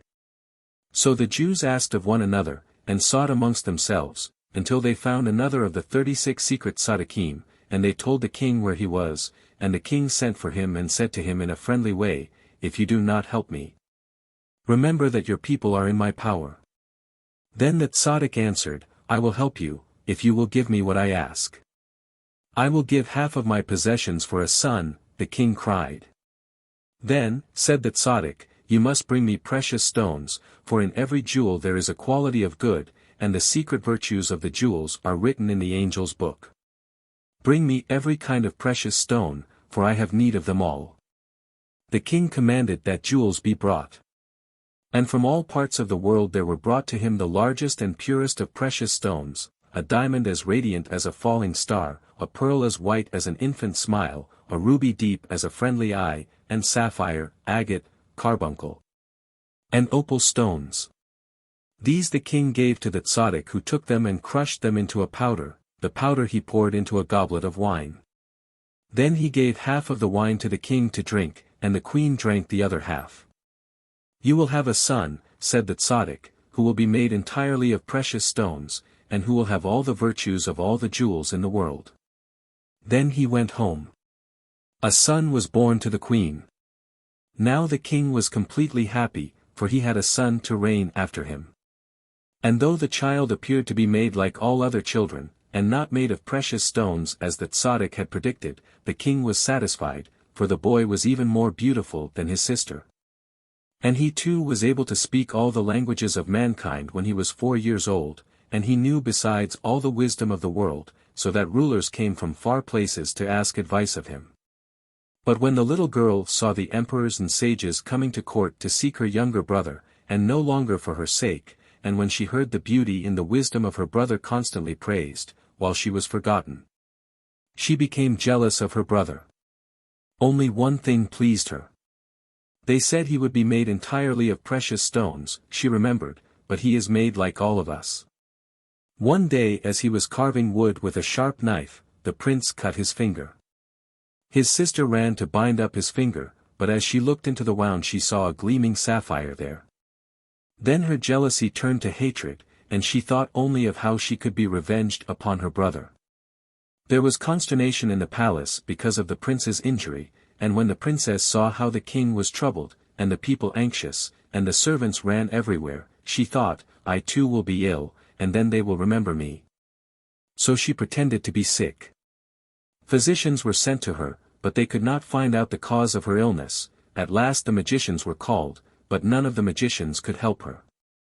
She lay in her bed, and thought with hatred of her brother, and how he was indeed made of precious stones, and her jealousy gave her no rest. Then the sorcerer, who was the most cunning of all the king's magicians, came to the little girl, and as soon as he saw her he said, "You are not ill, but are only pretending illness." She looked into his wicked eyes, and they were like 2 hard stones pressing upon her. Then she told the sorcerer the truth. "I am not ill," she said, "but I cannot bear my brother's beauty. He is so beautiful that no one any longer remembers me." Then the princess begged the wizard, "Tell me," she cried, "is there no way to bewitch a person, so that all his body will become covered with itching sores?" "There is a way," the wizard said. "I can make a charm against him." But the clever little princess thought, "What if another magician should come, and break your charm? Then my brother will be beautiful again." "If the charm is buried in water," the sorcerer replied, "it can never again be broken." So they made an evil charm against the prince, and they bound their sorcery in a silken cloth and threw it into a deep pool where it could never again be found. Then the prince's tender skin became red, and broke. Sores appeared on his face and hands, and there were itching and leprous sores all over his body. The king was terrified, the entire kingdom was in mourning because of the loathsome disease that had come upon the beautiful prince. Every physician and every sage hurried to the palace to try to heal the suffering boy. They covered him with balm and with ointments, but the sores remained upon him, and he tore at his loathsome skin. The physician said, "He cannot be cured." Then the king cried, "It is the Jews who have brought this thing upon me," and he commanded that the Jews cause the boy to be healed of his sores. Once more the Jews sought amongst themselves for a secret tzaddik. And they found that Tzaddik who had brought about the birth of the prince, and he was brought again to the palace. "See what you have done," the king cried. "You promised me a son who would be made entirely of precious stones, and instead he is covered with sores. Let me go into a little room where I may be alone," said the Tzaddik. Then he went into a tiny chamber, and closed the door, and stood alone and spoke to God. "It was not to bring glory upon myself that I did this thing," said the Tzaddik, "but it was for the glory of your name that I said that a child would be born, all made of precious stones. And now, see how my words have been fulfilled. The boy is covered with sores." Then the truth was revealed to the Tzaddik, for he knew that nothing happened without reason, and that the depths of loathsome sin must be felt before the heights of purest beauty may be known. And he came out and said to the king, "A sorcerer has made a charm against the prince, to cover him with evil. The charm has been buried in water, so that it may not be destroyed." The king was terrified, for he thought that the prince would never be well again. "Is there nothing that can be done?" he begged. "Is there no magician more powerful than the evil one who has done this thing?" "Since the charm has been buried in water," the Tzaddik said, "there is only one way in which it can be broken. The magician who made the charm must be found, and he also must be thrown into the water." "Take all the magicians of my kingdom," cried the king, "and throw them into the sea. If only my son will be well." Then he issued a decree that on the very next day every wizard, sorcerer, and magician in his realm should be thrown into the water. When the princess heard this decree, her guilt made her afraid, for she thought, "Now the charm will be found out, and they will know that I have done this thing to my brother." So she ran to the pond, to take the charm out of the water before anyone else would find it there. But as the princess leaned far over the pond seeking for the evil charm, she fell into the water herself, and she sank to the bottom of the deep pool. Then the servants hurried through the palace crying, "The princess has fallen into the pool," and there was crying and wailing everywhere.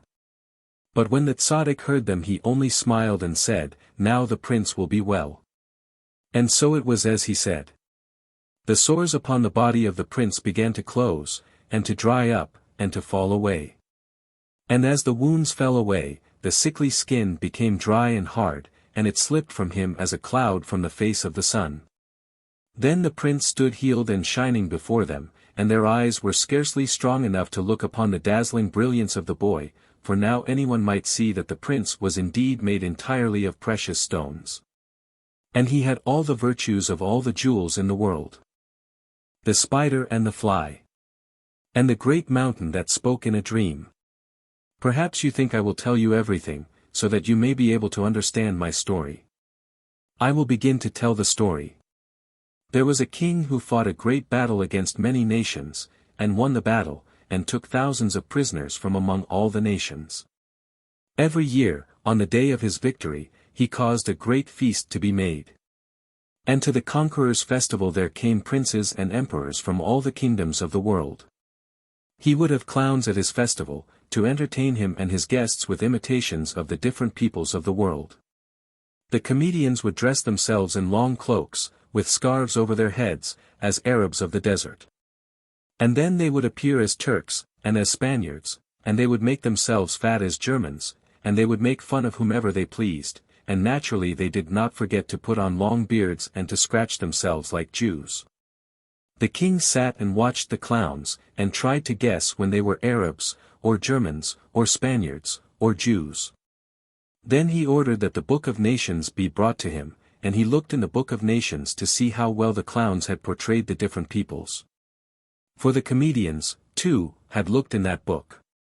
But while the king sat over the open volume, he noticed a spider that crept along the edge of the page, then he saw that a fly stood upon the open page. With its thin hair-like legs the spider pulled itself up the side of the book, then it reached its legs slowly over the side of the book, trying to crawl onto the page where the fly stood. Just then a wind came and blew on the page so that it stood erect, and the spider could not reach the fly. Then the spider turned away, and for a while it crept along the table, as if it had forgotten the fly. Slowly and carefully it put out its feet, and then it stood still for a moment, as if it were waiting to hear a sound. When the wind was gone, the page fell back to its place. Then the spider turned and crept in a circle, coming nearer and nearer again to the edge of the book, until it clambered up the sides of the pages. And its little specks of eyes peered over the cliff-like top of the book onto the wide plain where the fly remained standing. And the spider lifted its claw onto the page. Once more the wind came, and blew the page upward, and the spider fell away from the edge, and could not reach the fly. This happened several times, but at last the wind was quiet for a long while, and the spider returned to the book, and crept up the side, and placed its feet upon the open page, and drew its body up onto the page. In that instant, the wind blew hard, and turned the page over entirely upon the spider, so that he lay on his back between the pages of the book. He tried to crawl out, but he could only crawl a little way, and he could not turn himself aright, and though he moved with all his strength he could only go a little further into the darkness that pressed upon him between the pages of the book. And there he remained, until nothing remained of him. As for the fly, I will not tell you what he did. But the king saw all that had happened, and he knew that what he saw was not a simple thing, but that there was a meaning intended for him in what he had seen, and it was as though he heard a message vaguely through thick walls. Then he fell into deep thought, trying to understand what had happened before his eyes. The guests at the festival saw the king was lost in thought, and did not disturb him. For a long while the king leaned over the book, wondering, but he could not find a meaning to what he had seen. At last he became very tired, and his head leaned further over the page until it lay upon his spread arms, and he slept. Then he dreamed. He dreamed that he sat upon his throne in his palace, and over him hung his portrait, and according to the custom in the palaces of kings, his crown hung over his portrait. He sat there, holding a precious image in his hands. Suddenly, hosts of people began to pour out of the image. He threw the thing away from him. Then the sleeping king saw how the people that rushed out of the image turned, and climbed above him, and cut his head from his portrait. They seized his crown and hurled it into the mud. Then they ran toward him with their knives drawn, to kill him. In that instant, a page out of the book upon which he slept stood erect and shielded him, so that the oncoming horde could do him no harm. When they had turned away, the page fell back into its place in the book. Once more the angry people rushed to kill him, and the page stood before him and shielded him so that they had to turn back. 7 times they rushed upon him, and 7 times they were prevented from harming him. Then the king in his sleep was eager to see what was written on the leaf that had so well protected him, and what nation out of the book of nations might be represented there. But as he was about to look at the page, he was overcome by a terrible fear. The edges of his hair felt like ice. He began to scream. The princes and the emperors who were his guests heard the king screaming in his sleep, and wanted to shake him that he might awake out of his frightful dream, but it was forbidden to touch the king while he slept. Then they began to shout, and to beat upon drums, and to make wild noises that might awaken the king, but he did not hear them, and only trembled, and cried out, and shouted with fear as he slept over the book of nations. Then a high mountain came to him and said, "Why are you screaming so? I was asleep for many ages, and nothing could awaken me, but your screams have broken my sleep." "How can I keep from screaming?" cried the king. "See how all the people are assembled, how they come against me with their drawn knives. They will kill me. And I have nothing to protect me but this little sheet of paper. As long as it stands before you, you have nothing to fear," said the mountain. "I too have many enemies, but that same leaf has protected me, and I am not afraid. Come, and I'll show you my enemies." They went, and the king saw myriad upon myriad of warriors assembled at the foot of the mountain. They were shouting and dancing and loudly blowing their trumpets. "Why do they sing so gaily, and why do they dance so triumphantly?"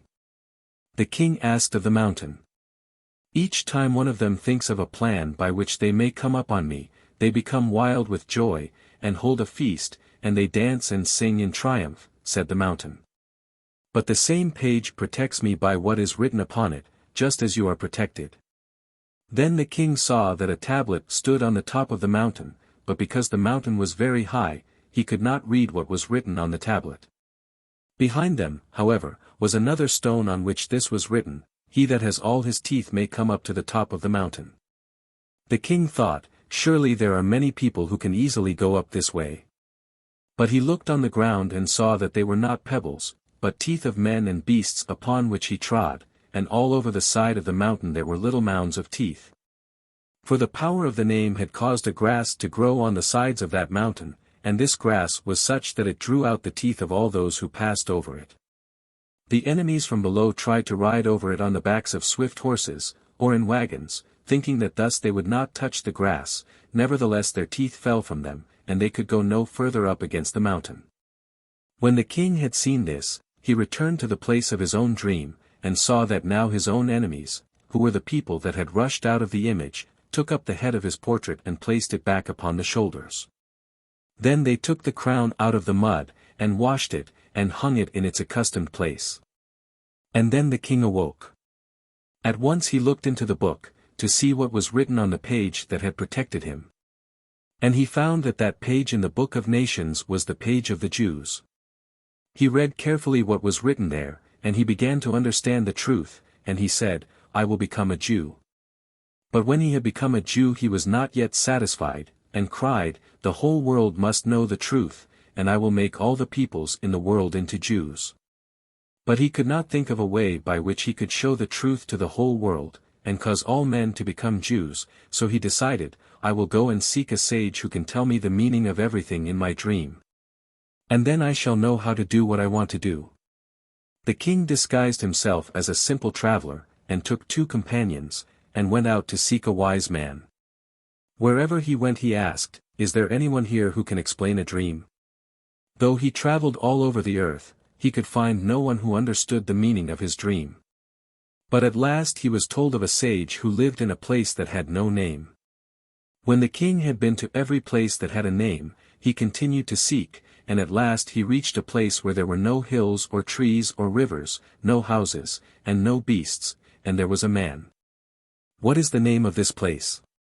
The king asked. And the man answered him, this place has no name. Then the king knew that he had come to the end of his journey, and that this man was the sage who could tell him the meaning of his dream. So he told the wise man the truth about himself. I am no simple traveler, he said, but a king who has won many battles and conquered many nations, and now I would like to know the true meaning of my dream. The sage answered that he could not give him the meaning of his dream, but that if the king would wait until a day that was not in a month, he might himself learn what he wanted to know. For on that day, the wise man said, I gather the seeds of all things and make them into a perfume.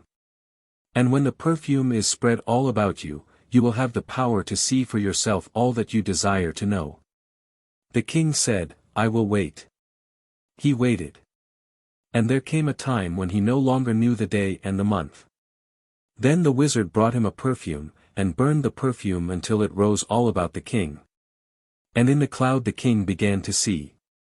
He saw himself as he had been even before he had become himself. He saw his soul as it waited in readiness before coming down to this world, and he saw his soul being led through all the worlds above and below, while a voice cried, if there is anyone who has evil to say of this soul, let him speak. But the soul passed through all the regions, and not one voice was raised against it. Then the king saw his soul in readiness to go down and live upon earth. But at that instant someone came hurrying, running, crying, Hear me, God. If this soul goes down on earth, what will there remain for me to do? Why was I created? The king looked, to see who it was that cried out so against his soul's going down to earth, and he saw that it was the evil one himself. And the evil one was answered, This soul must go down on earth. As for you, you must think of something to do. Upon this, the evil one went away. Then the king saw his soul being led through the high regions, from one heaven to another, until at last it stood before the court of highest heaven, ready to take its oath to go down and live on earth. And still the evil one had not returned. Before the soul was given oath, a messenger was sent to bring the evil one before the throne. The evil one came, and brought with him a wizen old man whom he had known for a very long time. And as he came up with the bent old man, he was laughing, and chuckling, and smiling to himself, and he said, I've thought of a way out of it all. You can let this soul go down on earth." Then the king saw his soul go down on earth, and he saw himself born, and he saw everything that had happened to him on earth. He saw how he had become king, and how he had gone out in battles, and slaughtered peoples, and won victories, and taken prisoners. He saw that among the myriads of prisoners he had taken there was a beautiful maiden. The maiden possessed every loveliness that was to be found on earth, the beauty of form that was felt as sweet water under the fingers, the beauty of the eyes that was as a caress of the hands, and the beauty that is heard like the sound of bells touched by the wind. But when the king looked upon her, he saw that her beauty was not her own, but that it came forth like a perfume out of the tiny image that she wore upon herself. And it was this image that contained all forms of beauty, and because it was upon her, it seemed that all those forms of beauty were her own. And only the very good and the very wise can go higher upon this mountain, for no more may be told. The Rabbi's Son. And the tzaddik who lived one day away. Not long ago there lived a rabbi who in all his life had scarcely lifted his head from the study of the holy books, and who was so strict in his observance of every last dot in the ritual that he would scarcely raise his eyes to heaven without first seeking a law that might tell him whether it was permitted at that moment and hour to raise one's eyes to heaven. And in all the world there was nothing that angered him so much as the practices of those who were called Hasidim, for in their wild prayer, in their miracles of healing, and in their carelessness of the strictures of the law, he saw the hand of the evil one. And when he found men in his own village going over to the ways of the Hasidim, the rabbi became bitter against them, and he fought with all his strength to prevent another soul from being lost to the erring ones, and he thought, after I am dead, there will be none to prevent them, and they will all go and become followers of the mad, howling tzaddikim, who disgrace the Sabbath with their loud singing and lusty dancing, and who scarcely know how to read in the holy books. The rabbi longed for a son who would continue after him to keep the people to the observance of the holy law. When a son was born to him in his old age, he took it joyfully as a sign from above that his way was the only path to heaven, and that the way would not be left without a guide. The rabbi thought, my son will be a great light against the Hasidim, he will destroy them entirely, with their ignorant tzaddikim, their mad chanting in the woods, and their magic tricks of healing. He was watchful over the boy every instant of day and night, that the child might not touch even the shadow of an impurity. The youth that grew was remarkable in learning. He sat on a high stool near the table, and studied the books that were before him. But as the young boy sat on the stool, he would sometimes lift his eyes from the pages of the holy books, and his gaze would reach through the window out into the fields, into the distance that was yellow and green with leaves. Then his soul would glide forth upon the path of his gaze, and his soul would hover like a bird in the free air. At those moments the boy felt himself drawn as toward a singing voice, and he was very happy. But then he would remember his books, and force his eyes back upon the page, and hold his head down with both his hands, that he might not err. More often the longing came upon him, and his soul went out to the call of a song, as a bird answering the song of its mate. And in that time the boy was alight with a holiness that made bright the entire room, and joy was all about him. But when he returned to his books he felt himself dragged down to listen to the mouths of the dead, and there was a yearning and a longing in him for he knew not what. The flame and the yearning consumed him, his body became weak, and he was as a trembling candle flame that may die with every puff of the wind. Still he did not know what he desired, but his yearning was as that of the unborn souls that await their embodiment on earth.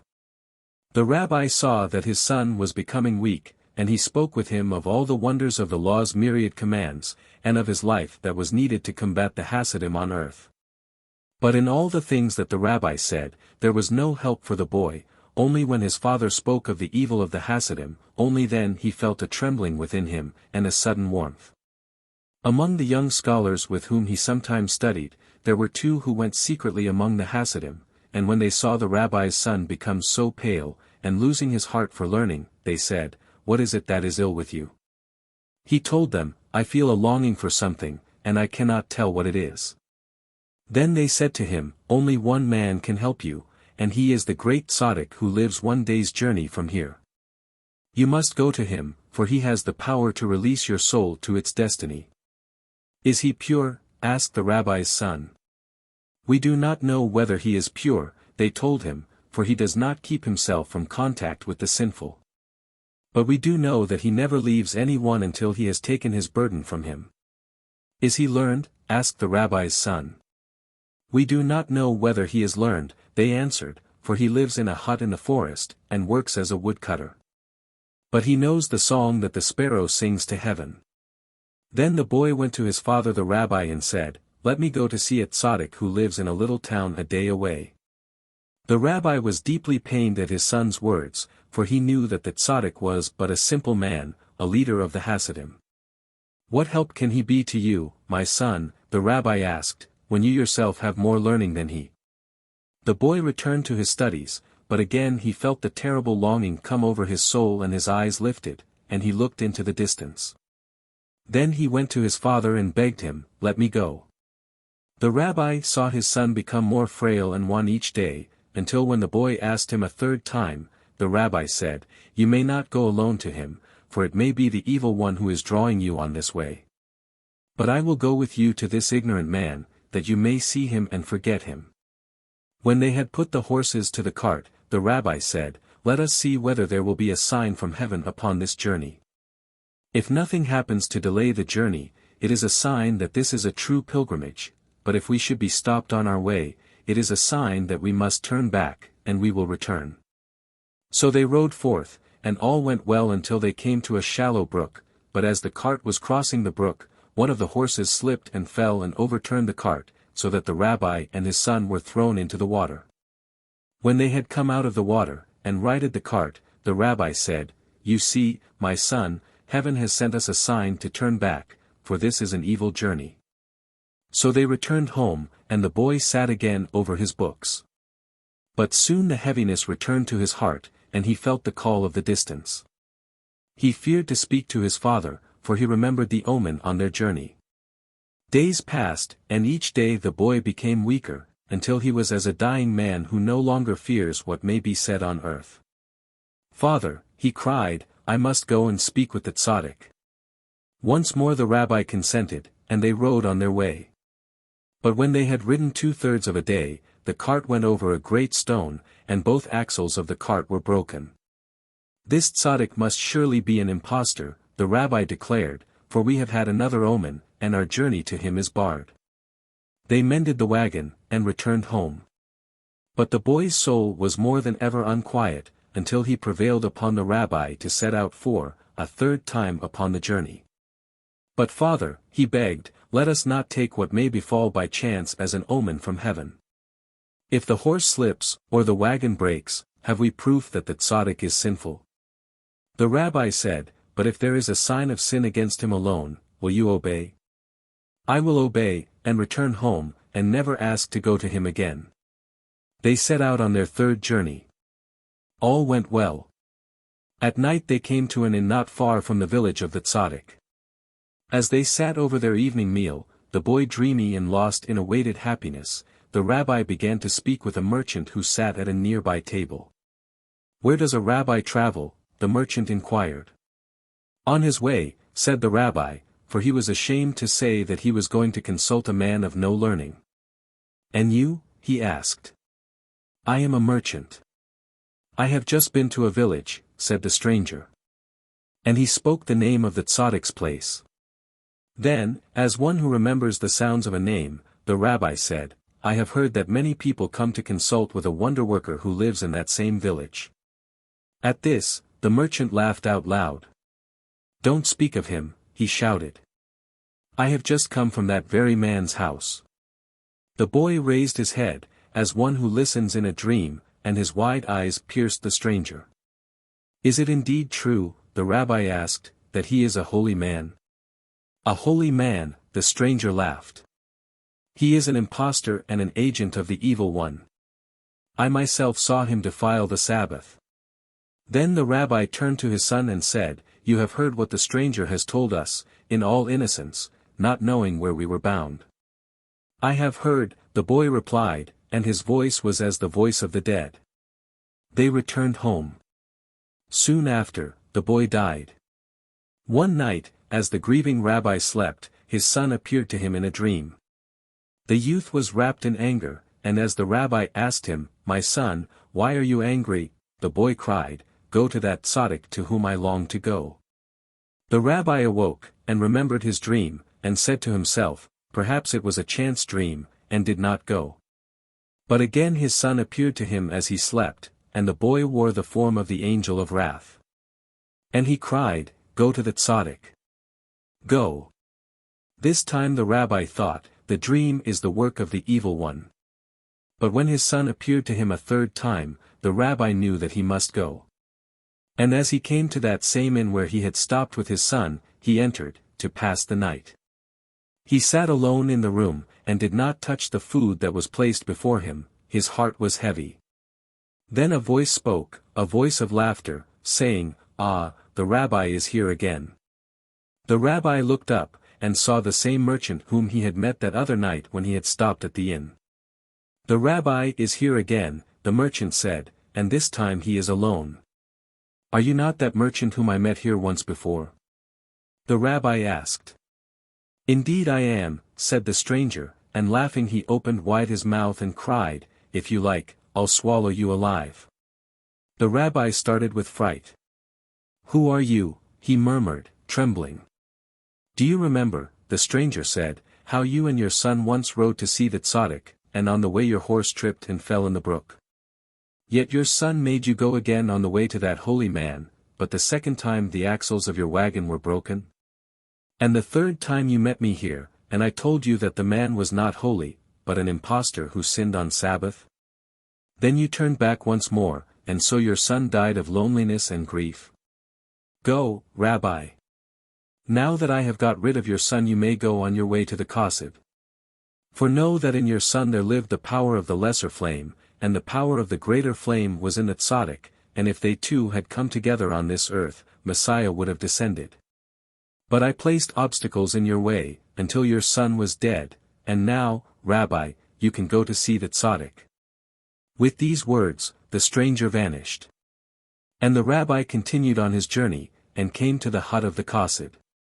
And there he wept, "Alas, for him who is lost unto us, and cannot be found again. The Sage and the Simpleton. Who was not so foolish as he seemed."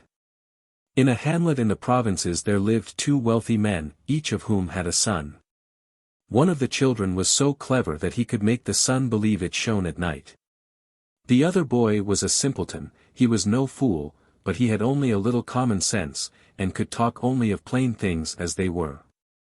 Even though they were of such different natures, the children liked each other, and were fast friends. Misfortune overtook the two wealthy men, and they began to lose their money. With each loss they became more desperate in their commerce, trying to win back what they had lost, until they had nothing left at all except the houses in which they lived. Then the father said to the boys, "You will have to find a way to earn a living." So the simpleton went and became a shoemaker's apprentice, and learned how to make shoes. But the clever boy would not set himself to so humble a task. "I'll look around the world a bit," he thought, "and see what I can do." He went to the marketplace, and just then a handsome carriage drawn by 4 swift narrow-headed horses whirled into the square and halted. 2 merchants got out of the carriage to refresh themselves at the inn. The clever boy at once went up to them and asked, "Where are you going?" "To Warsaw," they told him. "Take me with you, I'll be your servant on the road," he said. The merchants saw that he was a clever and eager boy, so they took him to be their servant.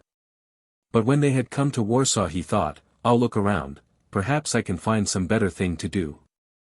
He went to the marketplace and began to talk with a young man who stood near a stall. First, the clever boy asked about the merchants who had brought him to Warsaw.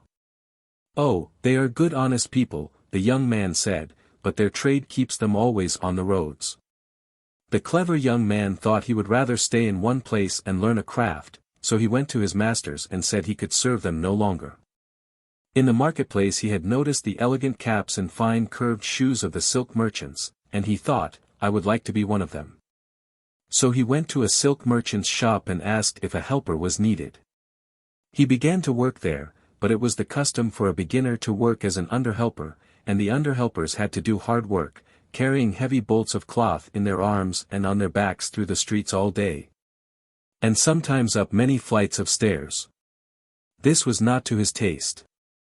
And though his cleverness and quickness of mind had already been observed by his masters, and they were eager to have him remain with them, he thought, what future is there for me here? I may earn a living, and marry. There is plenty of time for that. First, I'll see if there is a better place for me in the world. So he became a servant to some merchants who were going to London. And from London he went to Paris, and he went to Germany, and Spain. Thus he traveled about for several years, until he was no longer a youth, but a grown man, much wiser and cleverer than ever before. He thought, it's time I learned a craft, and settled down. Of all the crafts he had seen, the work of a goldsmith pleased him most, for it dealt in riches, and required great skill. So he went to Italy, and became a goldsmith. As he was quick to learn, he did not have to remain an apprentice for several years, but became a master goldsmith in 3 months.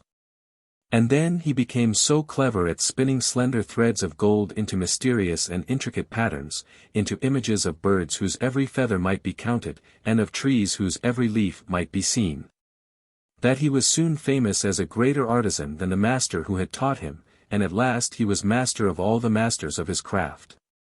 But still he was not content. Today there is a fashion for delicate ornaments of gold, he thought, but tomorrow the fashion may change, and there will be no work for the goldsmith. So he went to Amsterdam, and learned the craft of cutting and setting jewels.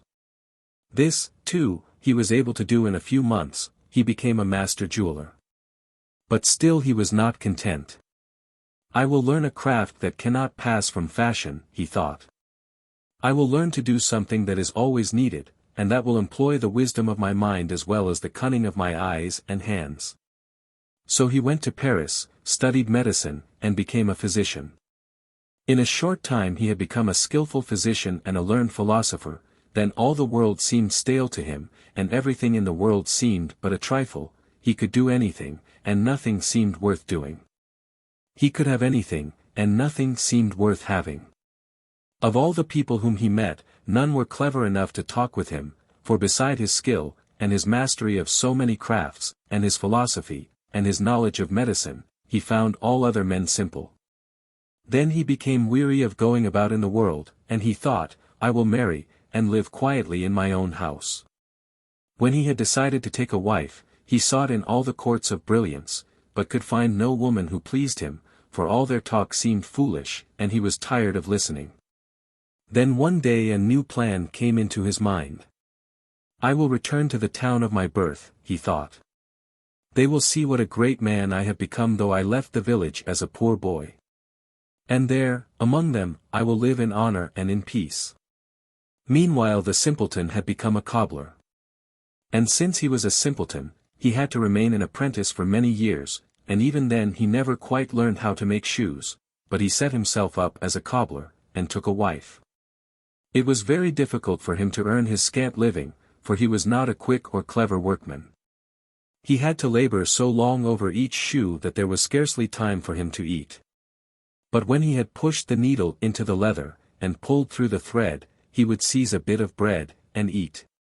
Nevertheless he was a cheerful person, always merry, and though he was poor he behaved as though he had every good thing in the world to eat, and the best of wines to drink, and the costliest of garments to wear. As he pulled through his thread he would sing out, My wife, let us have dinner. Bring in the lentil soup. She would give him a piece of dry bread, and he would eat it and say, Ah! The soup tastes wonderful today. Now let's have the roast goose. His wife would give him another crust of bread, and he would eat it, and smack his lips and cry, What a marvelous goose! What a wonderful cook you are, my beloved! Now give me my mug of beer. She would give him a glass of water, and he would drain it down at a gulp, and wipe his lips with his hand, and his eyes would dance, and he would say, Now let us have cakes and wine. So she would give him another bit of dry bread and another glass of water, and he would drink the water as though it were wine out of the king's cellar. The truth was, that the simpleton really tasted fine lentil soup, and fish broiled in fat, and roast goose, and all manner of cakes and fruit in the dry bread that was given him, and the water he drank was like beer and brandy and wine to his lips. And so it was with his clothes. He and his wife had but one cloak for both of them, a ragged, bedraggled old sheepskin. When he had to go to market he would sing out, "Sweet wife, give me my fur overcoat." Then she would give him the old sheepskin, and he would put it on his back, and turn one way and the other saying, "What a marvelous fur coat! The rich will die of envy." And so he would go to the market. If he had to go among fine folk, as to a funeral, he would say, "Dear wife, bring me my frock coat." Then she would hand him the ragged cloak, and he would put it on, and cluck his tongue and say, "What an elegant frock coat." And off he would go to the fashionable funeral. And when he had to wear a long coat to the synagogue, he would ask for his fine long coat, and she would bring him the sheepskin cloak, and he would put it on, and marvel at its length and beauty. He was always lively and cheerful over his work, and whenever he had at last clumsily managed to finish a shoe, he would hold it up and gaze upon it, and shower praise upon it.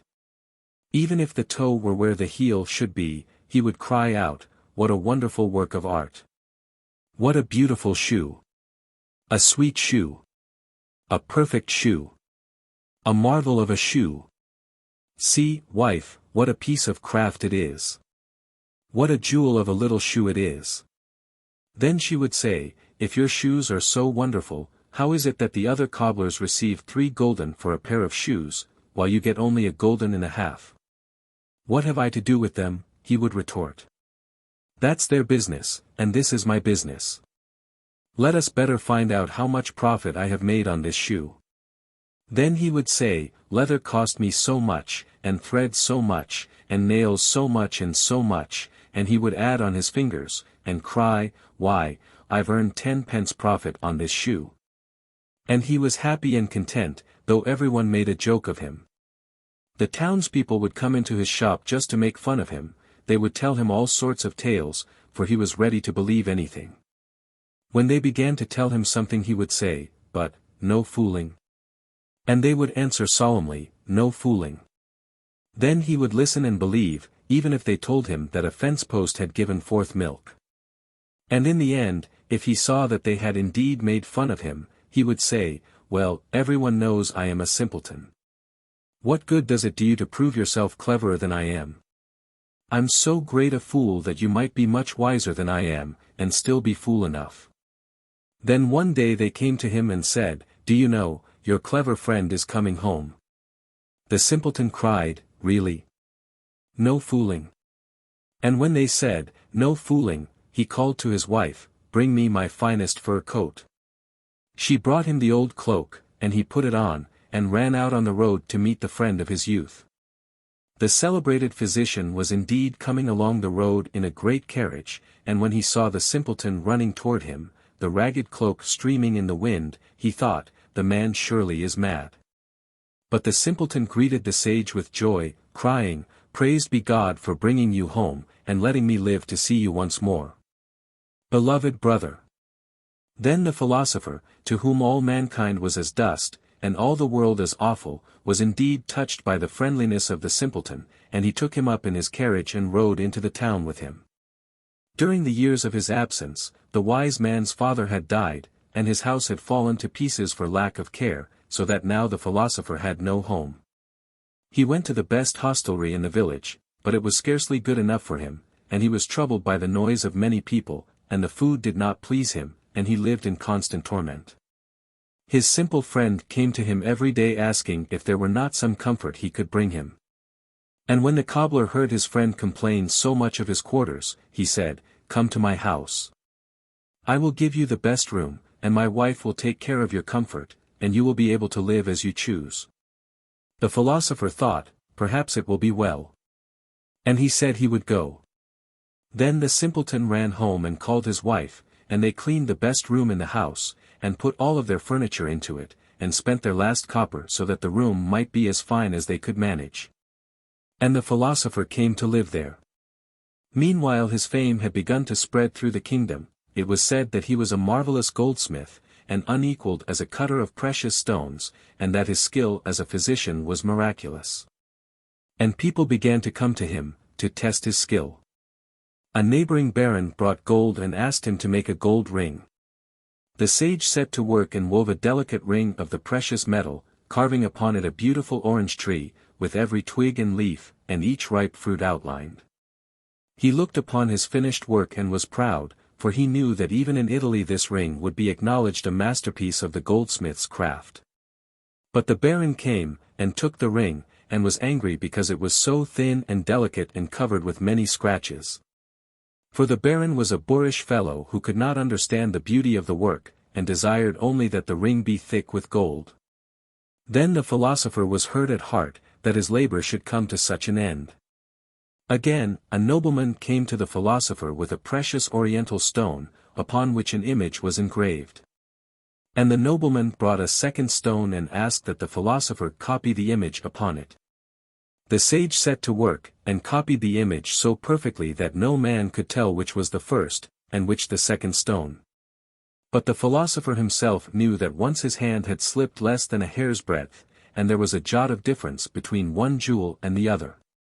And though the nobleman was greatly pleased with what he had done, the sage had only pain and heartache from his skill, because he knew that he had erred. And from his skill as a physician, too, he had only pain and heartache. For many sick people came to him, and among them was a man near death. The physician gave him a medicine that he knew was proper for his disease, but the man was so far gone in weakness that he died. And then the people all cried out that it was the physician's potion that had killed him. And when he came to another sick man and cured him, it was said that the man would have become well in the natural course of things. So from all of his skill and knowledge, the sage reaped only trouble and anguish. Thus, when he desired a new coat, he called the ablest tailor in the town, and took great pains to teach the man how to make a coat according to the latest fashion. And the tailor at last understood, and made a fashionable jacket, except that he sewed one sleeve somewhat crookedly, and though there was no one in all that region who was enough of a judge of fashion to see that the sleeve was crooked. The philosopher was tortured with shame, for he knew that if he were to appear in that coat in the streets of a Spanish city, the people would at once detect the crooked sleeve, and laugh behind his back. So the wise man was always troubled and unhappy. The simpleton would come to him laughingly and say, "Why is it that you are always so sad? Here I am a fool, and I have nothing, yet I am cheerful and find joy in life. And you are so wise and so rich, and so unhappy. If God would only let us change places so that I would be the sage, and you the simpleton, then you might be happy, too." The philosopher thought that the simpleton was surely mad, and he said, "A wise man might easily fall sick and lose his mind and become a simpleton, but it would be impossible for a fool to become a sage." The simpleton answered, "Everything is possible to God, he can do anything. In the twinkling of an eye, he might make me wiser than you." And he laughed, and the philosopher laughed at the words of his mad foolish friend. The fame of their friendship had spread far and wide. For though there are many fools and many wise men in the world, it is a strange thing for a fool and a wise man to be fast friends through childhood and into manhood. It became known everywhere that in a certain house in a certain town a fool and a philosopher lived together. And even their names were changed, and one was named Fool and the other Philosopher. And so their names were written in the books of the nation, Mr. Fool, and Mr. Philosopher. One day the king looked through the books, and he came upon those two names together, and he laughed. Then he was curious to see the two men called Fool and Philosopher. But he thought, if I send suddenly for them to appear at court, the philosopher may be so frightened that he won't know what to answer, and the fool may go mad with fear. I'll send a sage to the philosopher, and a simpleton to the fool. There are plenty of sages in a king's court, but where was he to find a fool to send as messenger to the fool? It happened, however, that the king had appointed a simpleton to be his treasurer, for he knew that if a clever man were made treasurer he might steal the money that was in his charge, while a simpleton would be foolish enough to be honest. So the king gave the treasurer letters to take to Mr. Fool. And he also gave letters to one of his sages, to take to Mr. Philosopher. The two messengers took the letters and went on their way. They stopped to see the governor of the province where the strange pair lived, and from the governor they received more letters to the fool and philosopher, explaining that the king's message was not a command, but an invitation. And that they might go before the king or stay at home, as they wished, for the king did not wish to frighten them. The messengers told the governor of the great wisdom and riches of the philosopher, and they spoke of the fool who ran about in his ragged cloak, believing it was a fur coat, and a frock coat, and all kinds of coats in one. The governor said, "If he is so poor, it will not look well for him to come to the king's court." And he took handsome garments and placed them in the carriage of the fool's messenger, for the fool. When the king's foolish treasurer came to Mr. Fool with the king's letter, the fool said at once, "But you know I can't read." "Read it for me." "I don't have to read it," the messenger replied. "I can tell you what is in it." "Then what does it say?" "It says that the king wants you to come to visit him." The fool looked at the fool and said, "No fooling." And the fool answered, "No fooling." At once Mr. Fool bubbled over with joy, and ran to his wife, calling, "My sweet wife, the king has sent for me." "What for?" she asked. But he had no time to answer her. He even forgot to ask for his gold-embroidered cloak, but rushed straight into the messenger's carriage, and they started for the court of the king. As he sat in the carriage the simpleton saw the costly garments that the governor had placed there for him, so he put them on, and as he rode in the king's carriage, clothed in princely garments, his joy streamed up to the very heavens. In the meantime the king had received news that the governor of that province was dishonest and a traitor, so the king decided to remove him from office at once. He had to choose another governor, and thought, "I must not choose a clever man, for this man was clever, and see what trouble he has brought upon me." It does not take much wisdom to make a good governor, only a good heart, and the will to be just. Any fool can be a governor. And so he decided that since he had a fool for a treasurer, who fulfilled his duties well and gave no trouble at all, he would have another fool for a governor. And he sent out a decree that the simpleton who was on his way to the palace should be stopped when he came to the gates of the governor's city, and be made governor there. So it was that when the carriage with the two fools came up to the gates of the governor's city, there were people standing on the walls, and there were banners hanging in the streets, and the path of the carriage was strewn with blossoms. The elders of the city came out to meet the carriage, and they brought a great golden key so heavy that 6 men bowed beneath its weight. They presented the key of the city to the simple cobbler and said, "Hail to our new governor." He looked at them, and smiled, and asked, "But, no fooling?" "No fooling," they answered. So with great delight he went to the palace and became governor. It is said that good fortune makes men wise. Then it was revealed that he had enough wisdom to govern, for he ruled with simple honesty, and trusted in the judgment of his heart between what was true and what was false. Soon he became famous throughout the kingdom as the wisest and best of governors. Each day the king heard tales of the marvelous judgment of the cobbler who ruled in the provinces. Then the king sent for him to come and visit the great palace. And when the fool came to the palace, the king received him with honor, and sat down to converse with him. They talked of the ways of government, and the king was greatly pleased with the simple wisdom of the fool. "Tell me," the king asked, "how would you judge between 2 men who came before you, if each of them declared that he owned the same horse?" "One of them would be lying," said the fool. "And how would you find out which one was telling the truth?" "When I was a cobbler," said the governor, "everyone knew what a great fool I was, and they would come and tell me all sorts of tales, because I believed whatever they told me. But they told so many lies, that it soon became easy for me to know when a man was lying, and when he spoke the truth. All I had to do was to ask them, 'No fooling,' and they would tell me." The king was so delighted with the governor that he made him his prime minister, and ordered that a palace be built for him next to the royal palace. It was second in grandeur and beauty only to the palace of the king, and there the cobbler lived. But when the king's wise messenger came to the philosopher with the king's message, the philosopher was not as quick as the fool to obey. "Remain here overnight," the philosopher said to the messenger, "while we think about what is written in the letter." That evening he made a feast for his guest, and as they sat over their dinner he thought, who am I that the king should send for me? I am only a little man in a little town, and he is a great king over a vast domain. What need has he of me?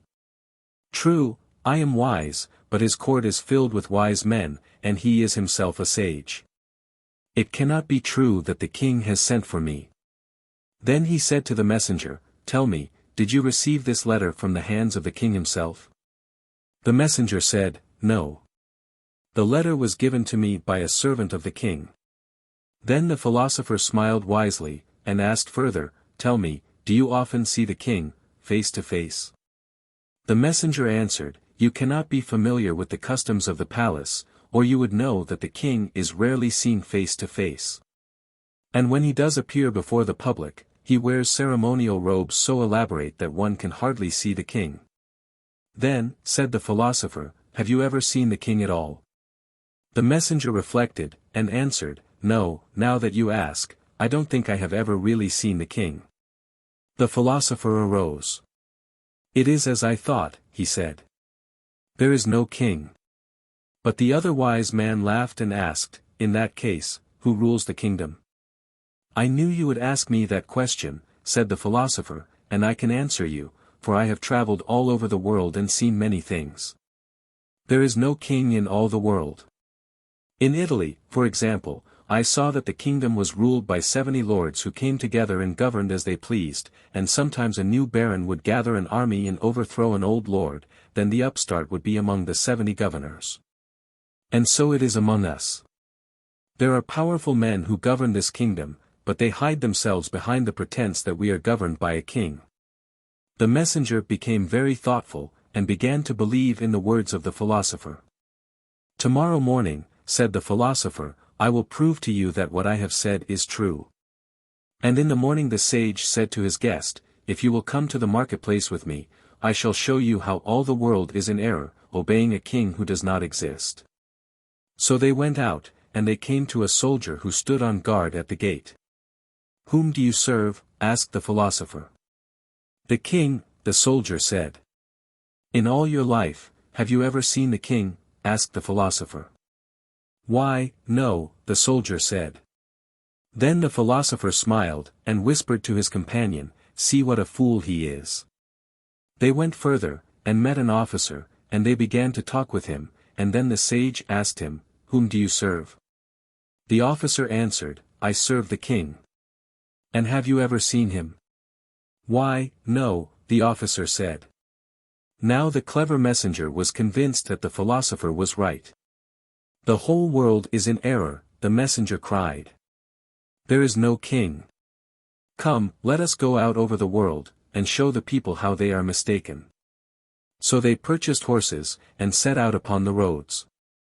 Wherever they went they asked the people whom they served, and everyone answered, The king. The two wise men laughed more and more each day, and told each other that all the world was in error, and that only they two knew the truth, that there really was no king. And so they traveled until their money was spent. Then they sold one of their horses, and then their other horse, they sold their costly garments, and when they had sold everything they owned that was of worth, they became beggars. Still they wandered up and down the roads, begging for scraps of bread and for copper coins, while they whispered to each other, See how these fools are in error. They believe there is a king. It so happened that in their wandering they came to that great city where the cobbler, who was now prime minister, lived in his palace. And in that city there was a holy man, a true wonder-worker who had the power of healing the sick, for he was a Baal Shem, which means a master of the holy name. When the two wise men passed the house of the wonder-worker, they saw many wagons standing in the courtyard, and they saw sick people being carried into the house. Then the philosopher thought that this must be the house of a physician. And since he had himself once been a celebrated physician, he thought, I will go in and speak with him. So he asked of the people near the house, Who lives here? It is the house of a Baal Shem, they told him. Then he broke out into laughter. Brother, he said to his companion, these people are even greater fools than we found in the rest of the world, for they believe that a Baal Shem has the power to heal them. But I, who am a physician, know better. Their long walk that day had made the two sages hungry, and as they still had a few pence that they had begged, they went to the public kitchen where food can be bought even for a few pence. And they sat down to eat while they talked of the folly of the people who believed in the Baal Shem. The keeper of the kitchen heard them talking, and became enraged, for the Baal Shem was a very holy man in that city. So the keeper said to them, "Eat what you have bought, and begone, for you cannot talk here against the Baal Shem." "You are a fool to believe in this Baal Shem," said the philosopher, "for he is only an impostor who gets gold from the people by mumbling words over their heads." At this the cook became terribly angry, and shouted to them to be still. But they would not be still. Just then more people came into the kitchen, and among them was a son of the Baal Shem, and they heard what the philosopher was saying. The cook could contain his anger no more, and he seized a great iron ladle and rushed upon the two wise men. He swung the iron over their heads and shoulders, beating them until their blood ran, and they rushed from the kitchen, howling with pain. Then the philosopher cried, "We will seek justice against him for this beating." And they went to complain before a magistrate. "Why were you beaten?" he asked. "Because we told them the truth about the Baal Shem." "And what is the truth?" asked the magistrate, who was a Gentile. "That the Baal Shem is an impostor and a thief." At this, the magistrate ordered them to be thrown into jail. But the philosopher said to his companion, "We will yet go before a higher court, and receive justice." So they sat in the jail, and waited. At last their complaints were heard, and they were brought before a higher court. And again they declared that they sought retribution against the cook, who had beaten them because they spoke against a wonder-worker. And again they were thrown into prison. So they complained to a still higher official. And they went from one court to another, until at last they came to the highest court of the land, where they would be heard by the prime minister. When the prime minister, who was in truth the cobbler, saw the philosopher brought before him, he recognized him at once as the friend of his youthful days, though he was no longer dressed in fashionable clothes, but in rags. The sage, however, did not recognize the simpleton, who was now in the majestic robes of a prime minister. "Don't you know me?" cried the prime minister. "I am the simpleton, the cobbler, your own faithful friend. See, the king has made me prime minister." "The king?" said the philosopher. And for the moment he forgot the cause that had brought him to court, and returned to his old folly. "Don't you know that there is no king?" he demanded. "What are you saying?" cried the minister. "Have you ever seen the king?" "I see him every day with my own eyes," said the simple man. But the philosopher only laughed, and said, "How do you know he is really the king? Do you know him from birth? Did you know his father? Did you know his grandfather, that you are so certain he is the king? Fool, people have told you, this is the king. And you have believed them." Then the simpleton said, "Remember how we once talked together and you told me that it would be easy for a sage like yourself to lose his wits and become as foolish as I was, but that I, the fool, could never attain wisdom like yours? Now see, I have become very wise, but you have not yet learned to be simple." Then he ordered splendid garments to be brought for his friend, and they sat down to dinner together, and the prime minister said, "Now tell me, what was the complaint that brought you to the court?" "I came to seek justice," said the philosopher, "for I was beaten in the public kitchen." "And why were you beaten?" "The simpletons believe in a Baal Shem, and I told them that their wonder-worker was nothing but an impostor, who took their gold. Just then someone came into the room and said to them, 'The devil has sent for you.'" At these words, the simpleton began to tremble with fright. He ran from the room, and found his wife, and said, "What shall I do? The devil has sent for me." "Don't be frightened," she told him. "We will ask the wonder-worker to help us." The Baal Shem came at once and spoke a prayer over the prime minister, and purified him. Then the prime minister returned to the room, where the philosopher had remained. "Why were you so frightened? Why did you run out of the room?" asked the sage. "Didn't you hear him say the devil had sent for us?" At this, the philosopher broke into laughter. "My friend," he said, "don't you know that there is no devil?" The simpleton asked, then who was it that sent for us? It must have been my companion, said the wise man. Perhaps he grew tired of waiting for me so long, and sent a messenger, and told him in jest to say that the devil had sent him. If that is so, then would you go with him? Asked the simpleton. Why not, said the philosopher, laughing. And just then the messenger returned, and said, the devil has sent for you. This time the prime minister was not afraid, for he felt the power of the Baal Shem protecting him. And the philosopher said, he is surely come from my friend. Then turning to the messenger he asked, what does he look like, the one who sent you? He has red hair, said the messenger. My friend has red hair, said the philosopher, laughing. And he arose. Then you are not afraid to go with him? Asked the simpleton. Of course not, cried the sage. But perhaps it would be well if you told 2 soldiers to go with me, because after all it may be that some enemies of mine have sent this man, thinking to draw me into harm. So the prime minister commanded 2 soldiers to follow them, and the philosopher went out with the strange messenger. Soon the soldiers returned, and the prime minister asked them what had become of his friend. The soldiers replied, we don't know. Then they told him how the strange messenger had led them outside the palace, where the philosopher had met his companion, and in that moment the philosopher, and his companion, and the strange messenger had disappeared. The prime minister was worried for the fate of his friend, and he sent out searching parties to find the 2 wise men, but no trace of them could be found. Then one day as the prime minister was walking in the city he went by the house of the Baal Shem, and he thought, I will ask the Baal Shem, perhaps he can help me find my friend. So he went into the house and said to the Baal Shem, do you remember my friend the philosopher who spoke against you? I remember him, said the wonder worker. He has vanished, and I am afraid the devil has taken him, said the simpleton. Perhaps you can show me where he is? The Baal Shem said, I can show you, but no one else must know. Then they 2 went out of the city. And they came to a place that was all loathsome slime filled with crawling beasts and worms. As they approached the filthy pit they heard the screaming and groaning of the 2 wise men. They came to the edge of the morass, and they saw the 2 sages struggling in the oozing mud. Their heads would sink below the surface, and again they would lift their mouths out of the filth, and slime would drip from their eyes, and they would cry, save us. The simple man said to them, see where the devil has brought you.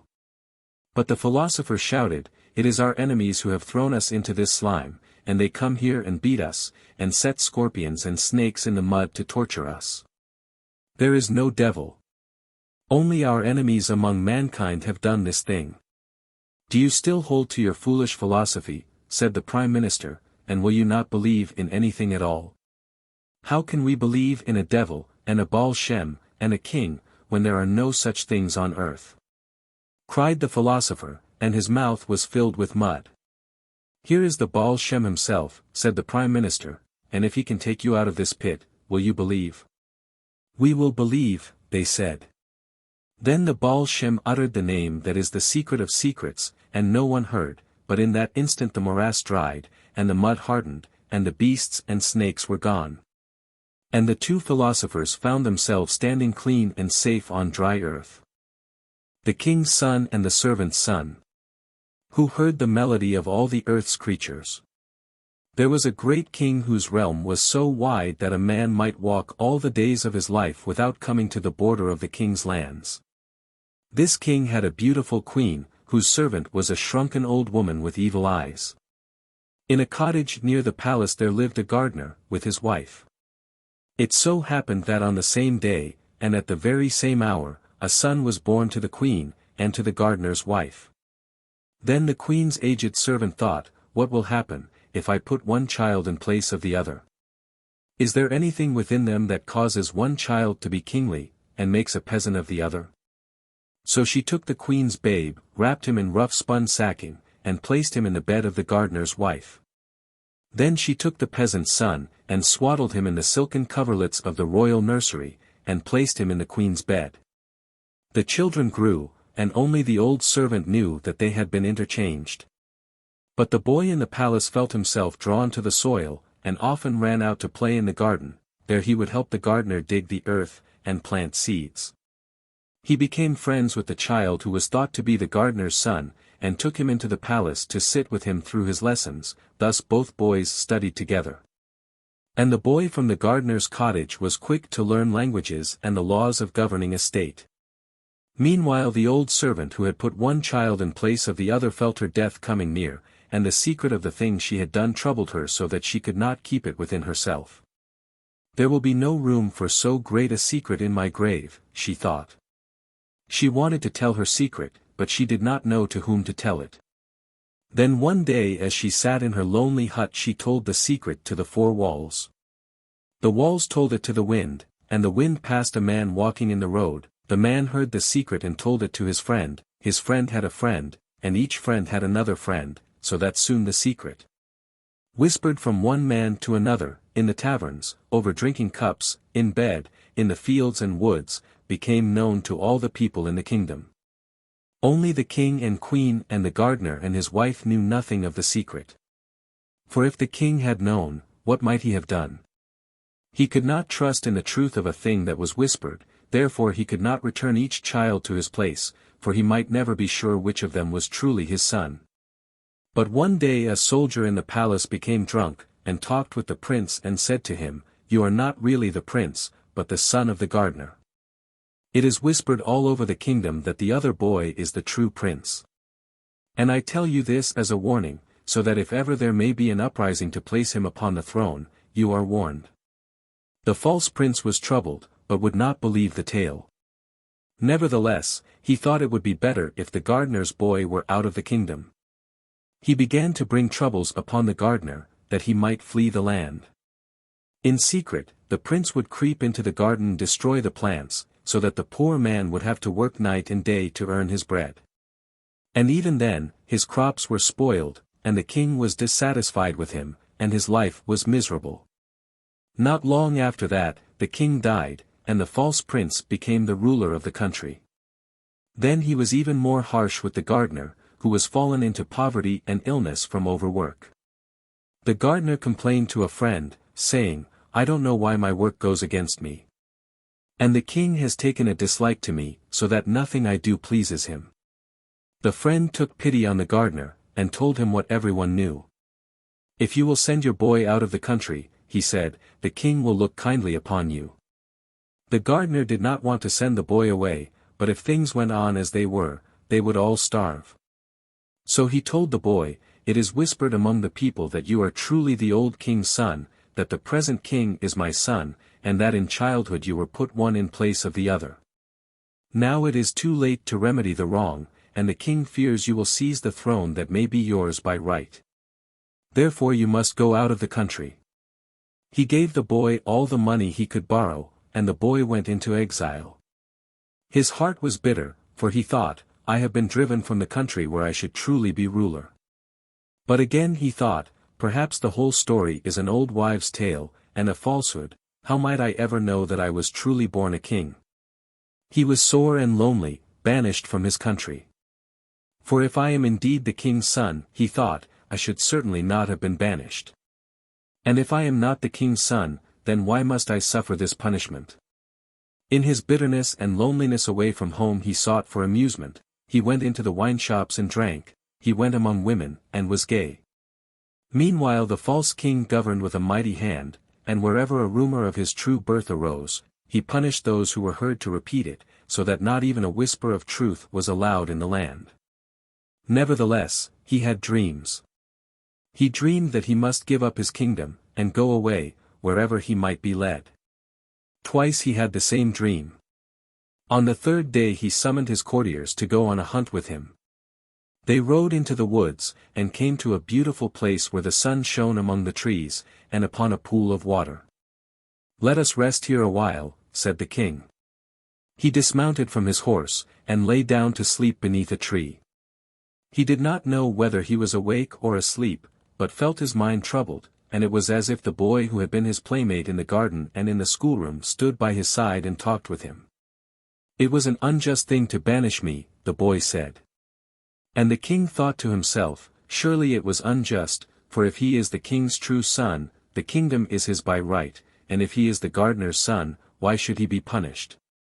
The false king was deeply troubled in his thoughts. He dreamed again, then he opened his eyes, and saw the sky through the leaves of the trees.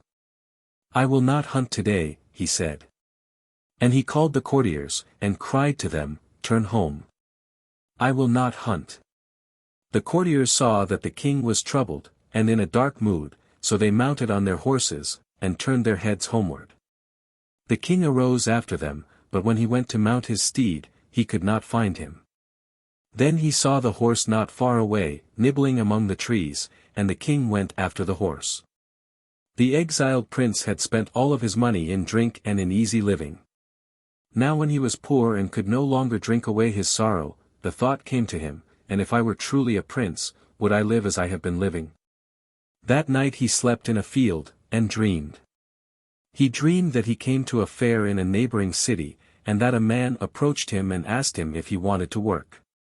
And he knew that no matter how lowly the toil, he must do it.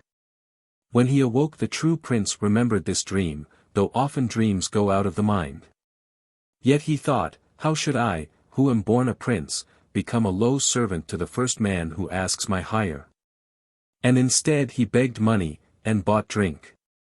But at night he dreamed again, and saw the fair, and heard a voice saying, "Whatever work is offered you, you must do." And though he would not go that day either, the dream came to him a third time. Then he sold the fine garments which he still wore, and put on the clothes of a wayfarer, and went to the market. He came to the city at night, and slept there. He arose very early in the morning and went out into the road. Soon a merchant came riding towards him, crying, "You, there, do you want to work?"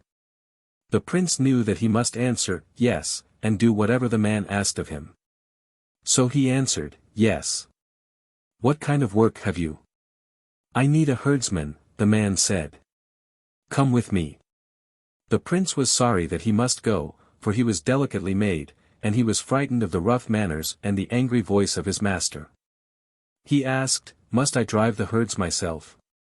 "I have other drivers waiting," the merchant told him. And they went to a courtyard where a number of servants waited. Then the merchant gave the prince a herd of cattle to watch, and all the herdsmen with their flocks started on the highway that led out of the city, while the prince drove his cattle along with the others.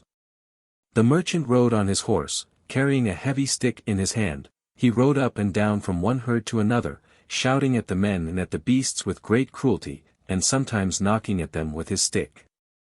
Often he rode up to the prince, urging him roughly onward, and the prince shrank with fear, for his skin was delicate, and he thought that if the merchant struck him with the heavy stick he would surely bleed. After some hours they stopped by the wayside, and the merchant took bread out of a sack and gave it to the herdsmen. They divided the bread amongst themselves, and ate. The prince ate with them. When they had eaten, they started again on their journey. They came to a forest. As they were passing through the forest, two of the prince's cattle turned away from the herd, and ran among the trees. The prince ran to catch them, but as soon as he came near them the beasts ran farther into the woods, and in a few moments they led him to where the trees grew so thick that he could no longer see his companions, nor could they see him. Then the prince thought, "If I return without the cattle, the master will kill me, and if I remain here in the wood, I'll be killed by wild beasts." But he was so afraid of the master that he thought he would rather be killed by wild beasts, and he ran farther into the forest after the two cows. Night came, but he had not caught them. He heard the cries of the forest creatures, and when he thought that he must pass the night alone in that wild place, he felt himself frozen with fear. At last he climbed up into a tree, and lay among the branches, and slept. At dawn he was awakened by the howling of wild beasts. Then he heard a sound like soft laughter. He looked down from the branches, and he saw the two cows standing quietly underneath his tree. The prince climbed down, but as soon as he came near the cows they began to run again, and he went after them. The cattle found grass, and stopped to nibble the grass, and he crept close, but the instant he was near enough to seize them, they ran again. So he followed after them all day, farther into the heart of the forest, until there were no paths anywhere, but only the tangled ways of a great wilderness inhabited by beasts that had no fear of men. The prince was more frightened than before. But when night came he saw a great tree standing alone near a pool of water. He climbed into that tree to sleep. As he reached the wide branches he was startled, for he saw another man sitting in the tree. And though the prince was startled, he was glad, for now he would not be so lonesome in the forest. The prince spoke to the man. "Who are you?" "A man," he answered. And asked, "Who are you?" The prince answered, "A man." The man said, "Where do you come from?" "2 cows escaped from my herd," the prince answered, "and I followed them into the forest but could not catch them." Then he said, "Where do you come from?" "My horse ran away," the man said, "and I followed him but could not catch him." Then they swore to remain together in the forest, and to be friends even when they came out of the forest. And they went to sleep. Towards dawn, they were awakened by a great laughter. It was not like human laughter, but it was like the sound the prince had heard softly the night before. This time it was so loud that it seemed as though all the leaves in the forest, and all the branches, shook with laughter, while all the wild beasts howled with strange glee. The very branches in which they slept rocked upon the sounds, and the prince, awakening, cried out. "What is that laughter?" "Don't be afraid," said his companion. "This is not the first night I have passed in this place. With every coming of dawn, this laughter comes." Still, the prince was uneasy, for where men lived there had never been such laughter. It seemed to him that this must be a place inhabited by devils, for where else might there be a whole world of laughter? He looked down from the tree, thinking he would see devils below him, but instead he saw his 2 cows standing there peacefully, and near them stood a horse. Then the prince and his companion went down from the tree, but at once the animals began to run away from them. The horse ran one way, and the cows another, and each man went after his own, so they were separated from each other. When the prince had gone a long while after the cows, he saw something on the ground before him. He picked it up. It was a sack filled with bread. He was very pleased to find such a thing in a forest where no men came. He took the sack on his back. After a time he came quite close to the cattle, but before he could seize them, a little man ran across his way. He was frightened, but again he was glad to see a human being. The old man asked, "How did you get here?" And the prince replied, "How did you get here?" Then the old man said, "It is simple enough for me to answer, for I was born here, and so was my father before me, and so was his father." "But how did you get here?" When the prince heard this, he knew that the creature could not be a human being, as no men came so far into the forest. But he answered, "My cows ran away, and I followed them." The gnome laughed softly at him, but it was laughter that he thought he had heard before. "These are not cows," the little man said, "they are only your sins. You have pursued them long enough, and your punishment is over. Now it is time for you to receive that which is yours. Come with me." The prince walked after the wood sprite, but he was afraid to speak with him, thinking, "Perhaps he is a demon. He may open his mouth and swallow me." After they had gone a short distance, the prince saw his companion of the night before, whom he had lost. He motioned to the man not to go near the wood sprite, and then lagged behind and said to the man, "That is not a human being at all, but a creature of the woods. Who knows what he may be?" Meanwhile the man saw that the prince carried a sack of bread on his shoulders, so he cried out, "Give me bread to eat. It is many days since I have eaten." When he heard this, the prince thought, "We are in a wilderness where there is no food." So he said to the man, "What will you give me for bread?" The man thought, "What is worth more than bread in the wilderness?" And no riches seemed great enough to buy the bread. "I'll sell you myself," he cried. "I'll be your eternal slave, only give me bread." Then the prince gave the man bread to eat, and promised to share the food with him as long as it remained, and took the man for his slave.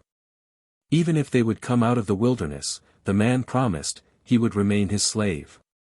So they went on. The gnome went first, and the prince followed him, and the slave followed after the prince. They came to a place where there were no more trees, but before them lay a morass of oozing mud filled with writhing snakes and hissing scorpions. The prince cried, "How will we pass over this place?" The little creature smiled on him and said, "If you cannot even pass over this place, how will you get into my house?" And he showed them his house, that hung high in the air. The prince and his slave stared in wonder. But the being took each of them by the hand, and went through the air with them into his house. He gave them pillows to lie upon, and showed them a table that was laden with wonderful foods and fine drink. "Eat and drink," he said, and he went from the room. Then the slave had to serve his master with food, and he was sorry and angry for having sold himself for bread only an hour before, when now he had plenty. He grumbled and he sighed, saying, "Oh, that a person such as I should become a lowly slave." The prince said to him, "What were you before, that slavehood is so far beneath you?" The man said, "I was a king. But perhaps slavery is my true and deserved place." "Why do you say that?" asked the prince. Then the man, who was really the gardener's son who had in childhood been changed for a prince, told the true prince how there had been rumors in his kingdom that his throne belonged to another, and how he had sent that other into exile. "Then I had dreams," the man said. "In my dreams it seemed to me that the exiled one was truly king, and that I should give up my kingdom, and go out, and go wherever I was led. At first I did not heed the dreams, but one day I went into the forest to hunt, and I dreamed again, and when I awoke I followed my horse into the woods. And so I became your slave." The prince listened, and knew who it was that spoke, but himself remained silent. At night the little old man came to them and showed them their beds, and they went to sleep. But toward dawn they were once more awakened by the strange laughter.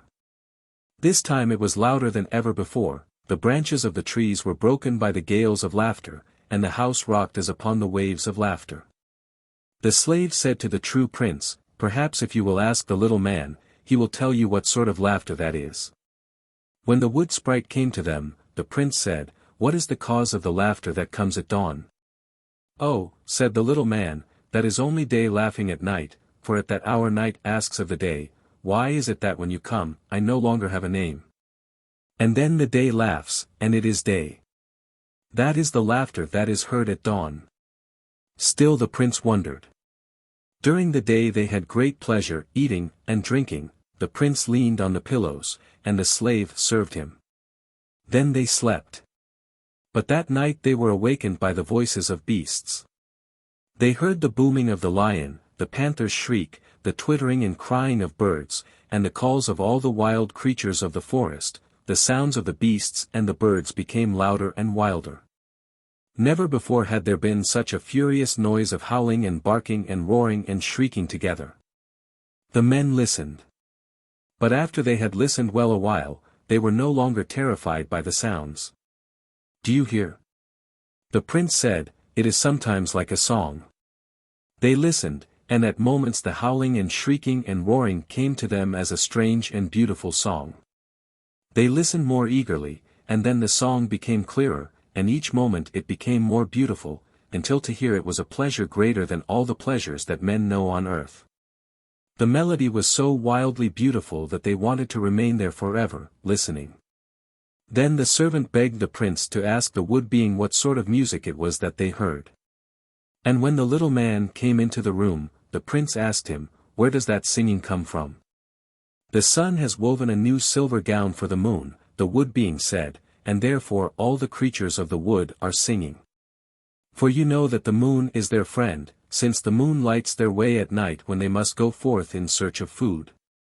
And so they have made a new melody for the moon." "I have never heard anything so wonderful as their song," the prince said. "Haven't you?" cried the gnome. "Then listen. I have a flute that was given to me by my father, who had it from his father, who had it from his father before him. It is made of strange reeds and wondrous leaves, and you have only to touch any bird or beast with the wand, and the creature will begin to sing a music that is more beautiful than this." Just then the laughter that came before dawn was heard again, the whole world laughed, and day came. The little man went out of the room. Then the prince cried, "I would like to have that magic reed he spoke of." And he arose and searched every corner of the chamber, but could not find the wand. When the prince had finished seeking, the gnome returned and said to them, "It is time that you return to the world of men." "How can we go there?" said the prince. "I'll show you the way," the gnome answered. Then the little man took the magic flute with him, and he led them out of the house that hung in the air, over the morass of snakes and scorpions, back to dry earth.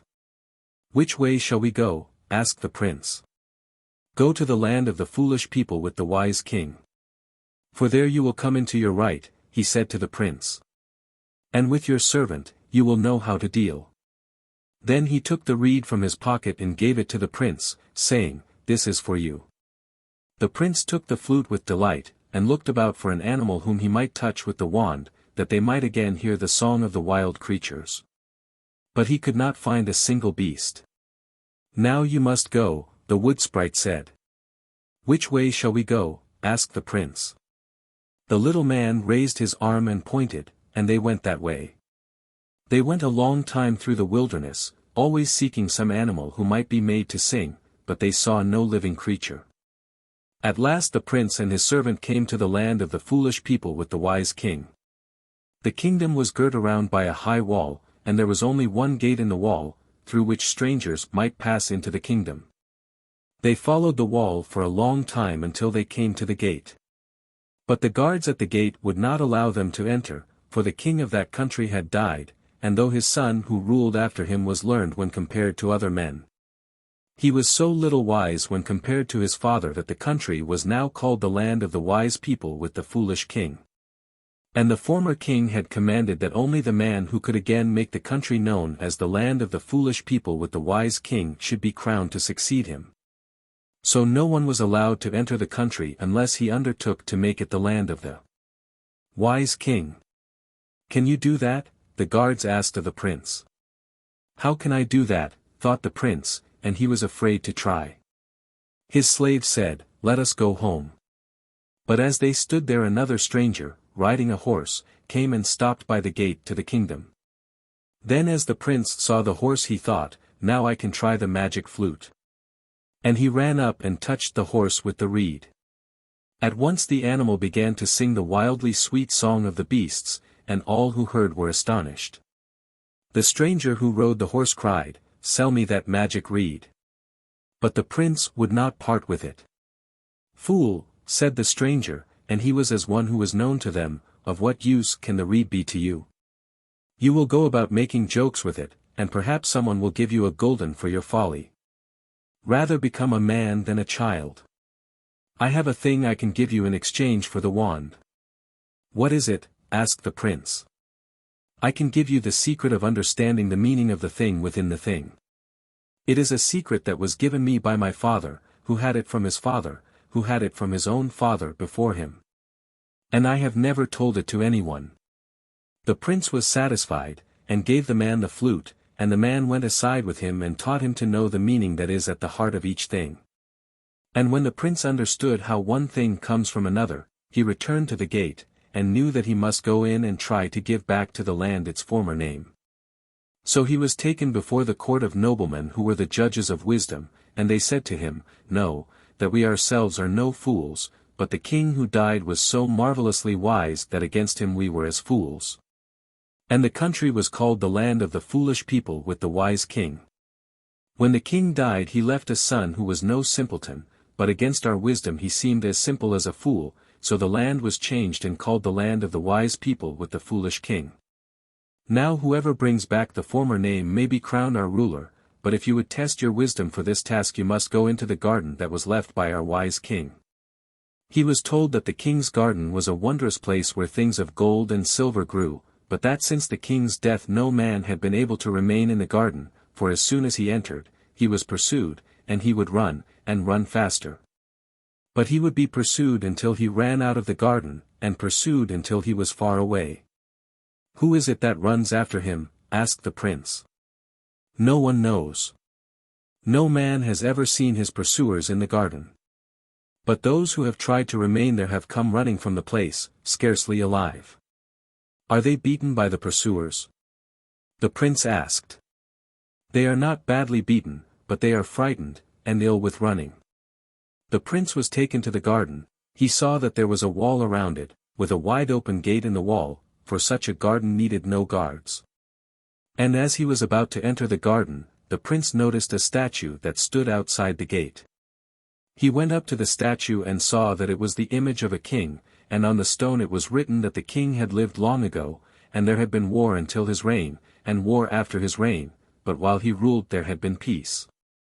Then the prince, who understood the meaning within each thing, knew that this statue would protect him, and that if he were pursued he had only to come near the statue, and he would be safe.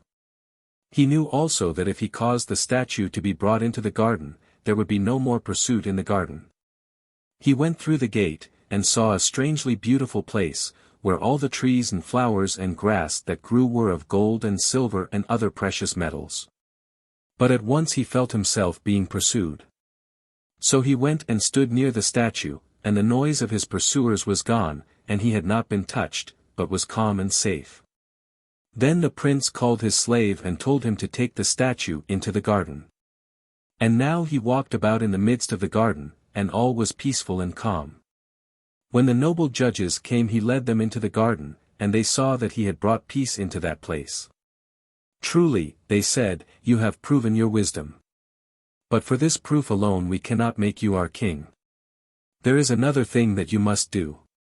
And they took him into a great room in the palace. High at the end of the room stood a throne that was richly carved of precious wood. Upon the throne were carven all the beasts and the birds that lived within the kingdom. Before the throne there was a couch, and near the couch stood a table, and on the table was a 7-branched candelabrum. 7 ways went out from the throne, and upon each way there stood a marvelous beast or bird. On one path there stood a lion of gold, on another an iron panther, a silver eagle was upon the third. And so on each way there stood a different creature. In former times, the nobleman said, the king sat upon his throne, and the candles burned, and he looked down these 7 ways and saw all the ends of his kingdom, and knew all that was happening and all that might take place.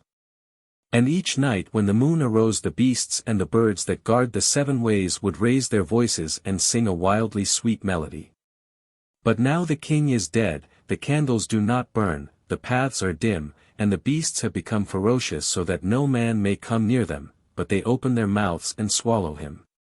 Then the prince, who understood the meaning within each thing, went up to the carven throne and looked well upon it and saw that it was made of the same wood as his magic flute. And he saw that the throne was perfect except for a small piece that was missing from a carven creature at the top of the chair. Then he knew that the former king had taken that piece from its place and hidden it, wisely knowing that when a wise man would come he would find each thing, and put each thing again in its proper place. So the prince looked about the room, and looked behind the throne, and found the missing piece and put it back in its place, then he sat upon the throne. The prince looked at the table before him, and saw that it was moved a hair's breadth from the central point where all the 7 ways came together, and he ordered his slave to place the table back where it belonged. And then he saw that the 7-branched menorah had been moved, and when that was placed in the center of the table the candles burned again. And by their light, the prince saw that each of the creatures that stood in the 7 ways had been moved a hair's breadth from his place, and he ordered them to be put back in their proper places. Then, when all things were restored to order, it was midnight, and the beasts and the birds all opened their mouths and began to sing the wild sweet melody that all creatures sing to the moon. The prince was crowned king, and then he said to his servant, Now I understand that I was truly born the son of a king, and you were born the son of a servant. The wind that overturned the world. And the kingdom of money worshippers. In a place beyond the habitations of men there lived a master of prayer. His house was hidden in the forest. There was a body of water in his domain, and by the water grew fruit-laden trees. There he passed his days singing in joyous worship of heaven. Sometimes he would leave his retreat to go into the world of men. He would approach one person or another, and begin to talk with him. Mostly he would speak to humble workmen and tradesmen, but rich men, too, had heard him. What do you live for? He would ask. Some would answer, to eat and to drink. Others would answer, to die, but the master would prove to them that man lived only for joy, and that man owed his joy to heaven. "Come with me," he would say, "and I will show you how to live." One by one he brought people to his place in the forest, they bathed in the water, they ate of the fruit, they sang, and their worship was purest joy. The master knew the needs of each of his followers. Those who had been poor were sometimes given garments of gold, and the rich were happy in beggars' rags. But in the world of men it came to be known that there was a master who caused men to leave their wives and their brothers while they followed him, so a great cry was set up that the master must be captured. This they could not do, for he cleverly disguised himself, once as a merchant, another time as a soldier, and a third time as a wanderer. No man could tell who he was, until the master had won the man to his will. And already among the master's followers there were some who lived so perfectly in his ways that they too went among men, and brought away people to live as they lived. In that time there was a strange kingdom inhabited by a people who believed only in riches. Among them, a man was judged according to the sum of money that he possessed. Each year, each citizen would tell the measure of his possessions, and accordingly receive his rank. Those who had no money, or very little, might not even call themselves men, but were ranked as beasts and birds. Some were dogs, some cattle, some mules, and they had to serve those who had gold. The richer might call themselves men, and if they had a great sum of money they were noblemen, and if they had a still greater sum they were kings. There, no one had any thought but to get riches. Thus a dog wanted to become a horse, and a horse a lion, and a lion a man a nobleman, and a nobleman a king. They knew no right or wrong, except the right of riches, so that the country was filled with thieves and bandits who sought to become kings by stealing money. The noblemen and kings employed great armies of men-beasts as soldiers to protect their treasuries, but nevertheless the land was filled with theft and violence. When the master's followers heard of that country they said, "Let us go there and see if we can win the people from their folly." So a band of them came to the land where money was worshipped.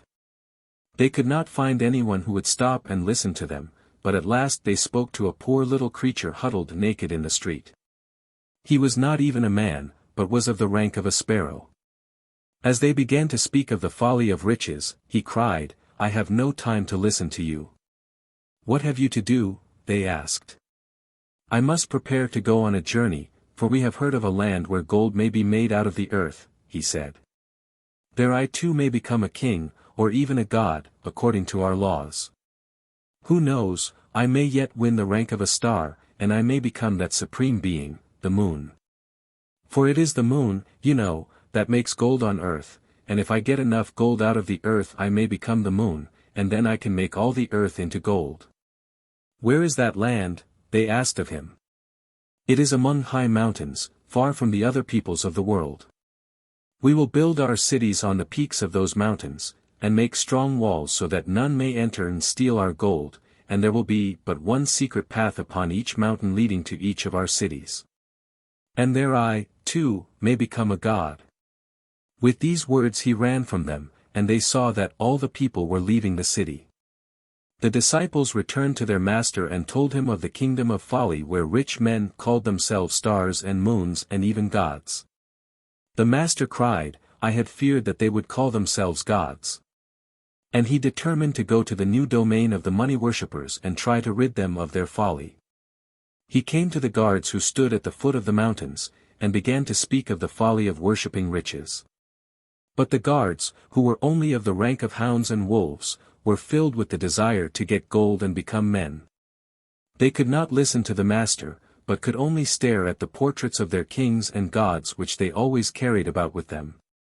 For the love of riches was grown so deep that they could not imagine a world where things might be otherwise. Then, seeing that it was of no use to speak with the guards, the master went by them. He passed through the secret path up the mountain, and came into the city.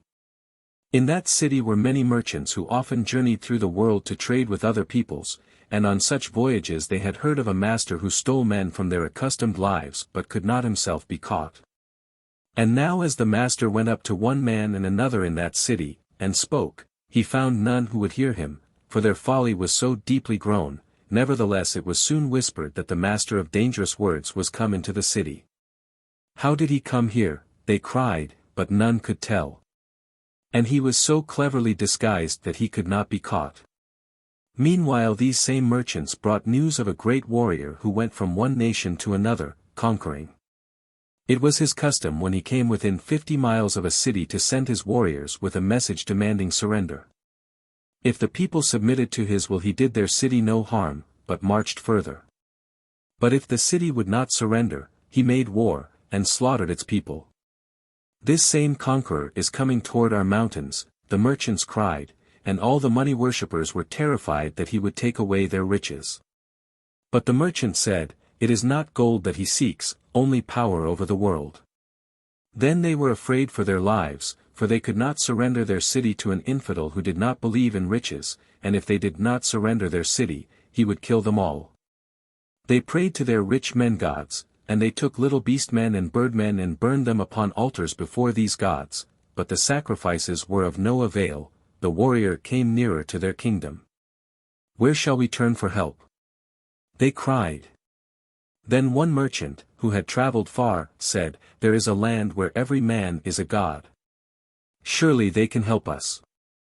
And he told of a country whose people were so rich that the poorest among them was rich enough according to the measures of the money worshippers to be a god.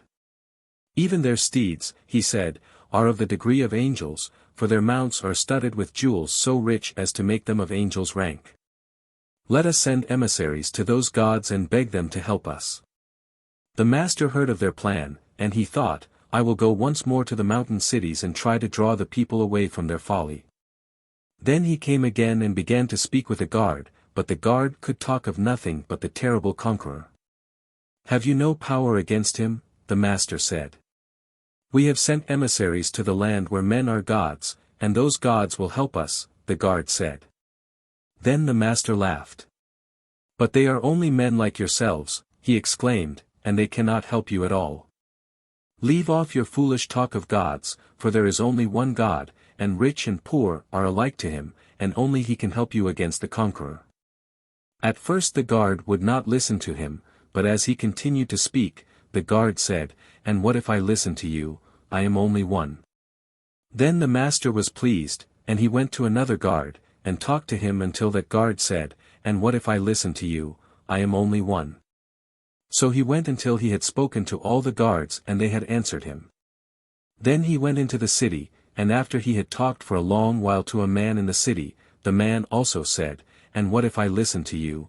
I am only one." Thus, because the people were terribly afraid of the conqueror, the master was able to make them listen to him. But each time they spoke of the conqueror, he said, "What conqueror? Can it be that same hero whom I knew at the court of the king?" At last it came to the ears of the gods who ruled the city that the famous master was among them, talking to the people. They ordered that he be captured and brought before them. And though he disguised himself in many different ways, he was caught and brought before the gods, and to them also he said, "What folly it is to send to the kingdom of gods for help. They are only men like yourselves, and can do no more than yourselves, for no man can stand before the conqueror." "What do you know of him?" they asked. "I know," he said. "For there was a hero in the court of a king whom I served. That king possessed a marvelous image made in the form of a hand, perfectly made with all 5 fingers and with the marking of the faint and the deep lines that are found on the human hand. And by these markings one might see the form of every land in the world, as it had been from the beginning of creation, and as it will be at the end of time. And on that hand one might see all that would happen to each country and each city, and to every man, for the lines and the markings upon the hand were signs by which one might read. And the rivers and waters of all places were shown there, and the highways that went from one place to another, and even the hidden ways were shown there, so that from that hand I was able to know the secret path into your own city. And by that hand I know the secret paths into all your other cities, and I know the ways from this world into other worlds, and I know the ways that lead up into the heavens, for there is one way by which Elijah went from the earth to heaven. And there is another way that Moses went, and Enoch went by still another path, and they were all marked upon that hand. There, too, one might see the fate of cities as they were, and are, and shall be. I have seen Sodom as it was before it fell, and as it is now. And I have seen your city, and so I have seen your emissaries go out to the city where all men are gods, and I have seen that your emissaries and the men of that city too will come to a woeful end." When the elders heard him speak in this way they thought, "Surely no man can have imagined such a thing, and it must all be true." They looked on their own hands, and saw that they were covered with lines and mysterious markings. "Bring us to the king who possesses the wondrous hand," they cried. "Perhaps he will show us where to find gold." Then the master smiled. "Still you can think of nothing but gold," he said. "Think rather of how to save yourselves, for gold is of no worth to that king." But they cried, "Nevertheless, bring us to him, and we will believe as you believe." Then the master said, "I do not know myself where the king is to be found, and I will tell you why that is so. Once I lived in the court of this king. He had a queen, and an only daughter, and the king sought a husband for his daughter. Now in the king's court there were 6 ministers, the sage, who was the master of all wisdom and the keeper of the marvelous hand, the counselor, who was the master of words and melodies, the companion, who was the dear friend of the king, and each carried with him the portrait of the other and looked upon it when they were separate. For in each portrait was such a power that to look upon it was to grow love for him that was pictured there. The 4th minister was the treasurer in whose keep were the staff of jewels and the cap of precious stones and all the treasures of the king. The 5th minister was the warrior, and to him the king had given the marvelous sword, for this sword had 3 powers. If it were but raised against the enemy, all the leaders of the enemy fled. But if the army of the enemy tried to do battle without its leaders, one had but to lean the sword sidewards, and the enemy all fell dead, and if it was leaned to the other side the enemies withered, and their skins dried and fell from them. And I, the master of prayer, was the king's 6th minister. To each of us the king had shown the secret place where we might replenish our innermost power, for the source of each sort of strength was marked upon that wondrous hand. Then each day we would retire, each minister to his place, to replenish his innermost power. The sage went one way to the source of wisdom, and the counselor went another way to the source of the word, the treasurer went to the source of riches, the hero to the source of strength, and I went my way to the source of prayer. One day the king asked of me, "Whom shall I choose as husband for my daughter?" Then I said, "Let her marry the warrior." The king was pleased at my answer, and the daughter and the hero were married. Then a boy child was born to them who was marvelously beautiful and so wise that before he could speak he understood all things, and this anyone might see, for when a jest was spoken, he laughed. But one day when we had all gone away from the palace, each minister to the source of his power, there came a whirlwind that overturned the world, making desert where ocean had been, and turning the dry land into sea. The wind came into the king's palace, but did not move a feather from its place. It went directly to the room where the princess sat with her babe, snatched the child from the arms of its mother, and fled. The princess ran after the wind, seeking her child.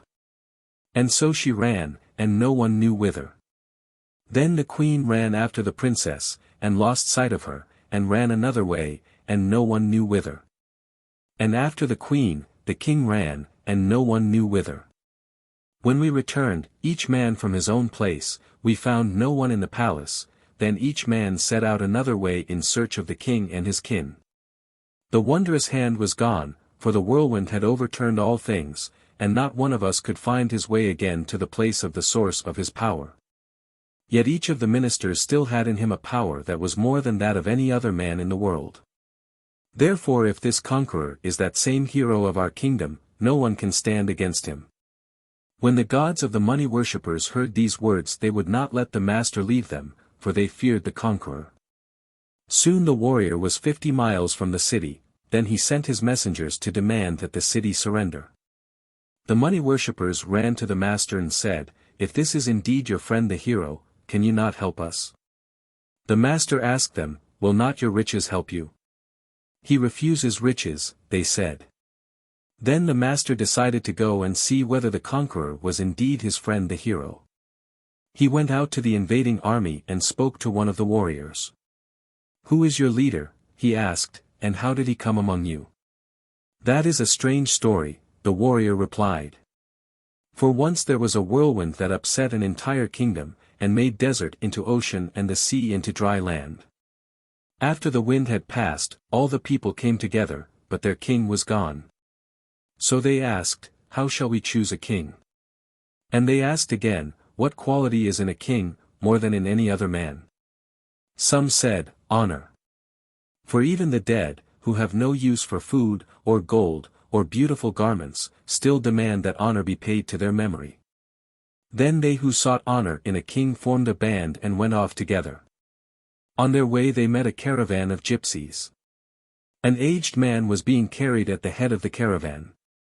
He was blind, and crooked, and his voice was harsh, and he was angry with his bearers. Though he cursed them aloud, his followers honored him, for of all his brothers and sisters and their many descendants he was the eldest, and therefore the head of their tribe. When the people saw what great homage was paid to the gypsy, they said to him, "Be our king." So he growled and cursed them also, and they went after him, and found a land suitable to them, and settled there to serve their king. But another part of the people declared that not honor, but death was the greatest of all things, for all men, and beasts, and even the trees and the fruit upon the trees ended in death, so they sought a murderer to be their king. They heard a terrified screaming and asked, "What has happened?" "A man has killed his father and his mother," they were told. "Such a man must be the greatest of murderers," they cried, and they made him their king. They sought a land between two mountains, where thieves and bandits dwelt, there they lived, while the murderer ruled over them. Some said, "A king should be more delicate than all other people," and so they went to seek for a king who did not eat the foods that other people ate. Yet others said, "Men should multiply on earth, and because of beauty, children are born." So they sought for a beautiful woman to rule over them. Still others said, "It is by his power of speech that man is different from the beasts." And they sought for a marvelous speaker, and in a marketplace they found a madman who talked to himself in 7 languages, and never stopped talking. Him they made king. There were still others among us who said that joy is the greatest thing in the world, and they found a drunkard in a dirty shirt. He lay in the road and lifted a bottle of wine to his mouth, and he sang. So they made him their king, and they went to a land where grapevines grew, and settled in that land. Some sought for a wise man to rule over them, and at last there were those who said that strength is the greatest of all things among men. I was of that group. We went until we found a giant who could eat an ox and drink a barrel of ale at a single meal, and him we made our king. Wherever we passed, people fled before us. But one day there came a hero who did not run from us, instead he went among us and drew his sword, then our warriors fled from him, and our carts were tumbled from the highway, and our king turned and ran. So we went up to the hero and said to him, "Be our king." He became our king, and set out to conquer the world.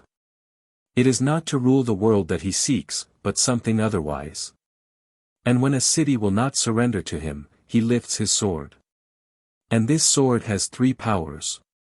Then the master knew that the hero was indeed his old friend, and he sent his name to the hero. The hero called for him, he went to the hero's tent, where with great joy they recognized each other, and cried, "At last we are come together again." But after a moment the warrior asked the master, "Have you found any of our old companions?" The master said, "I have sought everywhere, and I came upon the places where all of them had passed, but I found none of them. One day I went by a hill, and the hill was covered with green grass, and at the top of the hill there was a golden shrine as if the sinking sun had come to rest and remained there. I went up the hill, and found the king's crown lying there, and the winds moved slowly about the hilltop and murmured a majestic melody, but the king was not there, he had passed, and I could not find him. On another day I walked across a dreary waste land where there was no tree, or bush, or blade of grass, and all the earth was parched. Then I saw a tiny drop of blood upon the ground, and then another, and each drop was like a tear. Then I came to a pool of blood, and faintly, as if from the bottom of the pool, I heard the chanting of a dirge.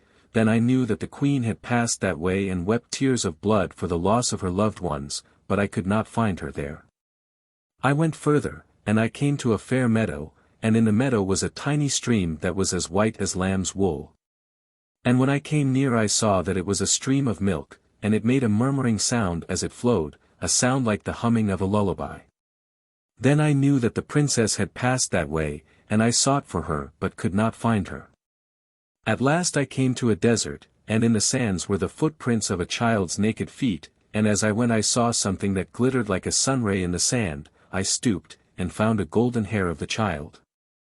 And all about me, in the still air, there hovered a breath of sound, as of a child singing in the womb. Then I sought for the child, but could not find him anywhere. And so I passed the places of all the king's ministers. I passed a sea of wine, where the king's friend had spoken beautiful words. I passed a forest where every bird spoke, and I knew the counselor had been there. And I passed a stone upon which the sage had graven the image of the hand that held the past and future of the world. I walked upon a heap of pebbles that blazed like a fiery wheel, and I saw that the pebbles were jewels, and knew that the king's treasure had been in that place. And I came to a wilderness where a lone tree stood, and at the foot of the tree the earth was wounded as by the stab of a great sword, and from that opening there came a martial song of war. Then I knew that you had passed that way, but I did not find you there. The hero answered, I too passed over all those places, and in the desert I gathered 7 hairs of the child, and they have all the colors of the rainbow. So I sat there, and took pleasure in looking upon the child's hairs. I remained there for a long time, and did not eat. But at last I was very hungry, and I arose, and went, but forgot my staff there. I saw your staff, and knew you had been in that place, too, said the master. From there, I went on until I came to a number of people who made me their king. Then I went out to conquer the world, but it is not because I desire to rule the world, only that I hope to find the princess, and our child, and the king and queen and all our company. Then the master remembered his mission and said, What can we do with the people of this city? They are fallen into a terrible error, for they worship only riches. At this, the hero shook his head. I once heard the king declare that men may be rid of any error, except the worship of gold, he said. And the only way to rid them of the worship of gold is the way of the sword. Then the master asked of the hero, Do not attack them at once, but give them yet a while, for they have sent me to you. Because of his friendship for the master, the hero set aside a number of days' respite for the city. Then the 2 friends arranged signs by which they would send messages to each other, and the master went on his way. As he went, he saw a number of people on the road. They were carrying many large tomes, and they were wrapped in prayer shawls, and as they went they sang in praise of heaven. At this, the master was startled, so he began to pray. He stood and prayed, and they stood and prayed. But at last the people said to him, Who are you? And he said to them, Who are you? They answered, When the whirlwind came over the world, and the people divided to seek kings for themselves, we were those who declared that holiness was the greatest of all things, and therefore we seek a master of prayer to be our king. And when they heard him pray, their eyes were opened to all the mysteries, and they saw that he was a great man learned in the Torah, and they said, Be our king. So the master became their king, and went with them. Meanwhile the money worshippers returned to their old ways and sacrificed beast-men to their men-gods, but no help came against the warrior. The days passed, and the time he had given them was nearly gone. So they decided that they would do as they had planned to do at first, and send for help to that rich land where every man was a god. They chose 7 of their own gods, and sent them on their way. But as the emissaries went on the road, they saw a man walking. The staff that he carried was encrusted with jewels so costly that it alone was worth more than any of their gods, and the man wore a cap covered with diamonds that were worth, to them, all the stars in heaven. The men-gods fell down to his feet, and desired to sacrifice themselves for him, but he would not permit them to do so. Instead, he took them up on a hill and showed them the treasures that were there, for he was the king's treasurer. When the money worshippers saw the treasures, they cried, You are the God of gods. And they decided that there was no need for them to go to the country where all men were gods, for surely the God of gods alone could help them. So they said to him, Will you come to our city and be our King of Kings? He went with them, and when he came into the city he would not allow any sacrifices to be made to him. But when they told him of the conqueror who threatened the city, he cried, "Perhaps it is the hero whom I knew in olden times." Then the treasurer went out to the invading army, and asked to be taken to the hero. When the treasurer and hero met, they recognized each other, and rejoiced, and the hero cried, "The master of prayer has been here too." Then they told each other how they had sought each other, and the treasurer said, "Too, passed over the places where all our friends had been, only your place, and the place of the master, I never found." And at last they remembered to speak of the city of money worshippers.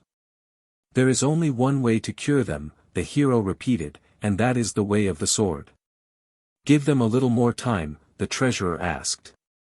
So the hero gave them more time, and the treasurer returned to the city and spoke again to the people, trying to draw them out of their error. And this time the money worshippers listened, for when the master had spoken against riches they had thought him mad, but now it was their own God of gods who spoke as the master had spoken, and they thought, "Perhaps these strangers are not mad." And they said to him, "If our way is wrong, show us a way out of it." Then the treasurer told them of the marvelous sword and said, "You must go the way of the sword, and there you will be healed." Again the richest men of the city were chosen, to go with the treasurer in search of the way of the sword. They dressed themselves in their costliest garments, all overhung with gold and silver, and started upon their journey. But first the treasurer went secretly to the hero and said, "I am taking them on a journey, but I hope on the way to find the king, and all our companions." "Let me go with you, then," said the hero. And he disguised himself so that the rich men might not be frightened at having the warrior amongst them, and then he sent a message to the master telling him of the journey. The master came hastily, saying, "Let me, too, go with you. Perhaps we will find the king and all the court." They took him with them, while all the people of the master's land prayed for the success of the journey. So they went, and they came to the borders of a kingdom. A watcher stood on the road. "What sort of kingdom is this?" they asked of him. "This is the kingdom of the wise," he said. "For when the whirlwind upset the world, we were those who said that the greatest of all things is wisdom, and we sought a sage to rule over us. One knew the ways of the stars, and another could see into the waters, but at last we found a man who sat upon a stone, and studied his own hand. 'What wisdom have you?' we asked of him. And he answered, 'Only the wisdom that is within my own soul.' So we made him our king." Then the master, the hero, the treasurer, and their 7 rich companions, were taken to the hall of wisdom, and the king upon the throne was truly their friend the sage. There was great joy amongst them, and then they spoke of all the others that had not been found, and then they spoke of their journey. "We seek a way to rid these men of the folly of money worship," the treasurer said, "for I am the king of their kingdom." "We are all fallen into folly," the sage replied. "Some worship honor, some worship lust, and some worship death itself. And even we who worship wisdom have fallen into unbelief and empty questioning. But of all these follies men can be healed, except only the folly of gold." Then he too went with them to find the way of the sword, while they said, "Have you no longer that marvelous hand upon which all the ways were shown?" The sage answered, "I have the hand, but I know that its secret is for the king alone to read, and since the king is lost I do not look upon the thing itself, but I have made an image of the hand, which guides me." They came to a land where men stood and spoke with each other. And men came eagerly towards them, saying, "We are the people who sought a master of words for our king. At first we crowned a madman who babbled in many languages, but then we heard a man who stood in the forest. He spoke, and the birds and the stones and the trees heard him, and answered. He sang, and they answered his song. So we said to him, 'Be our king,' and now he rules over us." Indeed, this was the king's counselor, and he went with the others. They continued on their journey, and came to another kingdom, and found a soldier asleep. They wakened him and asked, "Who is your king?" "We had a king whom we found drunk in the road," he said, "but afterwards we came to a man who stood by a sea of wine.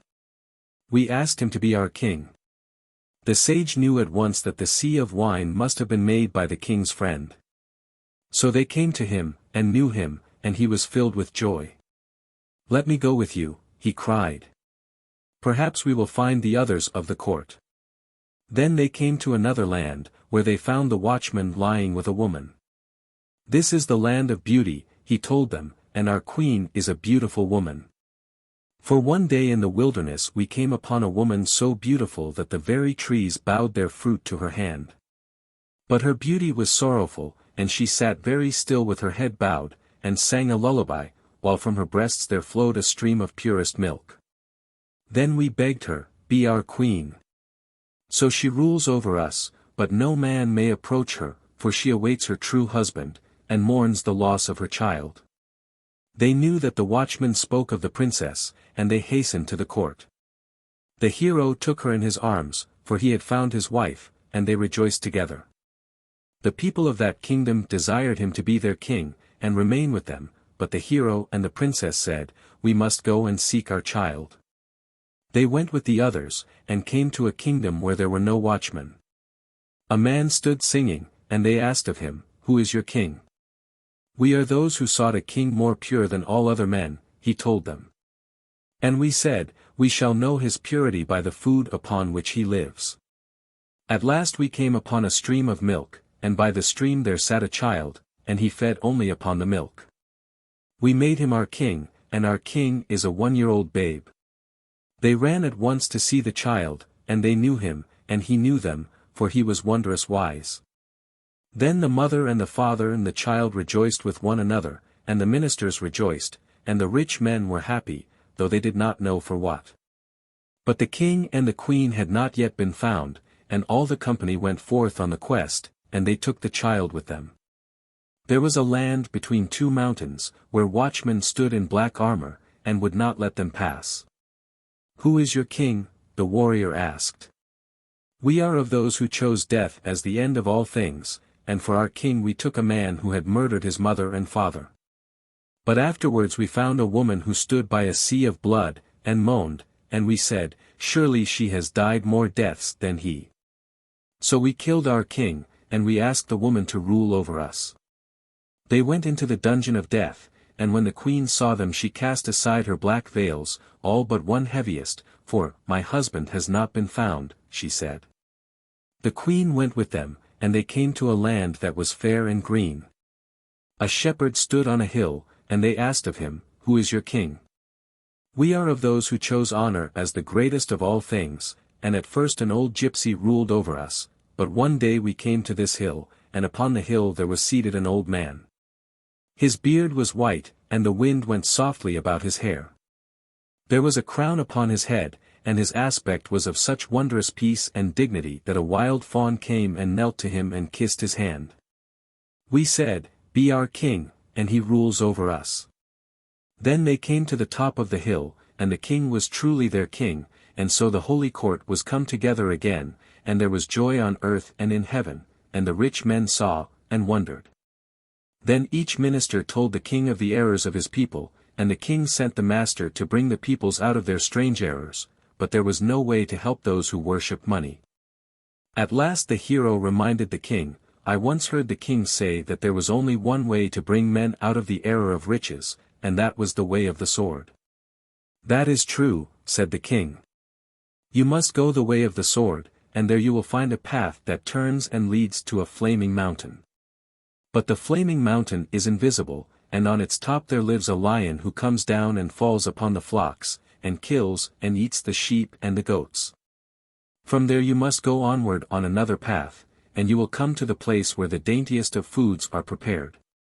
It is far from the mountain, and yet it is fed by the fire of the mountain, for there is no fire in the hearth.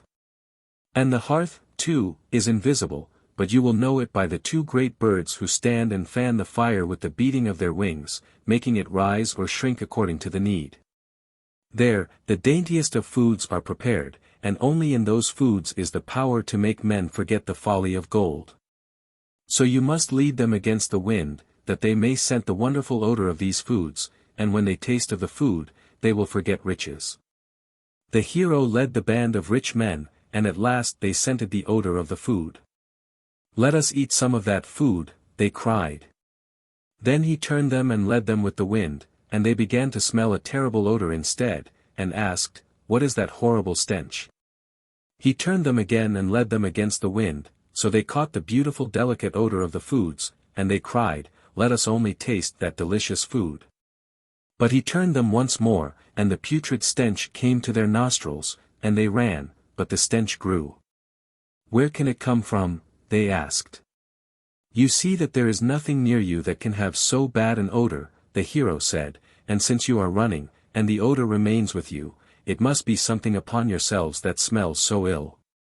He turned them against the wind, and this time he led them into the cave of wonderful delicacies, and gave them to eat of the foods. As soon as they had tasted the delicacies, the rich men knew that it was their own gold and silver that had smelled so ill, and they began to throw their gold and silver garments from them. They swiftly hurled away all the money and jewels they had in their pockets, and tore diamonds from their clothes, and rings from their fingers. And the more they ate of the wonderful food, the more ashamed they became of riches, and whoever had a gulden or a penny left threw it from him. Some even buried their faces in the earth, while others tried to bury themselves alive to be free of the filth of money, and a few tore at their own skins to remove the odor of gold from themselves.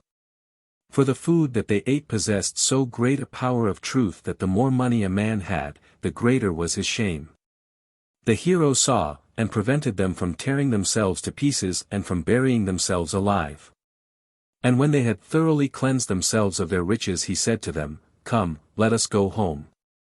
Now you have no more need to fear the conqueror, so know that I myself am that dreaded warrior." Then they took with them enough of the wonderful delicacies for all their people, and they returned home to their kingdom, and gave morsels of the food to all the people to eat.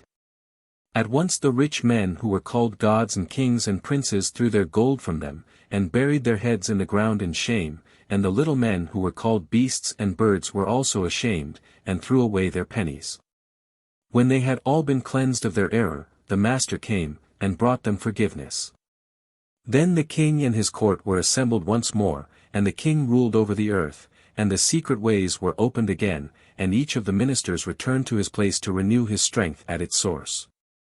And all the peoples of the earth gave over their foolishness and lived in righteousness and peace, singing to heaven. The Seven Beggars. Who brought gifts to the beggar bride and groom. There was once a king who had an only son, and while he lived the king decided to give his crown to the prince.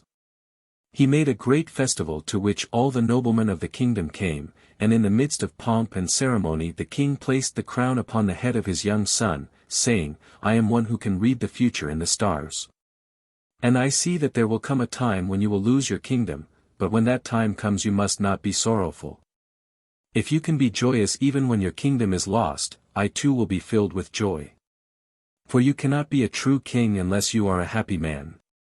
The son became king, appointed governors, and ruled. He was a lover of learning, and in order to fill his court with wise men he let it be known that he would give every man whatever he desired, either gold or glory, in return for his wisdom. Then all the people in that kingdom began to seek for knowledge, in order to get gold or glory from the king. And thus it was that the simplest fool in the land was wiser than the greatest sage of any other country. And in their search for learning, the people forgot the study of war, so the country was left open to the enemy. Among the philosophers in the young king's court there were clever men and infidels who soon filled his mind with doubt. He would ask himself, "Who am I, why am I in the world?" Then he would heave a deep sigh, and fall into melancholy. Only when he would forget this doubt would he again become a happy king. But more often every day he thought, "Why am I in this world?" and sighed. One day the invader came and attacked the unprotected kingdom, and all the people fled. Men and women left their fields and their homes, and the highways were filled with carts and wagons, with people on foot carrying infants in their arms. The fleeing people went through a forest, and there it befell that 2 5-year-old children were lost, a boy and a girl. After all the people had passed, the children heard each other crying. Then they went up to each other and joined hands, and wandered through the forest. Soon they were hungry, but they did not know where they could get food. Just then they saw a beggar going through the woods, carrying his beggar's sack. They ran to him and clung to him. "Where do you come from?" he asked. "We do not know," the children answered. He gave them bread to eat, and turned to go on his way. They begged him not to leave them alone, but he said, I cannot take you with me. Then the children saw that he was blind, and they wondered how he found his way through the forest. But as he was leaving, he blessed them, saying, May you be as I am, and as old as I am. Then he left them. Night came, and the children slept. In the morning they cried again for food, then they saw another beggar. They began to talk to him, but he placed his fingers against his ears and showed them that he was deaf. He gave them bread to eat, enough for the day, and as he went he blessed them, saying, May you be as I am. On the third day when they cried for bread another beggar came, who stammered so that he could not speak to them. He, too, fed the children, but would not take them with him, and as he went away he blessed them with the wish that they might become like himself. And so each day as they wandered through the forest the children were fed, on the fourth day by a beggar with a crippled throat, then by a hunchback, then by a beggar who had no hands, and at last there came a beggar who had no feet. And each beggar left them with the wish that they might become as he was. On the eighth day they came out of the forest to a town. They went to a house and asked for food, and as the people saw that they were only little children, they were given food and drink. So the children said to each other, We will go on like this from one place to another, and we will always remain together. They made great beggars' sacks for themselves, for carrying whatever was given them, and they went over the countryside, into the towns, to the fairs, and into the cities. Wherever they went, they sat among the beggars, until they became known to all the poor folk on the roads as the 2 children who were lost in the woods. Years passed, the children grew. Once, when all the beggars of the kingdom were assembled at a fair in a great city, a leader among them thought, Let us marry the children, one to another. He told his companions of this thought, and they told others, and when the children were told they said, Good. So it was decided to marry them at once. All that was needed was a place for the wedding. Then the mendicants remembered that the king was holding a festival, where food and drink would be provided to all who came. That will be the wedding feast, they cried. The beggars went to the king's garden and received meat and bread and wine. Then they dug a great cave in the ground, large enough to hold 100 people, they covered the cave with branches and with earth, and they set up a wedding canopy within the cave. There they made the wedding, and feasted, with eating and dancing and merriment. But the children sat together, and all at once they remembered their days in the forest, and the blind beggar who had been the first to bring them food. And they longed for the blind beggar to be at their wedding. Just then they heard him call out, Here I am. I have come to your marriage. And as a wedding gift I bestow upon you the blessing I wished you before, may you live to be as I am, and as old as I am. You must not believe that I am blind. I am not blind at all, but in my sight the entire world is not worth the blink of an eye, and so, as I never look upon the world, I have the appearance of one who is blind. I am very old, he said, but I am quite young, and I have not yet begun to live. Nevertheless I am aged, and it is not I alone who say this, but I have the word of the great eagle. I will tell you the story. Once there was a ship sailing on a sea, a great storm came, and the ship was broken, but the people were saved. They climbed to a high tower, and in the tower they found clothing and food and wine and everything that was good. In order to pass the time pleasantly, they said, Let each of us tell the story of his oldest memory, and we shall see whose memory is longest. Aged and young were there, and the first that spoke was the eldest of them all, and he was white with years. What shall I tell you, he said. I even remember when the apple was cut from the bough.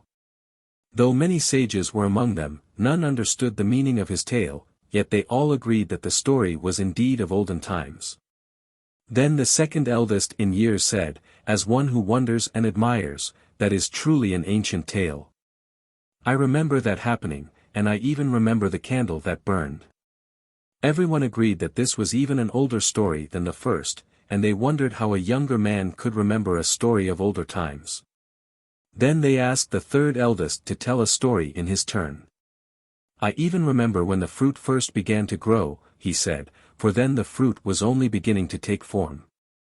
That is yet a more ancient story, all agreed.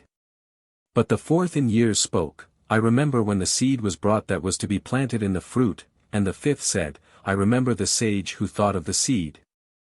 Then the sixth, who was younger still, declared, I remember the taste of the fruit before the taste went into the fruit, and the seventh said, I remember the odor of the fruit before the fruit had an odor.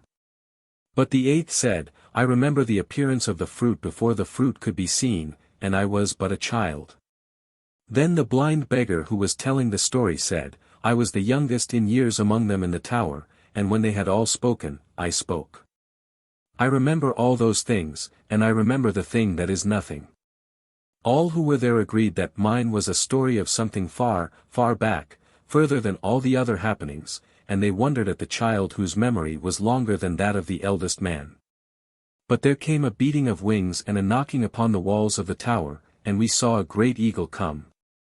He cried, You have been poor men long enough, you may return now to your treasures.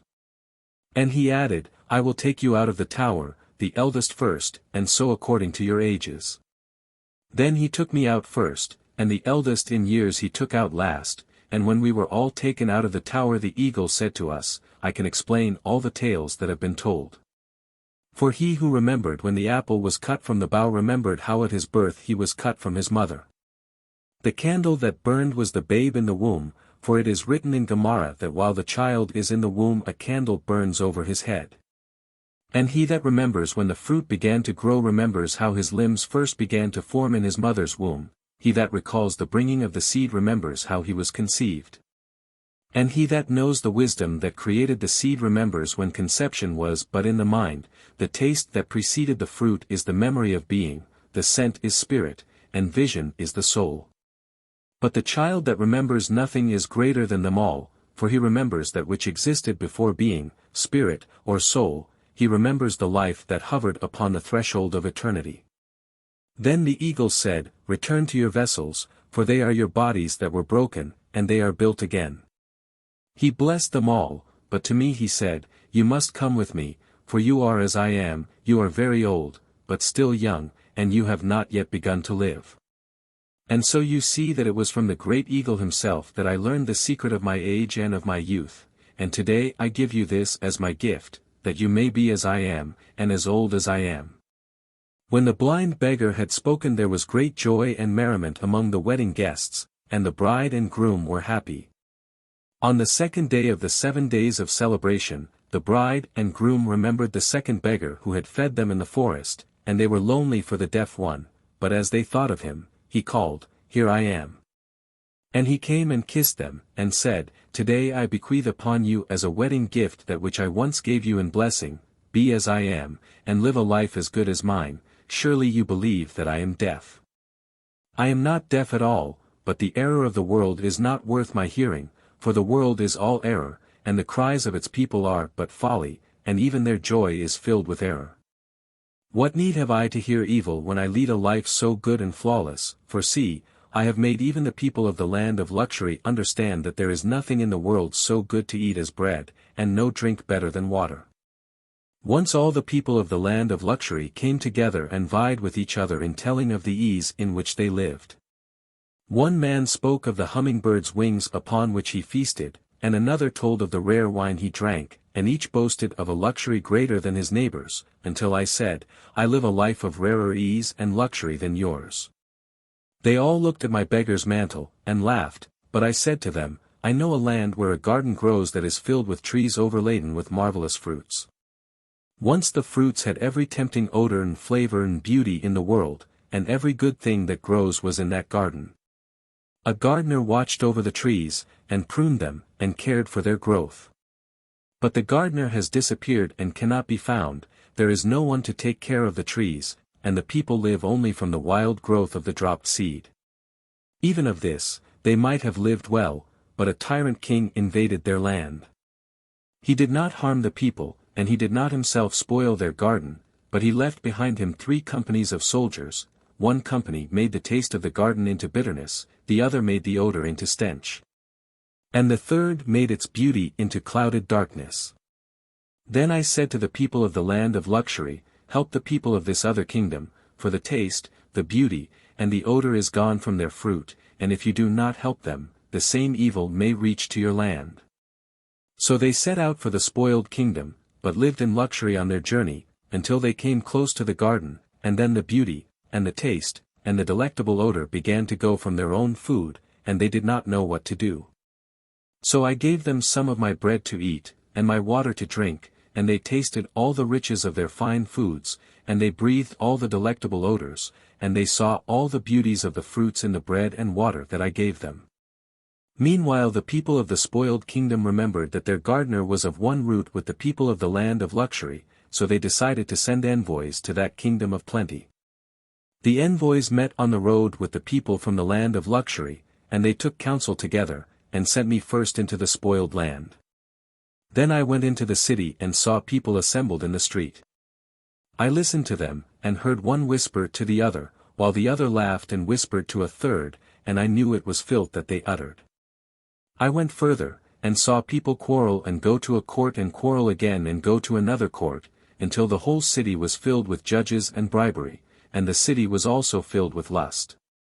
Then I knew that the invading king had left his 3 battalions in the city to spread the 3 diseases, of filth that had spoiled the taste in their mouth, and bribery that had made their eyes blind, and lust that was a stench in their nostrils. So I said to them, Let us drive out these strangers, and perhaps the gardener will be found again. Then the men from the land of luxury, who ate of my bread and water, and were well of sight and scent and hearing, helped me, and wherever they caught one of the soldiers, they drove him from the land. There was a madman that wandered in the streets and cried continually that he was a gardener. Everyone laughed at him, and some even threw stones at him. Then I said to them, Perhaps he is really the gardener, bring him to me. They brought him, and I saw that he was indeed the gardener, and he was restored to the garden. So the people again knew the taste of their fruit, and the scent, and the beauty of it. And in reward I was given the good life, and today I bestow it upon you. Again the wedding guests rejoiced, and the bride and groom were happy. On the 3rd day the children cried, What has become of the stammerer? Then the heavy-tongued beggar came, and embraced them, and said, Here I am. In a clear voice he spoke to them. On that day when we met in the woods I blessed you with the wish that you might be as I am. And today I bestow it upon you as a gift, for look you believe that I am dumb, yet in truth I am not heavy-tongued, but I have no use for all men's words except those that are uttered in praise of God. And all other earthly words are not worthy of utterance. Indeed I am gifted with speech, and can sing so beautifully that there is not one creature in the world, bird or beast, that will not stop to hear my song. And I have proof of this from that great man who is called the truly godly man. For once all the sages of the world came together to prove who was cleverest. The first said, I have brought iron out of the earth, and the second said, I have found a way to make brass. And a third knew how to make tin, and another could make silver, and still another had discovered gold. Then one came who had made guns and cannon for war, and yet another had discovered how to make gunpowder. But one said, I am wiser than all of you, for I am as wise as the day. They did not understand him, and so he said, If all of your wisdom were taken together it would not make a single hour, for one of you takes things out of the earth and mixes them together to make powder, and another takes iron out of the earth. And another brass, but all of your silver, and iron, and brass, and gold is taken out of the earth that God made in a day, and all of the things that you take out, if put together, would not make a single hour of that day. While I am as wise as the entire day. Then I asked him, What day? And he turned to me and said, No matter which day it may be, you are wiser than I, for you have asked, What day? And I explained my wisdom to them, saying, You must know that time does not exist of itself, and that days are made only of good deeds. It is through men who perform good deeds that days are born, and so time is born. And I am he who goes all about the world to find those men who secretly do good deeds. I bring their deeds to the great man who is known as the truly godly man, and he turns them into time. Then time is born, and there are days and years. And this is the life of the world. At the far end of the world there is a mountain, on the mountaintop is a rock, and a fountain of water gushes from the rock. This you know, that everything in the world possesses a heart, and the world itself has a great heart. The heart of the world is complete, for it has a face, and hands, and breasts, and toes, and the littlest toe of the world's heart is more worthy than any human heart. So at one end of the earth there is the fountain that flows from the rock on the mountaintop, and at the other end is the earth's heart. And the heart desires the mountain spring. It remains in its place far at the other end of the earth, but it is filled with an unutterable longing, it burns with an endless desire for the distant fountain of water. In the day, the sun is like a blazing whip upon the heart, because of its longing for the spring, but when the heart is utterly weak from the punishment of the sun, a great bird comes and spreads its wings and gives the heart rest. But even while it rests, it longs for the mountain spring, and it looks toward the peak of the mountain, for if it were to lose sight of the spring for but one instant, the heart would cease to live. Because of its great longing, it sometimes tries to go to the fountain, but if it goes nearer to the foot of the mountain it can no longer see the spring on the top of the mountain, and so it must remain far away. For only from a distance may a mountain peak be seen.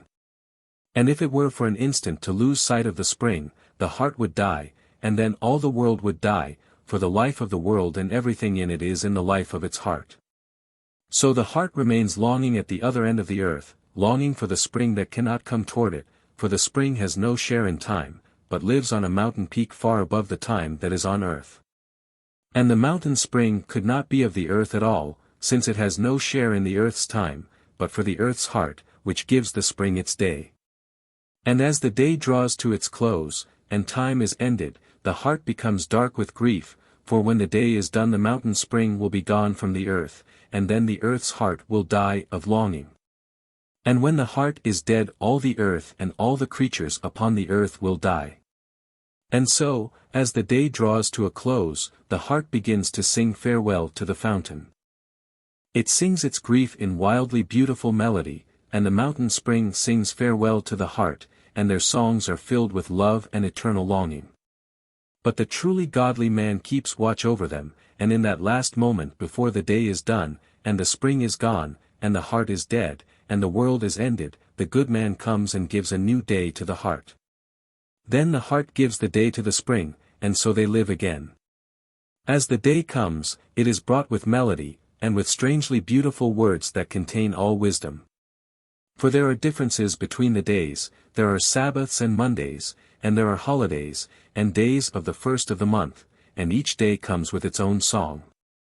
All these days that the godly man gives to the heart of the world he has through me, for it is I who go about the world to find the men who do good deeds, and it is from their deeds that time is born, for each deed becomes a melody in my mouth. And from the melody the godly man makes a day, and the day is given to the heart, and she sings it to the fountain. Therefore I am wiser than the sage who said he had the wisdom of an entire day, for from the truly godly man I have a gift enabling me to sing the songs and know the wisdom of all the days on earth. And today I bestow upon you, as a wedding gift, the power to be as I am. At once there was joy among them, and the beggars all sang together. So they ended that day with joy. But on the fourth day the children longed for the beggar with the twisted throat, and he came and said, I am here. Once before I blessed you that you might be as I am, and today I bestow upon you this wedding gift, be as I am. You believe that I have a twisted throat, but see, my throat is really beautiful and straight, but there are foolish and evil things in this world, and I would not have any of them come into me through my throat, therefore my throat seems twisted. It is really clear and beautiful, and I have a voice that is wonderful in song, for through my throat I can imitate the call and the song of every creature that lives. I have this power from the land of melody, for there is a land where everyone, from the king to the smallest child, is wondrously skilled in music, some play the harp, others the violin, and some play many instruments. Once, all of their greatest musicians came together, and each began to boast of his skill, one could play upon a harp, another upon a violin, and still another could play upon a harp and a violin. While there was one who said he could play upon every musical instrument. Then a man declared that he could imitate the sound of a harp with his voice, and another could imitate the sound of violins, one could imitate a drum, and still another could make a noise like a cannon. I too was there, and I said, "My voice is more wonderful than all your voices. For if you are such great musicians, can you bring help to the suffering nations?" And I told them, "There are two peoples whose countries lie 1,000 miles apart, and when night comes over those lands the people cannot sleep. For with night, there comes a strange moaning and wailing, so drear, so heart-weary, that the very stones groan and weep. And when the people hear this sound, they too must begin to moan and weep. Every night all the men and women, and even the children of these countries lie awake moaning and weeping with the sorrow that is over them. And you, who are so skilled in music, can you help those people?" Then they asked me, "Will you lead us there?" And I said, "Yes." So they all arose and I led them. We came to one of the countries, and at night we heard the strange moaning. Then even the sages from the land of melody wept and moaned, but they could do nothing. "Can you tell me," I said to them, "where this sound comes from?" "And do you know?" they asked. "I know. For there were two beautiful birds that had mated together, and they were the only two of their kind. But once they were lost, one from the other, and they flew everywhere, each seeking its mate, until they became weary, and their hope was gone from them, for they knew they were far from each other. Each settled alone where it was. One built his nest in his land, and the other built her nest where she was 1,000 miles away.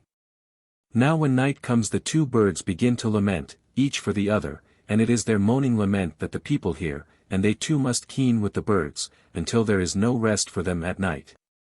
The sages would not believe me, but said, "Can you take us to the birds' place?"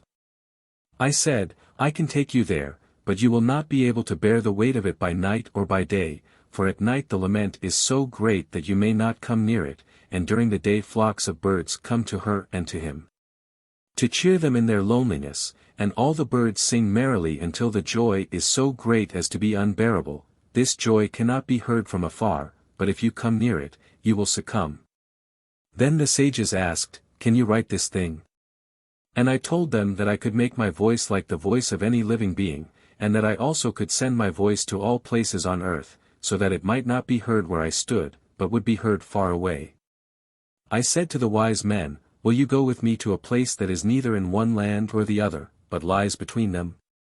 For from that place I will send my voice with the sound of her voice to him, and I will send my voice with the sound of his voice to her, so that each will hear the other's voice, they will listen and tremble, and rise and spread their wings and fly toward the place of the voice, and so they will meet together where I stand." Then I led them to a place that lay between the two countries. The place was in a forest, and the ground was covered with snow. I stood and sang, but the men could hear no sound come from me. Only, they heard the sound of a door opening and closing, and they heard the sound of a gun, and they heard the barking of a hound as it ran over the snow for the kill. Yet they saw nothing. But I had sent my voices, and soon there were two pair of wings above us. Then the men from the land of melody understood how I had brought the two birds together, and they agreed that mine was the most wonderful voice of all, for I could send it wherever I chose. And so today I bestow upon you this gift, that you may be as I am." He finished speaking, and all the beggars made merry, and sang. On the 5th day the children, in the midst of merriment, sighed, "If the hunchback were only here." And there he stood, and said, "I have come to your wedding, my children. And do you remember how I blessed you that you might be as I am? Today I bestow my wish upon you as a wedding gift, be as I am. It seems to you that I am a hunchback, but indeed my shoulders are wide and straight and strong, and I have proof of this from the land where people once came together to see who could bear the heaviest burden upon the slightest support." Then one said, "The top of my head is a small enough place and yet I carry myriads of creatures, with all their needs upon it." But they made sport of him, while another man said, "You are like a creature I once saw, I thought he sat by a mountain, but when I came near I knew that it was a mountain of refuse that he had thrown out of himself."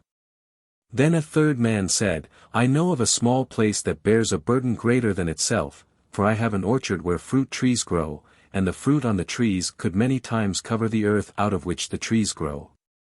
Many people said, "That is indeed a great thing come out of a little thing," but another man declared, I have a tiny garden so beautiful that princes and kings come to walk in it. Then my garden is only a small place, but it has borne up the weight of a kingdom. Still another spoke, saying, My speech is a slender support that bears great burdens, for I am a minister to a king. I hear the complaints and the praises, the petitions and supplications of all his subjects, all these utterances are taken within me, and my word bears them to the king. But a fifth man answered him, My silence is less and yet greater than your word, for there are torrents of accusation against me, and curses, and foul names, but my only reply is silence. And my silence bears up against all the cries of my enemies. My silence is a little thing, and yet it withstands a great storm. Then another contender spoke, he was hidden, because he was small, but he said, I am a little man, and yet I bear up a great burden. For I know a needy one who is far taller than myself, and though he is a greater light he cannot find his way. I lead him, and were it not for me he might fall, and lose his path. I, too, was there, and I said, It is true that some among you have the power of bearing up great burdens, for I have understood all that you have said, even to the last of you. Who spoke of leading a greater light, for the little man is greater than the greatest of you, since it is the wheel of the moon that he speaks of, for the moon is called a greater light and a blind light since her light is not her own. And though he is a little man he leads the great wheel of the moon through the heavens, and his deed is a help to all the world, for the world has need of the moon. Nevertheless, in me there is a support that is smaller and bears weightier burdens than any of these, for you know that every beast in the world has his favorite tree whose shadow is pleasant to him, and there he makes his place. And every bird has his favorite bough, and there he sits, but once it was asked, Is there not a tree in the world in whose shade all beasts might linger, and upon whose boughs all birds might rest? It was answered, There is such a tree. And it is indeed a pleasant tree, for all the beasts of the earth are assembled in its shade, they lie happily together, yet there is no preying of one upon the other, and all the birds sing in the boughs of the tree. Then my people cried, How can we find that tree? And one wanted to go to the east, and another to the south, so that they became all confused. But a wise man said, Why do you quarrel over the way? First, know whether you can come to the tree at all, for the tree has 3 roots, the first is belief, the second is fear of God, and the third is poverty, and the trunk of the tree is truth. Only those who possess these things can approach the tree. The people asked among themselves, but not many of them possessed the 3 qualities that are belief, and fear, and poverty. Those few might go, but they would not go and leave the others behind. We are one people, they said, and all of us must go, or none. So they waited, and labored amongst themselves, that all the people might possess the 3 needed qualities. And when all had belief, and fear, and poverty, they found that they were agreed on the one way to go to the tree. They went for a long time, and then they saw the tree, and they saw that it did not stand on any place at all. And since it did not stand anywhere, how might they come to it? But I, the hunchback said, was there among them, and I said, I can take you to that place. For the tree is not of this earth, but of a place higher than this earth. See, upon my back I have a little place where great burdens may be borne, it is a tiny thing that is on the very edge of this world, where a higher world begins, and so, upon my little hump, one may go from this world to the world that is higher than here. Then I carried them all upon my hump, from the earth to the tree that stood above the earth, and so you see that I carried a great burden upon a small support. For when I brought them to the tree they said, You are indeed the master of us all, for upon the smallest place you have borne the greatest burden. And thus I have their word for my deeds, for upon my back I carry all the ills and the woes and the sins of the people of the world. And now I bestow my gift upon you, that you may be as I am. Then they were merry, but on the 6th day they remembered the beggar whose hands were withered, and they longed for him. Then he came and said, Here I am, and he embraced the children, and gave them his gift. In the forest I blessed you, that you might be as I am, and today I bestow that upon you as a wedding gift, be as I am.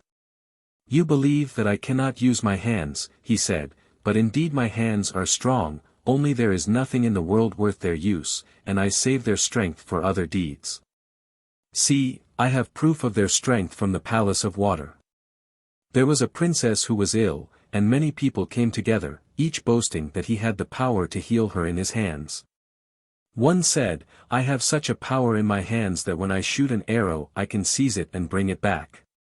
Then I said to him, what sort of arrows can you bring back? For there are 10 kinds of arrows, since there are 10 sorts of poison that may be put upon arrows, and one is stronger than the other. And again I asked him, can you draw back the arrow only while it is still in its flight, or can you draw it back even after it has stricken its victim? He answered, I can draw it back even after it has stricken its victim. But it is only the first kind of arrow that I can draw back. If you can only draw back the first kind of arrow, I said to him, you cannot heal the princess. Another man was there who said he had such a power in his hands that whenever he took something from someone, instead of taking, he gave. Then I knew he was a master of good, and I said, what sort of good do you give? The 10th sort, he told me. So I said, you cannot heal the princess, for you could never come to her chamber, she is surrounded by 10 walls, and you can only pass through the first of them. A man was there who said he had such a power in his hands that he gave wisdom to whomever he touched, and it was he who had given wisdom to all the sages of the world. But I said to him, there are 10 degrees of wisdom, and which sort of wisdom can you give? He could give only one of the 10, then I said, you cannot heal the princess, for you could never find out her pain. There are 10 degrees of pain, and you know only one, for you can give only one sort of wisdom with your hands. Another was there, who said, I have so great a power in my hands that I can catch a stormy wind as it flies, and hold it, and let it out as a gentle wind or strong, however I desire.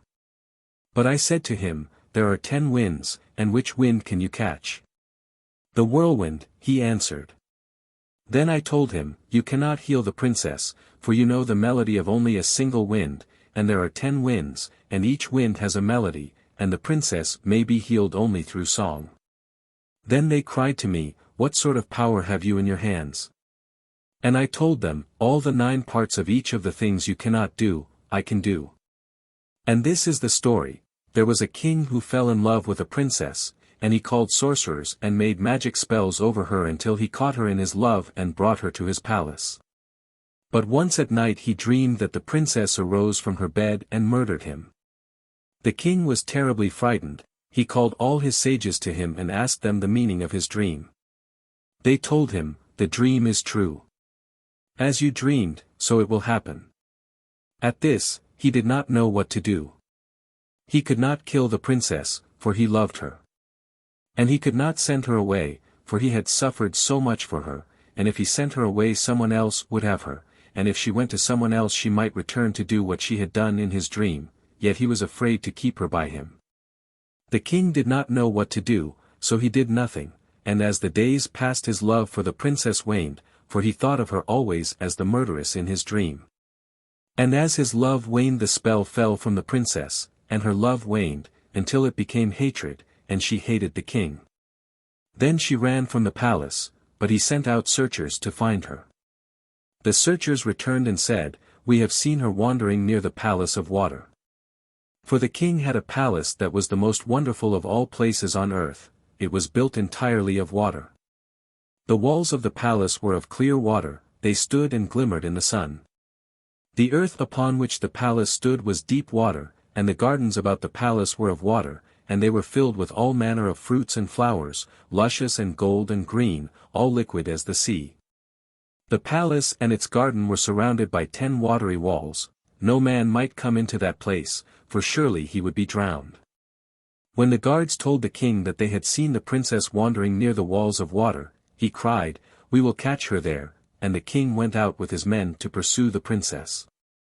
But as she saw them coming, she was seized with terror, she thought she would rather die than be taken by them again, she looked at the walls and thought, perhaps I can even pass through the walls and reach the palace. Then she ran into the water. As the king saw her run into the water, he cried, my dream was true. She is a sorceress. And he shouted to his men, kill her. They shot their arrows after her, and each of the 10 arrows struck the princess, and upon each arrow was another of the 10 poisons. But she found the gates beneath the watery walls, and she passed through the 10 walls, and fell within the palace, and there she lies in a swoon. Only I can heal her, for only he who has the 10 virtues in his hands can pass through the 10 walls of water. And when the king and his men sought to run after her, they all were drowned in the sea. But under the walls of water are the 10 winds, and each wind blows beneath the sea and raises the waters up into a wall, and while the wind remains under the ocean the water remains on high. But I can seize the 10 winds, and I can pass through the 10 walls of water, and I can go into the palace and draw the 10 poisoned arrows from the princess. And I can heal her 10 wounds with my 10 fingers, for through 10 melodies she may be healed entirely. And then they understood that I might truly heal the princess, they agreed that the greatest power was in my hands, and now I bestow that power upon you, my children. There was joy greater than ever before, all that day until the next day, and then they longed for the coming of the legless beggar. But now the story is heavy to tell, for every word in it is burdened with meaning. And whoever is filled with the knowledge of the book of mysteries may understand, for the meaning of the arrows that could be drawn back is written in its passages. And the meaning of the virtue that could stand against the walls of water is in the lines, and their righteousness is as the waves of the sea. And the 10 sorts of wounds, and the 10 healing melodies are also written in the Zohar. But of the last beggar, who did not have the use of his feet, what may be told? For in his story is the end of the beginning, and of the tale of the young prince who asked, Who am I, and why am I in the world, and who sighed when he was told to be joyous. For with the coming of the 7th beggar, there will come the answer, but that may not be revealed, and cannot be revealed, and will not be known until Messiah comes. May he come soon, and in our day. The end.